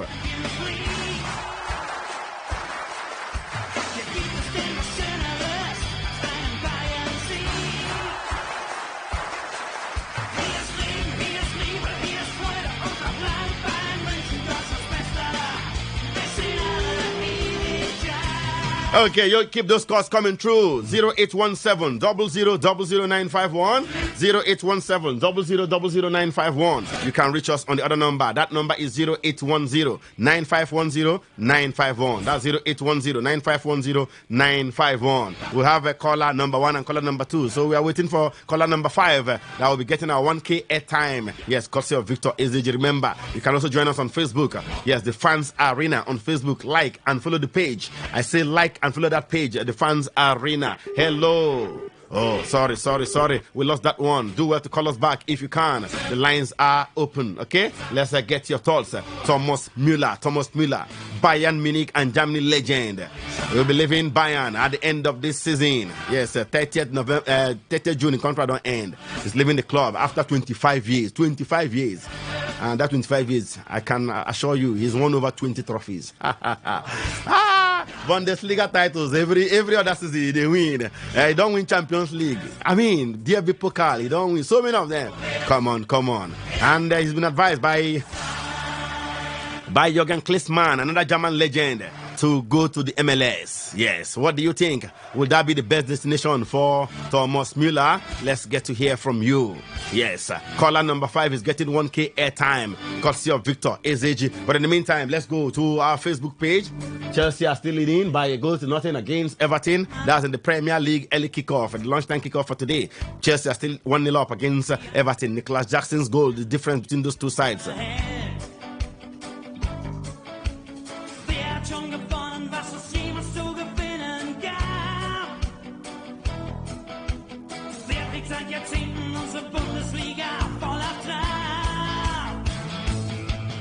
Okay, let's go to Facebook. Yes, Lorenzo Delight, a super fan of the Fans Arena. Yes, he says Müller has seen it all in European football. He should move to another place to experience a new environment coupled with a huge wages. Bayern would have done that. That's to give him 1 year extension to serve as motivation to younger players. Maybe it's against their policies. Ishak Kusaribol says he should go to MLS. He has tried for Bayern Munich. Skifu Pero is also on Facebook. He says he should go to MLS. He has paid his dues in Bayern. And Danny Wise on Facebook says he should go to MLS. His age doesn't need European football again. Felix Backerman, is he too old to play in Europe? 35? It's not that he's too old, but injuries and some people when they are 35 they can still play very well. Not in every case. His case, after all, even the former Chelsea man that went to Real Madrid, that is name again. Hazard. He wasn't up to 35. He couldn't play football again. Couldn't play football. So some people are fortunate at 35. And I told you that this man is from Bavaria. Bavaria are known for beer production. They are brew masters. They brew it no good. So Saudi Arabia not go work. America, no. especially you know, see, will be if you go prison, they cut your hand. You know I am. No, let Ronaldo they give consensus to allow to live with a woman when never marry legally. They give us based on saying a senior man. When you enter Miami, at least Florida, where you see I got Miami Beach. Because at the end of the day, life now gaga. Thomas Müller, all right, ladies and gentlemen, it is still the Fans Arena right here. Okay, we are talking about Thomas Müller. You know, no mention Saudi Arabia, no go work for him. Let's hear from this caller. Hello. Oh, sorry. Network, they worry you. Phone lines acting up. Just keep trying. Okay? I will count that as caller number 3. So 2 more callers now. We have our winner. 0817 000951. 0817 000951. You can reach us on the other number. That number is 0810 9510 951. That's 0810 9510 951. What's the best destination for Thomas Müller? He's been advised, yes, by former German national team coach Jürgen Klinsmann. Klinsmann used to play for Spurs those days too. Yes, he played for Spurs. Yeah, great striker back in the day. Exactly. Yeah. For the records, he has won 32 major trophies for Bayern. 32 major trophies. You know, in 25 years. You can imagine. Very, very. What's in the wait for again? What is he? No motivation again. I don't say one that. He should move on. I don't say one that we done the Arsenal for 20 years now. No go there. They will win the Champions League this season. Okay, promise. It's 0817 000951. 0817 000951 or 0810 9510 Those are the numbers to call. Let's get to hear from you. You're not going to chop this 1,000 naira airtime now. No way. Network, whether you like them or not. Just keep trying. Somebody must go home with the 1K airtime. Now, I know we'll go back with that. Don't give me the money already. I have to give it to you. It's not my own. So, now for the fans, whether network like them or not, there must be a winner. Okay, so let's go back there to hear from you. In the meantime, let's bring you up to speed with matters on the pitch out there in Germany, talking about the Bundesliga. All right. Yesterday there was one game in the Bundesliga between Stuttgart and Heidenheim. Heidenheim won that one away from home by a goal to nothing. We have a call on the line. Hello. I say, network the forehand, network the worry. Seriously. But just keep trying. Whether I like them or not. That's column number 4. Whether I like them or not. They will increase. We'll give her out. Don't worry. All right, let's go. Let's go back to matters on the pitch. Yes, later today, 2:30 p.m. precisely. Matches are plenty in the Bundesliga. We can inform you that champions, Bayer Leverkusen, and then be champions. But they will be dethroned very soon. They are in action against Augsburg. Leverkusen in action against Augsburg by 2:30. Same time, we have Bayern Munich against Mainz 05. Bayern Munich are coasting to the title, 8 points clear. Hoffenheim take on Borussia Dortmund, also by 2:30 this afternoon. Holstein Kiel, New Boys take on Borussia Mönchengladbach. Elsewhere, Wolfsburg will battle Freiburg. And later this evening by 5:30 p.m. Nigerian time, we can inform you that Eintracht Frankfurt will play host to RB Leipzig. Bundesliga action.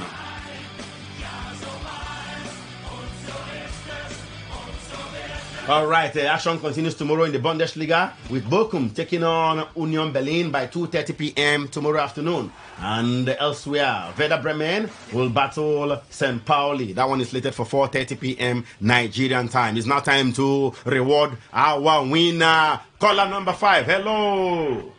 Hello, Mr. Brenner. A very good afternoon to you.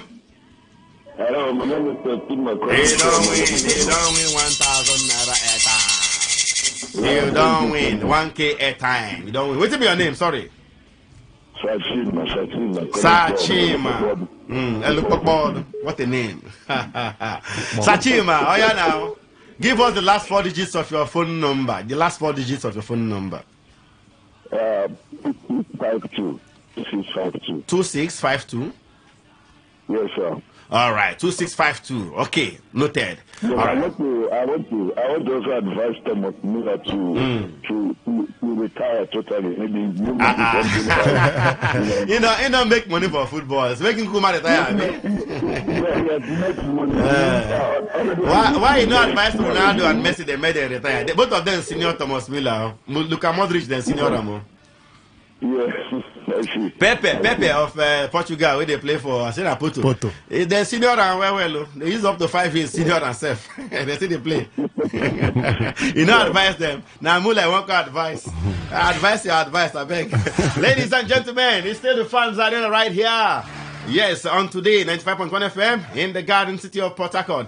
Mecca Dena alongside Phyllis the Backerman. And I can inform you, yes, we have 2 guests in the building. One of them, in win prize last week. Philip the Emirate Emperor is in the building. Philip, just come say hi. When the time reach, we'll go put you on for mic there. We'll go put you on. Just go there. Say, just greet the fans them, you know. We're gonna say there. Good afternoon, fans. Good afternoon, Port Now that voice. That's the voice. You're welcome. How you see our studio? How you very, very beautiful, very fun. You know, this is the first time I entered in a very decorated and fine, stadium. Sopo. I'm so much pleased. All right, and you go home today with Diary of a Vagabond. Now book where China Chiro write, we ain't give us. So you've been winner of that book. So we'll present that book to you. Thank you so much. Look love the support. Now Arsenal. The name alone, I give you away. You know, I am privileged to see you face to face. The pleasure is mine, my brother. The pleasure is mine. What do you bring come? You don't bring anything come. He back for being wine. The next time I will nothing to you. But we will give you something as they go. No, even if you don't bring something come, we will give you book where they say 10,000 naira for market.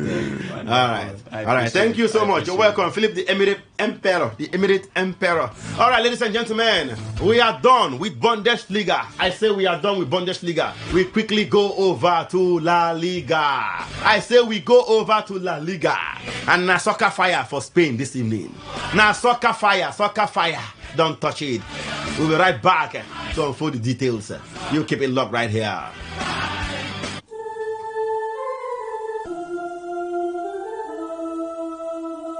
It's all about the body.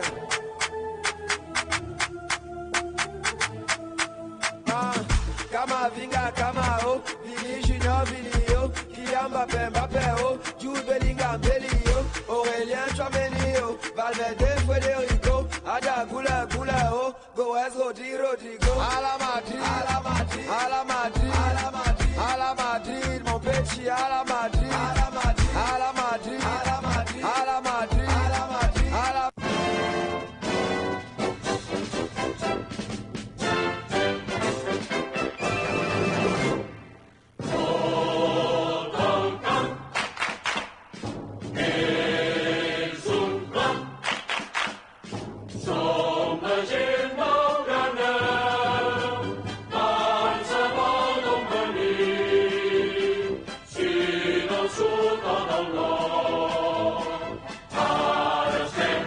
Okay, welcome back, ladies and gentlemen. Now, Soccer Fire, a Clasico Copa del Rey final. It doesn't happen often in the history of Spanish football. Maybe every time we say a Clasico final for Copa del Rey. All right, it's rare, but of course, it is happening later tonight. More on that in the jiffy, but before we go back to that, let's quickly take you back to the Bundesliga. Yes, I missed out a couple of things in the Bundesliga. We can inform you that Bayern Munich are top of the table with 72 points.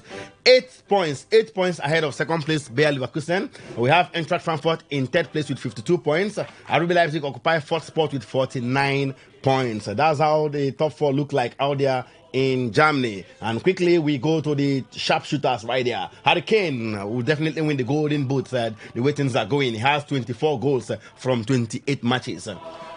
Yes, he plays for Bayern Munich. Harry Kane. Patrick Schick of Bayer Leverkusen has 18 goals from 27 matches, no assist.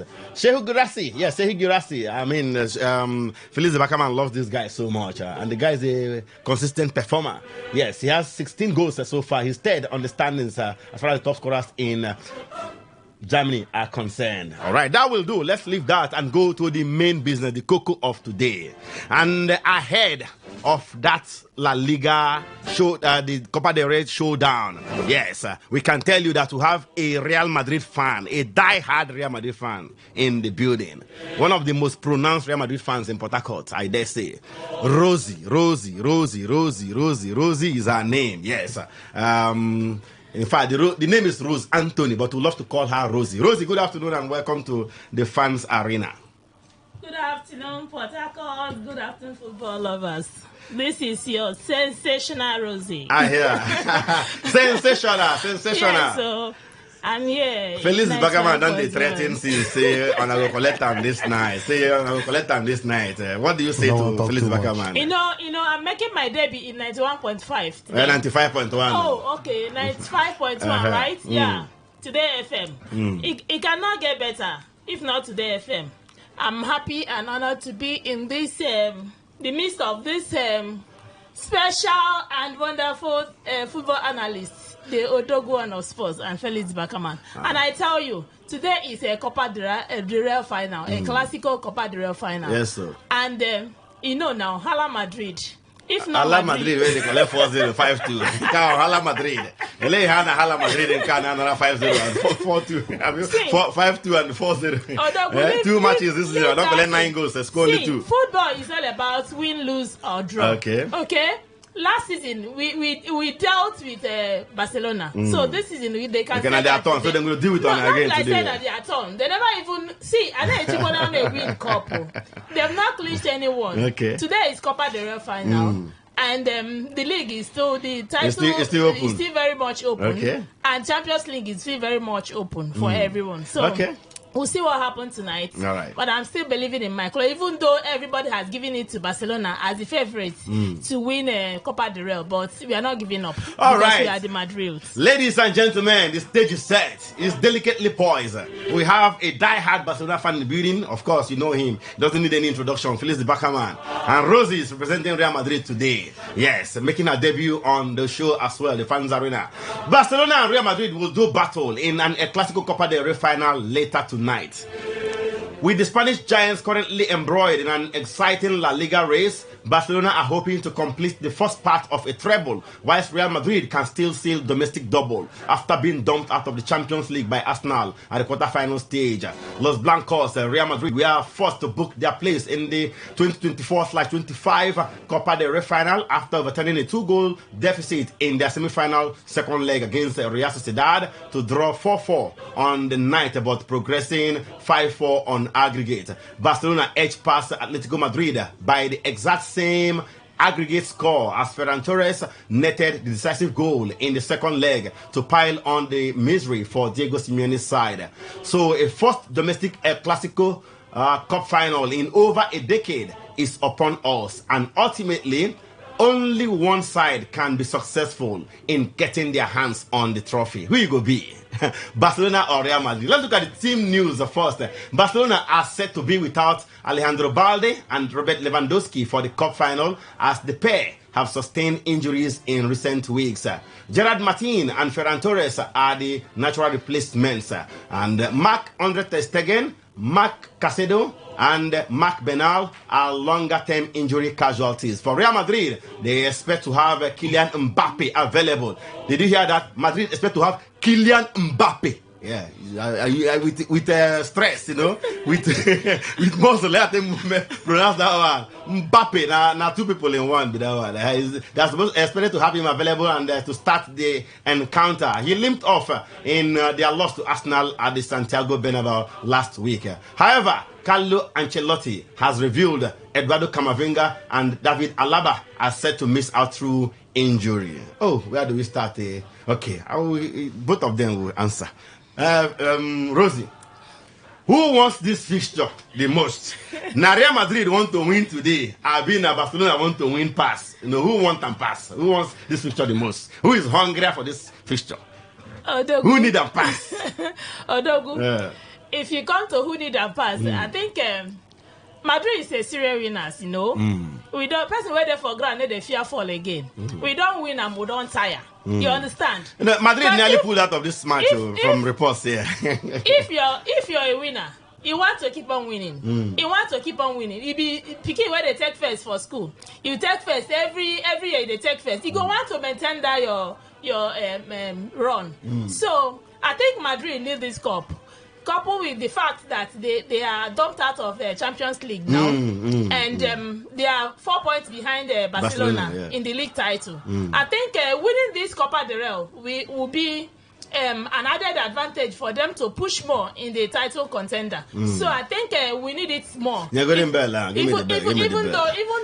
if you hear belly, stop. Even though everyone feel that Barcelona is the favorite to win, but this is final. When a match goes to a final, anybody can take it. You understand? So I think Madrid needs it more. All right. Yes, needs it more. Hold on for now. Felix Backerman, who needs it more? I think I want to use every word. I'm not here to banter her, but I'll use her exact words. She said, he that is close to the ground, that is to say Madrid is already on the ground. She has admitted that almighty Madrid, after buying back, they are on the ground. So let's go with her. What did Arsenal do? They reached the head in the ground now. I don't know what you meant. You said he that is close to the ground, fear no fall again, which means Madrid is already on the ground now. They are not afraid to. When you were talking, I left you. You said you people are on the ground. You fear no fall. Thank you for being on the ground. We are on top. There's only one that is on top that can drag someone from the ground. Today's match, I told you before this match, I told you the best player are supposed to have played Barcelona very well is Atletico Madrid. Madrid this season is a shadow of themselves. Any Madrid fans that want to talk about Madrid with all this the star season, players, that's what I'm telling you now. Shadow beat Man City. They beat the worst Man City. Atletico Madrid. Okay, Arsenal will never play ball. Don't say that Arsenal do them. Arsenal Football Club. I don't want to even go there. I don't want to even go there. I don't want to go there. This night, the only thing I'm not happy with is the unnecessary balls Madrid raised yesterday. Did you see a plan orchestrated pattern to create? Well, leave that one. That's a story. But you see for today. You see for today match. You see today match. They see today they go collect midfield, but when Barcelona go play them today, some of them make them talk. Okay, hold on there. Rosie, who wins this match tonight? Tell us the truth. I'm telling you with my full chest now. Madrid is winning Barcelona tonight. We are going with the Copa del Rey Cup tonight. Yes. Okay. We are winning them. Felix Bankama, I know you will disagree with her, right? Sir? Who they win? Flick has not lost any final in his career. He not gonna lose tonight. He has never lost any final. A day begins the story. Don't worry now. Don't worry. At least he has shown you that he have won you 4-0 this season. He has won 5-2 this season. So my brother. Okay. Best way slap kill. Bottle send I go mortuary. All right, ladies and gentlemen, it's now time to go to the phone lines to hear from you. I say it's time to go to the phone lines to hear from you. It's a Clasico Copa del Rey final between Real Madrid and Barcelona. 9 p.m. Nigerian time. Who wins it tonight? Who is hungrier for this one? Yeah, who needs it the most? Is it Barca or Real Madrid? Yes, Rosie thinks it's all about Real Madrid. No doubt she's a Real Madrid fan. Felix the Backerman thinks the other way too. It has to be Barcelona. Oh, no other person go winner. Yes. After all, they don't beat Madrid well this season. For Copa, for League, reverse fixture for Bernabeu na 4-0. Then go Saudi Arabia, go collect 5-2 for Spanish Super Copa final. Like last season, never passed. All right, so let's go to the phone lines to hear from you. 0817 00000951. 0817 00000951. Hello. Oh, sorry. We lost that one. Do well to call us back. Let's hear from you. Yes, who wins tonight? It is Barcelona against Real Madrid, Copa del Rey final, going down in Seville, Spain. Who wins? Na neutral ground. So who will win? Let's hear from you. Hello. Yeah, good afternoon. Turn off the volume of your radio set, please. I've done that now. All right, go ahead. Let's hear you. What's your name? Ademola from Wood. Ademola, who they win tonight? Barcelona or Real Madrid? Madrid 2, Barca 1. All right, but Madrid are beating Barcelona. All right, thank you so much, Ademola. Ademola is caller number 1. Caller number 5 will get 1K airtime. Courtesy of Victor Ezeji. Yeah, so let's hear from you. Massive encounter. Hello. Hey, who goes there? Good afternoon, sir. Amos, the Barcelona legend. You're welcome, Amos. Let's go. I greet my friend there, Mr. Felix. Felix the Backerman. I greet you. The winner is obvious. It's not the Madrid that has been crying. It's the same Madrid that beat Man City home and away. Who be Man City? The same Madrid that beat Atletico Madrid. Madrid are threatening to boycott the final. They denied the report. I was so surprised that they were ready to play. I thought they would abandon them. They no go press conference though. They no agree go press conference. They don't even agree train. All right, thank you so much, Amos, the Barcelona Emperor. Thank you so much. All right, your caller number 2. We are rewarding caller number 5. 0817 00000951. 0817 00000951. There's another call on the line. Hello. Yeah, Chidebere, call back. Chidebere, oh yeah now. Madrid, Barcelona. Who they win tonight? Copa del Rey final. Oh yeah, who win now? For your mind.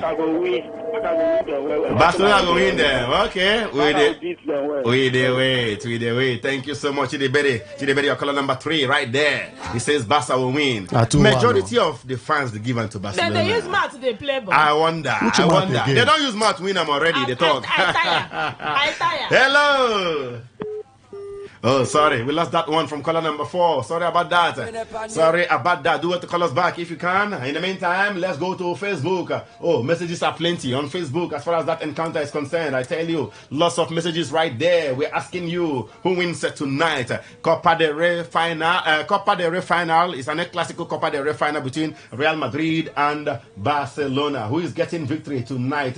Let's get messages from the fans. We're equally asking you who wants it the most. Injuries to both teams, which of them is worst hit by injury? Lorenzo Light here says Madrid wants the trophy more because it will help redeem their already poor season. Barcelona is worst hit by injuries, though Real Madrid has fair share of injury crisis too. Barcelona will annihilate Madrid tonight. All right. Elsewhere, Shakusari Ball says Madrid wants this trophy no more than Barcelona because of Ancelotti's job. Madrid is the worst hitter injury side for this game. Madrid to win tonight. All right, Skifu Pero says, as a Barca fan, I think both teams are hit with injuries, but I think Madrid need it most. Now, it's not, or if not, they will go trophy-less this season. But we are beating them 3-1 tonight.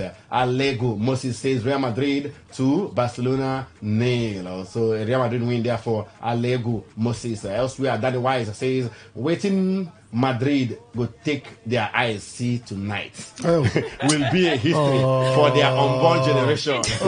Please tell Carlo Ancelotti to start Alaba for left back. I want to check something. Gala Madrid. This is not Gala Madrid. Maybe Hala Madrid. Gala Madrid. Remotanda. Not be Chelsea fan. They talk that. Not Chelsea No, fan. not concern you. Danny Wise says, Viva Barca, Viva Barca, Real Madrid 1, Barcelona 5. Amazing. Paul Michael says Madrid 1, Barcelona 4. And is Michael also on Facebook says Real Madrid 1. Madrid will shock them tonight. Real Madrid 1, Real Madrid 0. Now mistake he make the adult, I don't understand. Now Madrid Barcelona, I don't understand. They say Madrid 1, Real Madrid 0. All right, ladies and gentlemen, let's go back to the phone lines to the ward. Our caller number 5. Hello. Hello, Odoguwan. A very good afternoon to you. And Baka the Felix fan and Madam Rosie. Welcome. Wait till me your name. My name is Malam Musa. Malam Musa, the caller number 4. The caller number 4. Oh yeah, go ahead. Who they win tonight? Yes. What you are going to talk at the end of this match? Yeah? Any person who they pay best, waiting they give Barcelona at 2.30. They go play and direct win. If you don't win, I will return their money. Barcelona all the way according to Malam Musa. Thank you so much. Madrid feel shocked them, Rosie. Madrid go shock them. Let me see. Baka don't beat us twice. Collect one cup Mbappe from dey Madrid. there now. Vinicius Junior Rodrigo dey. Bellingham dey. Wow. How do they call him? Modric. You want to change your mind? You want to change your mind? Oh yeah, we have our winner. We have our winner. Hello. Hello. Good afternoon. Very good afternoon to you, my brother. What is your name? My name is Chris. Oh yeah, now Chris. Let's go there. Madrid go knock them now. Madrid go knock them. Rosie say you're in spirit. Rosie say you're in spirit. 2-1. And you are our winner. Thank you very much. Caller number 5. Caller number 5. All right. So what will be your name again? Sorry. My name is Chris. Chris. All right. What's the last 4 digits of your phone number? 4206. 4206. So you go use that your phone number, send message to our text message line. So we'll get your full number there now. Now send you the 1K airtime, okay? All right. Thank you so much, Chris. Well appreciated. We still have time to take more calls. It is a Clásico Copa del Rey final between Real Madrid and Barcelona. I say a Clásico Copa del Rey final between Real Madrid and Barcelona. The first in over a decade. Don't pass 10 years, we'll never see this type of fixture for Copa del Rey. 2013, you know? So feel free. Tell us who will win. Rosie is a die-hard Real Madrid fan. She says it's Madrid all the way. And Felix the Baka man, even in name, Baka the inside. To tell you, say, you know, in blood, na blood runner. Black blood. All right. So who wins tonight? Barcelona, Real Madrid, 9 p.m. Nigerian time. Who will win? Who wants it the most? Real Madrid or Barcelona? Who carries the day? Let's hear from you. It's 0817 0000951. 0817 0000951. Or 0810 9510951. It's still 1-0 in favor of Chelsea against Everton. Hello. Yeah, good afternoon to you. Good afternoon, sir. How are you doing, sir? I'm doing good. What's your name? Okay, my name is Alex. Alex, you're welcome. You're welcome, Alex. Let's go there. So, Alex, sir. Oh yeah, now who gonna win? Barcelona, Real Madrid. Who gonna win? So tell her I said the truth. I support Madrid, but Truth not there for this one. This is not football. Anything can happen in football. Anything can happen in football. There's nothing like truth.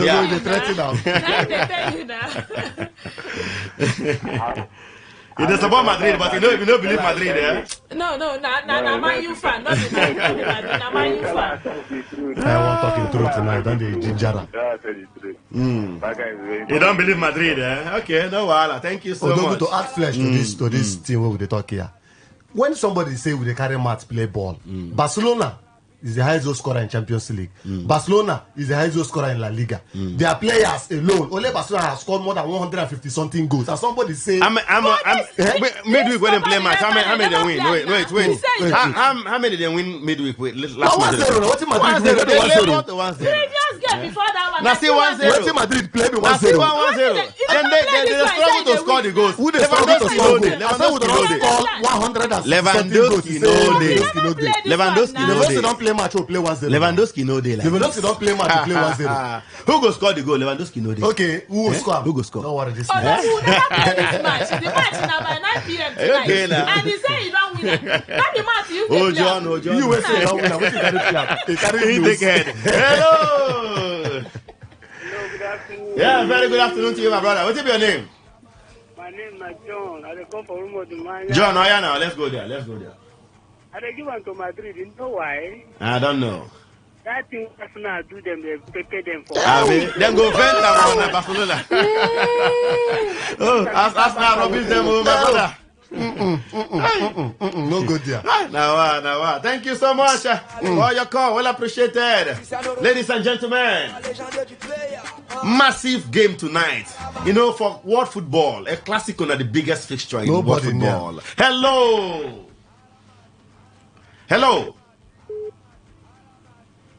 Silent caller. Hello. No time for silent caller. They still on the line. I don't know whether a network issue. Okay. Who wins tonight? Barcelona, Real Madrid, Copa del Rey final. Who go win? Let's hear from you. If you go by form, or if you want to Barcelona easily, but football. This is not derby game. Not derby. Not massive derby. They have played 7 Copa del Rey finals. It's the biggest derby in the world. Madrid has won 4. Barcelona has won 3. Hello. Yeah, good afternoon to you. What's the name? Oh yeah, now. Who wins tonight? Barca, Real Madrid. For your mind. Thank you so much. Thank you so much. Well appreciated.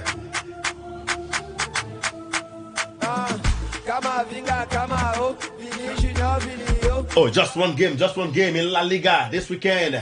It's on Sunday, tomorrow, precisely, between Villarreal and Espanyol. It starts by 3:15 p.m. tomorrow. 3:15 p.m. tomorrow. I like as Spain they do, Copa del Rey final, no La Liga, no disturbance. Go and enjoy yourself. Let's go and enjoy only Copa del Rey. And not the biggest teams they play. I like it. That's the only game this weekend. Villarreal and Espanyol. In the meantime, let's go to the table and bring you up to speed with what the table looks like right now. Yes.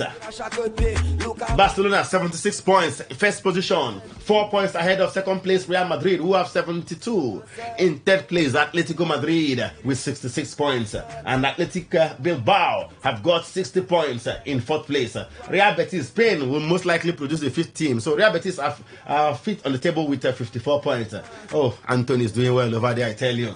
Anthony is doing well over there. Ladies and gentlemen, let's go to the top scorers chart. In La Liga, we can inform you that Robert Lewandowski, has scored a whopping 25 goals in 31 matches, 3 goals more than Kylian Mbappe.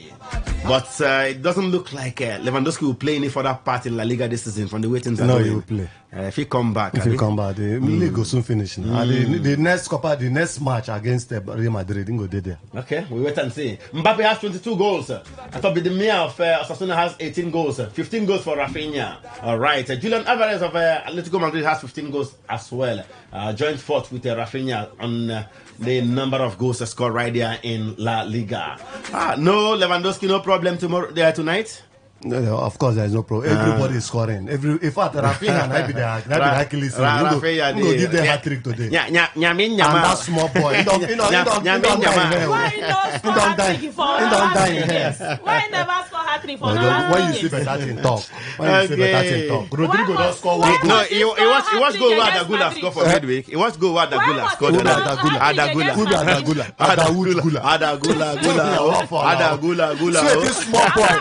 Sweaty small boys. Small boy of 17 years. Small boy of 17 years they do. Rodrigo don't go 15 matches now. Philip the Emirate Emperor in the building. Philip, let's hear from you. I beg. This Copa de Refiner, who go winner? Come close to Mike if here. you don't come Madrid, I go push you. Who go win? They don't intimidate you. You know, no fear. Just tell us what's in your mind. Yes, Tell you what did you see? That game. Well, I'm looking at it. You see, Barca, they are in good form.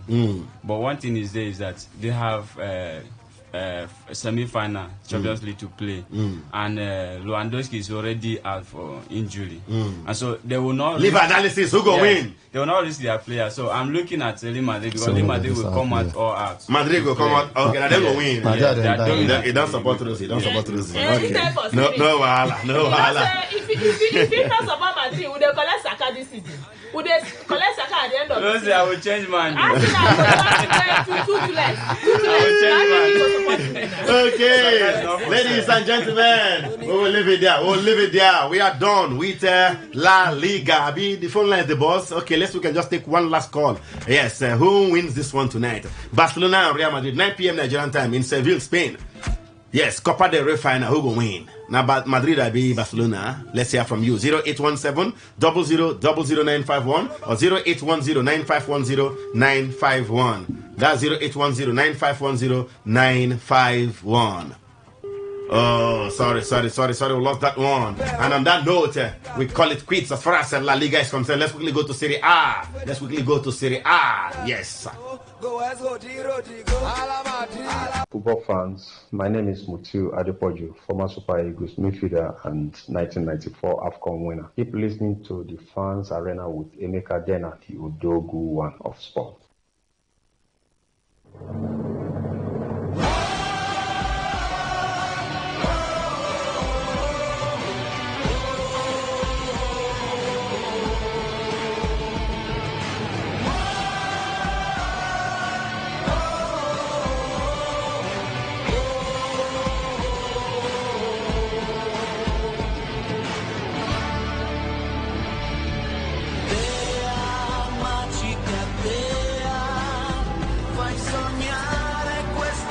Okay, ladies and gentlemen, in case you don't know, now Atalanta, their anthem be this.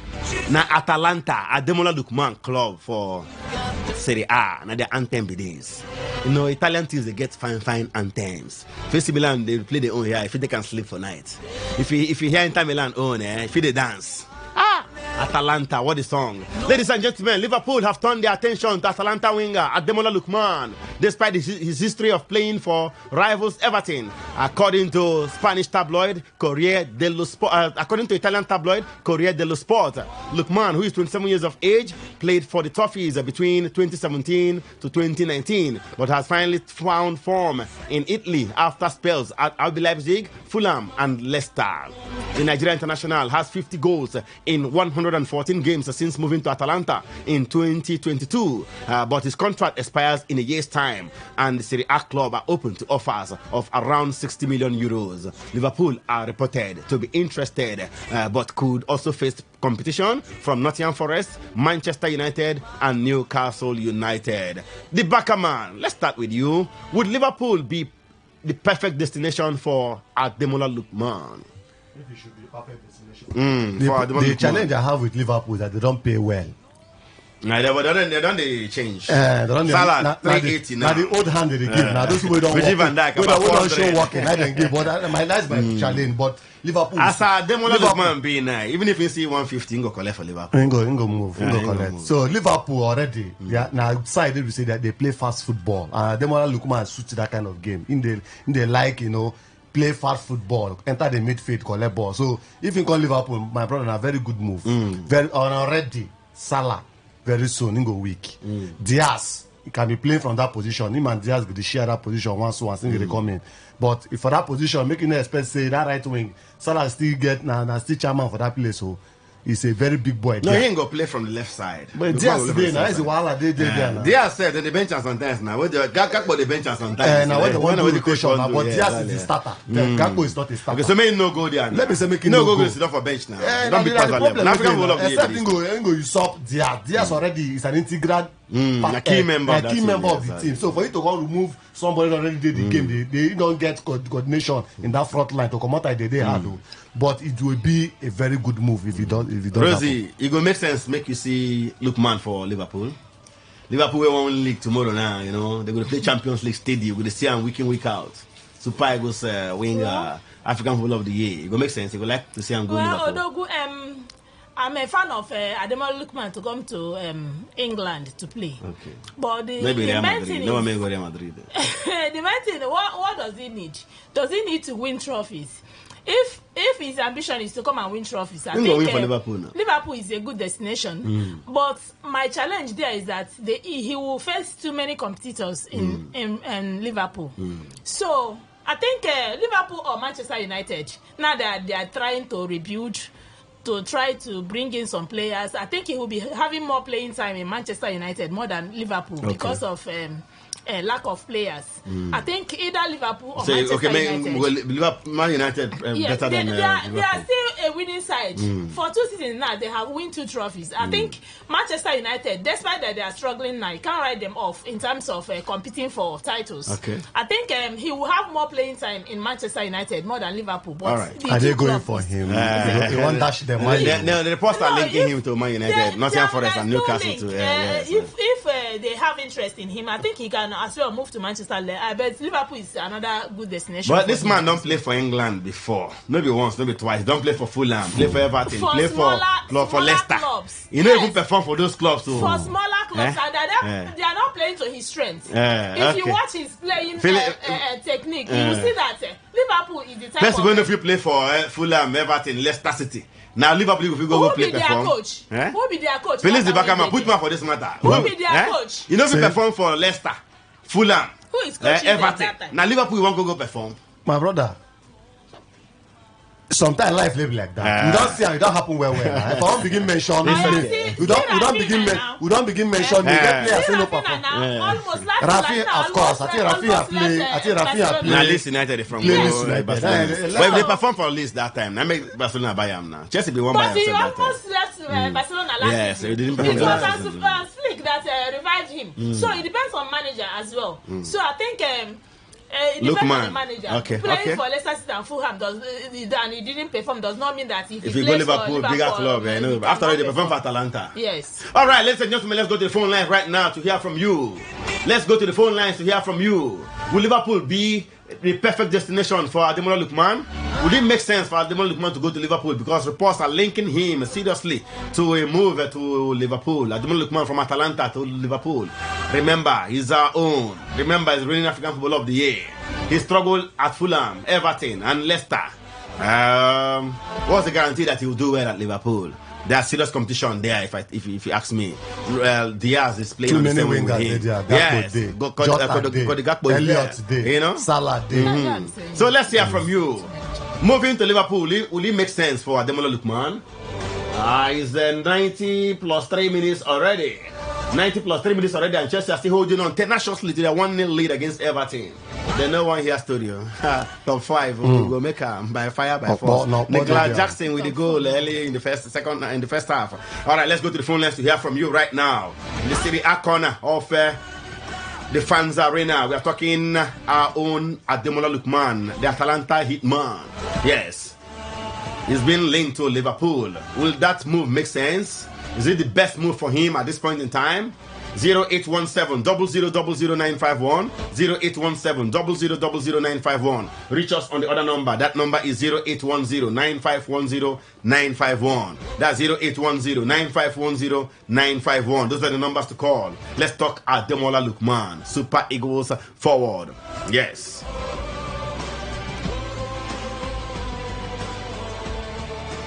Alternatively, you can send us messages via text or WhatsApp. The number is 070-19-33-9962. That's 070-19-33-9962. 339962. All right, all our winners for today, the 3 winners we have so far, please send us your full name, to the SMS line so we can eventually transfer the airtime to you. Hello. Yes. Yeah, good afternoon. What's the name? Not small picking with this one. It's for 18-year-olds and above, please. Not small picking with this one, please. Just listen and enjoy. You have not reached the age of consent, please. Don't bother calling. If you never reach 18 years, yes, no call. We are talking at Ademola Lookman. It has ended at Stamford Bridge. Chelsea have grabbed all 3 points. They're back in top 5. Hello. Yeah, good afternoon to you. Yes. Good afternoon. Yeah, what's your name? My name is Chidi. Chidi, how old are you? I'm 16 years old. No, it's for 18-year-olds and above. 18-year and above, okay? Thank you so much, Chidi. Please. You have not reached the age of consent. You never... Anything you say cannot be used against you in the court of law. No, you cannot. So no need to say. Biko. All right. So let's go back to the phone lines to get to hear from you. Yes, Ademola Lookman linked to Liverpool. Reports in Italy. Corriere dello Sport. Yes, they say Lookman is wanted by Liverpool. Hello. Hello. Yeah, good afternoon to you. The one and only me. You're welcome to the show. Thank you so much. Rosie is here. Rosie on a chair, vice chair lady, Abi. Madam Esther, the chair lady. Rosie is the vice. Now you go be secretary now. Felix, the back come on. Good afternoon. Good afternoon. Well done. Congrats. Thank you. So, although one of us, my take on this topic is this. Ademola Lookman, when he was at Leicester, Everton, whatever. I mean, he was developing there. Okay. Now he has in leg never strong that time. Yes. If you see Ademola Lookman now, watch his game. The improvement is obvious. Yeah. That's why he was able to get about this African best player. And you saw his performance at the Europa League was hat-trick hero now. Hat-trick hero last year. Yeah. Yes, so to me, when he gets to Liverpool, definitely there will be they have competition, so many competitions there, but he's going to show working there. Yes. All right. Thank you so much, Mimi. Keep it locked right here. It is still the Fans Arena. The Fans Arena reaching you from the studios of your premium news talk and sports radio station. Today, 95.1 FM, right here in the Garden City of Port Harcourt. Emeka Dena, the Odoguana Sports. Korobara Akashirike, strong hand. Felix the Backerman in the building. Rosie is also with us right here today. Not forgetting Philip, the Emirate Emperor, the winner of our Diary of a Vagabond. Hello. Hello. Good afternoon to you, my brother. Good afternoon, my brother. What's your name? Yes. Good evening, Fine Wadike. Hey, the one and only Fine Wadike. Olia. I want to greet a special greeting to Felix the Backerman and thank you. Rosie of Africa. Thank you. We're going to do chaka for them. For Rosie, today now first time for her. I never see your pampas. I never see pampas gift. If I want to hear what Felix the Backerman talk. No, you're he has I think not say wife born. I never see pampas. He never see pampas from you. And it's very, very bad. Okay, very bad. No, the pampas is all right. Let's go, my brother. Lookman to Liverpool. Yes, no, I think Liverpool will be a good move for Ademola Lookman, okay? To be a very, very move. They are not great from what he's doing already. So I think I'm in support of that move. Yeah. All right, thank you so much, Ifeanyi Wadike. Thank you for your call. We go to the Facebook page. The Facebook page is the Fans Arena. The Fans Arena. Please, if you have not been following that page, do well to like and follow the page right now. The Fans Arena on Facebook. Like and follow the page. All our talking points are there. That's why I go there to always get the reactions of the guys right there. Let's go back there. Danny Wise on Facebook says, I hope these rumors doesn't come through, because Liverpool will suffer next season past Man United. I don't want Lookman career to end in Anfield. I even prefer Newcastle over Liverpool for him. I don't understand. I mean, how you go prefer Newcastle? Where then they for table? Who then be compared to Liverpool? Now your opinion. Skifu Perot says it will be a good one for Lookman to join if he joins Liverpool. And Ishak Kusaribol says it will be best destination for Ademola Lookman if he is the best. He is best player. I don't understand. Ishak Kusaribol, they bust my head there with I don't understand. What's this? He went on to say he will not struggle at Liverpool. Okay, this other one from Lorenzo Delay says I think it will be a good move, but let's pray what happened to him at Fulham and Everton never occur again. Based on his latest form, he can deliver at Liverpool with Luis Diaz and Salah. Their attack will be fire. Imagine attack we get Salah, Luis Diaz, and Ademola Lookman. Now what? They don't find way come out one of them put for number 9 there. Chifo Nunez and Diogo Jota. All right, let's go back to the phone lines. Hello. Hello. Yeah, very good afternoon to you. Good afternoon. Good afternoon. What's your name and how old are you? My name is Emma. I'm 22 years old. Nah, you never reached. Leave that thing. See, this boy don't learn bad thing. This boy don't learn bad thing. You don't go change your voice. The Adam bars won't confuse me. No. Don't do that. Don't do that. Him one hour, this boy. 0817 000951 0817 000951 0810 9510951. That's 0890 0810-9510-951. Those are the numbers to call. We are talking about Ademola Lookman, Super Eagles forward. Hello. Greetings, my brother. Greetings. What's your name? Pastor UK from Abba. Come on, Port here. I know my boss, but I'm going to Hey, you want to that name now? You know your first time. You know, you want you Pastor UK.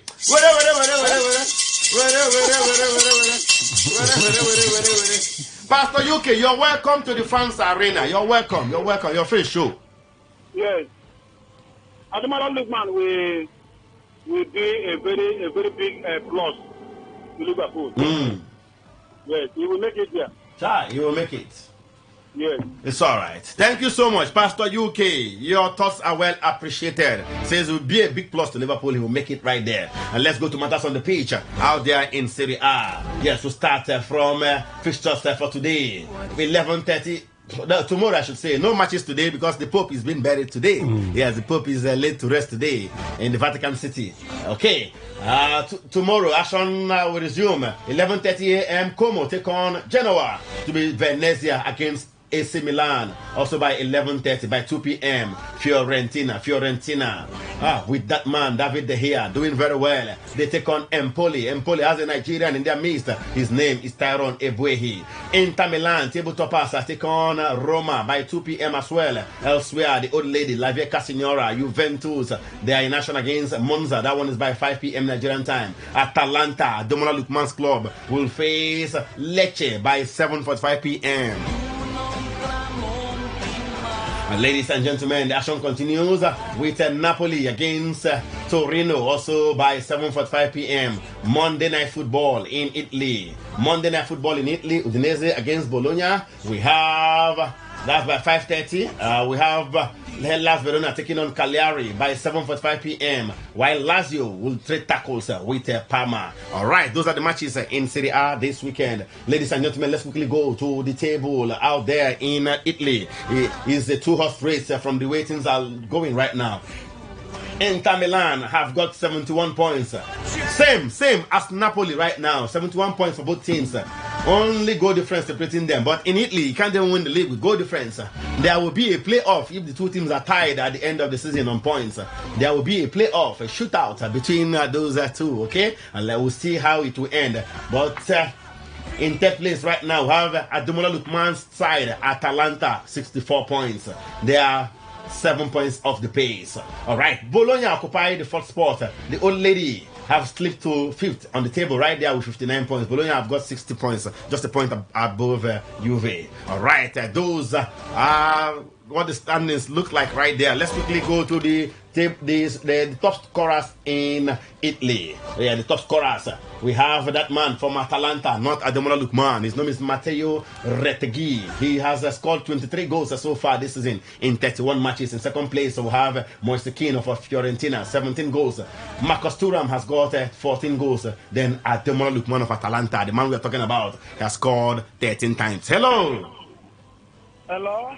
Yeah, greetings to you. Greetings. Odogu, this is Nnamdi. That's no Okorokobioko. What a name. What a name. That your name is scary. Okorokobioko. What is that? It's scary. If you mention that name, we have more picking day. If you get nightmare. Nnamdi, you're welcome. Don't mind me. Don't mind me. You're welcome. The help on this side. You're welcome. Congratulations. Thank you. Rosie, I agree to. I make a neighbor woman. They hear you. No, don't change. No change that. It's a first time caller. Nnamdi. You're welcome. You're welcome. Okay, I think Ademola Lookman should go to Liverpool. All right, I see. And no, I'm a ball where. On your ball, Agbabola. Ladies and gentlemen, we are done. We are done with Serie A. We are done with Ademola Lookman and Atalanta. Let's go to the Premier League, the one you've been waiting for. Don't touch the dial.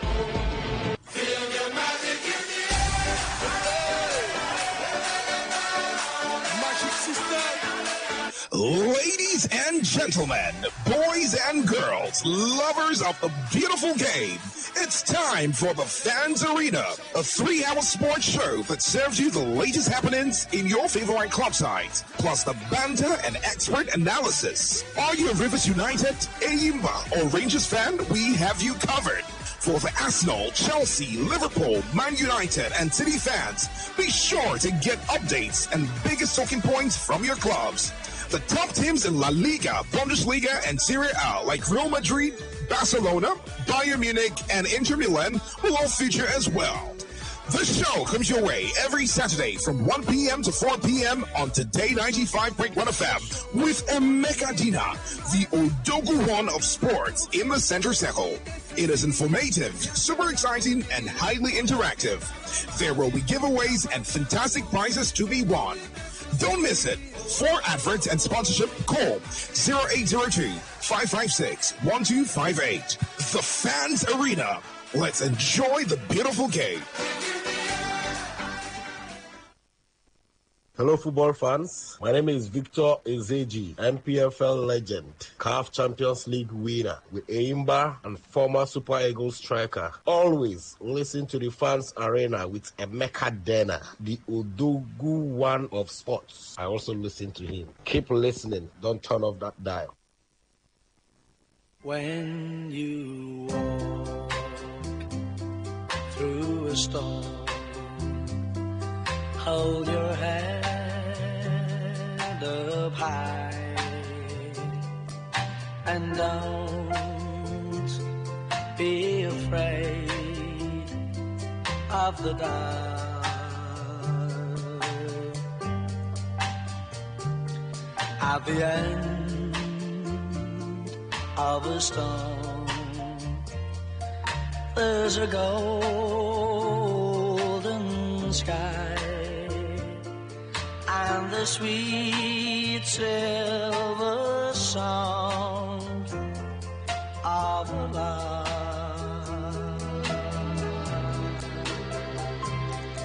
Walk on.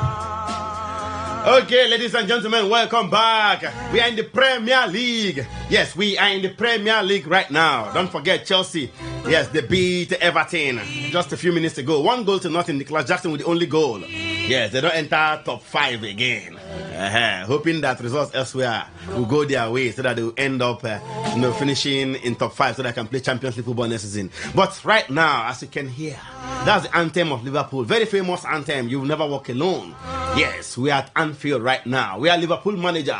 And Slaughter says his team have a big responsibility to secure the club's 20th top flight title by getting a point against Tottenham Hotspur at Anfield tomorrow.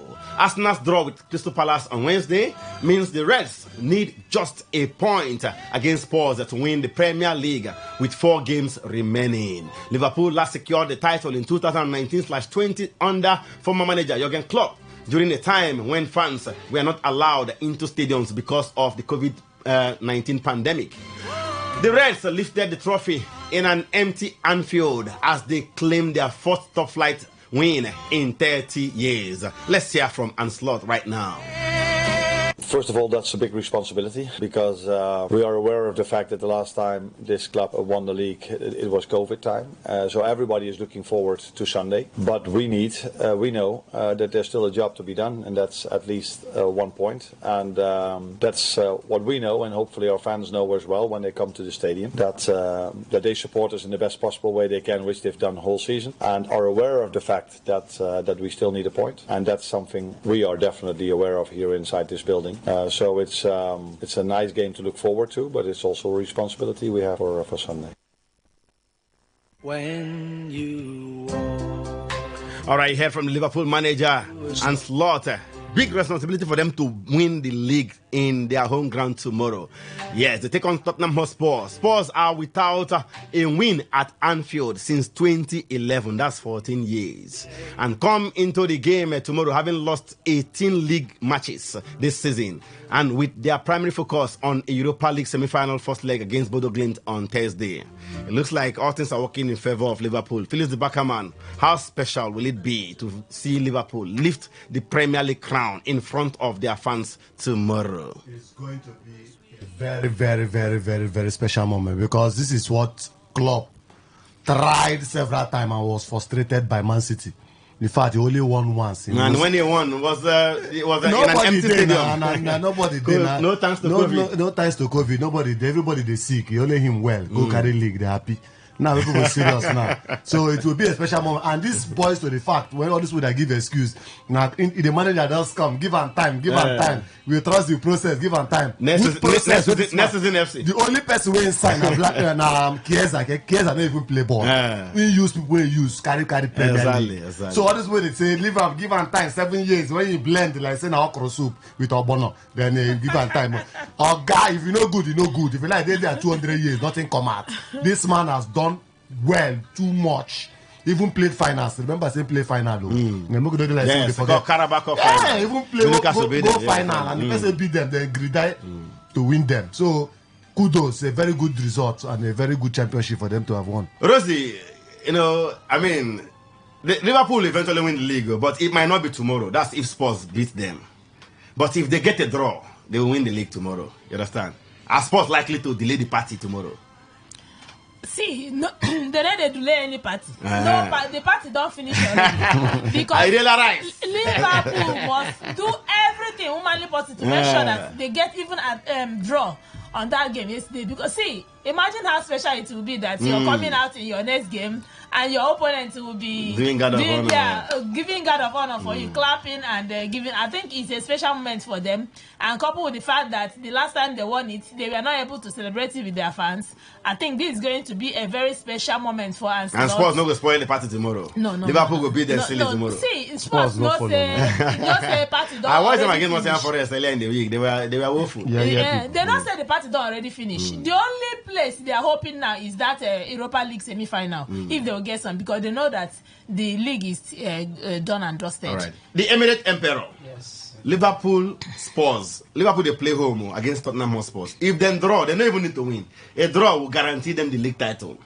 But if Spurs beat them, then go wait for another match. Wait and see what will happen tomorrow for Anfield.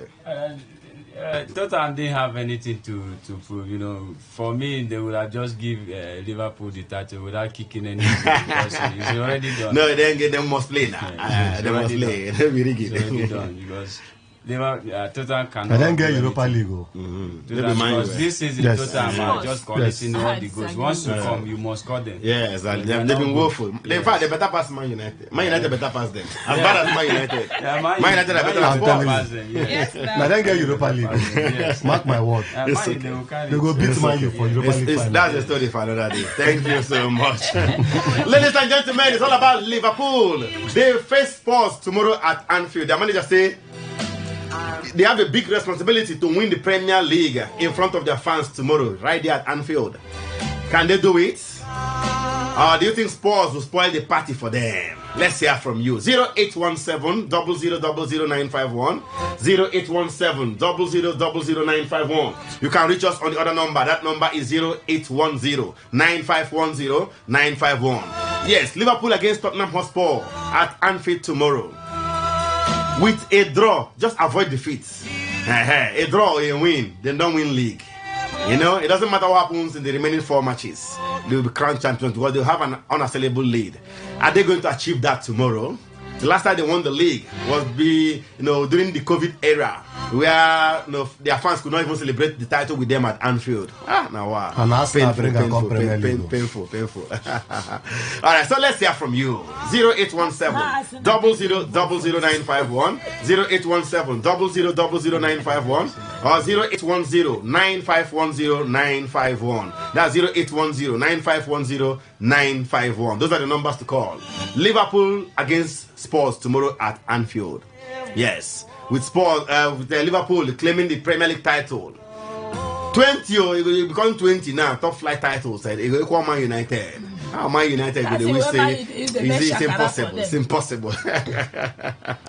Okay, let's hear from you. Alternatively, you can send us messages via text or WhatsApp. The number is 070-1933-9962. 070-1933-9962 for your text and WhatsApp messages. Send to that number. On Facebook, very active. All our talking points are there. Go there. The Fans Arena. The Fans Arena. Like and follow the page. And share your thoughts with us right there as well. And don't forget, we are giving away 2,000 naira worth of airtime. Yes, on our Facebook page. Just predict Copa del Rey final this night and the Premier League game between Liverpool and Spurs. Predict correctly the 2 matches. The first 2 correct entries will get 1K airtime each.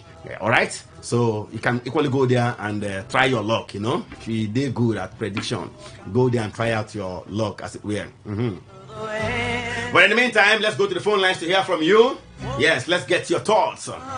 Liverpool against Spurs tomorrow. If Liverpool avoid defeats, if they avoid defeat at Anfield, now then they play home. Anfield fans will be very, very hostile and vociferous, as it were. If they avoid defeat tomorrow for Anfield, Liverpool will be crowned champions. Draw or win, then don't become champions. All right. So, what do you think? Can they do it tomorrow? Or are Spurs likely to delay the party for them? How special will it be to win the Premier League in front of their own fans? That's what we're asking you this afternoon on the show. As far as the Liverpool segment on Fans Arena is concerned.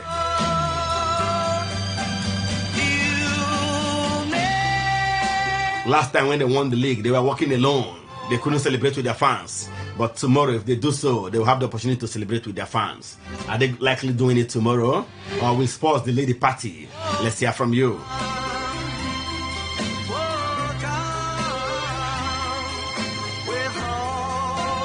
All right, let's go. Let's go to our Facebook page to get your comments from there before we return to the phone lines.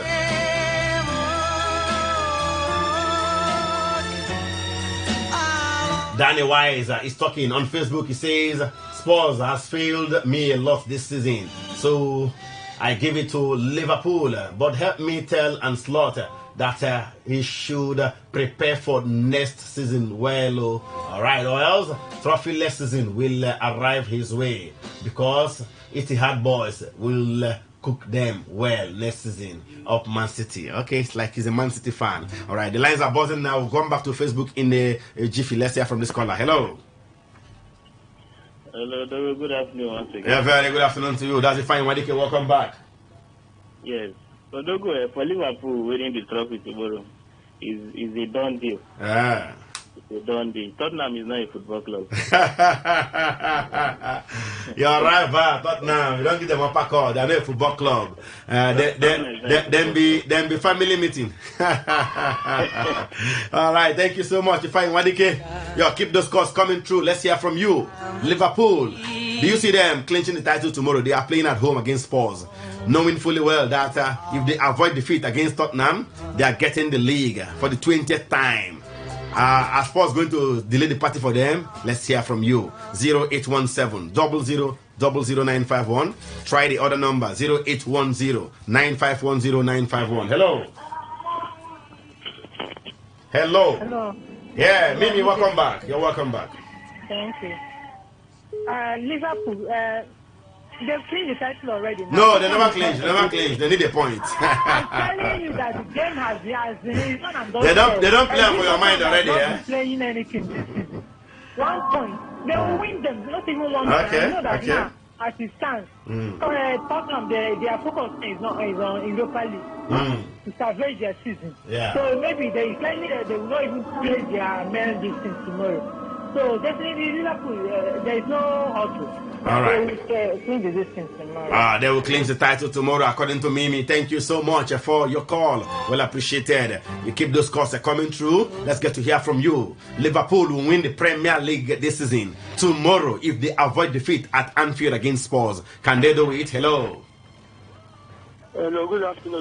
Hey, Ola Lekon, the only Chelsea sky. Ola Lekon.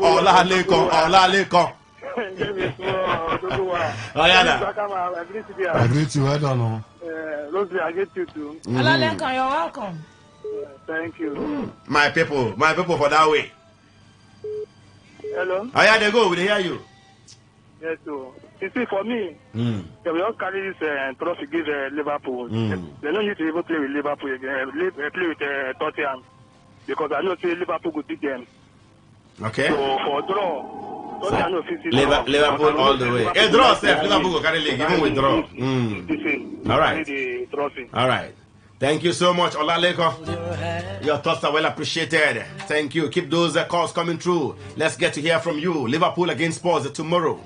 Yes, if Liverpool avoid defeat in that encounter, they'll be champions. I mean, what is season for Ancelotti? His first season in charge of the side, and he's landing the Premier League title. Amazing. No easy.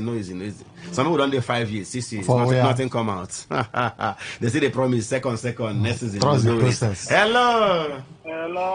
Yeah, very good afternoon to you, my brother. Nnamdi, welcome back. Don't worry, we are heading to Arsenal very soon. After Liverpool, Arsenal. Don't worry. League don't finish. They give us to Liverpool. Arsenal not going to win again. Only what the best me be say we go give them guard of honor. You don't finish. It's not they don't go. It's okay. Thank you so much for your call, Nnamdi. All right, let's return to Facebook. In a jiffy. Yes, I will go back to Facebook, and of course we're back to the phone lines after that. Ishak Kusari Ball says it will be special for Liverpool fans to see the team win the Premier League in front of their fans right there. Okay, Lorenzo Delay says despite that I don't want them to win this EPL, but lifting the title in front of their fans will be emotionally colorful. All right, says I don't see this current Spurs team delaying their party, not at all, according to Lorenzo Delight. Skifu Pero says I don't think Spurs have all it takes to delay Liverpool. Okay, it says based on their current form, Liverpool will beat them 2-0.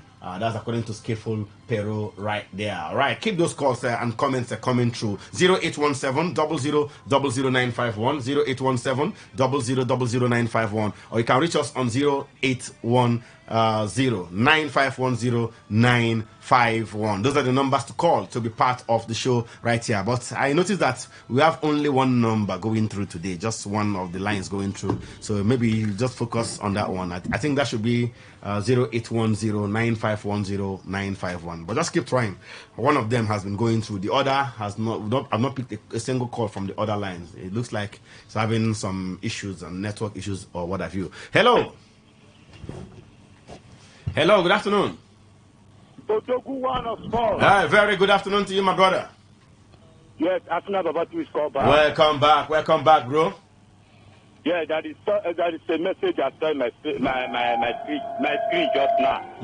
Which message you have? Yeah, say after Ateta, Mourinho is coming to Arsenal. Is that true? God, we are talking about Liverpool, please. We are talking about Liverpool winning the league title tomorrow. Do you see them winning the Premier League tomorrow when they play Spurs? If they need to avoid defeat. I don't tell you this. Okay, that message on your screen, that message on your screen with Mourinho going to Arsenal after Arteta, it's a figment of your imagination. Odogu, have a message on WhatsApp from Sachema. Okay. He said Liverpool celebration will be delayed. It's not going to happen tomorrow. Okay. And he's the person that even won the card.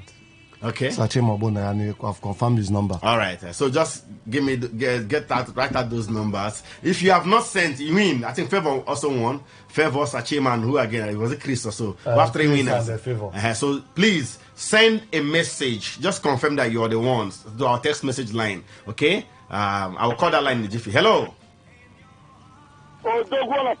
Greetings to you, my brother. Good afternoon. Good to hear your voice in now since February 1. We had every Saturday they do program here. I have an independent program here. Yes, every Saturday. The Fans Arena. Yes.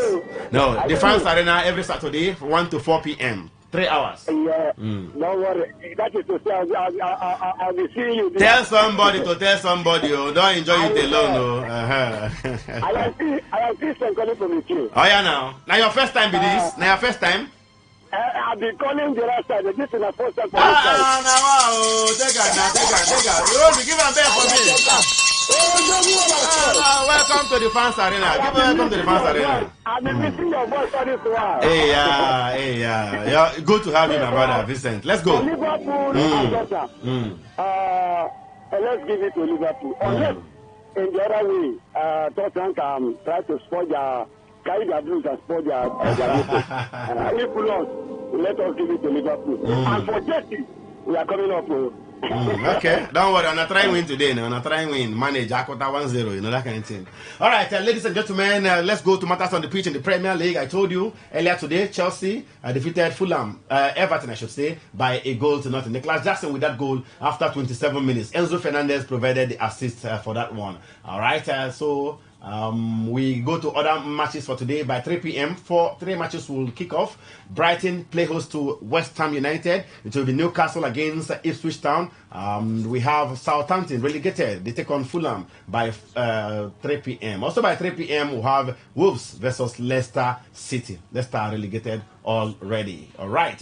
Action is underway already in Germany. Leverkusen are leading Augsburg by a goal to nothing. Bayern Munich goalless against Mainz 05. Hoffenheim are down at home. Dortmund lead them by a goal to nothing. It's 2-0 now in favor of Holstein Kiel against Borussia Mönchengladbach after about 27 minutes. And Wolfsburg, yes, they're drawing 0-0 at the moment with Freiburg.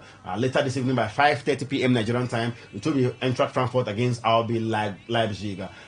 Felix Backerman is FA Cup weekend. Yes, Crystal Palace first semi-final. They take on Aston Villa by 5:15 today. Your take on that one very quickly? Aston Villa will have the day. And we have Manchester City against Forest tomorrow. That is going to be the final before the final. Defeated Man City in the league, so I believe Man City want to win this one at least to get something. All right. El Clasico Copa del Rey final is by 9 p.m. Nigerian time in Seville. Barcelona versus Real Madrid. We talked about it earlier. That one is by 9 p.m. Nigerian time. Do well to watch that. That's the best of the best, the two best teams in the world. You can argue about Real Madrid now, but they are still the European champions anyway. They never collect that title for them yet. Calm down. Be calming down. Ladies and gentlemen.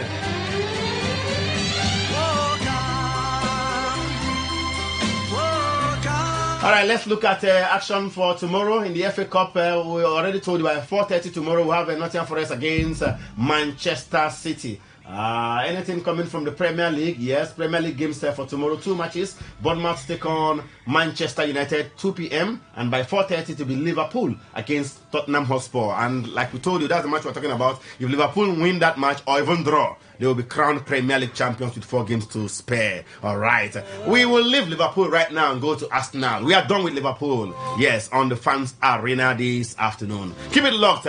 We are coming back to talk about the Gunners. Hello, football fans. Desire Paranoze here, former captain of the Super Falcons and 4-time African Cup winner. Keep listening to the Fans Arena with Emeka Dena, the Odogu one of sports. Don't touch the dial.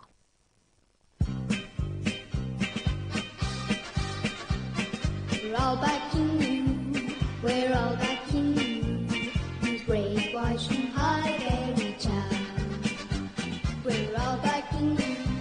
With hearts stout and true, we know that you won't let us down. Come on, you Gunners. Come on, you Gunners. Come on, you Gunners. Come on, you Gunners. Yes, another Arsenal anthem right there. Come on, you Gunners. Yes, Paul Messing, former England international, former Arsenal player, has backed the Gunners to overcome Paris Saint-Germain and seal a place in the Champions League final.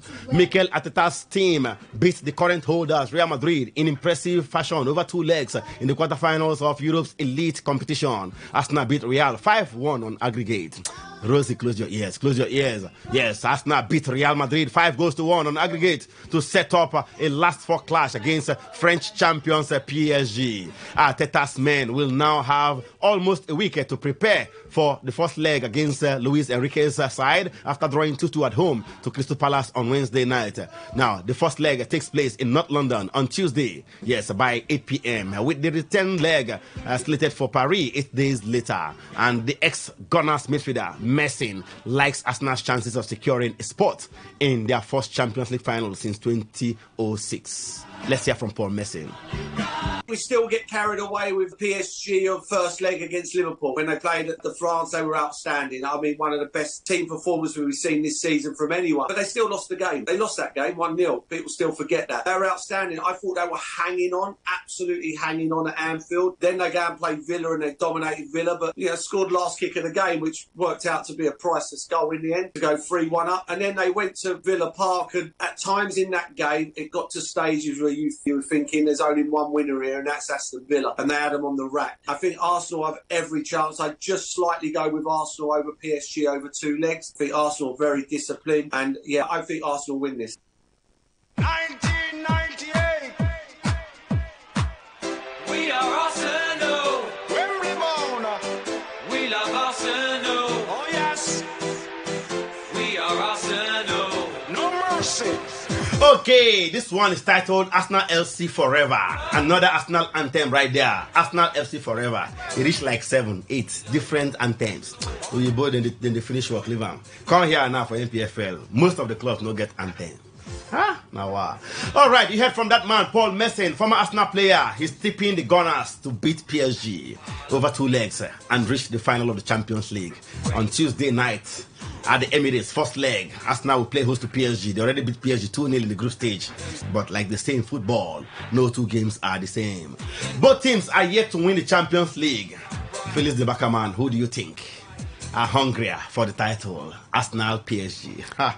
Of course, it should be Arsenal. Arsenal have more fan base all over the world. They have been, in fact, it has been one of How much they don't spend to win Champions League? How much compared to PSG?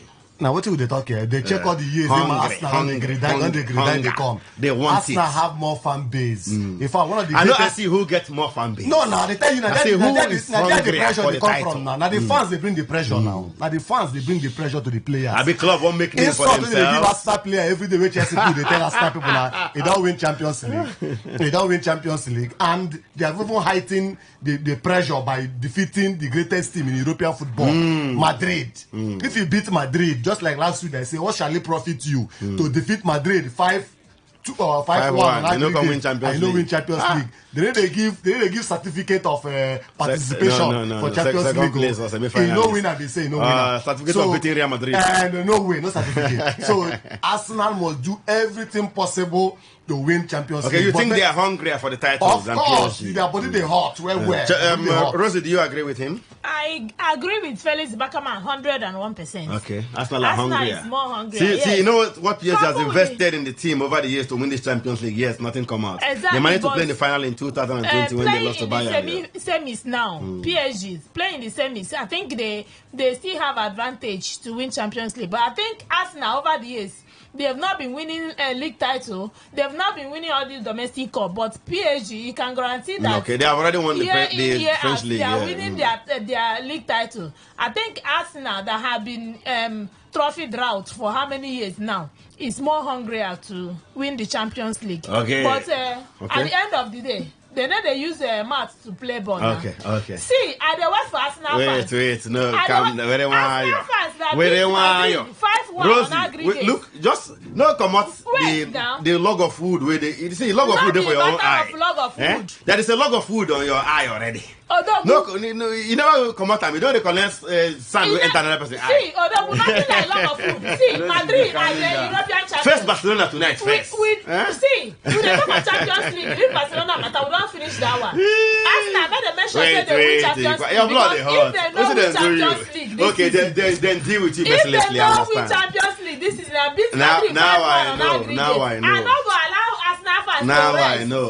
Philip the Emirate So Emperor that's is an where the Arsenal best fan. is. He's in the building. Yes. Philip the Emirate Emperor. If you can beat Madrid, who be PSG? Do you see Arsenal beating PSG over 2 legs? Real Madrid with their stars, they collected it. Okay. You are not afraid. So Arsenal all the way, eh? I'm telling you, That's this is how they you do. know, You see before what now. they win league Before now, every I tell people, you know, when you see somebody a hungry lion that is hungry, you want to eat, you will know that yes, this lion is hungry. So Arsenal this season they are very very hungry, so they want to do something, and they are going to go all the way. All right, so over 2 legs. Do you Over Arsenal 2 in the final? Very well. They are Rosie, going do you to- see Arsenal in the final over 2 legs? Not at all. Bakademan, Straight to final. Talk through. Straight to your There's a banter. This your straight to. If they play us for Barcelona Arsenal final, we don't get anybody to play there. And if we don't get nobody there. Arsenal Barcelona. Barcelona is not reaching final. Don't worry.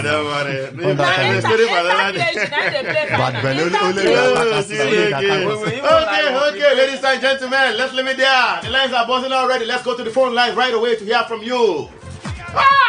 Paul Messin says it's all about Arsenal. He tips them to beat PSG over 2 legs and reach the final of the Champions League for the first time since 2006 when they lost to Barca.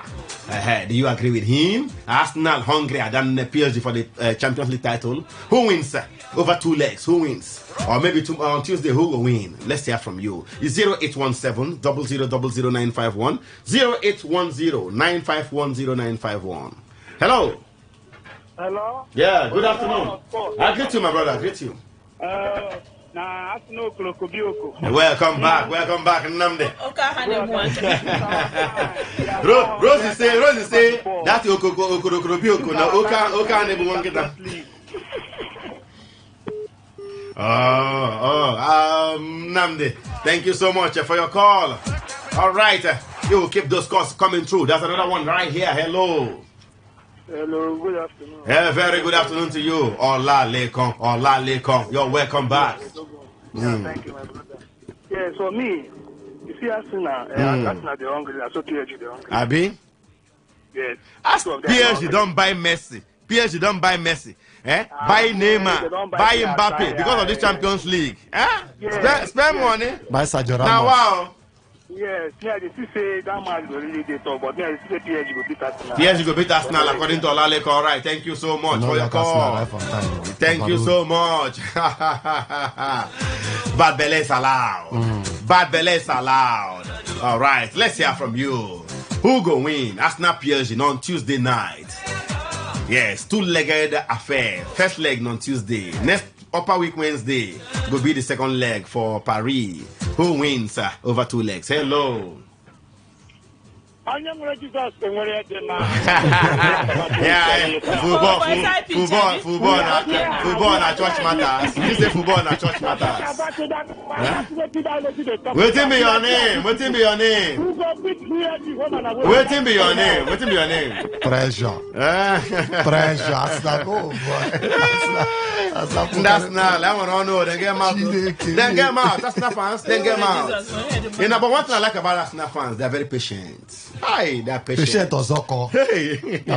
They feed them 20 years, no trophy, no problem. They will still and they mock you. You when they win. Let me say they will stability. They feed them 100 years, no Champions League. They no send you. Carry a Champions League. They do. 0817 0000951.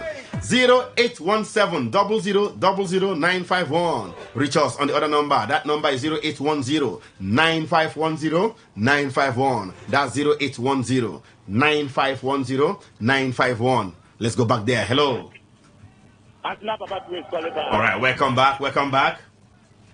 this season in our own, forget about what they talk. We don't try. This season in our Don't try.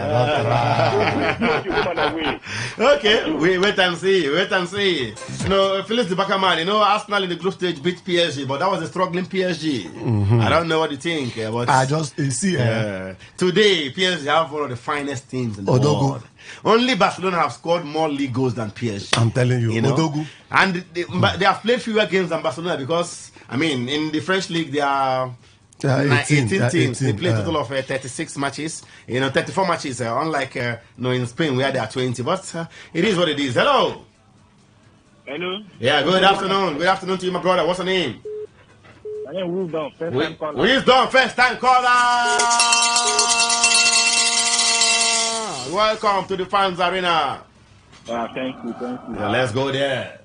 I mean, I see PSG taking the lead on Tuesday. Over 2 legs, who go win? Who go enter final over 2 legs? Now PSG, I know what's not to win. Bad belly people. Thank you so much. All right, on Facebook quickly. Lorenzo Delight says, considering the huge funds spent by PSG and their consistency over the years, they are more hungry for the UCL title. Over 2 legs, I see Arsenal having 65% chances of winning the clash. All right, and Danny White says, I see PSG winning over 2 legs. Arsenal mentality is not about winning trophy. It's all about finishing top 2 or 3 in any competition. Oh, sorry, we lost that one. We have a message on WhatsApp. There is no name, but the number ends with 7268. But wait, Danny Wise is a wicked guy. He's a wicked guy. Go ahead with the message. So the person, listen to the person talking there. They say, Emeka, the Odogu one of sports. You make radio sports interesting. I have suddenly fallen in love with radio. All right, thank you so much. Let's send that message. And radio is fun. Radio is entertainment. Radio and entertainment, not fun. Okay, you're not supposed to be boring. You have to be lively, make people laugh, enjoy radio, communicate, interact. Now, what do they do here? We enjoy the beautiful game here. That's Fans Arena for you. 0817 0000951, 0817 0000951, or 0810 9510 Those are the numbers to call. No be limit day here. Say I'm Felix the Backerman, Rosie Day today, even Philip the Emirate Emperor. Together we they have fun here. I'm sure you're equally enjoying it over there. Hello. Hello. Yeah, good afternoon to you, my brother. What's your name? Yeah, this is Elliot Micah calling from Uzu. All the way from Uzu Oba. What a name. Let's go there, Elliot Micah. This Arsenal matter. They are playing PSG. They are playing PSG on Tuesday. Small Madrid, they pay plenty people. I tell you, no be small Madrid. No, don't insult Madrid. It be like you don't get respect, you Elliot Micah. Madrid are small. I say you don't get respect. The most successful team in the world, in the world, and they call small. They don't win 15 Champions League. You never see one. They say they be small. Your mouth, you get bad mouth. Odogu, in fact, all the Champions League where all the England teams don't win, put together all the England teams never reach where the only Madrid don't win. It's okay. Elliot Micah, continue. Just apologize to Real Madrid. Apologize to Real Madrid. Okay, my apologies. It's okay. It's okay. Go ahead. We never carry the Champions League. People they beg. Champions League. What you go do? There will be PSG. There will be PSG over 2 legs. In Madrid now, so go for 2 PSG. Wow. Elliot Micah, thank you so much for your call. What did they do to Madrid? They go down to PSG. If you beat Madrid in that manner, 5-1, PSG are in trouble. Madrid, I say PSG are in trouble. Arsenal bring their A game to the table. Declan Rice come again with those free kicks. Declan Rice are back again. Do you know that Bukayo Saka? Madrid Arsenal will be without Partey in the first leg. No Partey, no problem. Mount everywhere. Hello, yeah, good afternoon to you. Now my people now. Hello, Emmanuel. You're welcome, Emmanuel, all the way from Transamari. Let's go there. Oh, my word. First time caller, Emmanuel. Welcome to the Fans Arena, your face show. God is with you. Emmanuel, tell somebody to tell somebody what we are doing here. No enjoy them alone. Spread the good news. Spread the good news, okay? Let's go there. Who go win? PSG Arsenal. Who go win on Tuesday? Okay, as a massive fan, I know what that can win. Why? I want to win. Okay, so now Bad Belena, eh? Yes, Bad Bad Belena is allowed, my brother, is allowed. Thank you so much. Ladies and gentlemen. Ladies and gentlemen. The Bella who will leave us now enter Man City. Let's go to this caller first. Hello. Oh, Dogu International. Greetings to you, my brother. What's your name? Good afternoon. Amos, the Barcelona legend. Your face show, your face show. Dogu, it's not me you tell to apologize. I did my apologize. If now you maybe you have a point, Sha. You don't beat them 9-2. Arsenal don't beat them 5-1. You beat them 9-2 this season. I am at par with Real Madrid. For where? I have more trophies. For where? We are talking about Champions League. How many don't win? We are talking about league titles. How many league you don't win? We are almost at par. And all these petit local competitions. Nah, how to hear the Namoto Banamoto there? How to hear the Namoto Banamoto? PSG Arsenal, yes, Arsenal PSG. Who they win? Well, my heart is Arsenal, but that PSG. Leave that in. Tell us who will win. How to hear heart and head down. My heart and my head. They will tell you different things. So I showed What did your shoulder tell you now? I prefer Arsenal to play so that we'll be able to defeat them in the final. Okay. John. Thank you so much for your call. We are Arsenal. We love Arsenal. Okay, ladies and gentlemen, let's take one last call as far as this talking point is concerned. Hello. Hello. Good afternoon to you. Good afternoon. Hey, this sound like gift. Nagi.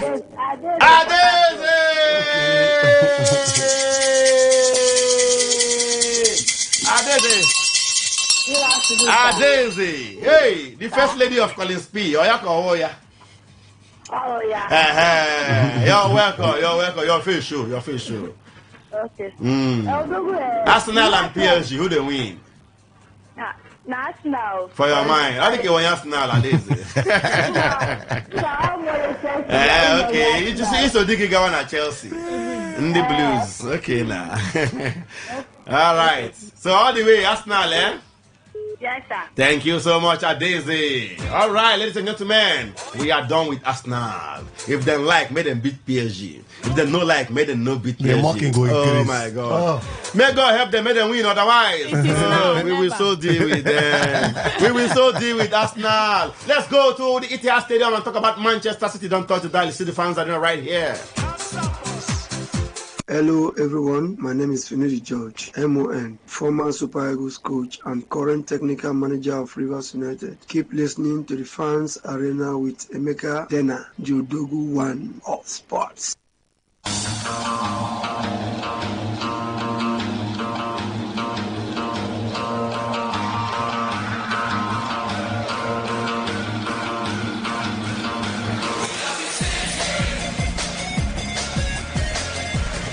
Okay, ladies and gentlemen, yes, it's time to talk about Manchester City. This one is titled, We Love You City We Do.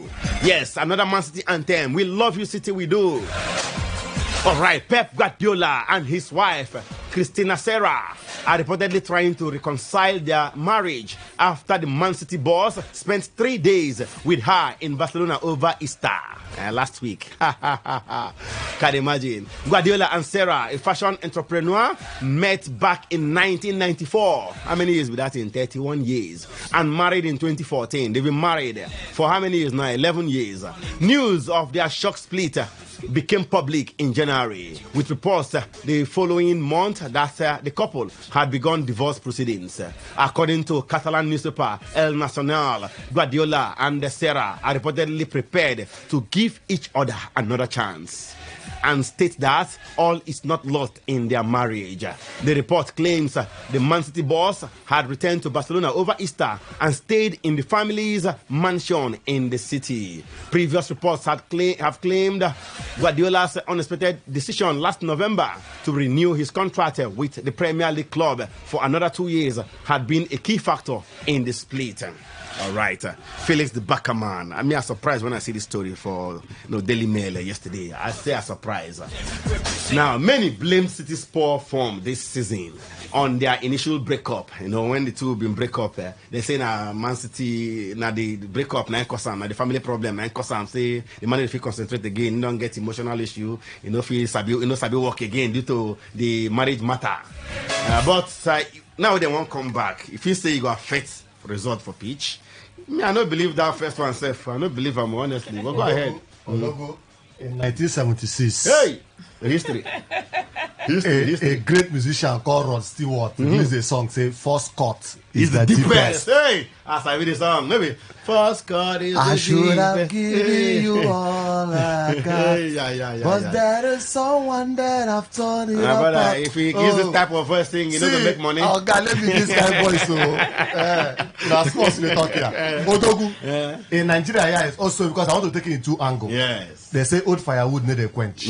If you come together, if you catch. Yes, sir. So and the Igbo man say, "Uzo ochi aneche." You know they close like that. Once you don't pass there, you can always pass there. No matter what, you can always pass and pass and pass and pass. If I feel give my ex to come back, it depends on the circumstances. If the one will cut me deep, where we go make me the remember. Hey, we are talking about Guardiola and result now. Which one can no, he said now, according to the question waiting for the inside the bed. No, well, let's start with Guardiola. What are the results? If he come back, he go walk, and maybe according to the report when it happened that time, they say emotional. He was emotionally displaced and unstable. So if that the woman go make her emotionally stable, make him come back and Moku they see Man City come back again. So I make him come back, make Man City come back. But if you know say they be emotion, na tactical, make him move ahead. Because woman we don't do for 30-something years, they suddenly wake up, tell you say football, I make you need to get my time, they get football time. Now they trust that kind of woman again.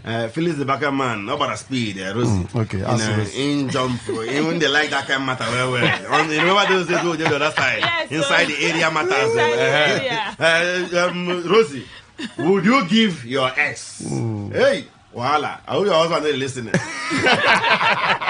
Would you give your ex a second chance? Yeah. Maybe those days where you did in the war, we never do like that. It's okay.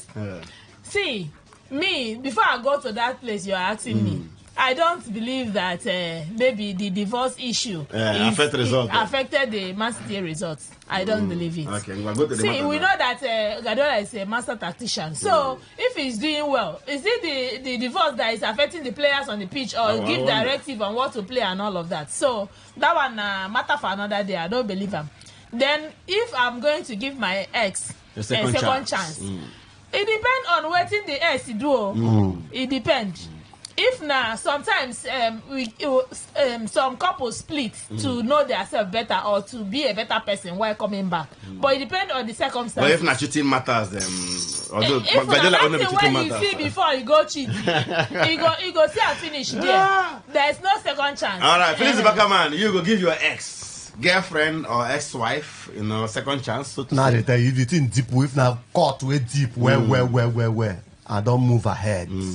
I don't move. But if now something will be say we go feel manage and maybe now I know be get money, income do like say one go now I go reason. The eminent emperor, will you give your ex a second chance? Your former girlfriend, you can come back or I come reconcile, come begin. You go feel do that kind of thing. I don't want to begin with though I never get shot, but I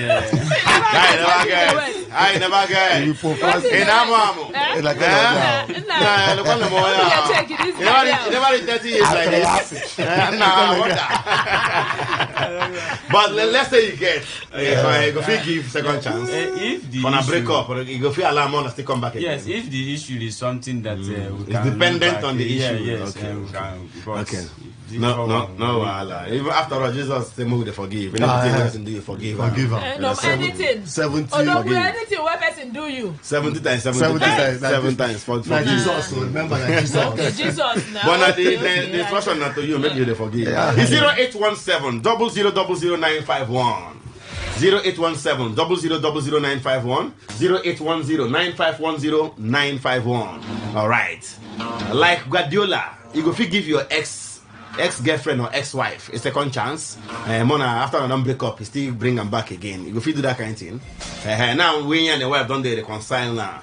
The results for Man City go improve going into next season. All right, let's hear from you. Very, very sensitive matter. Because when Man City play rubbish, and I say that because of saying you and the wife splits. Hello. Good afternoon. Yeah, very good afternoon to you, my brother. Good afternoon, sir. Yeah, good afternoon. God, now they call. Oh yeah now. Not the Which one they'll go Odogu again? Odogu is just okay. Leave no put Oga again. Odogu is Odogu. About guy name. Okay, sir. The PSG Arsenal match. We don't pass there. We don't come on there. We don't come on there. We do for Man City now. We cheap Polytechnic now. We talk about Guardiola. Guardiola and the wife don't they reconcile. Yeah, will it affect results from the field of play next season?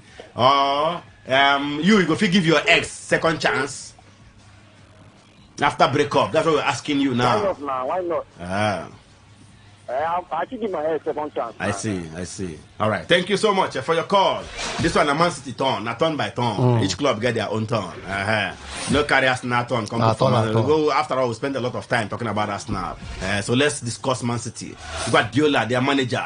Yes, the man don't reconcile with him. In wife, we them don't know for 31 years. Hello.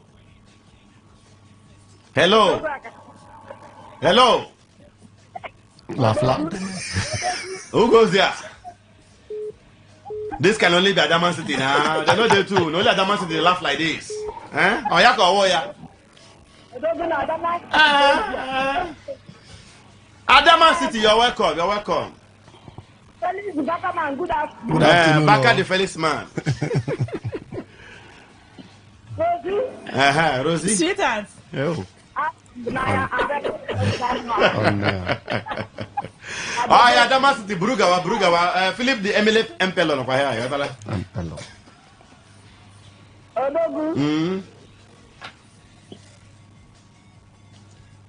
You go give your ex-boyfriend second chance. Make her talking like that. I don't think guys to come ex-boyfriend though. I bet make I just focus for. Okay, you don't get ex. That's your ex-boyfriend. Okay. Chupi Ogena no now. Burugawa. They don't reconcile. We don't win match. Don't go back. Go to collect. Adaman City, don't finish work. And they don't reconcile now. The man go there. Spend 3 days with the former wife. Nah, nothing fair. Anointing the last again. And they begin to win. And they break you. Now the woman that hold the winning. Now for you. It's 0817 0000951. Hello, Odogu of Sport. I greet you, my brother. Good afternoon. Good afternoon. Who goes there? Chris from the King calling to. You're welcome, my brother. You're welcome. Your face show. You see that reconciliation. What you doing? Making the careful. It gets some people to reconcile. That is a kind of a or type to bring that one and then push on to proceed. Okay. And then those kind of things. In this thing. Yeah. Maybe Nigeria then. Nigerian movie. Nigerian movie. They narrate that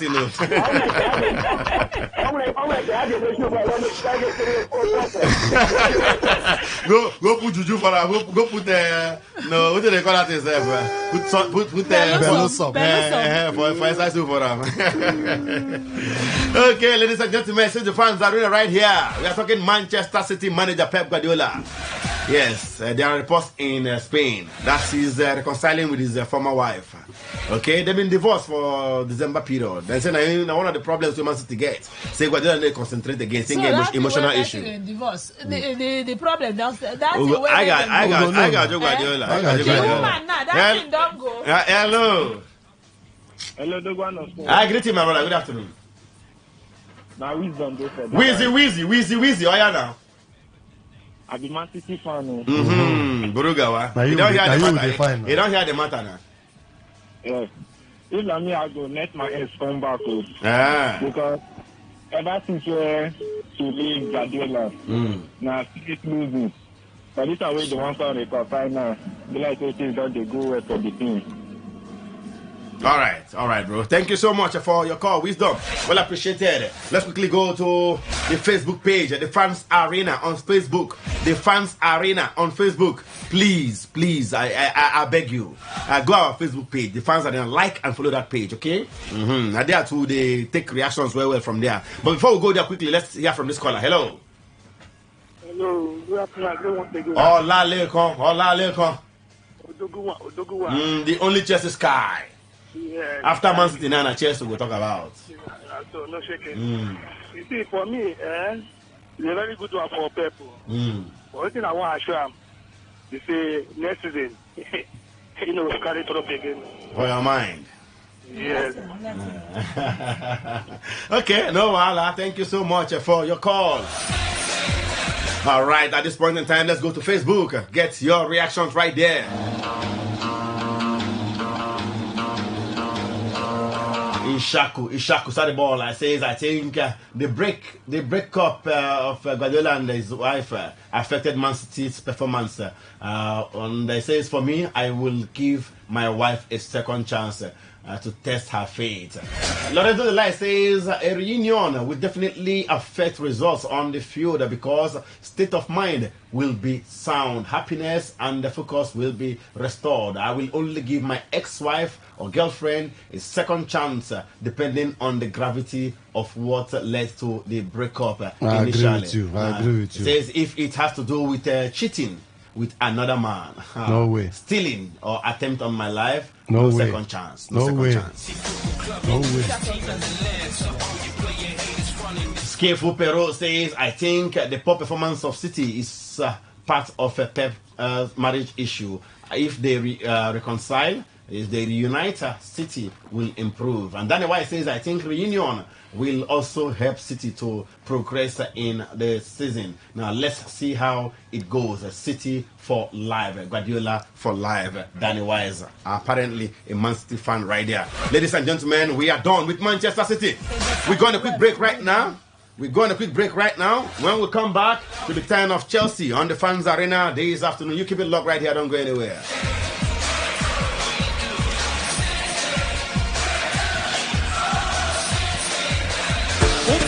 Create happy for now. Waiting they cost, they let you rejoice. Terra Cubes. Terra Seasoning Cube turns your meals into a masterpiece. Unwrap joy, unleash taste. Hey, come cook with Terra Cubes. Come cook with Terra.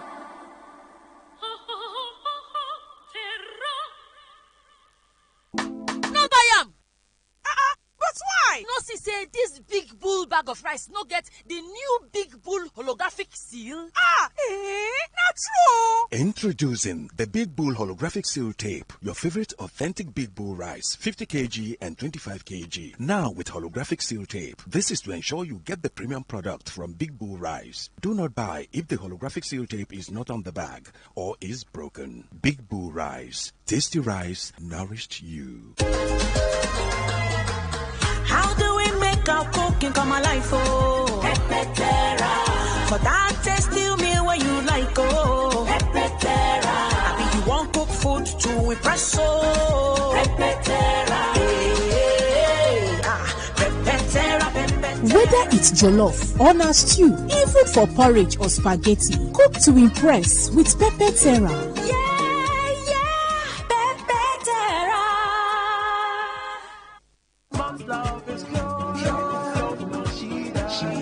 My special jollof puts a smile on your face. Mommy fine, cheers you up. Mom tasty stew, nourishes the family.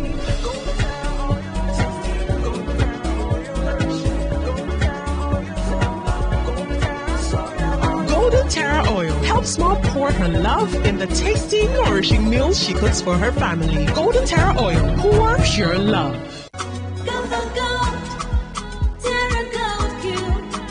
The amazing seasoning cube. So when you're cooking your delicious meals, don't compromise. Go for Rich, consistent taste for cooking mouth-watering soups, stews, and jollof. Choose wisely. Choose Gold. Terra Gold Seasoning Cube. One cube, endless possibilities. Terra Gold.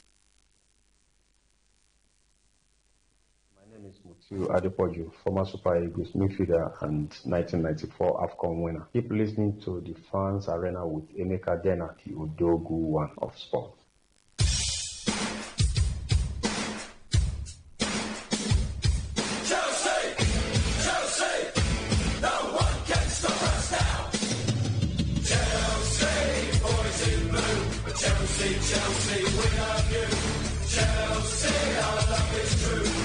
All right, welcome back, ladies and gentlemen. This is the Fans Arena right here. The Fans Arena on Today 95.1 FM in the Garden City of Port Harcourt. This program comes your way every Saturday, 1 to 4 p.m. 3 hours of football as it concerns your favorite club sides in Nigeria and Europe, as it were.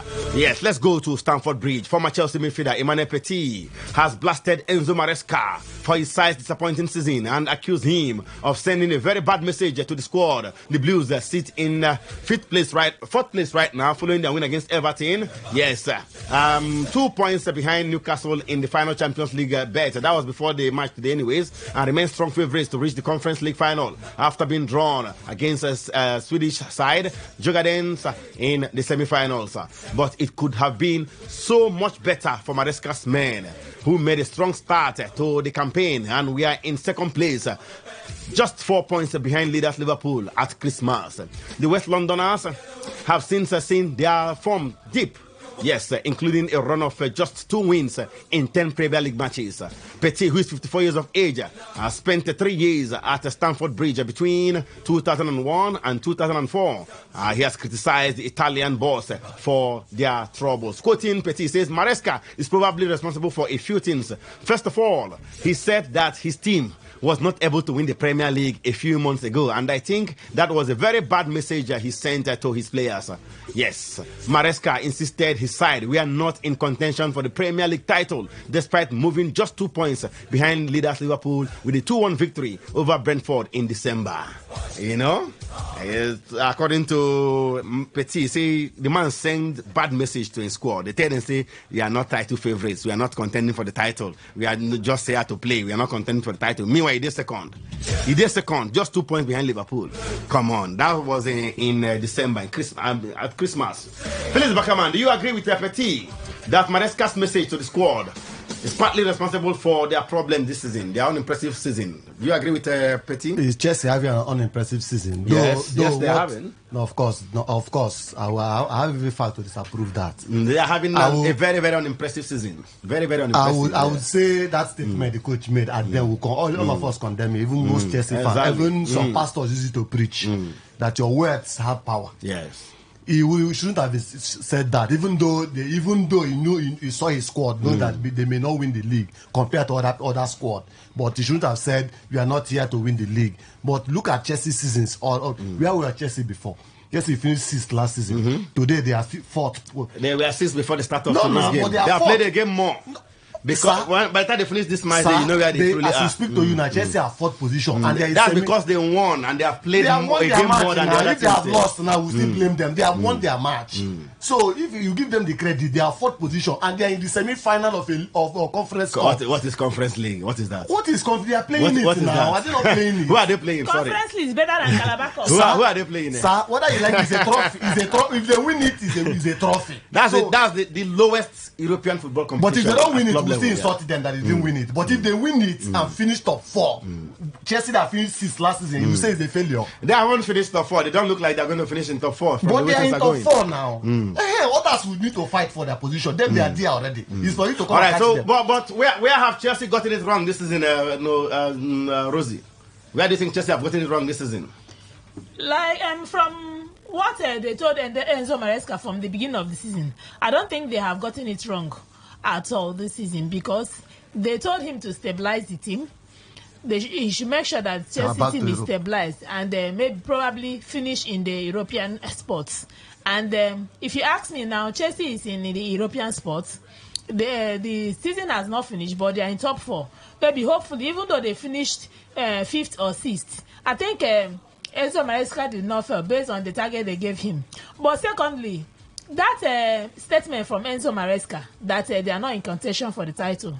You don't know what Enzo Maresca is telling the team in the background. They are in the but look at the results have not been very impressive. That one is what we are hearing as fans. Yeah, you think he was playing mind games? Yes, I feel it's mind games. He's just saying it that they are taking it one game at a time. Maybe inside the dressing room there, he will still be telling them a different thing, that we are chasing the title. You understand? This is what the media has picked. So I think Enzo Maresca has not done very badly this season, considering the target they gave him. All right, let's go to the phone lines to hear from you. Emmanuel Petit says the problems of Chelsea, saying Maresca Kosam.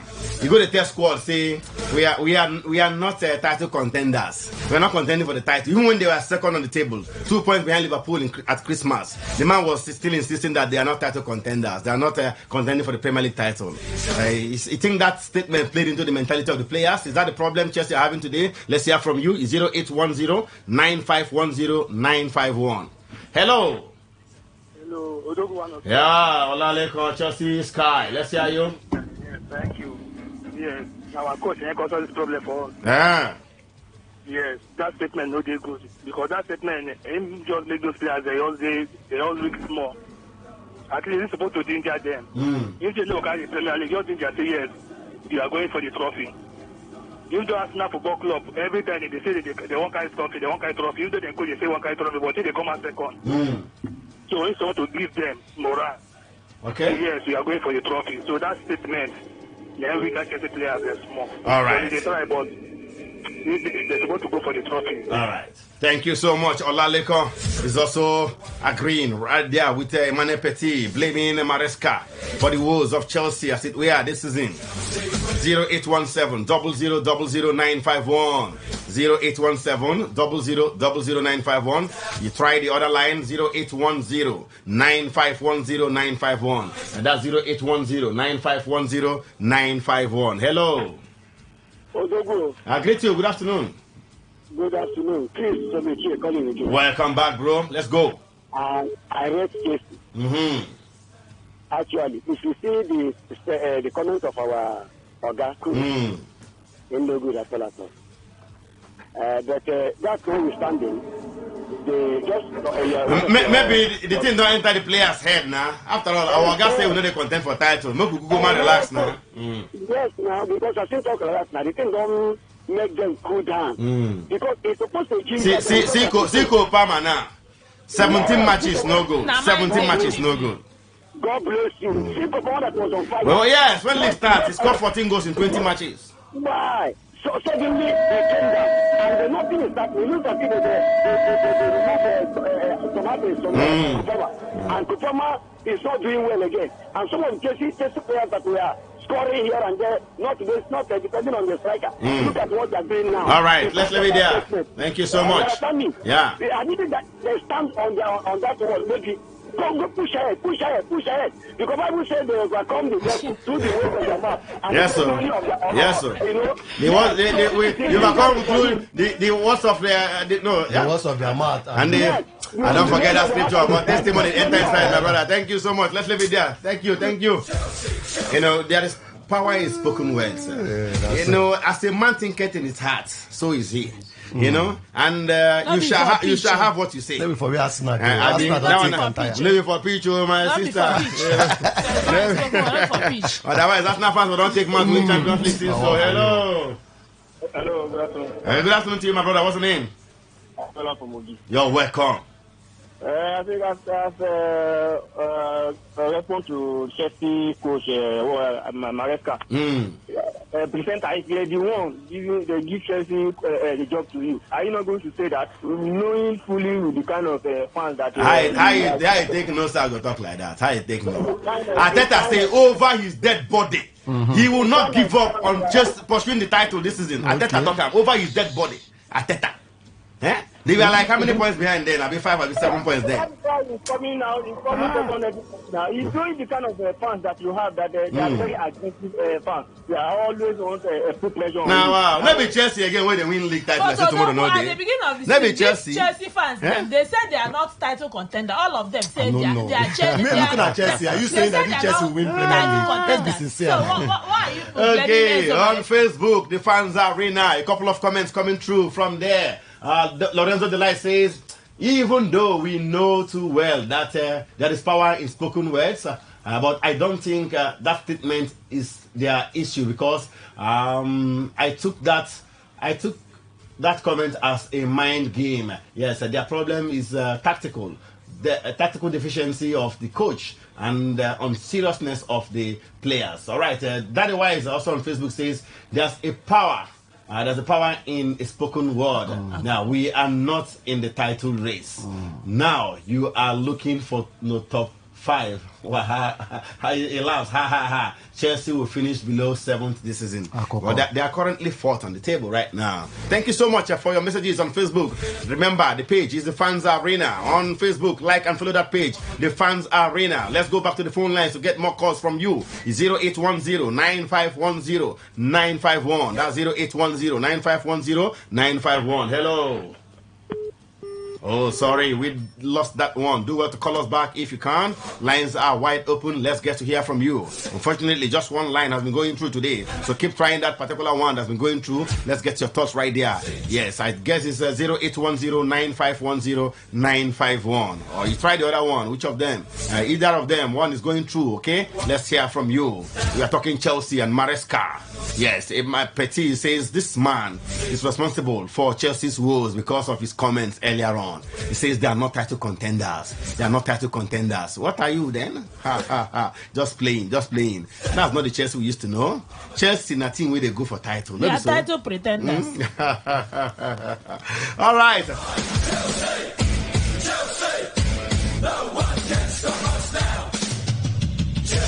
They say no one can stop them now. Chelsea, the Blues, they are currently 4th on the standings. Let's go back to the phone lines. Hello. Yes. Good afternoon, Odoguwa. Yeah, very good afternoon to you, my brother. What's your name? Yes, I am Favor, calling from Eneka. Favor, you're welcome. Let's go. Yes, I'm sorry, I've been trying the line before when you were discussing Man City and Guardiola. I don't know if I can still talk about no, don't pass that one. Sorry. Make we talk Chelsea. Alright, now, turn by turn. Okay.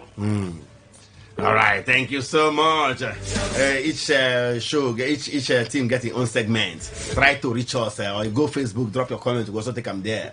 All right, it's the turn of Chelsea right now. The Blues, they're not going to happy now. And say for their turn now, when they talk about Man U, they talk about Guardiola. They chop their time. You can equally contribute as far as Chelsea is concerned, okay? Yes, let's hear from you. 0810-9510-951. That's 0810-9510-951. Chelsea, our love is true. No one can stop us now. Chelsea, we're the team. Chelsea, we're the cream. Chelsea, we're supreme. Okay, ladies and gentlemen, very quickly, let's let you know Liverpool are topping 79 points, 12 points ahead of Arsenal, and they just need a point tomorrow against Spurs to claim the Premier League title. Man City are 10 with 61 points. Chelsea are now 4th with 60 points. Same number of points with Newcastle, who are 5th on the table. In fact, 4th, 5th, and 6th. Chelsea, Newcastle, and Nottingham Forest have all got 60 points. Goal difference separating them right there. Plus 19 for Chelsea, plus 18 for Newcastle, and plus 14 for Nottingham Forest. All right, we are done with Chelsea. We are done with Chelsea. Let's quickly go to Manchester United and wrap up the show right there. It's all about Manchester United right now. Hello, football fans. Desire Paranozie here, former captain of the Super Falcons and four-time African Cup winner. Keep listening to the Fans Arena with Emeka Dena, the Odogu one of sports. Don't touch the dial.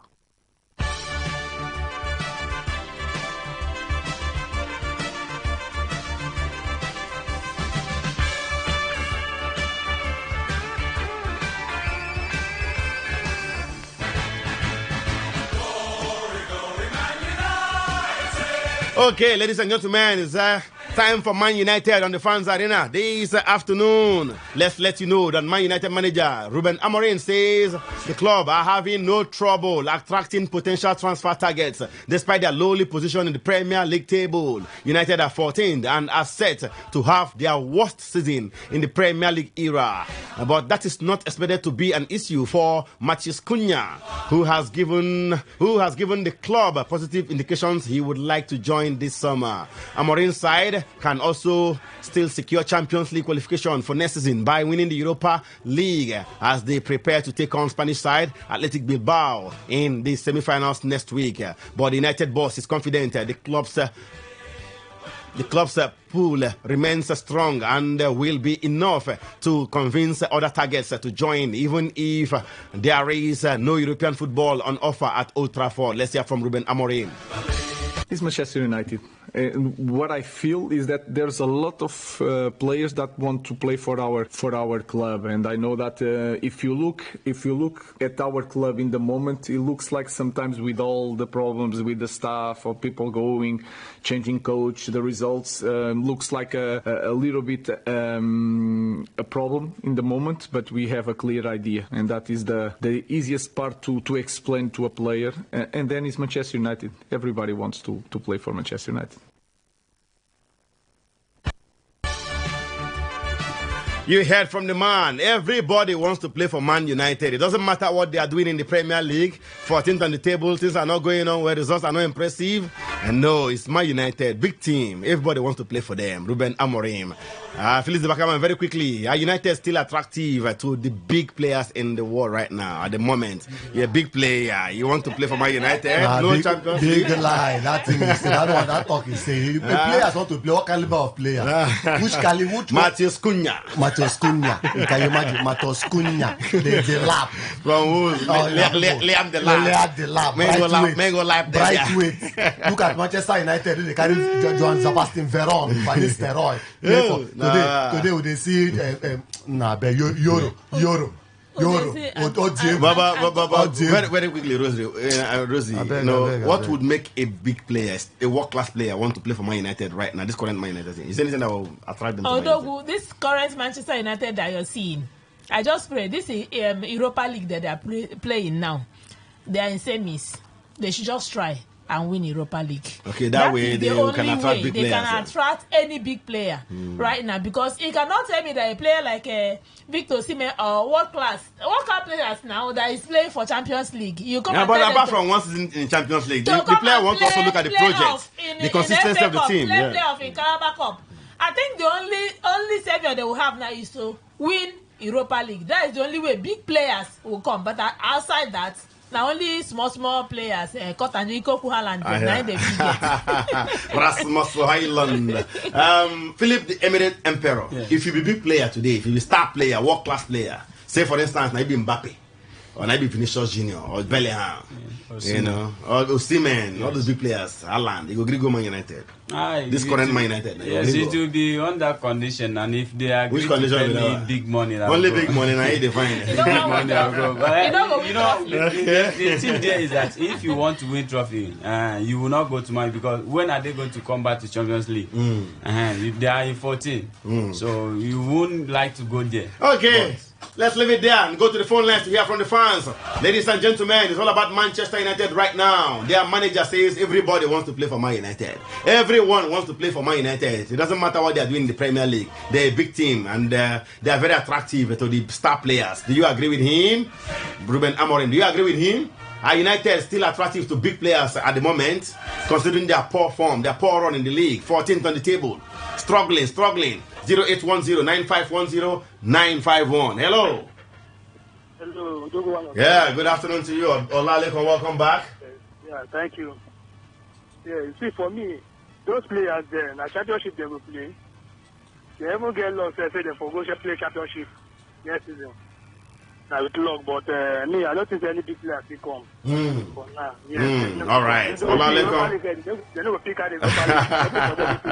Okay, thank you so much. Olaleko doesn't think Man United are still very attractive to big players. He doesn't see star players, big players in the world coming to Man United, despite what Amorim has said. Their manager says everyone wants to play for Man United. And I'm looking, who will be everyone? Liam Delap. The Matheus Cunha from Wolves. Hello. Odogu of 4. I greet you, my brother. What's your name? Your face is still. Your shoes shine, oh. Your shoes shine. Your teeth white. Chris from AK calling again. Welcome back, bro. Welcome back. Let's go. You see, when somebody has missed something, he will try to get on that thing to cover up. Abi? Amorim is just not, irrelevant, and makes people believe that he is doing something. Are you hearing me now? No big name. Well, I think I heard that Oshime have signed personal terms with them. Rumor, lie, rumor. Okay. Because I was wondering, no big force like Oshime and other big names. Want to go to Man United at this point? Man United at this point. Where are they going to play? Even the edition they are going to play, are they sure they are going to win it? They are forced to protect on the Lord. What are they talking about? They should forget about it. All right, thank you so much. Let's leave it there. You have made a point. 0817-00000951. You can try 0810-9510-951. Let's get to hear from you. Lorenzo Delight.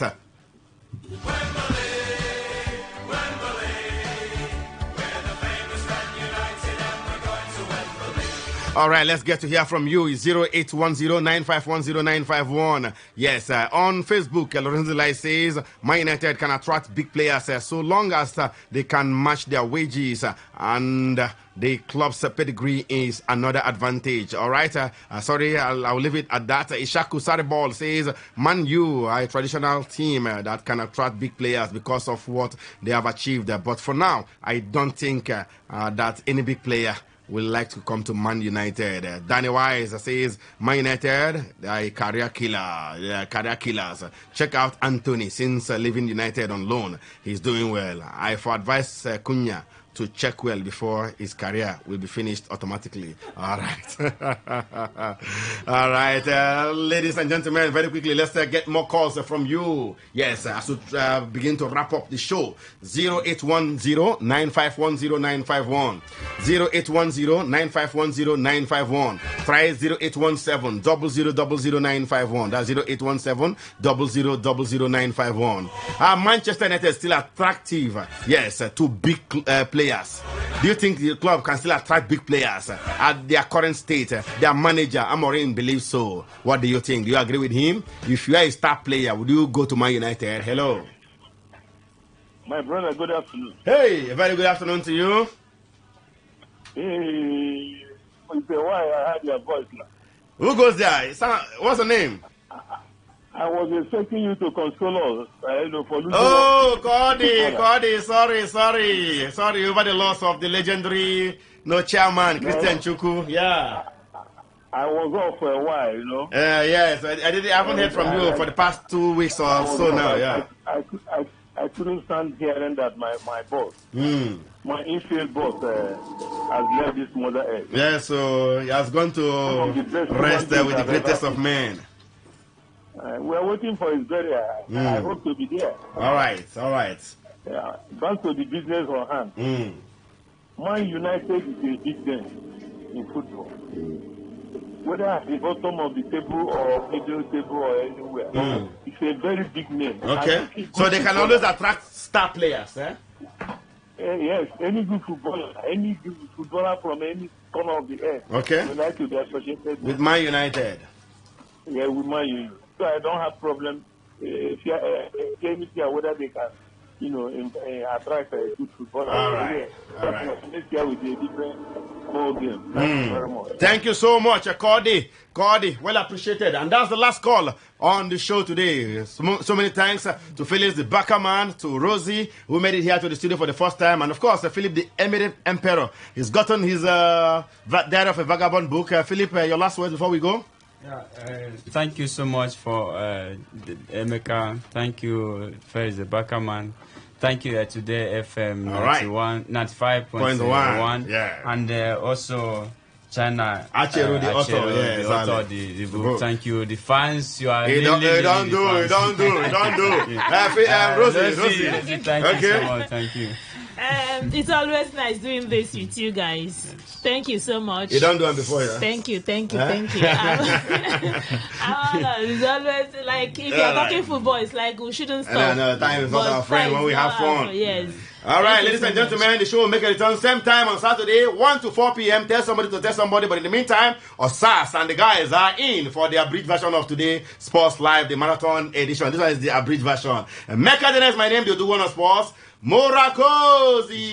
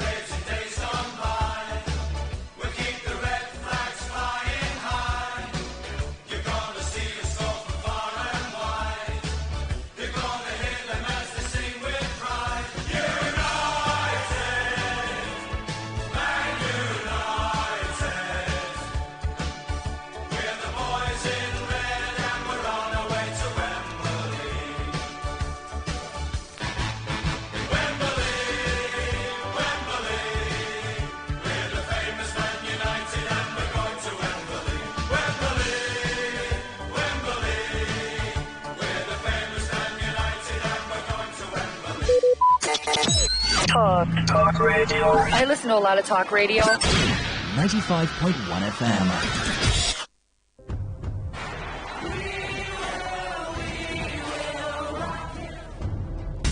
This is what we've waited for. The showdown. The fastest men in the world. Hearts racing. One line, two lines. They're backing off and backing. Pulse rising. Who will come out on top? Who will take 3 lines? Who's ready to be the star? The anticipation. Powerful, strong. Tyson get rolled all the way. The heart stops.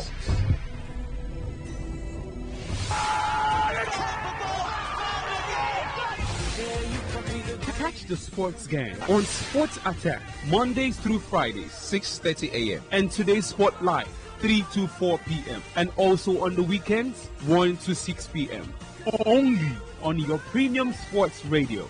Today, 95.1 FM. My name is Gianni Infantino, FIFA president. For the best of sports, always listen to Today Sports Live on Today 95.1 FM, Port Harcourt. Hello, my name is Kanu Wanko, aka Papilo. For the latest and trending sports stories, always listen to Today Sports Live on Today 95.1 FM, Port Harcourt.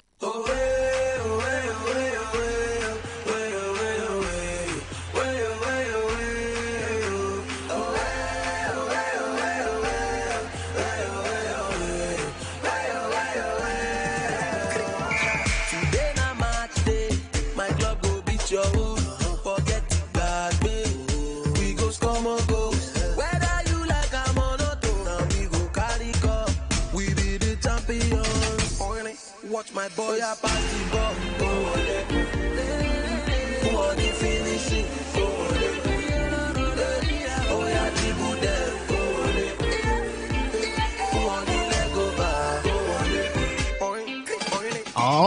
guys. Welcome to today's Sports Live right here on your premium news talk and sports radio station, Today 95.1 FM, right in the heart of the Garden City of Port Harcourt. It's just sport and football. It continues right after the Fans Arena. We're going to be taking you from now up until 6 p.m. where the news updates will be coming your way. And you know how we do it. We dish it out to you very hot as it comes from this center. So welcome once more to the show this beautiful Saturday evening, the 26th day of April 2025. And you know what? I've got the guys right here in the studio. It's a full house already. We've got a fair share of guys and ladies, though. I think there's one more lady, but she's not going to be on the microphone. But those on the microphone, we've got a fair share of guys and ladies. And together, we definitely will be taking you through the smoothest ride you can get as regards everything football. And you know how we do it these days. We start from now. We talk European football up until 5 p.m. And from 5 p.m. we've switched things to talk Nigerian football. Everything happening within football right here in Nigeria. My name is Osasi Hiwin. You can call me the demigod in the world of sports, or better still, call me your chauffeur, because I'll be the man behind this console to drive you through this ever amazing and exciting world of sports. And with me in the studio, there is an excited Benjamin Mina. I don't know the reason why he's jubilating at this point, but Benjamin, welcome. Good afternoon. Good afternoon, Asas. Good afternoon to the guys in the studio. Good afternoon to our listener. Yeah, well, you asked why I'm excited. First, I'm excited because it's one of my colleagues' birthday. All right. Wale. You know, Sanusi Wale of the newsroom.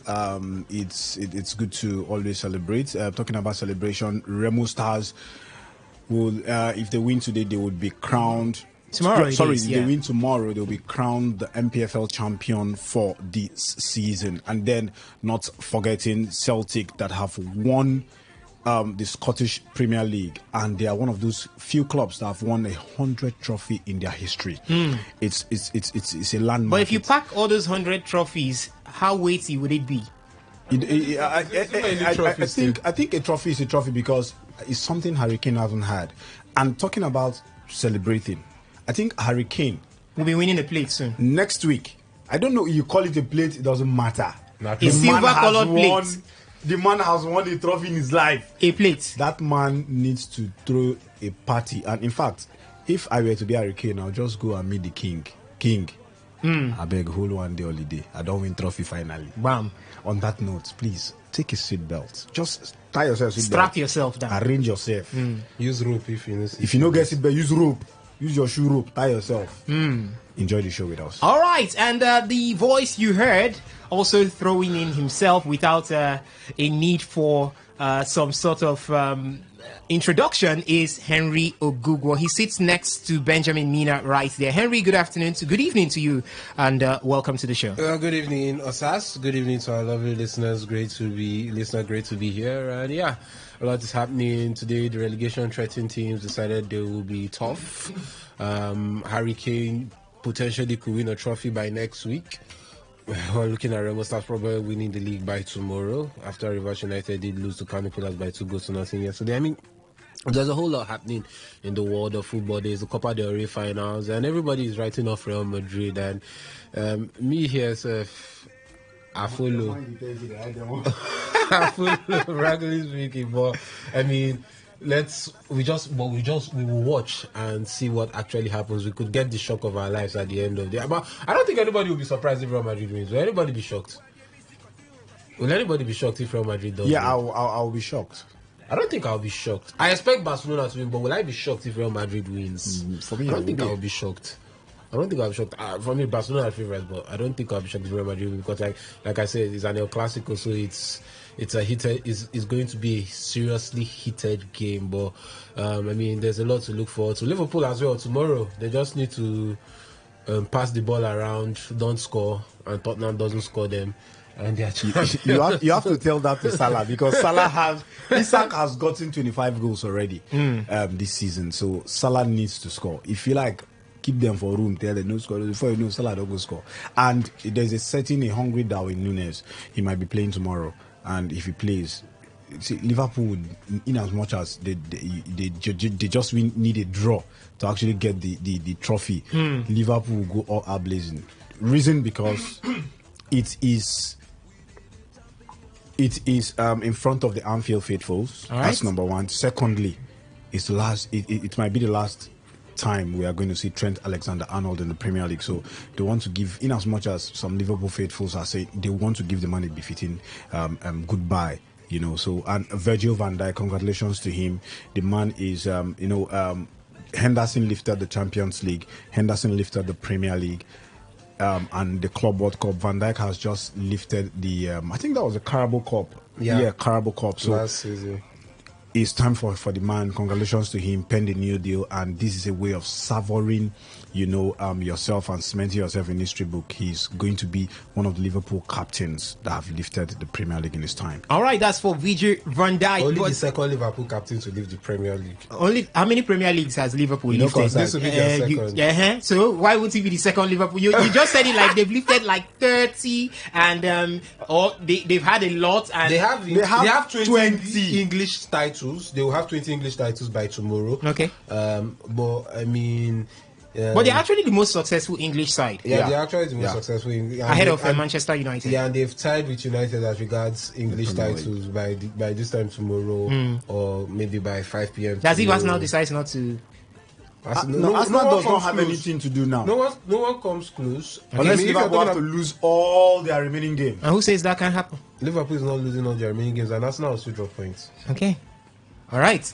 Time for the ladies in the house. We've got Blessing Thompson. She's been there smiling as we continue to dissect everything about Liverpool. So, Blessing, welcome. Good evening. Good evening to your stars. Good evening to my colleagues in the studio. Good evening, Port Harcourt. Yes, I would answer Harry's question. I would also not be surprised if Real Madrid wins. I don't think they have anything to lose. They're no longer in the Champions League, though they are still in the race for their title, but I feel like the El Clasico, they would bring out everything in them, so I would not be surprised if Real Madrid wins. They did bring out everything in them for 2 times, and it ended 9-2. So I don't know if they would not want to extend it. Okay. They would not want to extend it. And I feel they don't have anything to lose. Barcelona have a Champions League to play.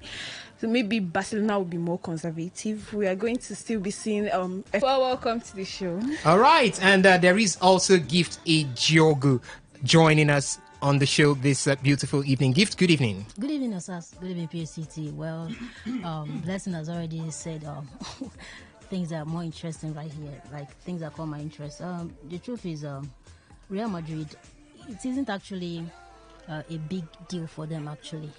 It's something that they've been winning for some time, except for the fact that this season they are easily knocked out from Champions League. And well, that's one of the things that makes it more interesting in football. You see the unexpected, you just see things happen, and then life goes on. So let's just see how Liverpool finally takes everything just easily for them. Though not very easily, but they worked hard for it. No, they worked hard for it. Yes. You can't say easily. They worked hard for it. Very, very hard for it. But they are far much ahead of other teams, and so as if. Okay, you mean the others didn't come to the party this season? So I think that's going to be a topic for another day, because I feel if other teams came to the party this season, I feel Liverpool have had it easy this season. Yes, because Man City. No, I can put it to you that the English Premier League is even more competitive than it used to be before. Now look at this season. Yeah, 2nd to 7th. Look at the heavy fight going on there. No, in terms of the trophy, it is easy for Liverpool. No, the way you're saying then it is in terms of the Champions League places, fighting for the Champions League places, I think the other team upped their game. That is where the real competition is, qualifying for the Champions League. But in terms of Liverpool winning the Champions League this season, I think it was easier for them because, like I said, the big boys didn't come to the party. So it was more or less like Nottingham Forest came to the party, well dressed, so they were admitted into the party. Right. Newcastle were, they started where they stopped last season. Aston Villa, the same thing. So for me, I think it was more easier for Liverpool to win the Champions League than other teams fighting for the champion. Liverpool, it was easier for Liverpool to win the Premier League than other teams fighting for the Champions League places. But I don't know if you say it's easier because Liverpool just showed consistency. that's just it. They just showed consistency, and let's ask ourselves the truth. It's just about consistency at the end of the day. Or tell ourselves the truth. It's just about consistency at the end of the day. So I don't know whether you say all that. Yeah, other teams didn't perform up to par but truth be told, how many teams did they actually expect to be in the title race? We expected Arsenal, probably Man City. I remember at the start of the season I said for me Arsenal were my favourites to win the title. That I felt that City were due a drop off after all the years of consistency and not really refreshing as much.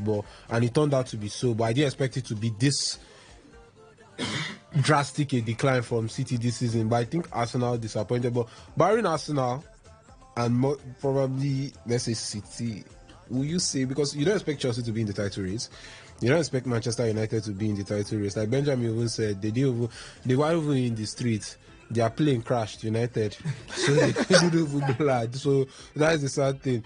So you don't expect Tottenham to be there. You don't expect Aston Villa to be there. So I don't really think. Yeah, they want to. Some people are trying to play the narrative that Liverpool's trophy is the easiest Premier League. They are the worst champions we've seen in the Premier League and all that stuff. But I still don't buy into that narrative. They showed consistency when other teams didn't or refused to show consistency. So. What else do we expect at the end of the day? And yeah, it might not really be the swashbuckling, most fantastic season, but I mean, they've done something and they've done it well. So imagine they were inconsistent. Probably we'll have Arsenal on top at this point in time with how many points? 67 points with 4 games left. That would be one of the poorest points return in the Premier League season. They stepped up their game. Others still kept their game or didn't, or were performing, I don't want to say below par, or to some extent performing below par, and it's not Liverpool's fault. So I expect more competition next season. I don't know or think they will win it because they themselves will go through a lot of changes. There are talks of a lot of changes happening around Liverpool in the squad. Nunes and Jota and Diaz probably leaving. Arnold is most likely leaving at this point. But I think let's not discredit the work they've done this season. All right. Let's not do that. All right. Let's not discredit the work that Liverpool have done this season. They've actually been outstanding this season, making sure. I remember the earlier periods of the season, they started off on all competitions, firing on all cylinders. The UEFA Champions League, beautiful run. The FA Cup, beautiful run.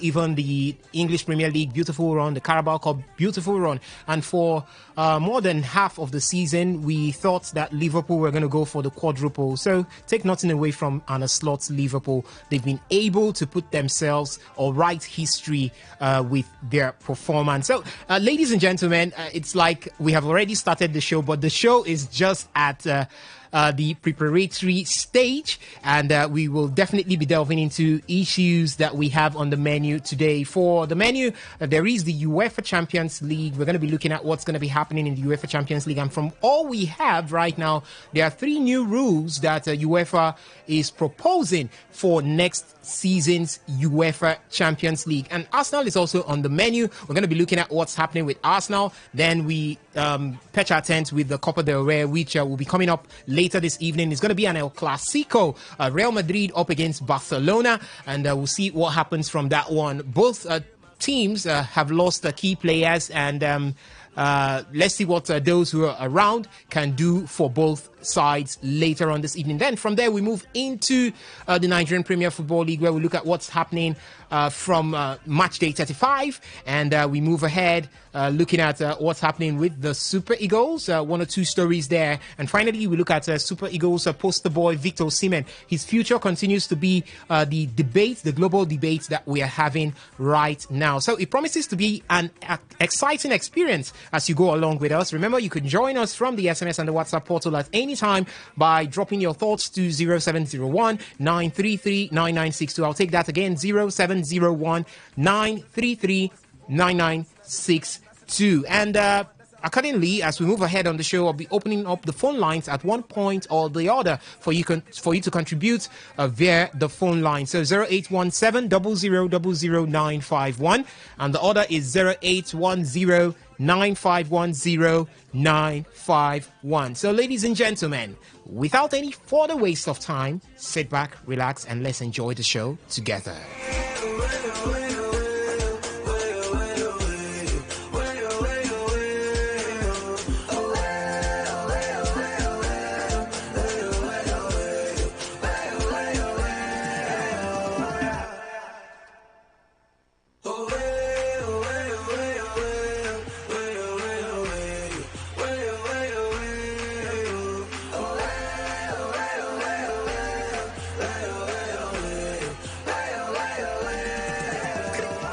My name is Gianni Infantino, FIFA president. For the best of sports, always listen to Today Sports Live on Today95.1 FM, Port Harcourt.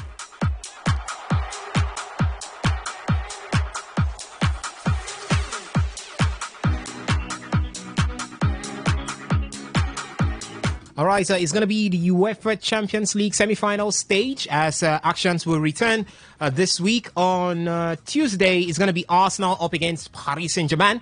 And on Wednesday, it's going to be Barcelona taking on Inter Milan. So we've got actions for you, for the Arsenal faithful.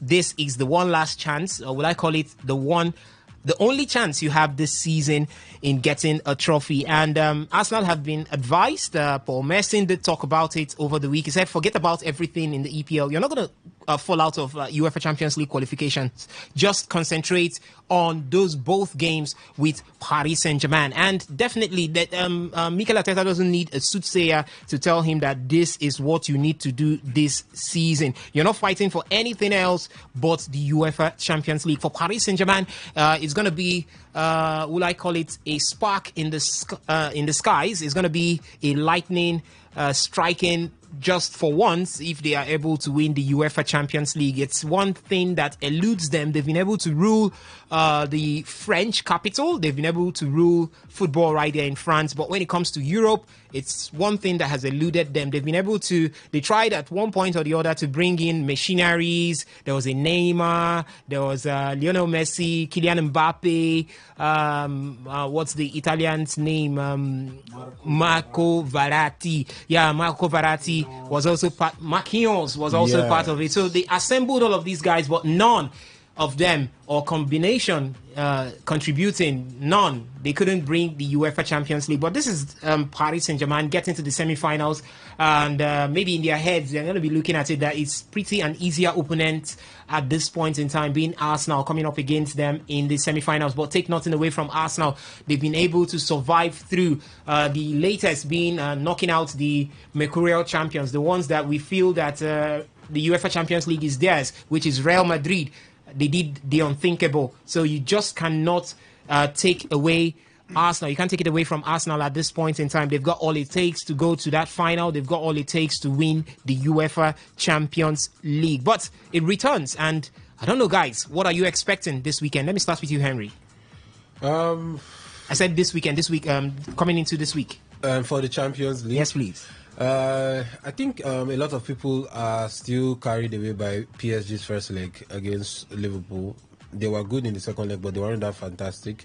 Over 2 legs against Aston Villa. Aston Villa had a very good chance, and sadly, it wasn't just enough for them. Villa just couldn't put enough in the back. I think Arsenal has a decent chance against Paris Saint-Germain, truth be told. Arsenal is a very difficult side to break down defensively. So I know Villa will, I said Villa, PSG won't really have it as easy to put the ball into the back of the net like they did against Aston Villa. It's more like probably a situation where if PSG are not clinical enough, it could be like the Liverpool game where they get only 1 goal over 2 legs. But you now know that Arsenal does have the firepower in the sense that Bukayo Saka looks to be back. Gabriel Martinelli looks to be getting back to his best form. Trossard is always an X factor and always that player I know that has the ability to put the ball back into the back of the net. Martin Odegaard is also there. So I think looking at that game, I think it's 50-50. I don't rate PSG as favourites. I'm not rating Arsenal as favourites, but to me, in my head, I probably think Arsenal will be the one to end up going through at the end of the day. No disrespect to PSG or what they are doing or what Luis Enrique is doing. Trust me, PSG will hold on to the possession. Arsenal can sit back for 90 minutes and will barely concede, or probably will not concede, or most likely will not concede. And they end up going through at the end of the day.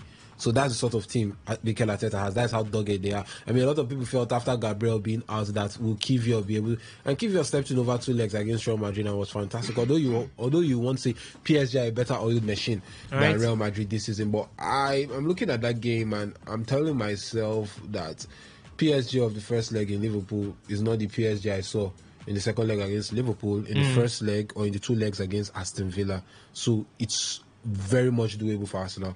Arsenal can actually go on and win this tie. But don't get me wrong, PSG, I trade Vitinha, João Neves, Bakola, Desiree Doué, Dembele himself, the man in form, has over 40 goal involvements this season, and even Kvaratskhelia. So they're a real threat, no doubt about that. But I just feel if Arsenal gets a victory at the Emirates in the first leg, I don't see PSG overturning it at the end of the day. All right, and still looking at that game, reports coming in says PSG have been allocated 25,000 tickets for the UEFA Champions League clash at the Emirates, and they are thinking of reporting Arsenal or filing a report against Arsenal to UEFA. UEFA stipulates that the away side be given 5%, which is 3,000 tickets, and that's what they got during the league phase when they took on Arsenal. And here they are right now, Arsenal reducing the number of supporters that could come in to cheer PSG. Do you think this is, number one, a trick by Arsenal there to see how to use the home advantage? And do you think the Emirates, we know that Anfield is one place where you have the 12th man coming into play, but the Emirates has not been that, would I call it, a formidable ground for Arsenal to always use to their own advantage. But do you think the Emirates would be playing that key role this particular time, Benjamin? Yeah, I think in a game of this magnitude, there's a reason why you have to, get the fifth man on this on the pitch, and that's the fans. The fans are a very important unit in terms of football matches like this, and I don't know for Mikel Arteta, but I think if this game were to be placed like Signal Iduna Park, where you've got lots of fans, in their numbers, Anfield and co, where the fans get to, you just need everything to make PSG very uncomfortable, and that should be done within the rules of the sports. But I think Emirates is going to be choky in terms of attendance, and not just for Arsenal fans alone or PSG fans alone. The neutrals would want to witness this game. It's a game that, at this point in time, Arsenal are the only team from England right now in the UEFA Champions League, currently playing right now. So the English faithfuls, the fans of other English teams would want to be present in that team to cheer up Arsenal. I know not all of them, but Chelsea fans wouldn't go there though. But you just want to cheer them up and all that. So I think these extra bodies will form the extra body will form the increase. Neutrals. Yes, the increase for in Arsenal. terms of voices and for Arsenal, yes. So I think it is, for me, I think it's one of the ways to go. You just need to get the fans, the stadium very occupied. It's just that, just like when Arsenal played Real Madrid at the Bernabeu, you could see everywhere that the White Angels were all over the place.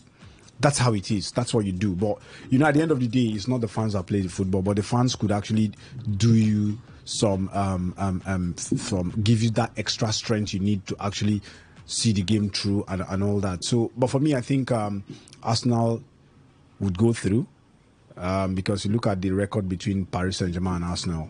Arsenal have got the upper hand. So for me, I think Arsenal will go through regardless. But the fans need to play a key role. They need to come out in their numbers to cheer their team and then to spur them up to victory. All right. There's also going to be a second game on Wednesday, second semi-final game on Wednesday. It's going to be Barcelona up against Inter Milan. Who's going to be playing home first? I think it's going to be in the Stadio Olimpico right there in,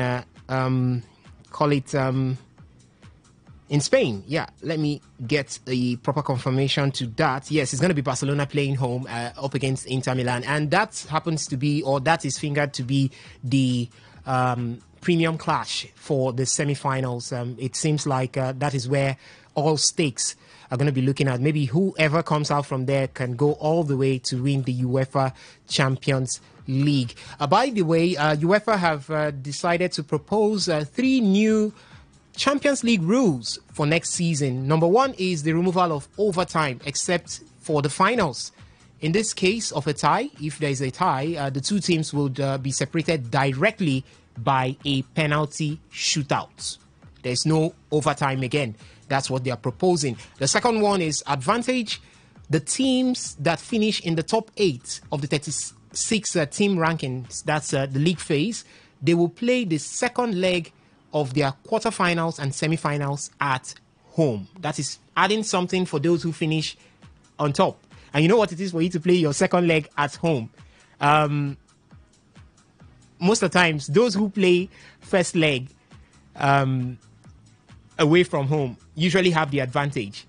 I think, I don't know if I would say that was the undoing for Real Madrid anyway, because they played first leg away from home. But now this is UEFA saying there's going to be an advantage for those who finish top 8. You have the chance of playing your second leg at home.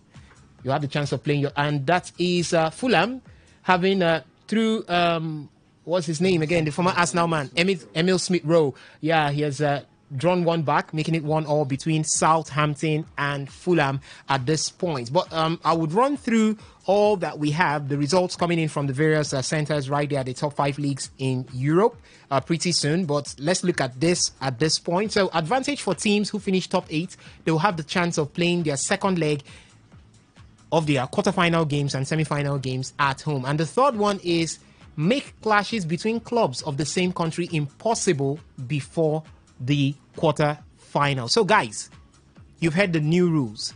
Is it a thumbs up for you or a trash? Let me start with Blessing. Okay. First of all, talk on the overtime. That is... I feel like it's... No, I don't like that rule. First of all, if they remove the overtime, like after a full time, it just goes straight to penalty, there will be less time to break deadlocks, and the team. Overtime makes it sound like it's basketball. Call extra time. Okay, extra time. It would give more pressure to the team. They will feel pressured to get a win on the full time of play. Like we saw the game between Manchester United and Lyon. There is an excitement that comes with extra time. Yeah. There is a hope that comes with extra time. So removing extra time for football, it would give more pressure. It will put more pressure on the players. So that is a no-no for me. I think extra time should still stand in football knockout stages. All right. So extra time for Blessing Thompson. She says, do not pull it out. Let it remain there. It's one of the rules that UEFA wants to introduce into the UEFA Champions League. Removal of that extra time, except for the final games. But it's gonna tilt. Don't you think it's gonna tilt the pendulum towards teams right now investing a lot in goalkeepers? Because fine, if you come up against a team A comes up against Team B, and Team A has a better goalkeeper, and maybe they are not really into the game. They are the underdogs. What you do is just drag the game to the 90-minute mark and let your goalkeeper do the delivery at the end of the day. Henry. See, the funny thing is that how do you know your goalkeeper? You might have a good goalkeeper, but is he really the best in penalties at the end of the day? Okay, Donnarumma has a little bit of a reputation, the Euro finals, and what he did against Liverpool, and even in AC Milan, he seemed good with penalties or decent enough. Or the man we just saw on our screens now, we're seeing on our screens now, Jose Sa of Wolverhampton Wanderers. He has a decent penalty record. Or if you remember the former Valencia Brazilian goalkeeper Diego Alves, who had a 70% save rates with penalties. I mean, even saved Ronaldo's penalty about twice. Dash really has a decent penalty save ratio. But I mean, you can't really bank on anything as regards penalties. When they say it's a lottery, that's when they say it's a lottery. You could be good in penalties, but that day you just don't catch anyone. Because you're talking about 12 yards. You're talking about 12 yards at the end of the day. So I think it's a 50-50 as regards penalties. So even if you like invest in goalkeepers, you could put 2 goalkeepers there, and you will still miss, and you will still score all your penalties, or they will still score all the penalties they have against you. So at the end of the day, yeah, I know, but the extra time, the whole thing has to do with would you call it player fatigue and all that stuff, player fatigue. And we also have to look at the fact that there is we talked about player fatigue. We talked about the fact that there could be some unfair advantage or some unfair advantage in a way. You had 90 minutes to score when in my home, when I was at home. Nice. Then I go to your home, 90 minutes. Let's say I win you, then I go to your home, you equalize in 90 minutes. Right. Then I'll give you extra 30 minutes in your own home, where you have the advantage to turn the tide. It's part of the game. It's part of the game. But I mean, in a way, does it seem fair? I mean, when the away goal rule was there, you will be like, you're giving somebody extra 30 minutes to score an away goal. It was a lot of people talked about it like then, even as then, that don't you think probably because of the away goal rules, the extra time will be scrapped? Now we're also thinking about looking at it from this aspect, player fatigue, because players are playing more games now. A lot of games. More games so now. The average footballer playing for a big team will play about 50-something games per season. So that's a lot. Then you now also have to factor in the unfair advantage. Okay, PSG could they played better than Liverpool in extra time, but there's a situation whereby it's Anfield. Right. You can't tell where Liverpool can come with a soccer punch or where that last draw of energy come in, and they scored. Let's say they scored PSG, and won and played out to 100 in Anfield and won 2-1 on the night. At the end of the day, what happened? But let me go back to Liverpool. Who remembers the round of 16 against Atletico Madrid? Because I think that's the most recent one that is in my head out of all the Champions League games. 2019, they lost 1-0 at the Wanda. Then they won 1-0 at Anfield in normal time. Then they went into extra time. Then Atleti scored 2 goals in injury time. They scored an away goal. Liverpool were pushing and pressing, and they got an equalizer at the end of the day.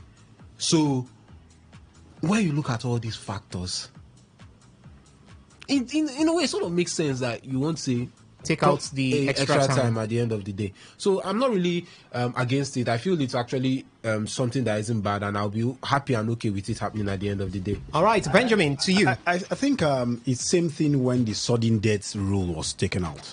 You know, those days there's what they call sudden death in football, where you score a goal in extra time and that's the end of it. Yes, in extra time and that's done. It looks as though that's an unfair, advantage to an opponent when both of you are struggling to get a goal and one person just gets the goal and it is done. The job is done for the day. So I think that was taken off, and today we are talking about fair share of if you score extra time, the game still continues until it is 30 minutes, 15 minutes per half. So I think taking this one out would first, for me, I think it would be fair, because the players taking these playing these games, would have take that extra 15 minutes to rest, 30 minutes to actually rest, instead of playing the 15 minutes, it gives them that extra time to rest. So for me, I think it's for me, one side, it's a good one. And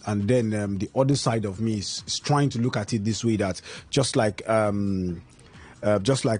her name? She said, the thing is, there's this joy that comes with extra time. It's the tension that comes with it. Yeah, your heart beats.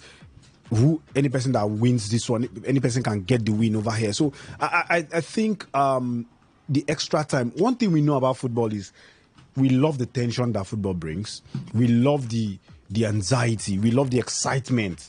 So if you start taking off these things that makes the fans excited, that makes, I think it might not make the game that very exciting anymore. So for me, the rule should be left to continue. Let us enjoy the rule and then enjoy what football gets to bring. Because if the game ends in a draw, we are waiting for that extra time. Okay, we have the second chance of making it right during the extra time. So why come take it off? And the other team might look at it and say, okay, let's just sit down, sit back, play a low block game, knowing that we have a very good goalkeeper that could save us at the end of the day. The other team and the other team are very good in terms of attacking. Right. So just let it go. Let it slide. Let it slide. Let them play, struggle and get the win. Whoever wins it, know that we really deserved it. After the 90 minutes, you have to struggle it out again for that extra time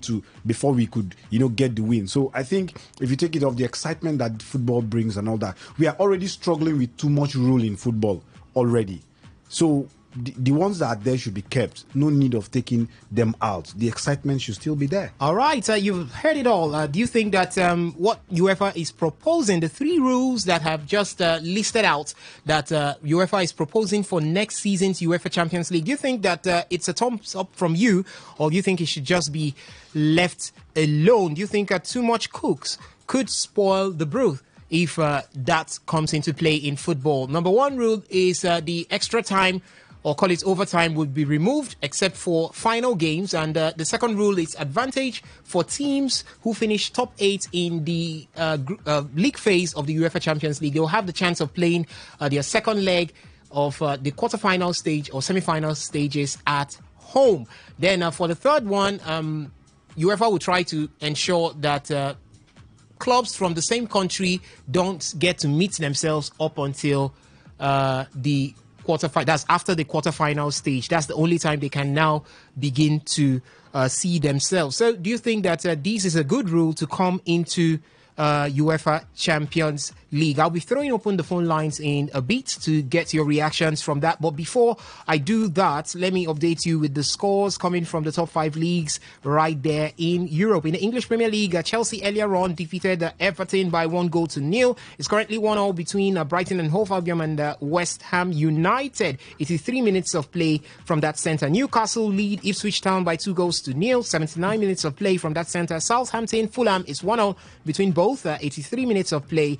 Wolverhampton Wanderers are 2 goals better than Leicester City. That is 2-2 from that centre. 80 minutes of play. In the German Bundesliga, it was Bayer Leverkusen who defeated Augsburg by 2-0. Bayern Munich edged closer to winning the German Bundesliga by defeating Mainz 05 3-0. And the guys in the studio said that Harry Kane is going to be winning his first trophy very soon. Someone said it's going to be a silver plate. It's not yet a trophy, but anyhow it is, he would be winning something at the end of the season. Still in the German Bundesliga is Hoffenheim, who lost at home to Borussia Dortmund by 2-3. Holstein Kiel defeated Borussia Mönchengladbach by 4-3. Wolfsburg lost at home to Freiburg by 1-0. Eintracht Frankfurt will be up against RB Leipzig by 5:30. In the French Ligue 1, it's Strasbourg playing out a 1-0 draw with Saint-Etienne. 41 minutes of play there. By 6 p.m. is going to be Le Havre taking on AS Monaco. And Olympique Lyonnais will take on Rennes by 8:05 p.m. In the FA Cup semi-finals, we have Crystal Palace up against Aston Villa by 5:15. That game will start up. Then in the Copa del Rey is going to be Barcelona up against Real Madrid by 9 p.m. So that's how scores stand coming from the top 5 leagues right there in Europe and the various cup games that we have. But right now, I'll throw open the phone lines to take your thoughts on the question I asked earlier on. I did reel out the new laws or rules that UEFA wants to impute into the UEFA Champions League for next season. Number 1 is the removal of extra time, except in the final game. Number 2 is the advantage for the top 8 teams to play the second leg of their quarterfinals and semi-final stages at home. And number 3 is teams or clubs from the same country avoiding themselves till after the quarter-final stage. So what do you think? Is it a thumbs up for you, or do you think it should be trashed out and allow football to just go seamlessly the way it has been? 0817 00 951 0810 9510 951. Those are the numbers to call right now as the phone lines are open. You could also drop off a message for us on the SMS and the WhatsApp portal. It is 0701 933 9962. As we look ahead, what we have, the phone lines are open, so you can go ahead and air your thoughts. We are moving ahead right now as Arsenal is on the menu. For Arsenal, they are facing a significant setback in their summer transfer plan for Leroy Sané. Leroy Sané has decided to commit his future to Bayern Munich. Now, Arsenal had strong interest in Leroy Sané, but he decided to trade loyalty for bigger pay because he decided to stay back at Bayern Munich, but had to take a pay cut for that. And it has thrown Arsenal's chances of improving their attack into or under the bus, as right now it's going to be Arsenal trying to look at other places to get attacking players. And I'm asking Arsenal, what is in front of you? You are not seeing. You are going for something else. But we'll be back to that after we take this call. Hello, caller. Good afternoon. Well, good evening to you. Welcome to the show.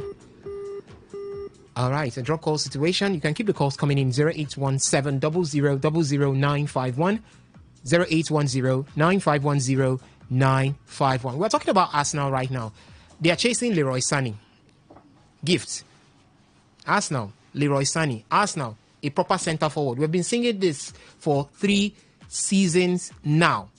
Do you think Leroy Sané, a lot of centre forwards have come through the hallway for Arsenal to look through? There was Benjamin Sesko at a particular point. Victor Osimhen has been in and out. They lost out on Alexander Isak at some point. Ole Watkins at some point.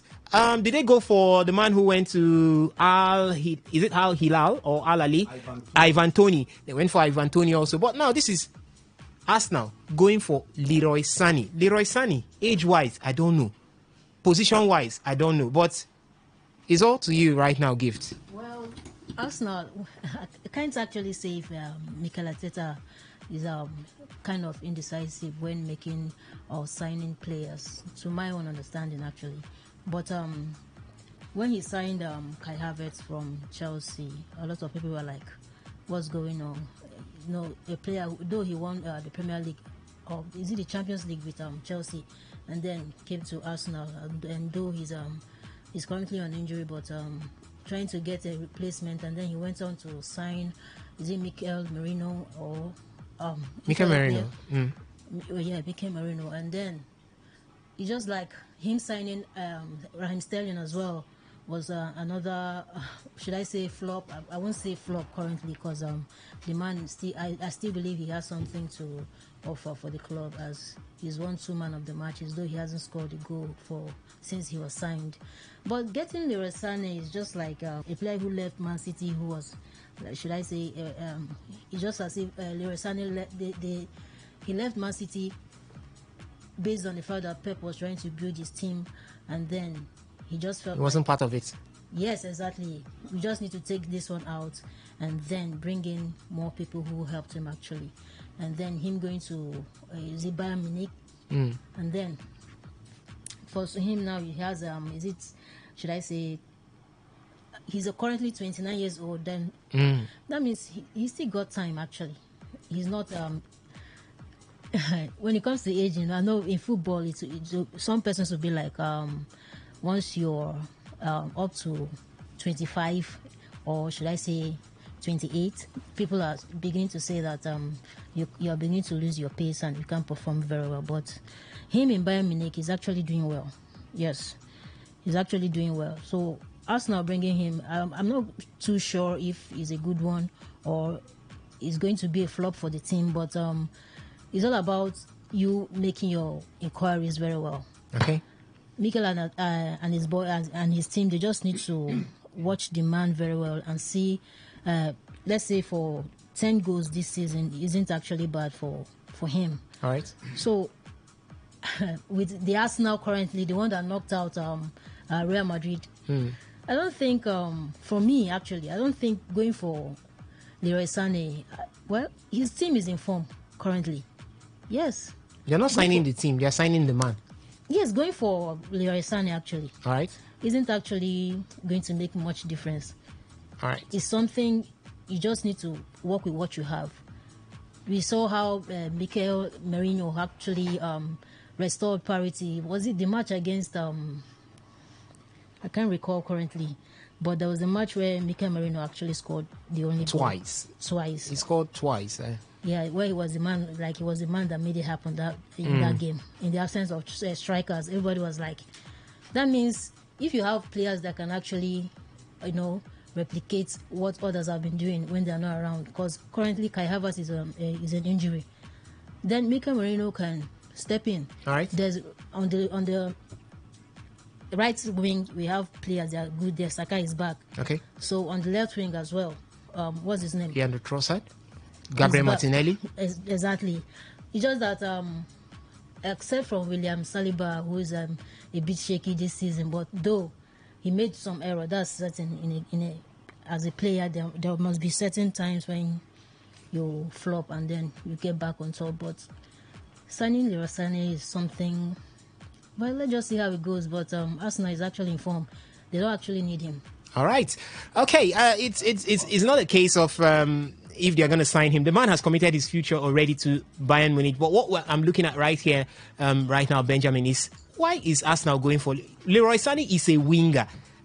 Leroy Sané is a winger, as Fulham have made it 2 hard fights there for Fulham as they take the lead over Southampton. Southampton, who have been relegated, came into this one to see who they can pull down to the championship with them. But Fulham said, no, it's not going to happen. We're still going to get all 3 points to keep our hopes of going to Europe alive. But Benjamin, still on Leroy Sané, winger, Arsenal this time. Well, is that what they really need? For me, I think you look at Arsenal and their recruitment processes. Well, the coach and the board actually knows what they want with all due respect to them. But again, I think you look at Arsenal, who would want to leave a place where you are guaranteed trophy every season, at least one trophy, or in every 2 seasons you're guaranteed a trophy, than Arsenal, where you go to Arsenal that the team is still rebuilding and lots of things. But aside that, you look at the German players, how many of them would want to come to the Premier League to come and play? There are not very many. Lukasz Podolski played for Arsenal, Mike Ballack played for Chelsea, but again, Leroy Sané himself played for City. But you look at it, the man had issues with Pep Guardiola. Even up until now, they don't talk, they don't speak to each other. So I think Sané has had his own issues with the manager, but the man has made it clear that he doesn't want to come to England, even before he penned a new contract. Liverpool were actually, last year wanted to sign him. The man said he doesn't want that. He wants to remain in the Bundesliga. He likes his home country. He doesn't want to leave. So when players like you don't go, I think Arsenal issues, we talked about possibly they want to make a replacement for Bukayo Saka. We talked about players. Bukayo Saka not really resting enough. He always wants to, as long as he's fit, the manager wants to throw him into the mix. But I think Arsenal know what they want. We could sit here and talk about Arsenal needing a goal scorer, but I think they actually need someone. They actually need someone to deputize for Bukayo Saka. Some games the man needs to be resting, and if he's injured, they need someone else. When he was injured, we saw the impact of the man. So I think at this point in time, Arsenal know what they want better. We might be saying they need a goal scorer, but they believe that they can be getting the goals from the wings, just like Liverpool believes that the creativity can be coming from both flanks in terms of the defensive side, both the right back and the left back. So I believe Arteta looks at it and say, okay, let's leave the 9, the number 9 position.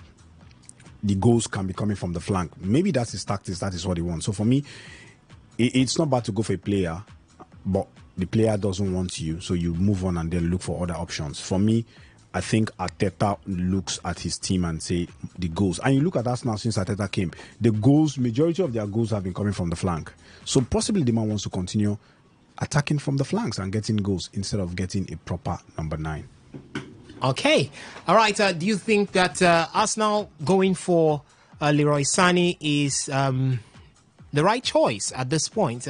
We are looking at Arsenal and saying it's best to go for an outright centre forward. What are you doing with the winger at this point? Though Leroy Sané has decided to commit his future to Bayern Munich, and he will definitely not be coming to Arsenal. But Arsenal has too many wingers at this point to want to get another winger again to add up to it. But Benjamin has said it that most likely they look at it that the goals are coming from the wings. You could also contribute to that. Remember, the phone lines are still open.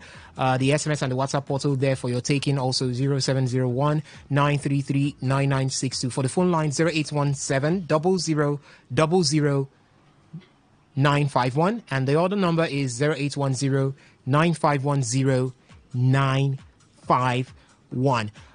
We move on to the Copa del Rey. It's going to be by 9 p.m. this evening. Barcelona up against Real Madrid, but it does not fail to give us reasons to talk. The controversies are always there because on Thursday, a certain man called Ricardo de Burgos was announced to be the referee to officiate that game. And what Real Madrid could do through their television outfits was to put out a compilation of the errors made by the center referee Ricardo de Burgos. And that has not sat down well with Burgos himself, as he has stated that this is bullying. He said his son came home from school and tagged him a thief as a result of the video made by Real Madrid television. Is this another way for Real Madrid to want to influence what happens later on tonight, Henry? I don't know. I don't think so. I don't want to believe so. Some of these statements or things happen, but I think it's something, or there's nothing wrong with the concern Madrid did make about it, because you have to be careful about statements. Just like the 2006 Champions League finals, we all remember the initial referee to handle the game was seen wearing Barcelona jersey the morning of the game, and it had to be changed. Okay. It had to be changed at the end of the day. So, I mean, this is something to be worried about for Real Madrid, but I don't think it's something that I think will really affect the outcome of the game. The referee is a professional, and he has to come in there and do his job at the end of the day. Yeah, some things happen. We all remember the case of, what's the name of the English referee? The one that said he hates Jurgen Klopp. What's his name? Yes, the one that was sacked by David Putz. David Putz, yes. So, I mean, that could also affect in a way and all that stuff. But I think this is the finals. This is a game everybody's eyes will be on, and the referees themselves will want to be at the top of their game. Real Madrid have every right to complain. Just today say, see what is happening. So everybody. But don't you think the channel for complaint was pretty wrong? If you wanted to complain, you file a complaint to the La Liga, to the French Football Federation to look into this, than for you to go all out and try to damage the image of the man. Yes, the errors are there. You can't wipe it off, but you're not supposed to put that out through that channel. Don't you think this should have attracted some sort of disciplinary actions against Real Madrid? I don't think Real Madrid sort of took it too far in a way with how they the press conference and everything, and how Florentino Perez might have acted. But I mean, the man really had to register his discontent with the whole situation and the whole scenario and how we played out. And at the end of the day, he did it the way he did it, although I don't feel it was the right manner. But Perez will probably be punished. Real Madrid will probably be punished for it at the end of the day. But I think no one should actually or you should try as much as possible to also look at it from their own angle at the end of the day. Although I just feel it's them trying to shout or make a case in case they lose, just to look for an excuse also at the end of the day, because that could also be another factor, another point to it. Because I mean, Tebas was talking about the fact in the statement he released, Tebas was talking about the fact that there's need for referee reforms, and Perez is one of the people fighting against it because I don't know what his reasons are at the end of the day. So however these things play out, it's actually funny and laughable, but I think everybody has a case. Madrid has a case to shout. They should shout. Anybody will shout in their own case, or if you're in their shoes at the end of the day. But I think the referees are professional at the end of the day, and that shouting is more like calling people's attention to. It's not like they are going to abandon the match or not going, but it's call people's attention. It puts a lot of pressure on the referee to actually. That's what I'm saying. It puts a lot of pressure on the referee doing what is right. VR will be there. Is that what is right? No. VR will be there to assist the referee. Look, I'm asking. Is it a pressure to do what is right? Somebody comes and says, "I will slap you." Let me leave it at slap. Let me not say something else that is violent. Okay. Or let me just say somebody comes and say, "I'll kill you." Okay.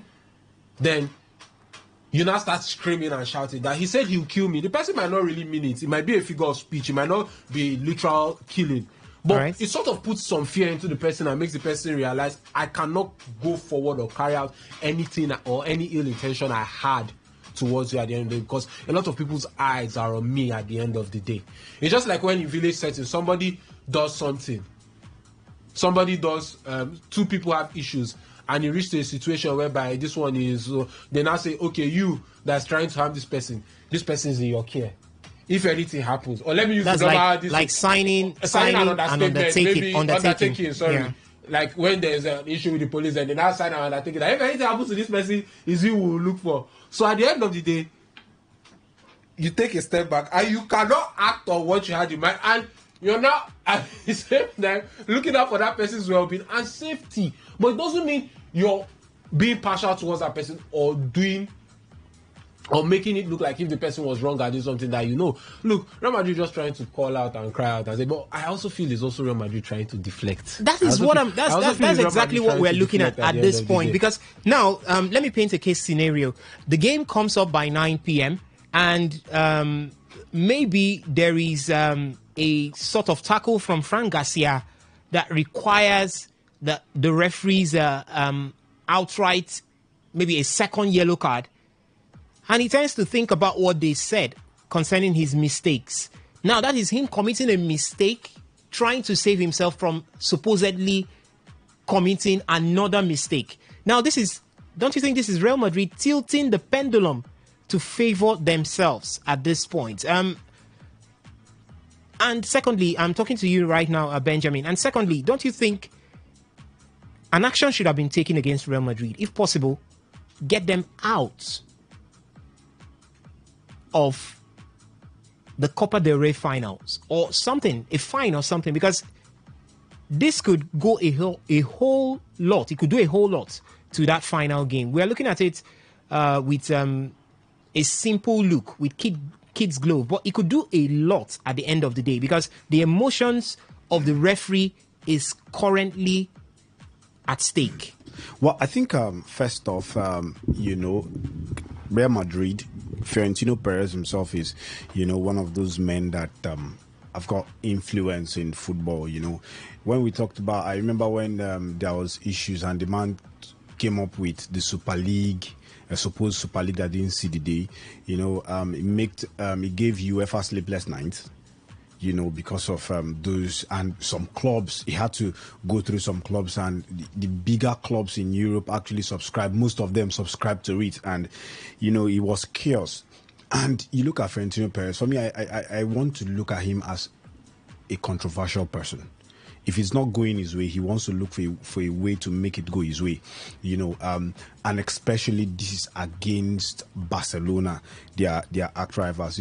As I was coming to the office, I was reading something, and Thierry Henry said, Barcelona, the world fear Barcelona, the world fear Real Madrid, but Real Madrid fears Barcelona. And we've seen this season the form of Real Madrid. First off, they lost to Barcelona 4-0 in the El Clasico. El Clasico, yeah. Yes, the first El Clasico. They went to Saudi. They lost to. So and look at the form of these both teams. Yeah, they are rivals. Yeah, it's like Manchester United against Liverpool. Any day, anytime is going to be a rivalry game. And you look at Real Madrid at this point in time. Their form does not tell. It tells the story, the way it's going right now. And you look at the whole scenario. So for me, I think Florentino Perez is at this point in time putting pressure on the referee. Yeah, we could have VAR to correct some things, but you look at it. What if these things happen? This thing is now happening at that time where there was no VAR. And the referee makes mistake, you look at it and say, I've been telling on, I saying go make mistake. I tell on, they always make mistake against Real Madrid. So it's like putting pressure. But one thing you have to look at that these referees are humans. They are prone to mistakes. That's why we have video assistant referee to actually help them carry out their duties effectively. So for me, I look at Florentino Perez. I think the man he's looking at the way Real Madrid have gone with this is very, very wrong. You might have a good case, but the way you complain or go about your good case might turn against you and then put you in a tight corner. So for me, I think Real Madrid should be fined first off, and then they should, that's me talking, if they decide to boycott this game, they should be banned from playing the No, Copa they del Rey. they said they next. won't. They won't. No, I'm if they decide to ban they should be banned from playing the Copa del Rey next season. But if they come out, they should come out and play football. You know, when we were little, or when we play the street football, they always tell you, my coach will tell you, play against the referee. Play as though you're playing against the referee. You know, but this is professional. This is a professional game. So Real Madrid are going the wrong way, and Fiorentino Perez and Real Madrid needs to be punished. All right. Let the man do his job. If you feel that after the game the decisions did not go your way, you go through the right channel and complain, lay a complaint, and then let them punish the referee if they would have to. It's not before the game you do these things and now the man. See, the worst enemy you want to have is it's a young kid having issues, coming to you directly and calling you a thief. You know how painful it is, right? Because this is your kid. The kid more or less sees you as the first teacher. Okay.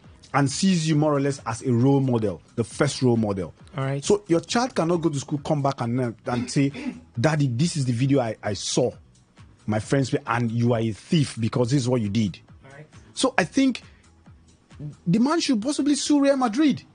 Okay. So for me, Real Madrid should be punished. Stop putting the man under an intense pressure before the game. This is already a big game. The man needs to relax his head and be as calm as possible. You know, games like this, they don't just pick out referees from nowhere. All right. They pick you based on your experience to blow in this kind of games. So the Spanish FA has looked at it and sees that this man has got the experience, the caliber of experience to actually referee in this game. So let the man do his job. After the game, if you don't like the decision, channel it through the appropriate way. If it gets to a sanction, they'll sanction the referee. Just like we saw what PGMO did to David Crook. So let them do their work. All right. We move to the phone lines at this point for us to get your thoughts on this particular one. It was Real Madrid through Real Madrid TV highlighting the errors of a certain Ricardo de Burgos, who is supposed to be the referee for today's Copa del Rey finals against Barcelona. So it's going to be Barcelona up against Real Madrid by 9 p.m. This evening. And already, Real Madrid came out in our local palace, we call it first attack. And they did play out a first attack there. Do you think that this could tilt how the game would run later this evening? And do you think Real Madrid should be penalized for this? 0817 00 951 0810 9510 951. Hello, caller. All right, a drop call situation again. Keep the calls coming in. 0817 00 951 0810 9510 951. I think we're having some issues with the first line, which is 0810 9510 951. You could call the other one and get to talk to us here. Or if you can reach us, you could do so through the SMS and the WhatsApp portal. It's also open for your taking. 0701 933 9962. Do you think what Real Madrid has done through the Real Madrid television, highlighting the errors of the center referee Ricardo de Burgos, do you think it's going to tilt the outcome of today's game later this evening in the Copa del Rey finals between Barcelona and Real Madrid? Hello, caller. Good afternoon to you. Welcome. Good evening to you. Welcome. Good evening. My name is Prince. Enjoying your show. But Thank you so much. I want to speak on the Real Madrid Barcelona. Go ahead. Yeah, I think it's not a bad thing what Real Madrid are trying to do. First of all, you have to conscientize everyone. Like, everybody needs to know that this referee has done this thing before and needs to be corrected, right? Whether or not they are trying to play a mind game there, it's for a good cause. If Barcelona were in the same position, I think they would do it. Okay. Right? So I think that what they've done is good. Referees are bad. Referees need to be talked to. They need to be put in the right place. Right? So I think what they've done is okay. All right. Thank you so much there for your contributions. You can keep the calls coming in 0817 00 951. The other number is 0810 9510 951. You could also join us from the SMS and the WhatsApp portal by dropping your thoughts to 0701 933 9962. Hello, caller. Good evening. Welcome. Yeah, good evening. My name is Samuel. Samuel, welcome. Go ahead. Yeah, I want to talk about the Barcelona Real Madrid match and the other. Shoot your shot. Yeah, for me, Real Madrid, they are doing this as a club as Real Madrid cannot do this because every team have that one referee that always. I don't know if it happens coincidentally. If you take even Chelsea always complain of Anthony Taylor. Okay. Even Barcelona have that referee that anytime this referee, you know that the match probably the referee has referee maybe 20 of your match and you discover that you lost 5. You lost 15 and 1 5. Okay. It always happens to every team. So you can't if you know that the referee don't referee your match in a bad way, you can go to the right channel, report the referee, so that they will say, not going posting the this thing online and then you are trying to play mind game. Now the rest itself needs to be changed. Because okay. The rest is not be okay. Just imagine now a Madrid player tackle the Barcelona player. He will be thinking, okay, if I blow this now, they will say I've done bad. Okay, let me just, and this thing will now spoil the game. So that restriction needs to be changed. Okay. Need to be changed. And the restriction need to sue Real Madrid. So okay. That's the damage of image. Because it's not good. All right. They will do. We will still win them. We will win them. Even 5. All right. Thank you so much, Samuel, for your contributions there. You can keep the calls coming in as we have the phone lines open 0817-0000-951. The other number 0810-951-0951. You could also join us from the SMS and the WhatsApp portal. Is there for your taking 0701-933-9962. We've got this one from the SMS platform and it says, for me, taking those rules will not be funny anymore. Kesta from Rupoku. I believe you were talking about the UEFA rules that we reeled out for next season. He said football won't be funny. Definitely, it won't be funny. It will either be positive or will be negative. Hello, caller. All right, a drop call situation. Keep the calls coming in 0817-0000-951. We also have 0810-951-0951. 0701-933-9962 is for the SMS and the WhatsApp portal. Hello, caller. Good evening to you. Welcome. Hello, good evening. Yes, please. Welcome. Name, location, and submission. Yes, my name is Samuel. I'm calling from Port Harcourt. Samuel, welcome. Go ahead. Okay, first, let me talk about the UEFA rules they are planning to implement from next season. Go ahead. Okay, I think it's only the third rule that is, for me, that is good to go. The rule that states that clubs from the same country are not supposed to meet each other during the group stage, except maybe during semi-finals. Okay. I think it's a good one. All right. That's the only rule. But removing extra time from football game, it will make the game boring, sincerely. And giving an undue advantage to the home side after quarterfinals, after the Big 8, is not also good enough. Okay. I think UEFA is actually... It's actually not. It's not actually to the home side. It's the top 8. If you finish top 8, like the way Arsenal finished. I just corrected myself. All right. Go ahead. Go ahead. Okay. So I think it's not good enough. UEFA is actually bringing so much rules that is making the game not to be so exciting again. All right. Okay, so that's on the part of UEFA. Then for the part of Real Madrid, about their documentary they brought on their Real Madrid television. I think they should be sanctioned, but not immediately. Let them allow them play the match. Okay. Okay. Maybe after the match, maybe next season, they can sanction them, either to pay fine or to ban them for one season from the Copa del Rey. All right.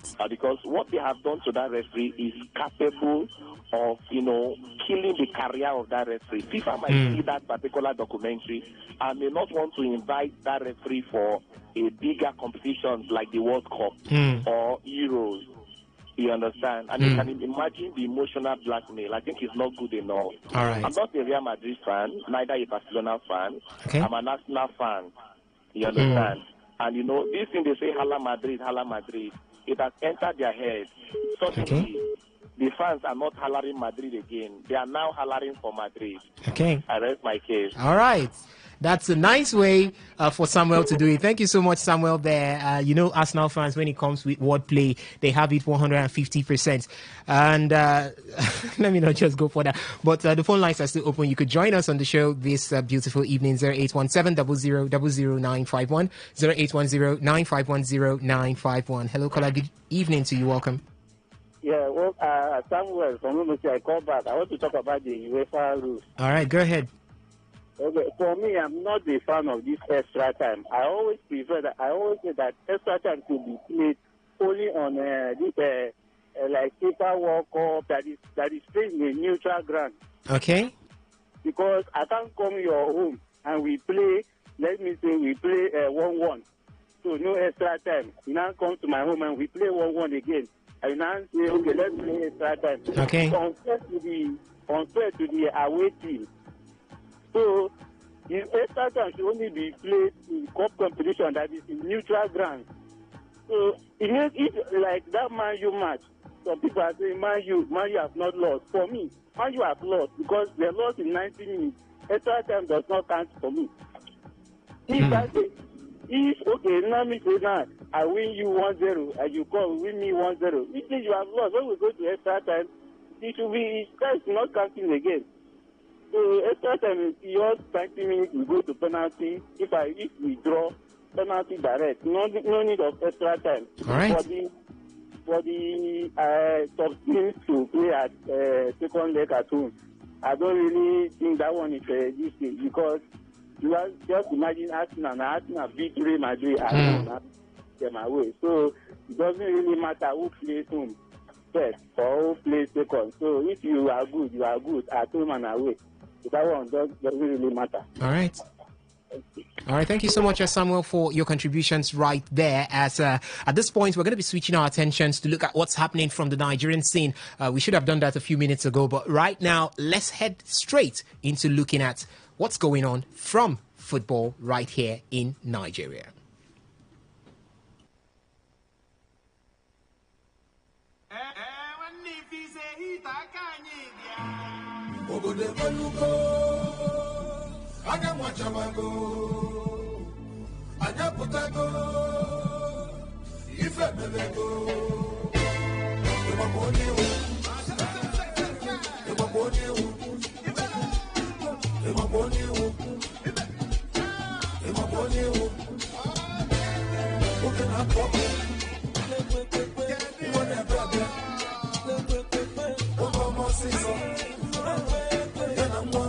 All right, I will start off from the Nigerian Premier Football League, where actions have drifted into match day 35. It all started yesterday with Kano Pillars squashing the hopes of the pride of Rivers State, call them Rivers United. 2-0. It ended as both legends of Kano Pillars as well as would I say legends of the Super Eagles? One is a legend of the Super Eagles. Can I say that Super Eagles passerby?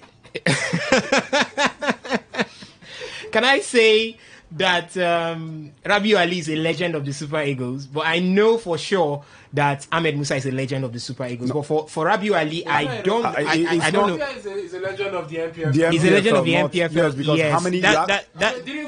He doesn't have any caps for the Super Eagles main team. He's only in the Chan Eagles. Yeah, the Chan Eagles. So I don't think he's a legend. Yeah, so it was actually two legends. One for the MPFL. One was in the dugout, feeling the judge. Then the other one was on the pitch doing the business for the same Sugida. So all right. There were actually two. There were three legends. One of the MPFL, two of the Super Eagles and Nigerian football. Who is the other one? Shehu Abdullahi. Shehu Abdullahi is Fini the judge. Fini the judge. Okay. One was in the dugout. Okay. Yeah. All right. So it ended between Kano Pillars and Rivers United, 2-0. Those who scored were Ahmed Musa and Rabiu Ali. And this season, it has been a proper combination between these two. And both have been able to acquire for themselves. For Ahmed Musa, it's 8 goals and 2 assists. And for Rabiu Ali, 12 goals and 2 assists also. A good way to get themselves announced in the Nigerian Premier Football League. A good way for Ahmed Musa to let other ex-internationals understand that you can come to the Nigerian Premier Football League and still do it big. Brownie Deye is doing it. So who says you can't come back and do it pretty big? But after that game, both coaches had a lot to say about the outcome of the game and what they expect in the future. First, it's going to be the coach of Kano Pillars, Usman Abdallah, and we now have the coach of Rivers United also in the person of Finidi George. Usman Abdallah on Today's Sports Live. From the beginning, we know what kind of set of players we are going to come, and we know the kind of game we are going to play. I keep on telling the players, you will see at the first half, you will see as if we are playing home, and that is exactly as if we are playing away, and that's exactly what happened. But the boys were motivated and they keep their heads down, and we were able to get 2 solid goals, which is good. From the beginning, we know what kind of set of players we are going to come, and we know the kind of game we are going to play. I keep on telling the players, you will see at the first half, you will see as if we are playing home, and that is exactly as if we are playing away, and that's exactly what happened. But the boys were motivated and they keep their heads down, and we were able to get 2 solid goals, which is good. Yeah, I think if you look at chances created and the overall game, I think they deserve to win today. So for us now, we have to go back and see how we can win our home game. I'm very, very confident. We have two home games to play. With 6 points, I think that will be enough. So I'm not quite worried.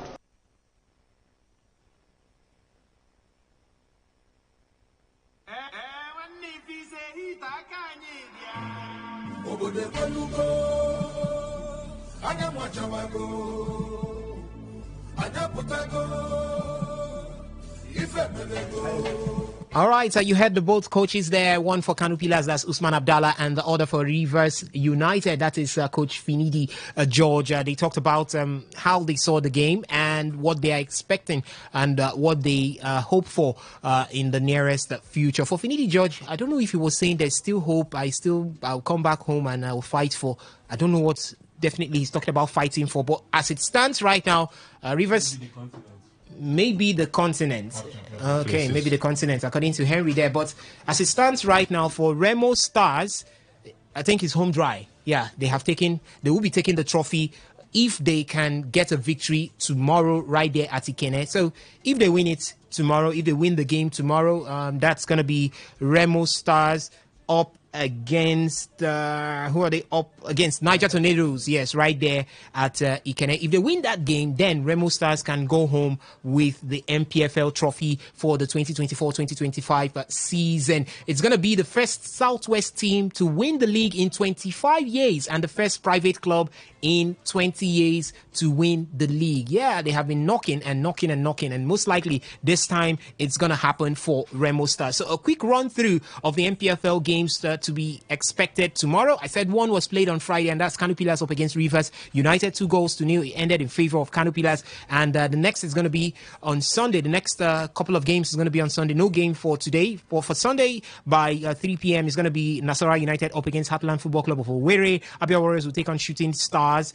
Aqua United will take on Ikorodu City. Bayelsa United will be up against El Kanemi Warriors. It's going to be Enugu Rangers up against Eyimba. That's going to be an Eastern derby there. One of the oldest rivalries in the Nigerian Premier Football League will take center stage tomorrow by 4 p.m. Enugu Rangers up against Eyimba Football Club of Aba. It's going to be Kwara United up against Lobi Stars. Plateau United will take on Bendel Insurance. Sunshine Stars will take on Castina United, while Remo Stars, the intended champions or champions in the making of the Nigerian Premier Football League, will take on Niger Tornadoes. So that's exactly how it's going to be from the Nigerian Premier Football League, as it's match day 35 and 3 more games after tomorrow. Then we can say the MPFL season is done and dusted.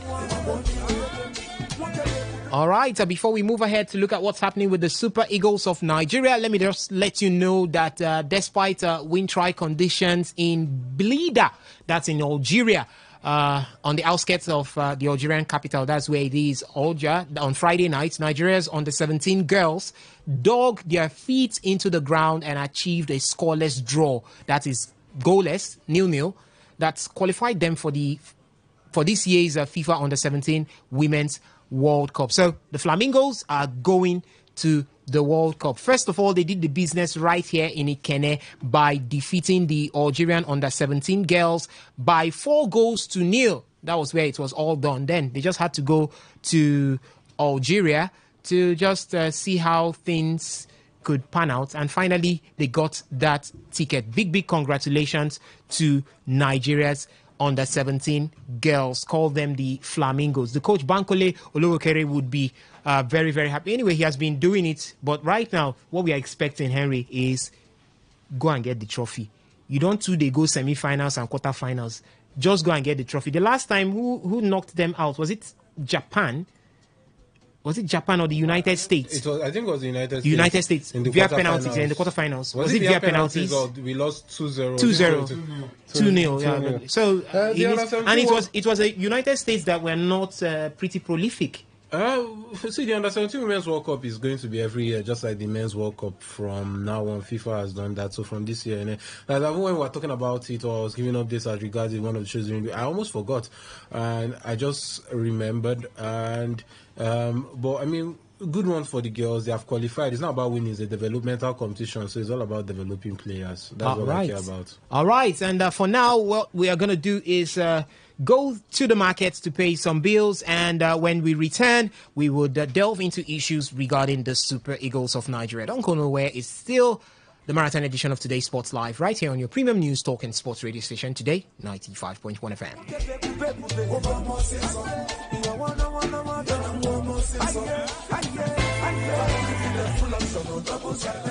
Malaria, the king of malaria parasites.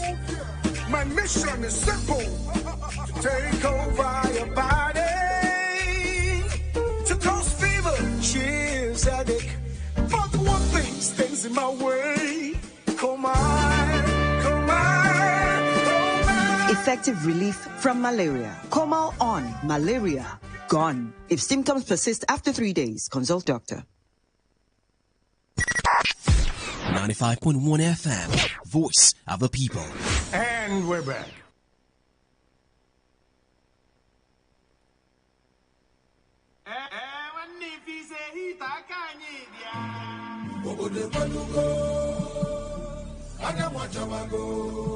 All right, so welcome back, and if you're just joining us, it's still the marathon edition of Today's Sports Live right here on your premium news talk and sports radio station, Today 95.1 FM. I did say when we get back, we're going to be looking at what's happening with the Super Eagles of Nigeria. Nothing much, except the Super Eagles are preparing for that Four Nations tournament as well as a friendly game. But for now, let's delve into issues regarding the Super Eagles of Nigeria. Super Eagles, waiting they happen, waiting they share, we want no. China winch, I been landing, no matter their plan, no, we go still they fly.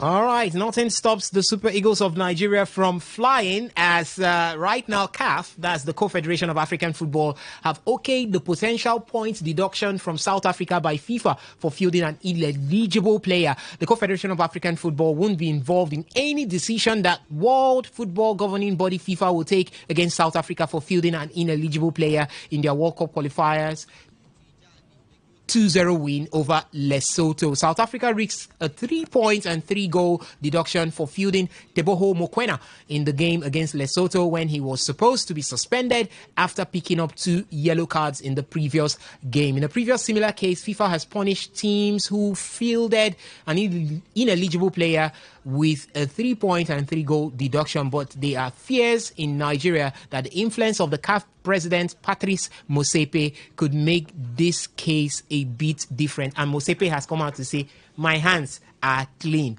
Anything that FIFA wants to do, they should do at this point. Gift, should we start celebrating? No, we shouldn't. We shouldn't? No. They really need to... Patrice Motsepe, him saying his hands are free actually is kind of saying maybe it's left for just it's none of my business or whatsoever. But the truth is we really need to get that. Really need to get that point deduction from South Africa, because if it was in Nigeria actually they were going to. We have suffered it before. We have. Yes, they were going to act immediately. So it's something. Some people will be like, "Well, let them just keep hoping," but some persons will be like, "Let them just let it go," also. But actually, the rules remains the rules. They really need to get that deduction, and then let's see how the Super Eagles can capitalize on it. At their next game, at least let them at least see how they can, as you said, capitalize on it and see how we can get more points. All right, that's one thing. But him saying his hands are free, that FIFA should do whatever they want to do, he really needs to act on it, not just feel less concerned about How do you want him to act on it? Should he go and remove the points by himself? CAF can't do anything. It's a FIFA World Cup qualifier. Exactly. So it's in FIFA's jurisdiction, not CAF's jurisdiction. If it's an African Cup of Nations qualifiers, that's where CAF steps in. But it's a FIFA World Cup qualifier, so the technical department of FIFA will look at that. They assess all these things. Do we have somebody there? That's one thing. Do we have somebody there? I don't think is Amaju Pinnick? No, Pinnick is not there. But I don't think it's about having somebody there at the end of the day. It's about doing what is right. I mean, Tunisia, do they have... Who is Tunisia's FA president again? His name's skipping my mind now. Did he get re-elected?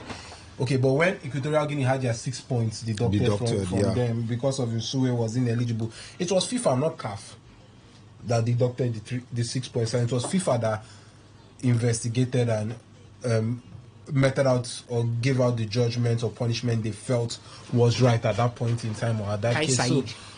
So Kai Said, he is. Kai Said, he was re-elected. He was put back in the year. So, I mean, you don't necessarily need to have anybody at the end of the day.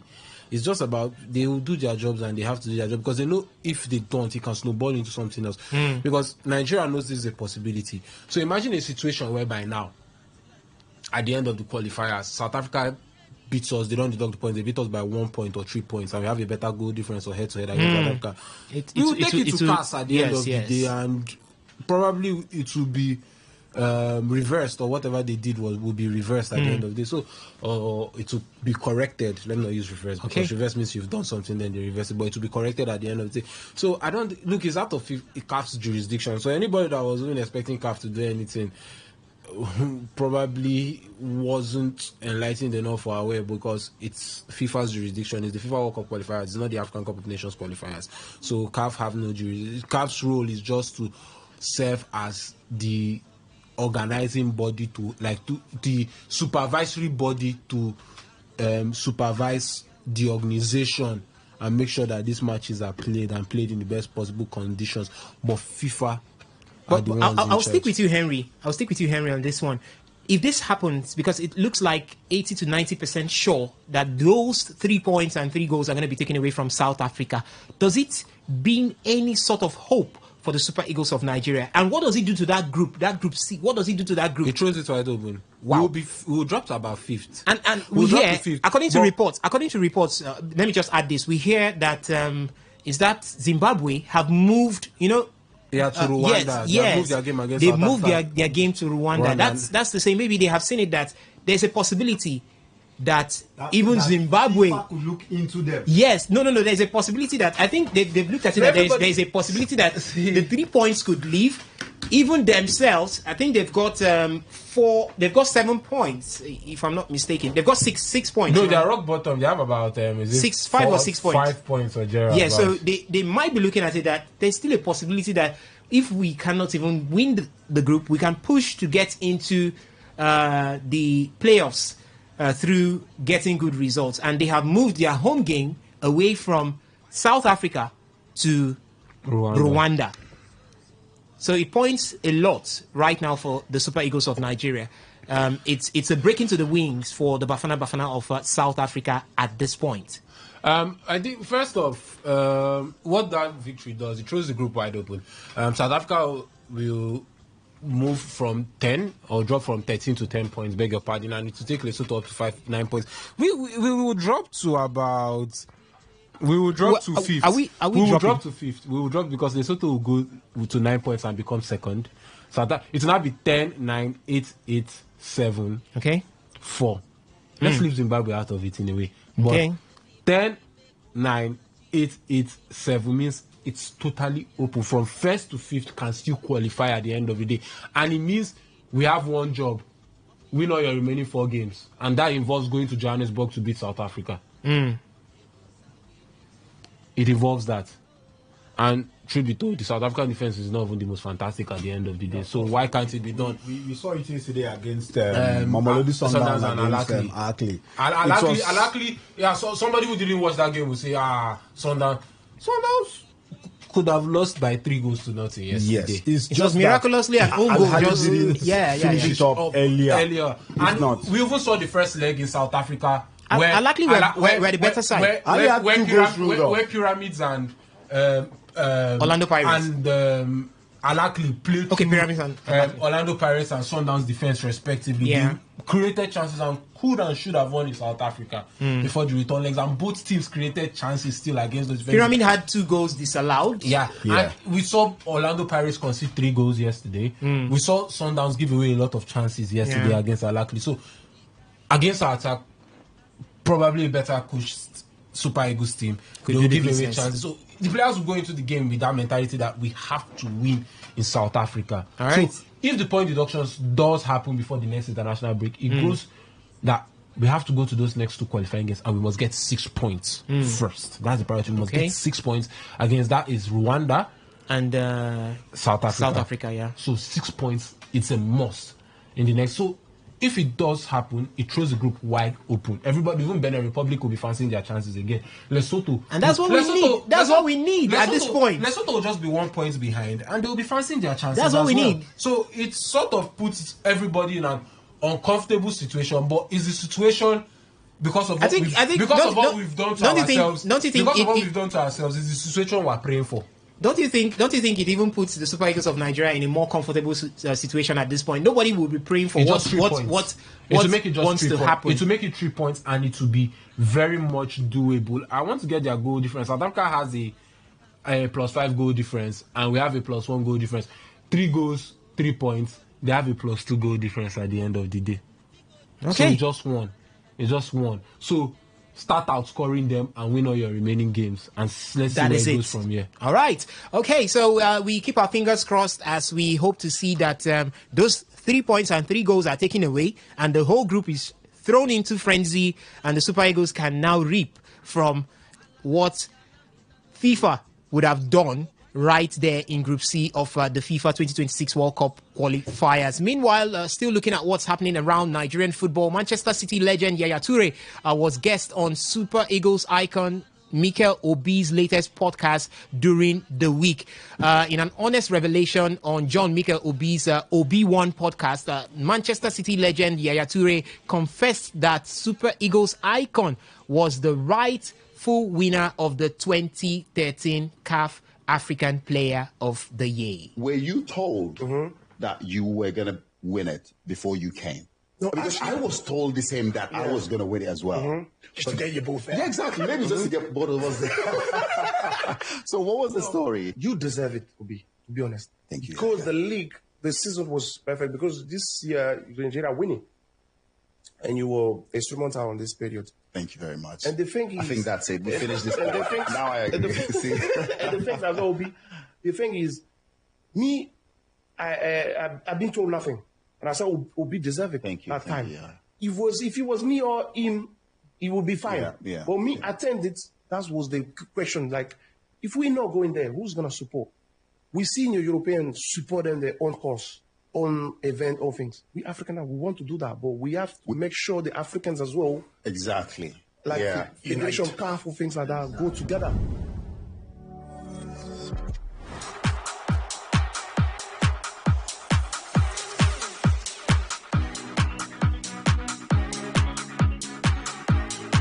All right, the words of Yaya Toure there, and this was in 2013. And if you look at what happened in 2013, the Super Eagles of Nigeria won the African Cup of Nations under the late Stephen Keshi.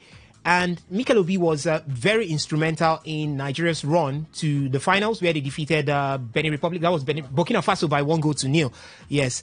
And you also look at Mikel Obi. He had a decent run with Chelsea in Europe, with Chelsea winning the UEFA Europa League. And it was quite obvious that Mikel Obi was supposed to win the CAF 2013 Player of the Year award. And this is the man who won it, being Yaya Toure, stating it out clear that it was supposed to be Mikel.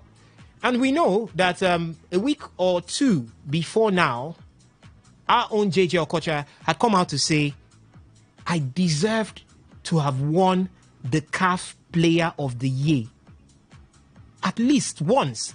And we examined exactly what he said, and we looked at it that he had two chances in 1998 and 2003. And it looked like he was the best candidate for it in 2003, having, I think he got to the finals of the Carabao Cup. He also in the Africa, especially in 1998, especially in 1998, he was. I mean, what did Mustafa Haji do? And JJ was one of the highest scoring midfielders. That time, and one of the highest scoring African players. Then in 2000, that was it, 3 or 4.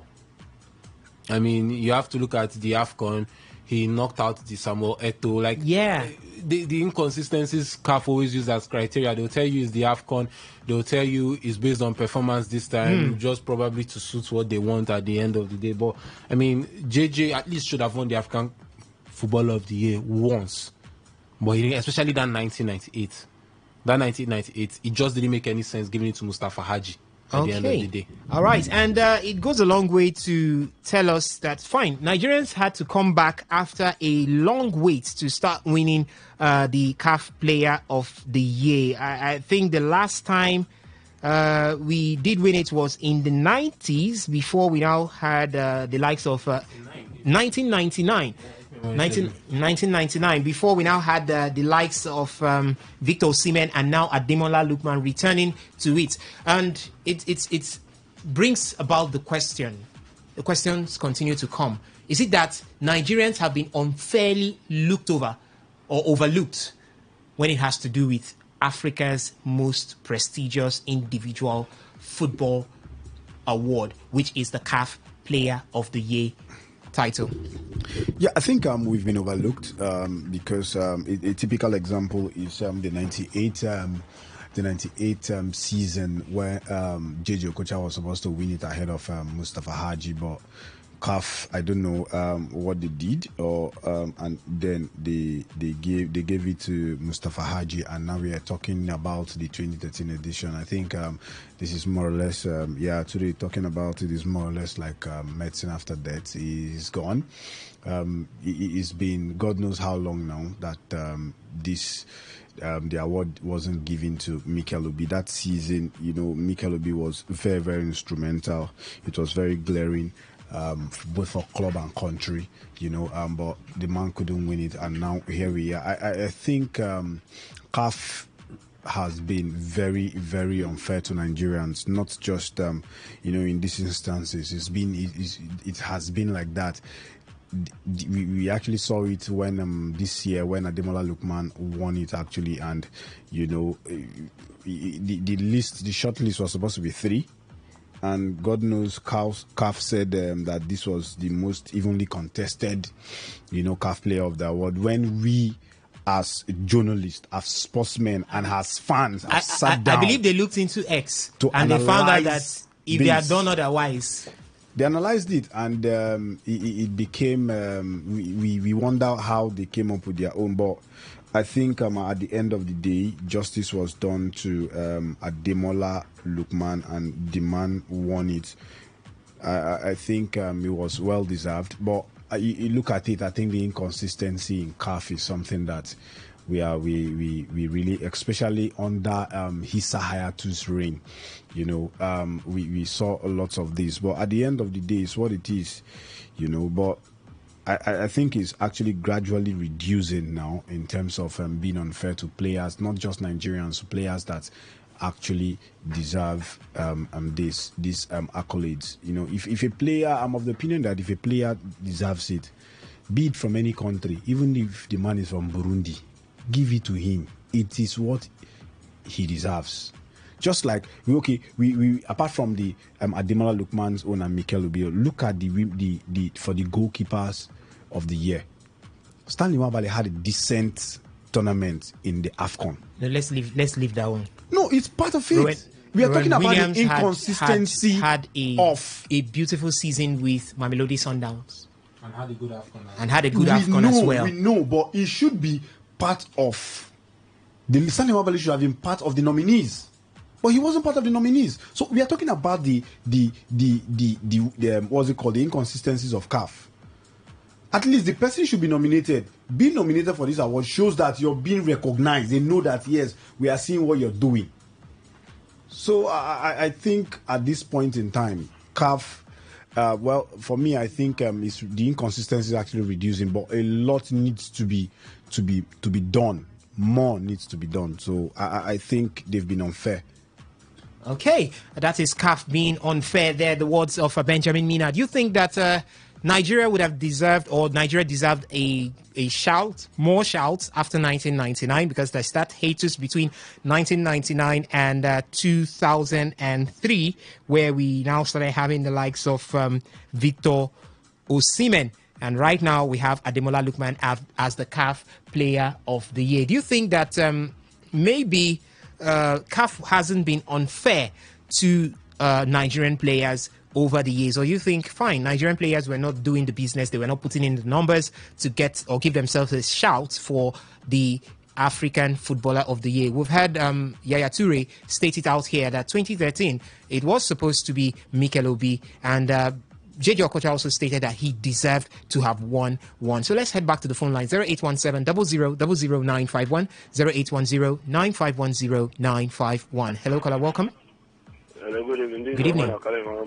All right, welcome. Go ahead. I think I will believe Oakland and Sinker as a we should have gotten out of 2013. Okay. Because at the end of the day, yeah, it's like CAF is even like you said, like you said that when Issa Hayatu was the head of CAF, a lot of things went against Nigeria as a football nation. Okay. And I think Yaya Toure is okay. It's better you say the truth. Anytime you say we'll keep records straight. Okay. But I think it's a reflection of how we as a nation have kept ourselves. All right. So other people can treat you like that. But I think things are beginning to take place. We need to act like who we are. And in most times, if certain things don't go our way, even when we know we are supposed to get it, then we have to boycott certain things because people have to respect you after you've respected yourself. Thank you and have a nice evening. All right. Thank you so much for your contributions there, as we still have the phone lines open 0817 00 951. We also have 0810 9510 951. You could also join us from the SMS and the WhatsApp portal by dropping your thoughts to 0701 933 9962. And we've got some messages coming in from the WhatsApp portal, as this one here states that even in Bet Niger, extra time doesn't count. It's all over after 90 minutes of play. Manchester United versus Lyon's match was a draw after 90 minutes, and people cashed out.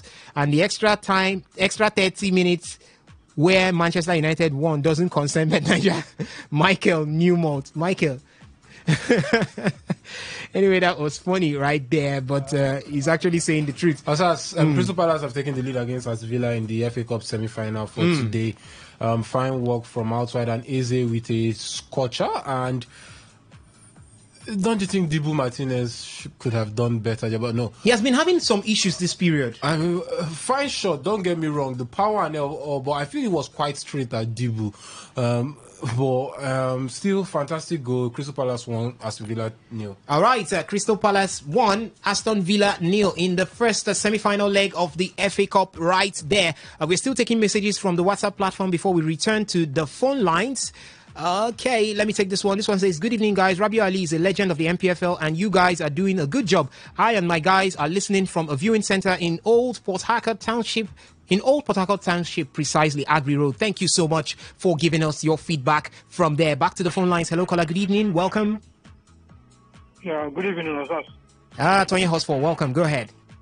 Yeah, thank you very much. Yes, Osas. I have not been fair to Nigerians anyway. Okay. But the award, the most notable ones are the 98, the Mosawaji, and that of the Aturi. It is wrong, and so many people are of the opinion, especially the football governing body, of the opinion that you must all go. But you look at Okocha. I mean, the man was so fantastic. It was so scintillating. I don't know why they should hinge their criteria of scoring alone. This man isn't the Brazilian, you know. Look at him as an icon. But he was not able to win. They didn't give him the award. He deserves it. Everybody knows that he deserves it. At least 90% of he deserves. Now, I think 2013, he was in place of Mikel Obi. Mikel Obi has in his clubs, everywhere he was having a fantastic season. Everything was okay. And Nigeria that time won the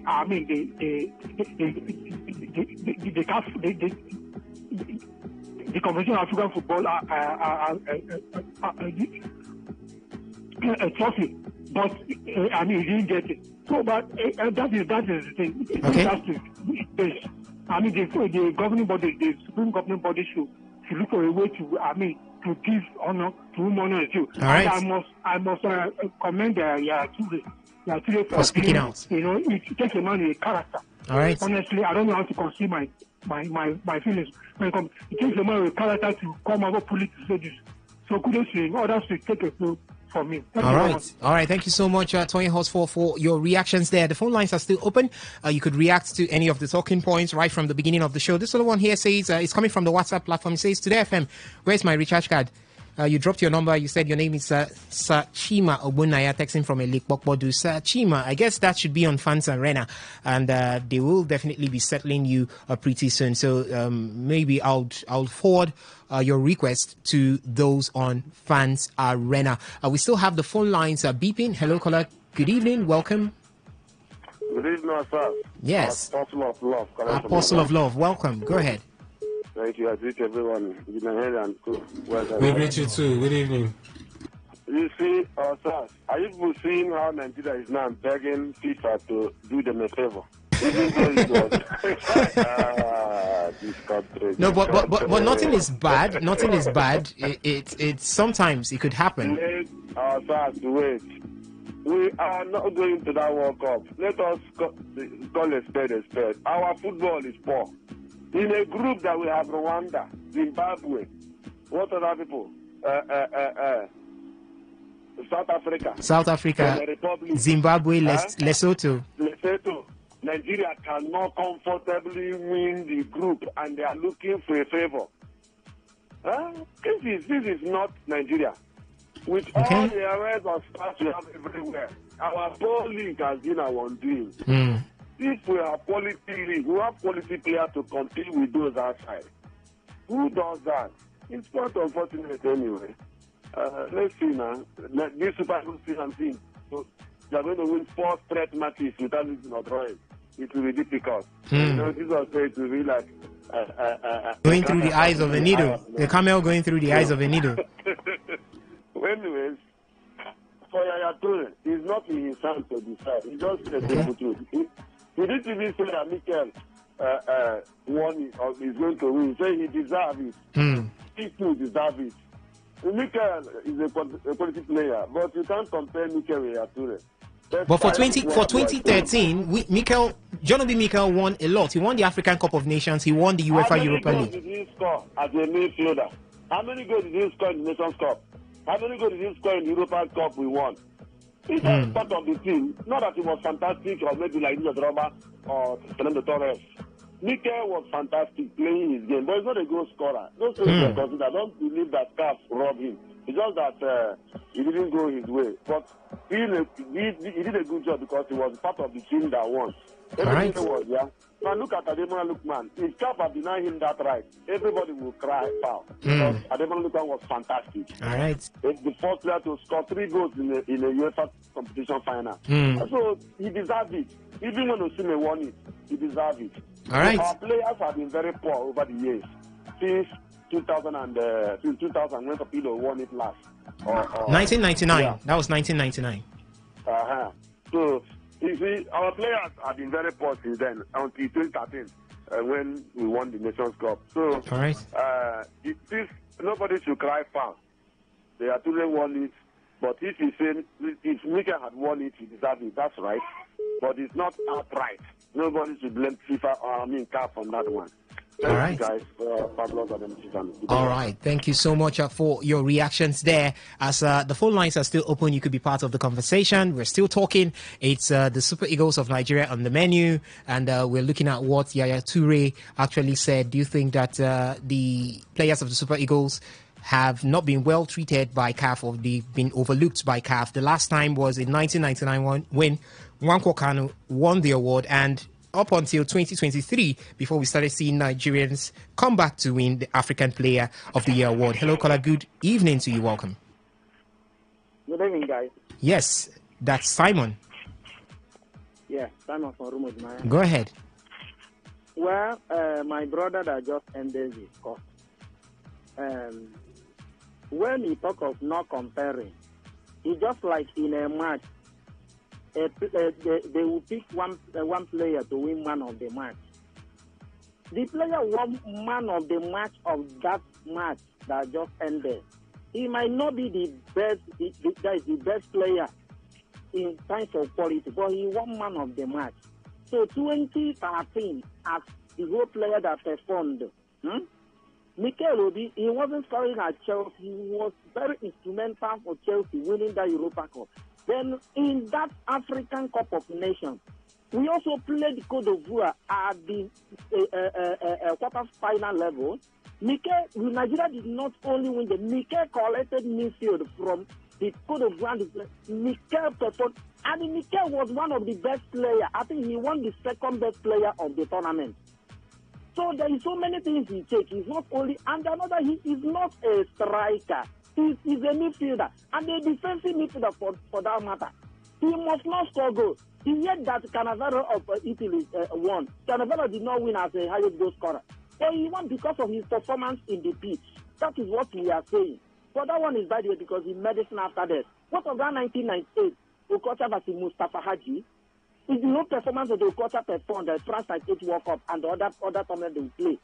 What of 2024, 2004, not 2004 Nations Cup, 2004 year that took Samuel to one ahead of Okocha. Did anybody still remember Okocha performance even at that Nations Cup, even including the goal that sent Cameroon packing, and the other thing that he scored even at the bottom Wanderers, his free kick, anytime he touched free kick inside net. So, so when we are talking, Nigerian players have been poor. But when they did it, please give it to them.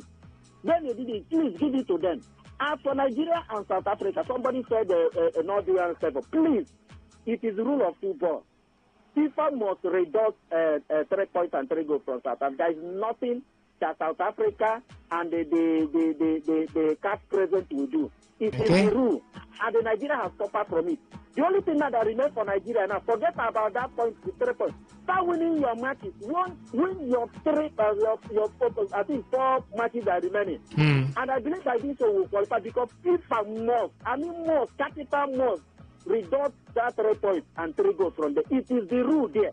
The rule does not respect anybody. It is the rule. Thank you. All right. Thank you so much, Simon, for your contributions there. The phone lines are still open. Let's see if do we have any messages from the SMS and the WhatsApp platform? None for now, but maybe we'll take one or two more calls before we call it a wrap on the show this beautiful evening. Hello, caller. Good evening. Welcome. My name is Samuel. I'm calling you from Rumosi. For me, I'm not a fan of all these individual awards because I think some people that won it are not racist. Just imagine, take a defensive midfielder. Say how many goals did he score? Very soon you start hearing a goalkeeper. How many goals did he score? That's what is going on. People they're only looking at the goals and the assists. So these individual awards are only giving based on popularity, how many goals do you score, how many assists. That's why it's hard for a defender or a midfielder, a good midfielder like N'Golo Kante to win all these individual awards because they're not scoring goals. So As for Nigeria, Nigeria are not going to the World Cup with that one. Even though they give Nigeria 3 points, they can't still qualify because even if you got the 3 points on South Africa, it even favors Rwanda and Benin Republic. It's not even Nigeria itself. Okay. So Nigeria will even struggle to beat Benin Republic because Benin Republic will now say, okay, we need to work our game because we have the chance to qualify. So all right. All right. We don't forget about it. All right. Probably next one. Okay. Yeah. Okay. All right, thank you so much for your reaction coming from the phone lines. And unfortunately, this is where we will be calling to wrap on the show this beautiful evening. It's been fun and amazing doing this with you right here. Thank you so much for listening. Thank you also for joining us from the various feedback platforms, the phone lines, the SMS and the WhatsApp portal. Thank you to the guys in the studio that did this with me. Benjamin Mina was here, Henry Ogugo, as well as Blessing Thompson and Gift Ejogo. We're going to be back here tomorrow, 1 p.m. for the Sunday's edition of Today's Sports Live. And until then, my name still remains Osasin Hiwin, and I'm saying stay lifted and stay blessed. 6 p.m., the news updates will be here with the angelic-looking Amaka Felix. Amaka, good evening to you. Thank you so much.